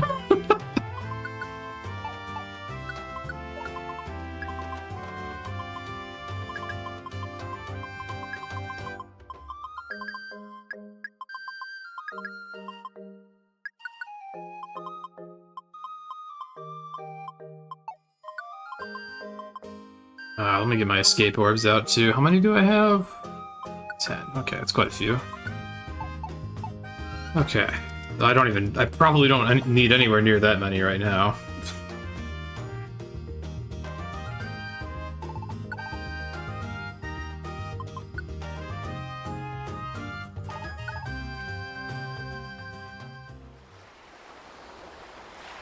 Yeah, maybe. It needs the doors need a specific Pokemon saying Don Don Poklin, Don Poklin. Yeah, actually, I don't want to carry all my escape orbs. Leave some room for other stuff. Right. Oh, and I do want to make sure I didn't unlock anything with Ninkata. I don't think so, but I want to make sure.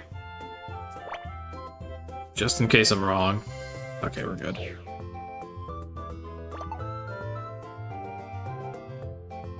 Alright, Little Canyon. Ah, both of my mains are unavailable. Alright, let's go, Service Fish.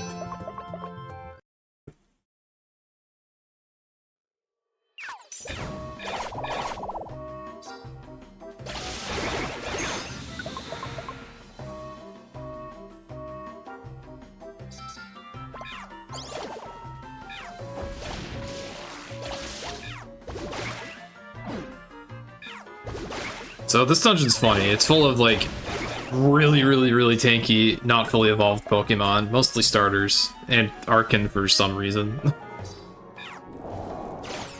Were they thinking of making Arkin a starter and then they made him a story character? I don't know.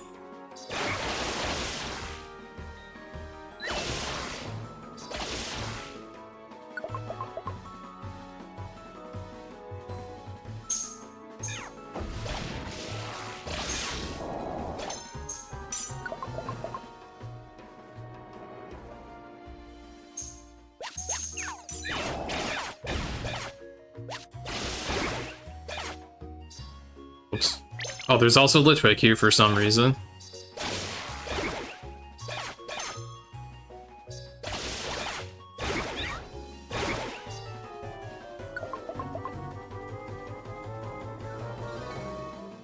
It's really funny to think that if you were to come here like really early in the game, you would get absolutely slaughtered by baby Pokemon.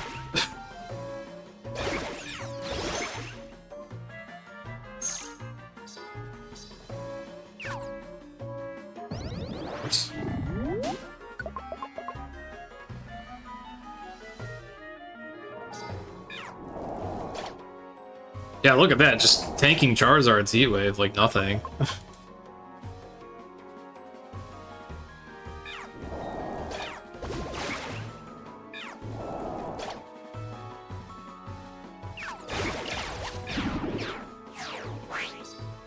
Oh, that was Memento? Okay. I heard an enemy warp and I thought I didn't get stolen, but nah. We're fine.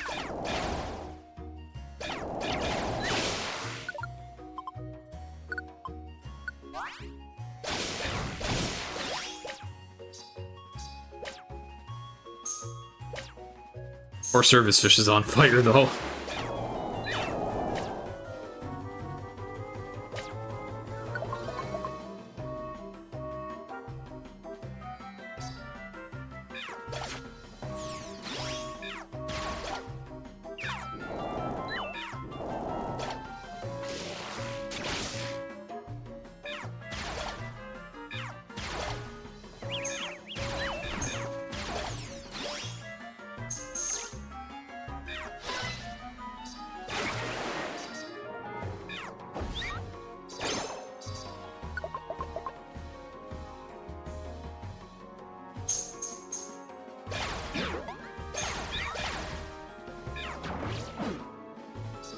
Ah, Real using Screech. Just like Sky any percent. Actually, does he even get Screech in that category anymore? I don't even remember. I just know it was a staple for a while. Back when Screech actually was good. Oh, and Service Fish got destroyed.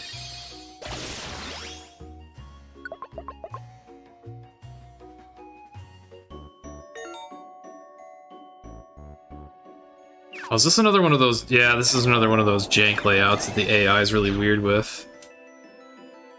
Alright, so what does a Warp Lupla do? Lets you say, screw this. And then you don't warp in the right room and it doesn't work out anyways. Well, I got away from the enemy. Oh, also, that trap was unavoidable! Oh, the stairs are, up here.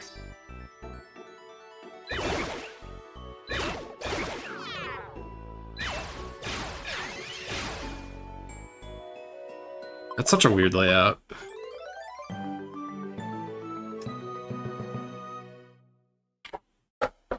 Ah, yeah, Screech Focus Punch on Dialga.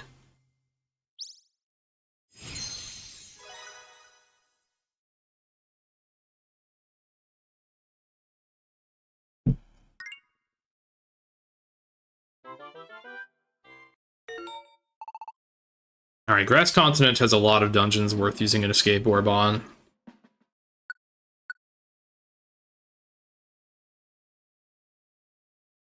Gonna go clean up a lot of those now, probably. Actually, I'll do other dungeons where I know I have a mission. It doesn't really matter too much which I pick. Either way, I'm going to all these places. I'm feeling indecisive. I guess while I have all the escape orbs on hand, I should probably do that first. Like, make use of them.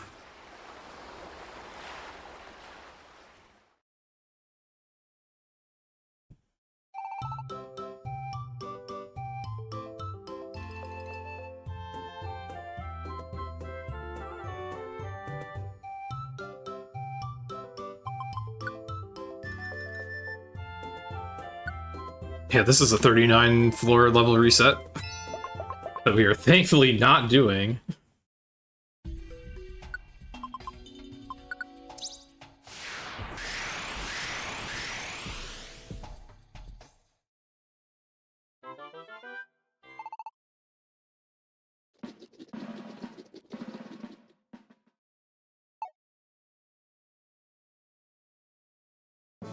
Yeah, the reason we're going to dungeons now that I haven't visited yet is because if I visit all the dungeons, I get fast travel. So the sooner I get that, the better. Meanwhile, motivated unknown text. Yay.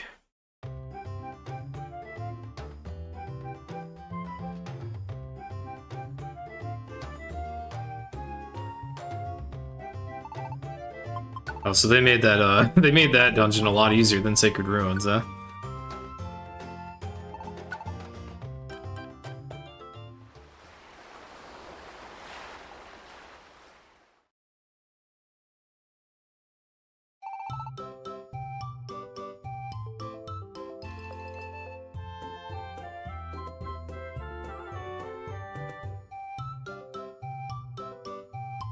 Sacred Ruins I'll save for later, because that one I can just go into anytime, and I believe it auto-deposits my items.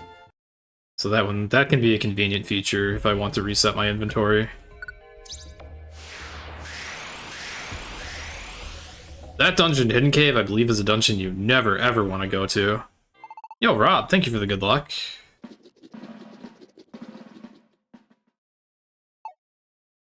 We're getting kind of close to the end. I'm trying to visit all the dungeons. I'm close to the final rank up. Almost out of missions that unlock other missions. Well, actually, I might even already be out of them. I don't think there's any left.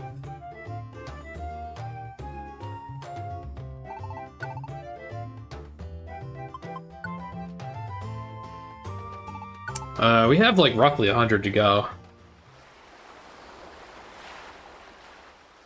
And a recent strat is to unlock fast travel as soon as you can by visiting all the dungeons as soon as you can. So I'm trying to do that now.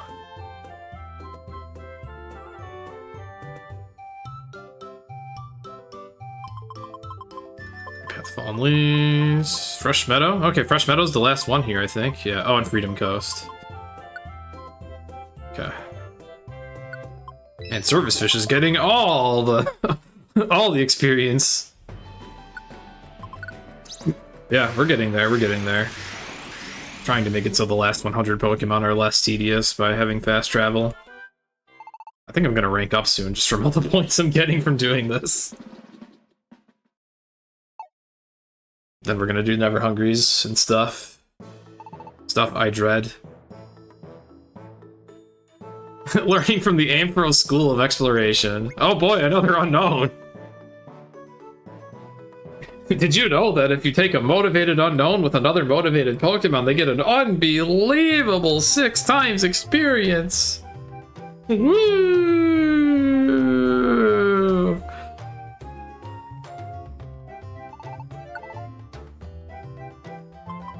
Yeah, the Ampharos School of Exploration. Wander in, wander out. That is exactly what we're doing.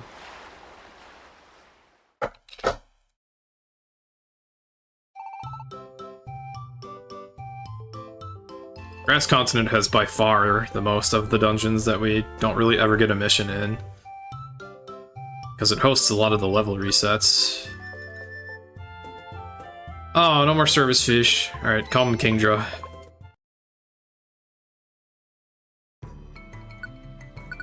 Alright, I only have one more Escape Orb.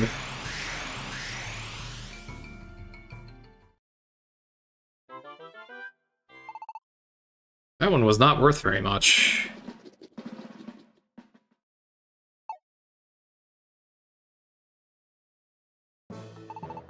Alright, anything on Mist Continent?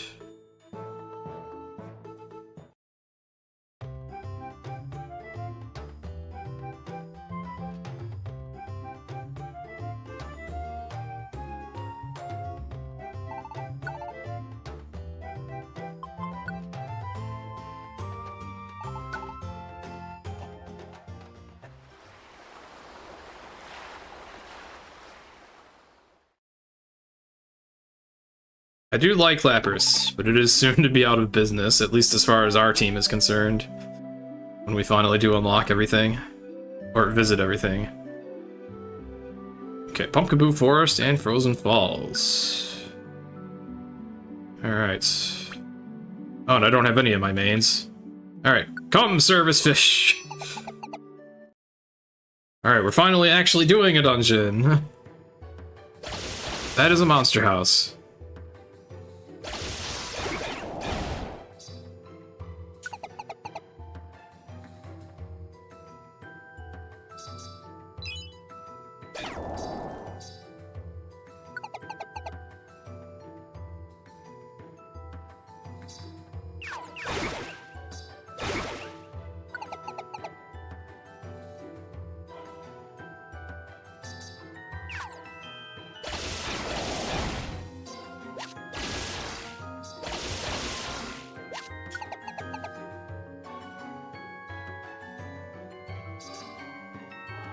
Oh, hi there.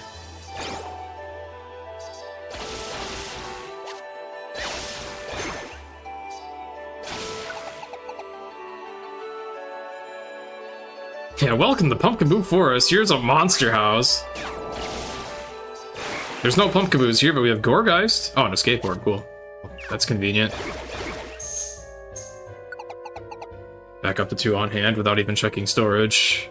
Honestly, I think I'm gonna rank up after this, and then we're gonna start treasure hunting.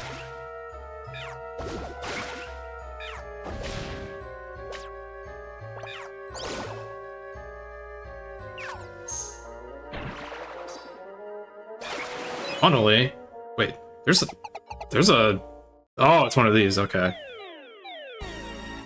Do I have the full hold orb? I think I'm just gonna use it here to save time. Actually, this will be fast either way. I'd probably rather save that for, like, some other occasion. Yeah, that was still pretty fast.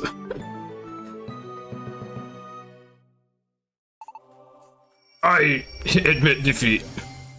After getting one shot.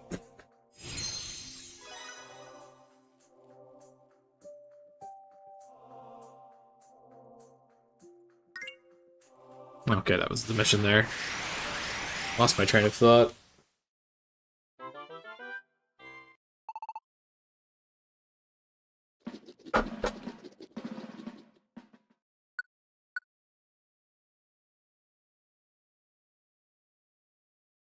Oh yeah, I was gonna say Charizard's probably strong enough that we could probably do the gold.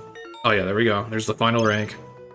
We could probably do the gold treasure dungeons with Charizard at this point. We're pretty overpowered for those.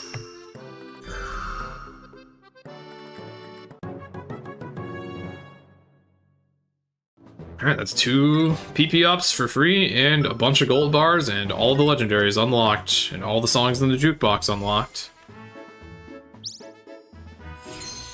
And we finally get some plot-relevant characters, Nuzleaf and Bahio.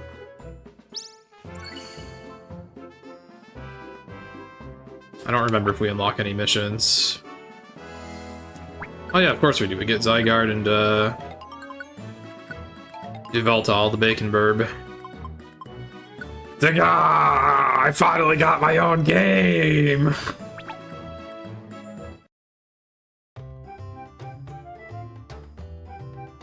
Okay, now what? What do we have today? I actually want to take Charizard to Yveltal's dungeon intentionally. Let's see. Grandmaster, Buried Ruins, bring Charizard here. Okay, yeah. We're going to Buried Ruins.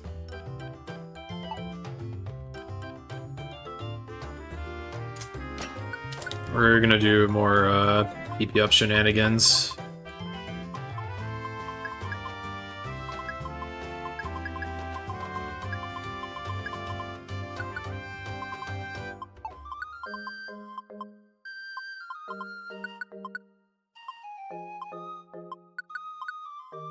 Or I could also do Apex Mountain, doesn't really matter. Also, how do I have so many Calcium and Carbos? Holy crap. That's like enough for another Pokemon to buff. Okay. Holy crap, I have a lot of gold bars. Oh, time to put them into the smelter. Okay, yeah, you know what? If I had both Seismitoad and Kingdra, I should probably do Apex Mountain first, or whichever one Zygarde was. I forgot. Where even is he? I think that's in the Sand Continent. Yeah, let's do this one.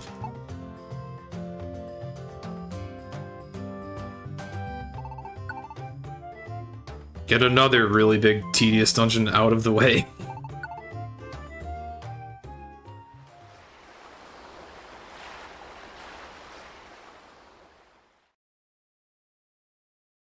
Yeah, as far as the pace of this run is concerned, Random, I don't think I'm doing all that well, because I haven't been like using the 5-minute breaks that I've used before, because I don't have control over the timer on the stream, so I've just been kind of taking the time loss whenever I need a bathroom break. But also, I'm pretty sure due to Rust and playing on an emulator, which I'm less comfortable with, there's been a lot of gradual time loss. Alright, I'm gonna want to buff Water Pulse and Surf, probably? I don't know, there's a few different moves I want to buff. Just give me the Water Liplet for now. Buffing Surf is kind of a pain, but it'll be beneficial.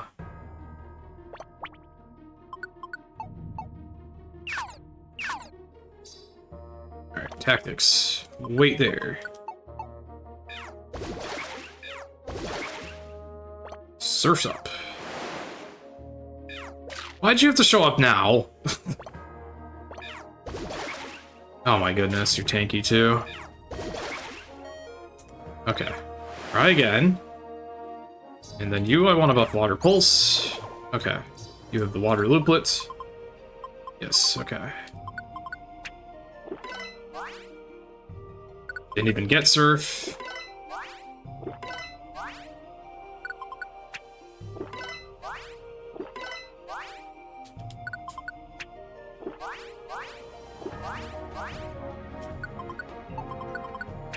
Did I even bring the citrus berries?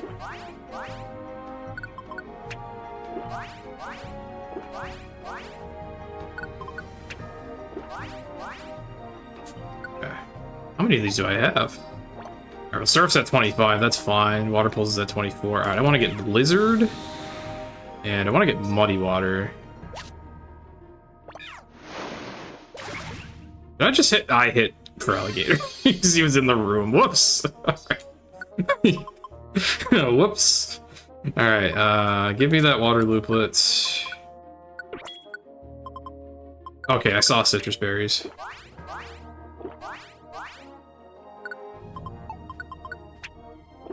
Yeah, we finally got the last rank up. Okay, that's probably the last of those that I'm using. Alright, Kingdra has the highest health, so I'll throw this at the other two as well.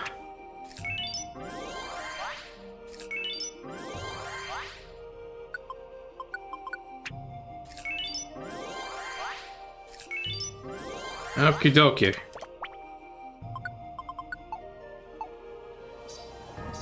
Get the right items on. I'm gonna take the Grass Looplet on Seismitoad, the Wind Looplet on Kingdra. Okay, that looks right.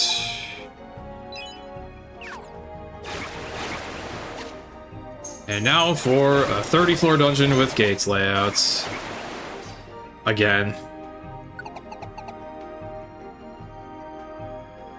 This one you could use Warp Looplet strats in, to be honest. But yeah, okay, we're one-shotting, actually, so it would probably be fastest to do it this way.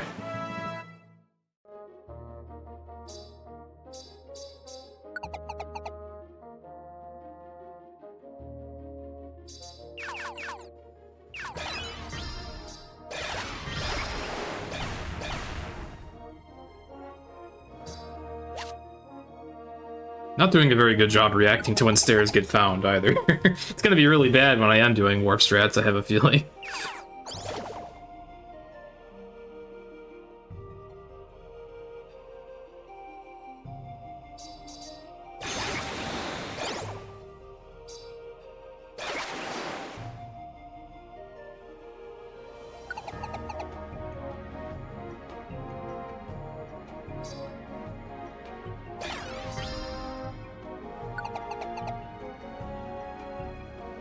To be honest, GMK, you missed me entering a bunch of dungeons and then leaving, because I'm just trying to explore them all at this point.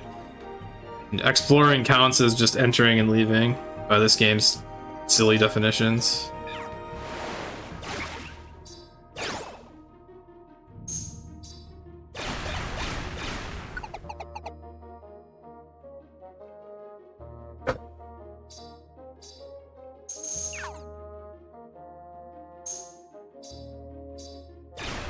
The tactic I often employ with exploring these really big layouts is, if my allies pass an intersection, I'll try to deliberately turn them in that intersection if someone else can go the other way at it. Because the partner AI likes to go straight when it meets an intersection. It's not really that efficient with exploration on its own.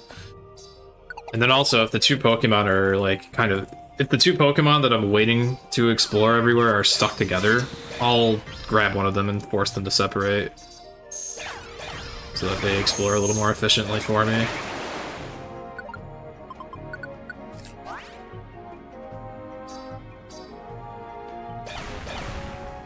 Then there comes the point where I have no idea where I need to go on the floor anymore. And then I'll just do it all manually. Yeah, Mega Evolutions are in this game. I haven't demonstrated it yet. I haven't noticed an Awakening Emerald while I've had Charizard with me. Hopefully at some point I can demo that, if it crosses my mind. What I like is there's even a portrait, a character portrait that you can see after Mega Evolution. Very easy to miss. You have to look at your equipment in your item menu to see it, or check your moves when you're Mega Evolved to see it. That's the only time it comes up in game. It was a really nice touch that's easy to miss. Or you can look at the portraits on Spriter's resource.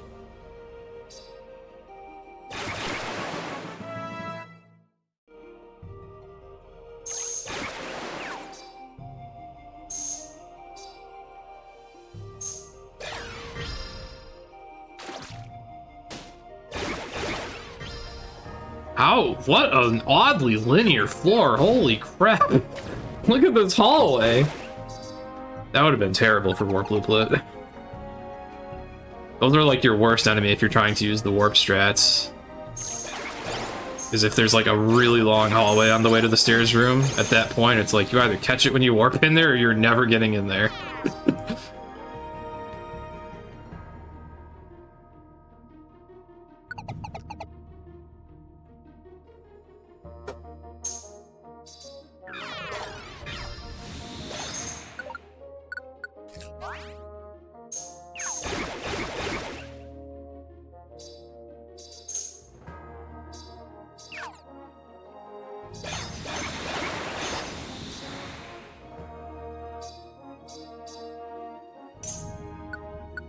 Sure. Random max elixir, why not?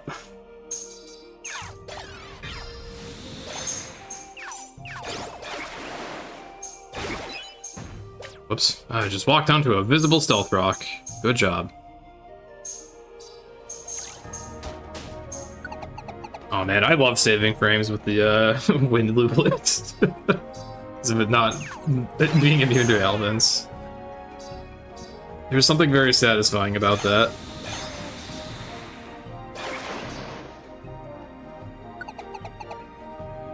Small benefits of King Draw.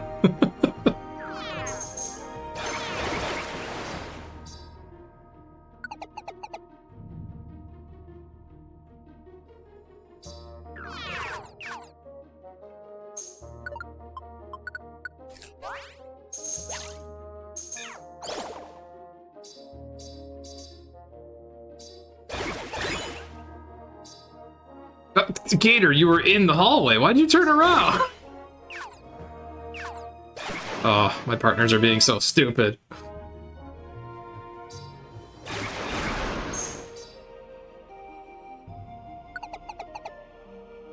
You had a corridor on the far left, went all the way to the bottom.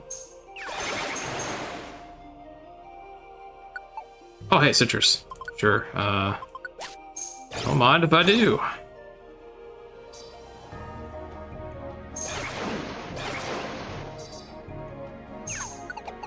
Ran across the bottom perimeter, then goes upright. Basically, halfway across the border led to a solitary dead-end room. Gates layouts. I feel like I've had that happen casually, too.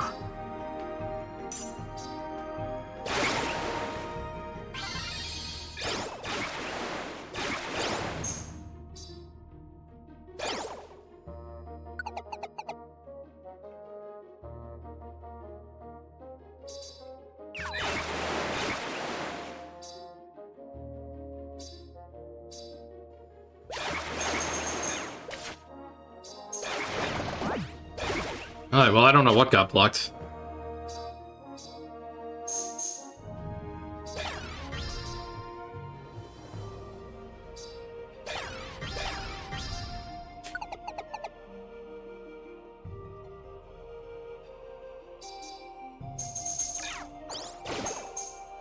Thought I saw another citrus berry, but no, that's just a power booster. Okay, glad I went that way. Oh, was it really a plain seed? Alright, I guess we're good. You got a sharp eye over there.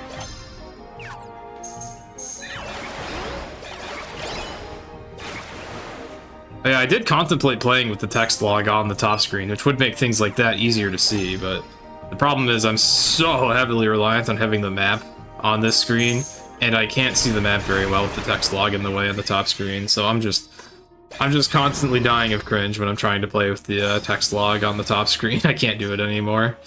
I used to do it for marathons. Oh, go for broke. That's a funny Emera. Should I equip that? No, but I'm doing it anyways. It boosts all your stats, but you can't be revived. So just don't die, forehead. I wonder if it even gives you like such a good speed boost that you can't even get hit very easily anymore.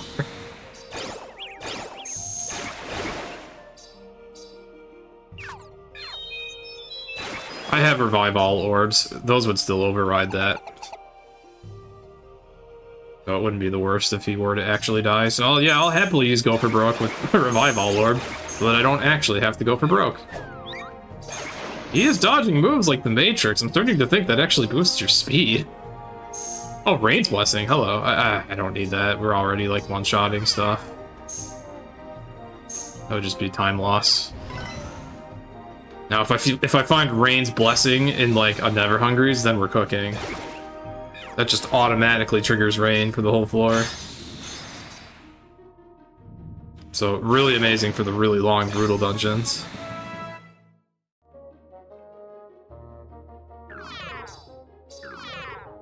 Everyone's getting hungry. We've been in here so long. Oh, wow, that was a warp trap. I knew there was a trap near the stairs. I forgot where it was. I'm just glad that didn't actually trigger.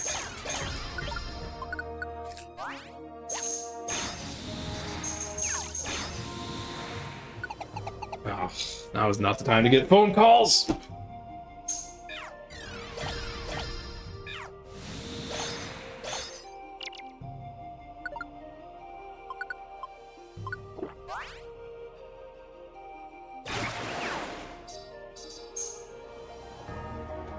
Would not be surprised if my family wants to make plans for the lunar eclipse that's happening tomorrow.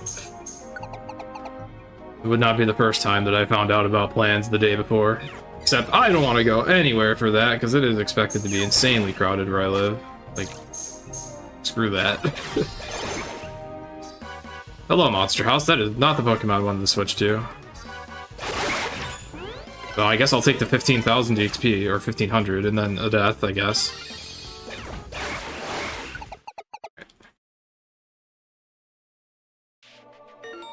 That was quite the way to end off that dungeon. We have this neat little hallway, and then we have Zygarde! The Pokemon that was almost forgotten about in Gen 6. Gives us the Time Looplet. I don't remember what it does. I think that boosts special defense, which is pretty, terrible. He'll never- yeah, I said he'll never get his own game. Haha.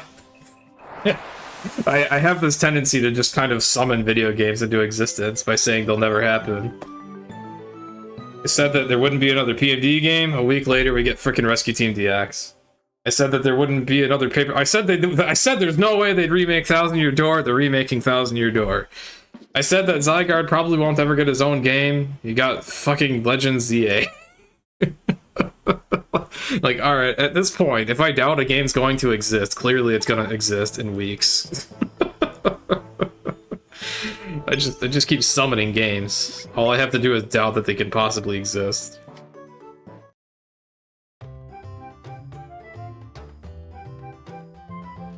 Okay, the existence of PMD6. Yeah, there's no way we'll ever get another PMD game. After how everyone on the internet complained about how the friend areas didn't let you walk around, surely Chunsoft is just done. Surely the Pokemon Company will never see a Mystery Dungeon as financially viable ever again. There's no way we're getting another PMD. Alright, I'll see you guys for the next Pokemon Direct. Anyways, who do I have today? As long as I have either Kingdra or Seismitoad, or both, that works. Alright, let's take Charizard. How many gold bars do I have left? 22? Not a lot. I can get a couple more drinks out of that.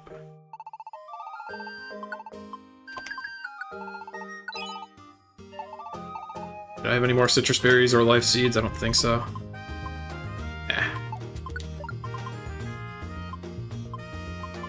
I just need some elixirs, and then this inventory is fine, really. Elixirs and maybe more revives.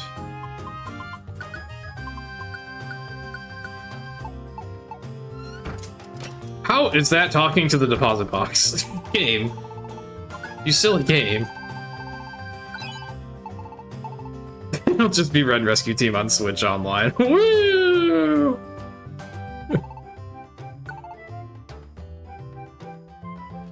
I would love to see a Pokemon Ranger or Conquest game. Where the hell do I want to go now?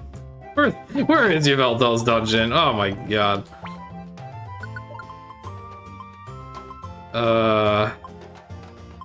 Yveltal, where are— oh, there you are. You're in Mist Continent. Okay. Bloodborne coming to PC.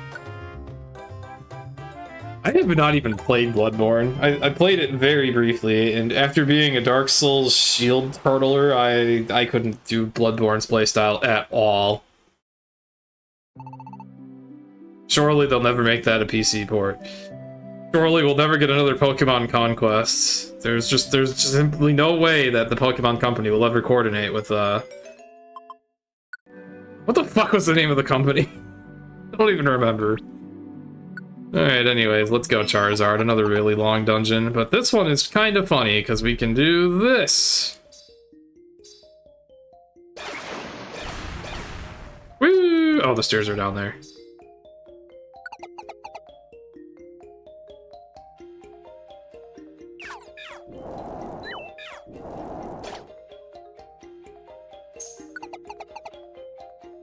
I was talking earlier about the dungeon names in this game and how they're absolute nonsense, and yeah, I think this one's a pretty good example. These ruins don't seem very buried.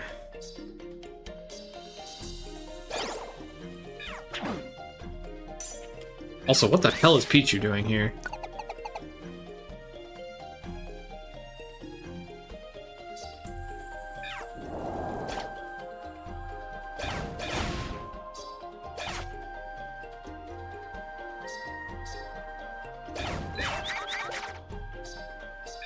Oh, you have like 5 things near you.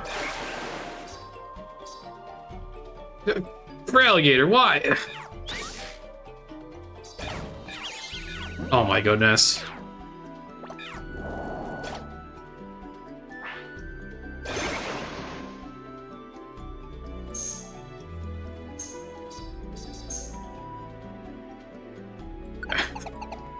Yeah, being able to effectively go through walls is a pretty big boon here.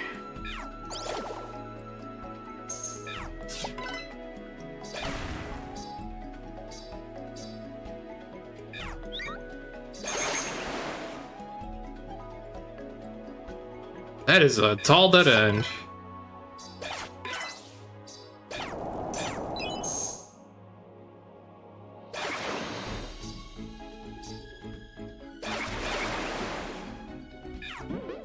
Man, this dungeon is annoying.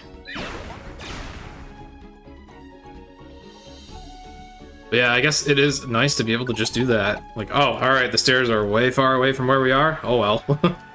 Oh well. I could also just I could just put myself in the middle of nowhere and just B+A while everyone runs around. That's another strat.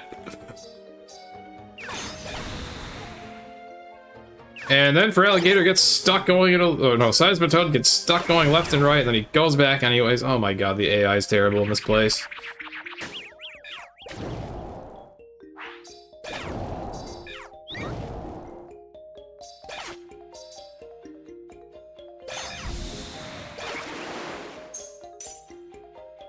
Oh, how long ago did these get found? Too busy wiggling all over the place with Charizard in the air to notice that the stairs got found all the way on the other side of the map.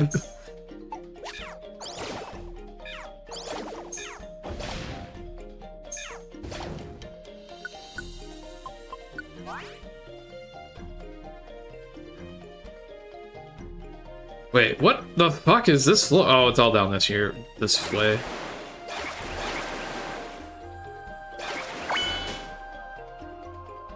I was like, is this like a 3-room layout?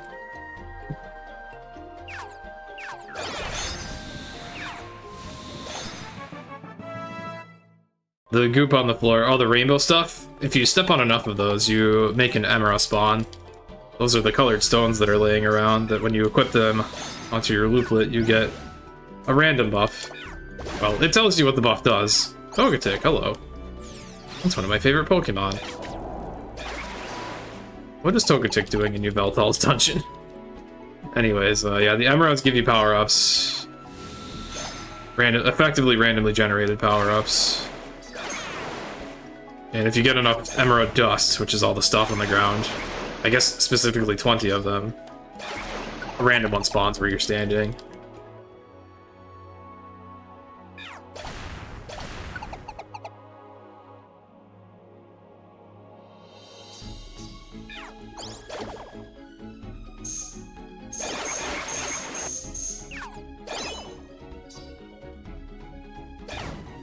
Oops.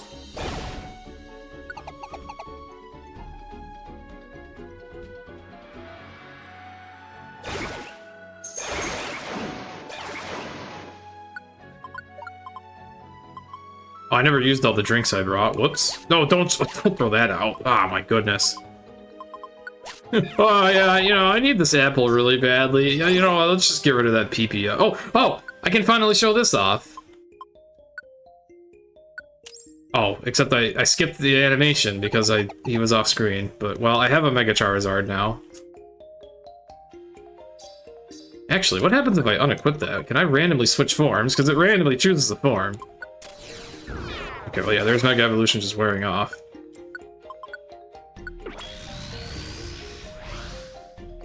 Yeah, I wonder if you can just choose your form by taking it off and on again. Oh yeah, I should show off the A attack that it gives you, too.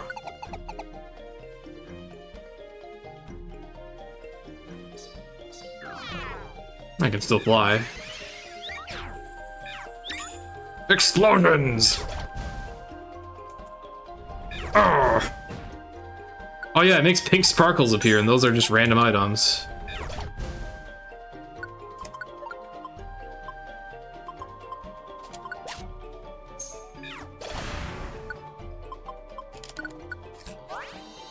Just gotta be careful not to let this wear off when I'm near allies, or else it will, be a bit catastrophic.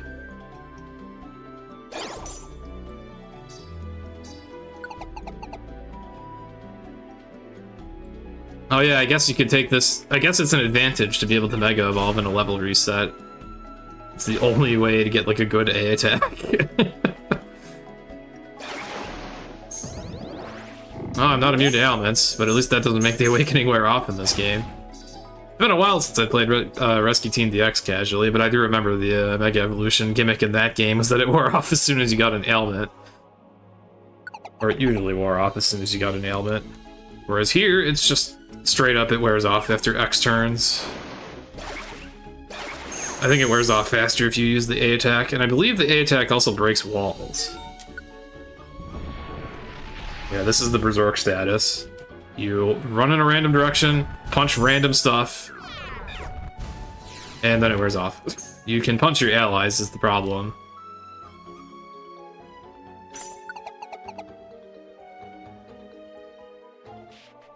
And we're done. That was fun. Hello, Bacon Bird.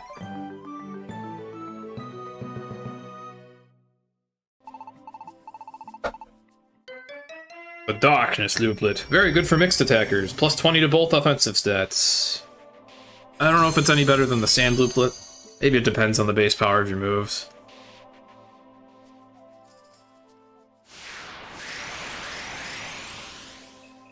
Oh, Shady, thank you for the raid.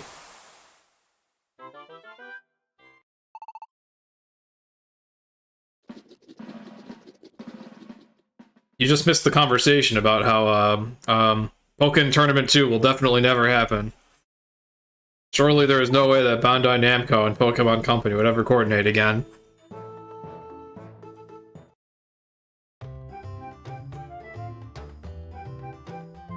Alright, anyways, I'll see you at the next Pokemon Direct. Now what? Like, actually, now what? Apex Mountain, Buried Ruins, Giant Stone Meadow. Oh, it's time for treasure hunting. Oh boy, Dies of Cringe. Okay, or even his giant stone meadow. Sand continents. Okay.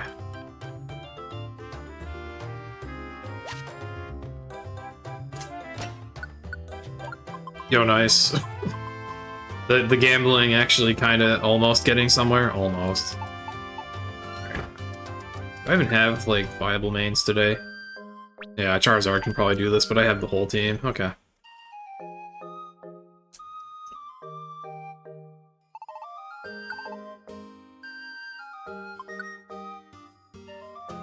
Man, Summit keeps killing your runs? Man, that sucks.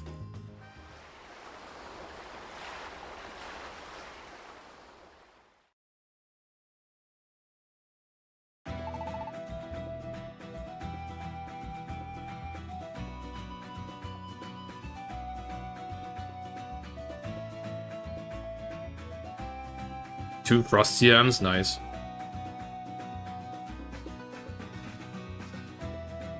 Alright, treasure hunting. I believe this is a useless gold treasure.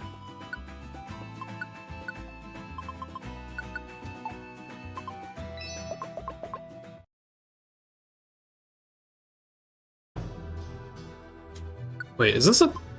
Wait a minute, is this a never hungry dungeon? Ah, shit. Why did I have this written here? This is... Okay, well this is gonna be a little harder than I thought it was gonna be. Do I have escape orbs? Oh god. This is not what I thought it was gonna be. And I don't have escape orbs. Oh god. Alright, well, the items I've brought will be sufficient, but I'm not gonna be able to do the strats that I'd like to do. Ah, god damn it. That's okay. Do I at least bring guiding wands? I have 20. Alright. One warp loop, but I have guiding wands. Alright. I don't know how okay, so in my notes I thought, for those that like understand what the fuck I'm talking about, I thought I had the thought I had the golden treasure dungeons before I had the never hungry dungeons. Apparently not. But alright, I mean, at least I have made this mistake far enough into the run that we can do this.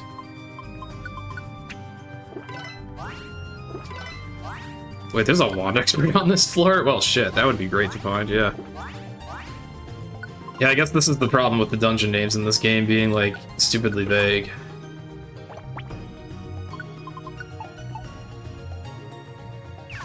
Right, well, hopefully I find that wand expert. This is not a great start.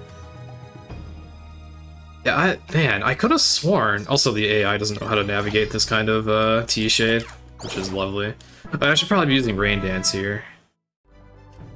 I should definitely be using Rain Dance here. These dungeons are horrible.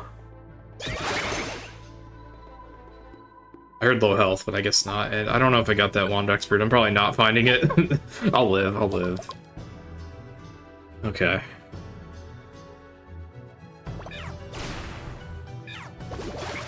Man, I'm so confused how I managed to do this.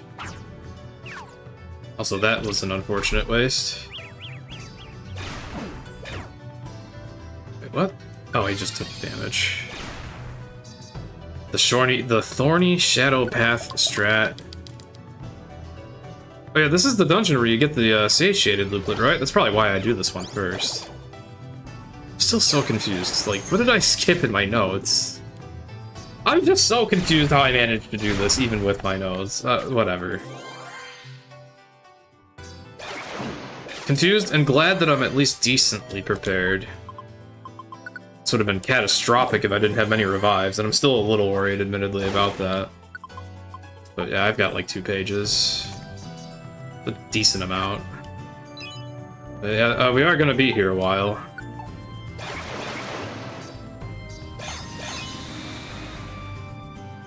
Can't even think straight, I'm so flustered that I did that. Like, what the hell? Flustered and confused.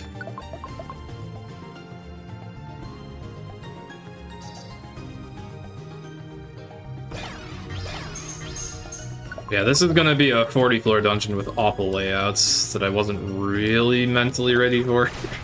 I was expecting this to be a free dungeon. This is not gonna be a free dungeon at all. I'm getting Sheeran. There's a Skiploon throwing rocks at me, and I don't even... Oh, it's in the room, okay.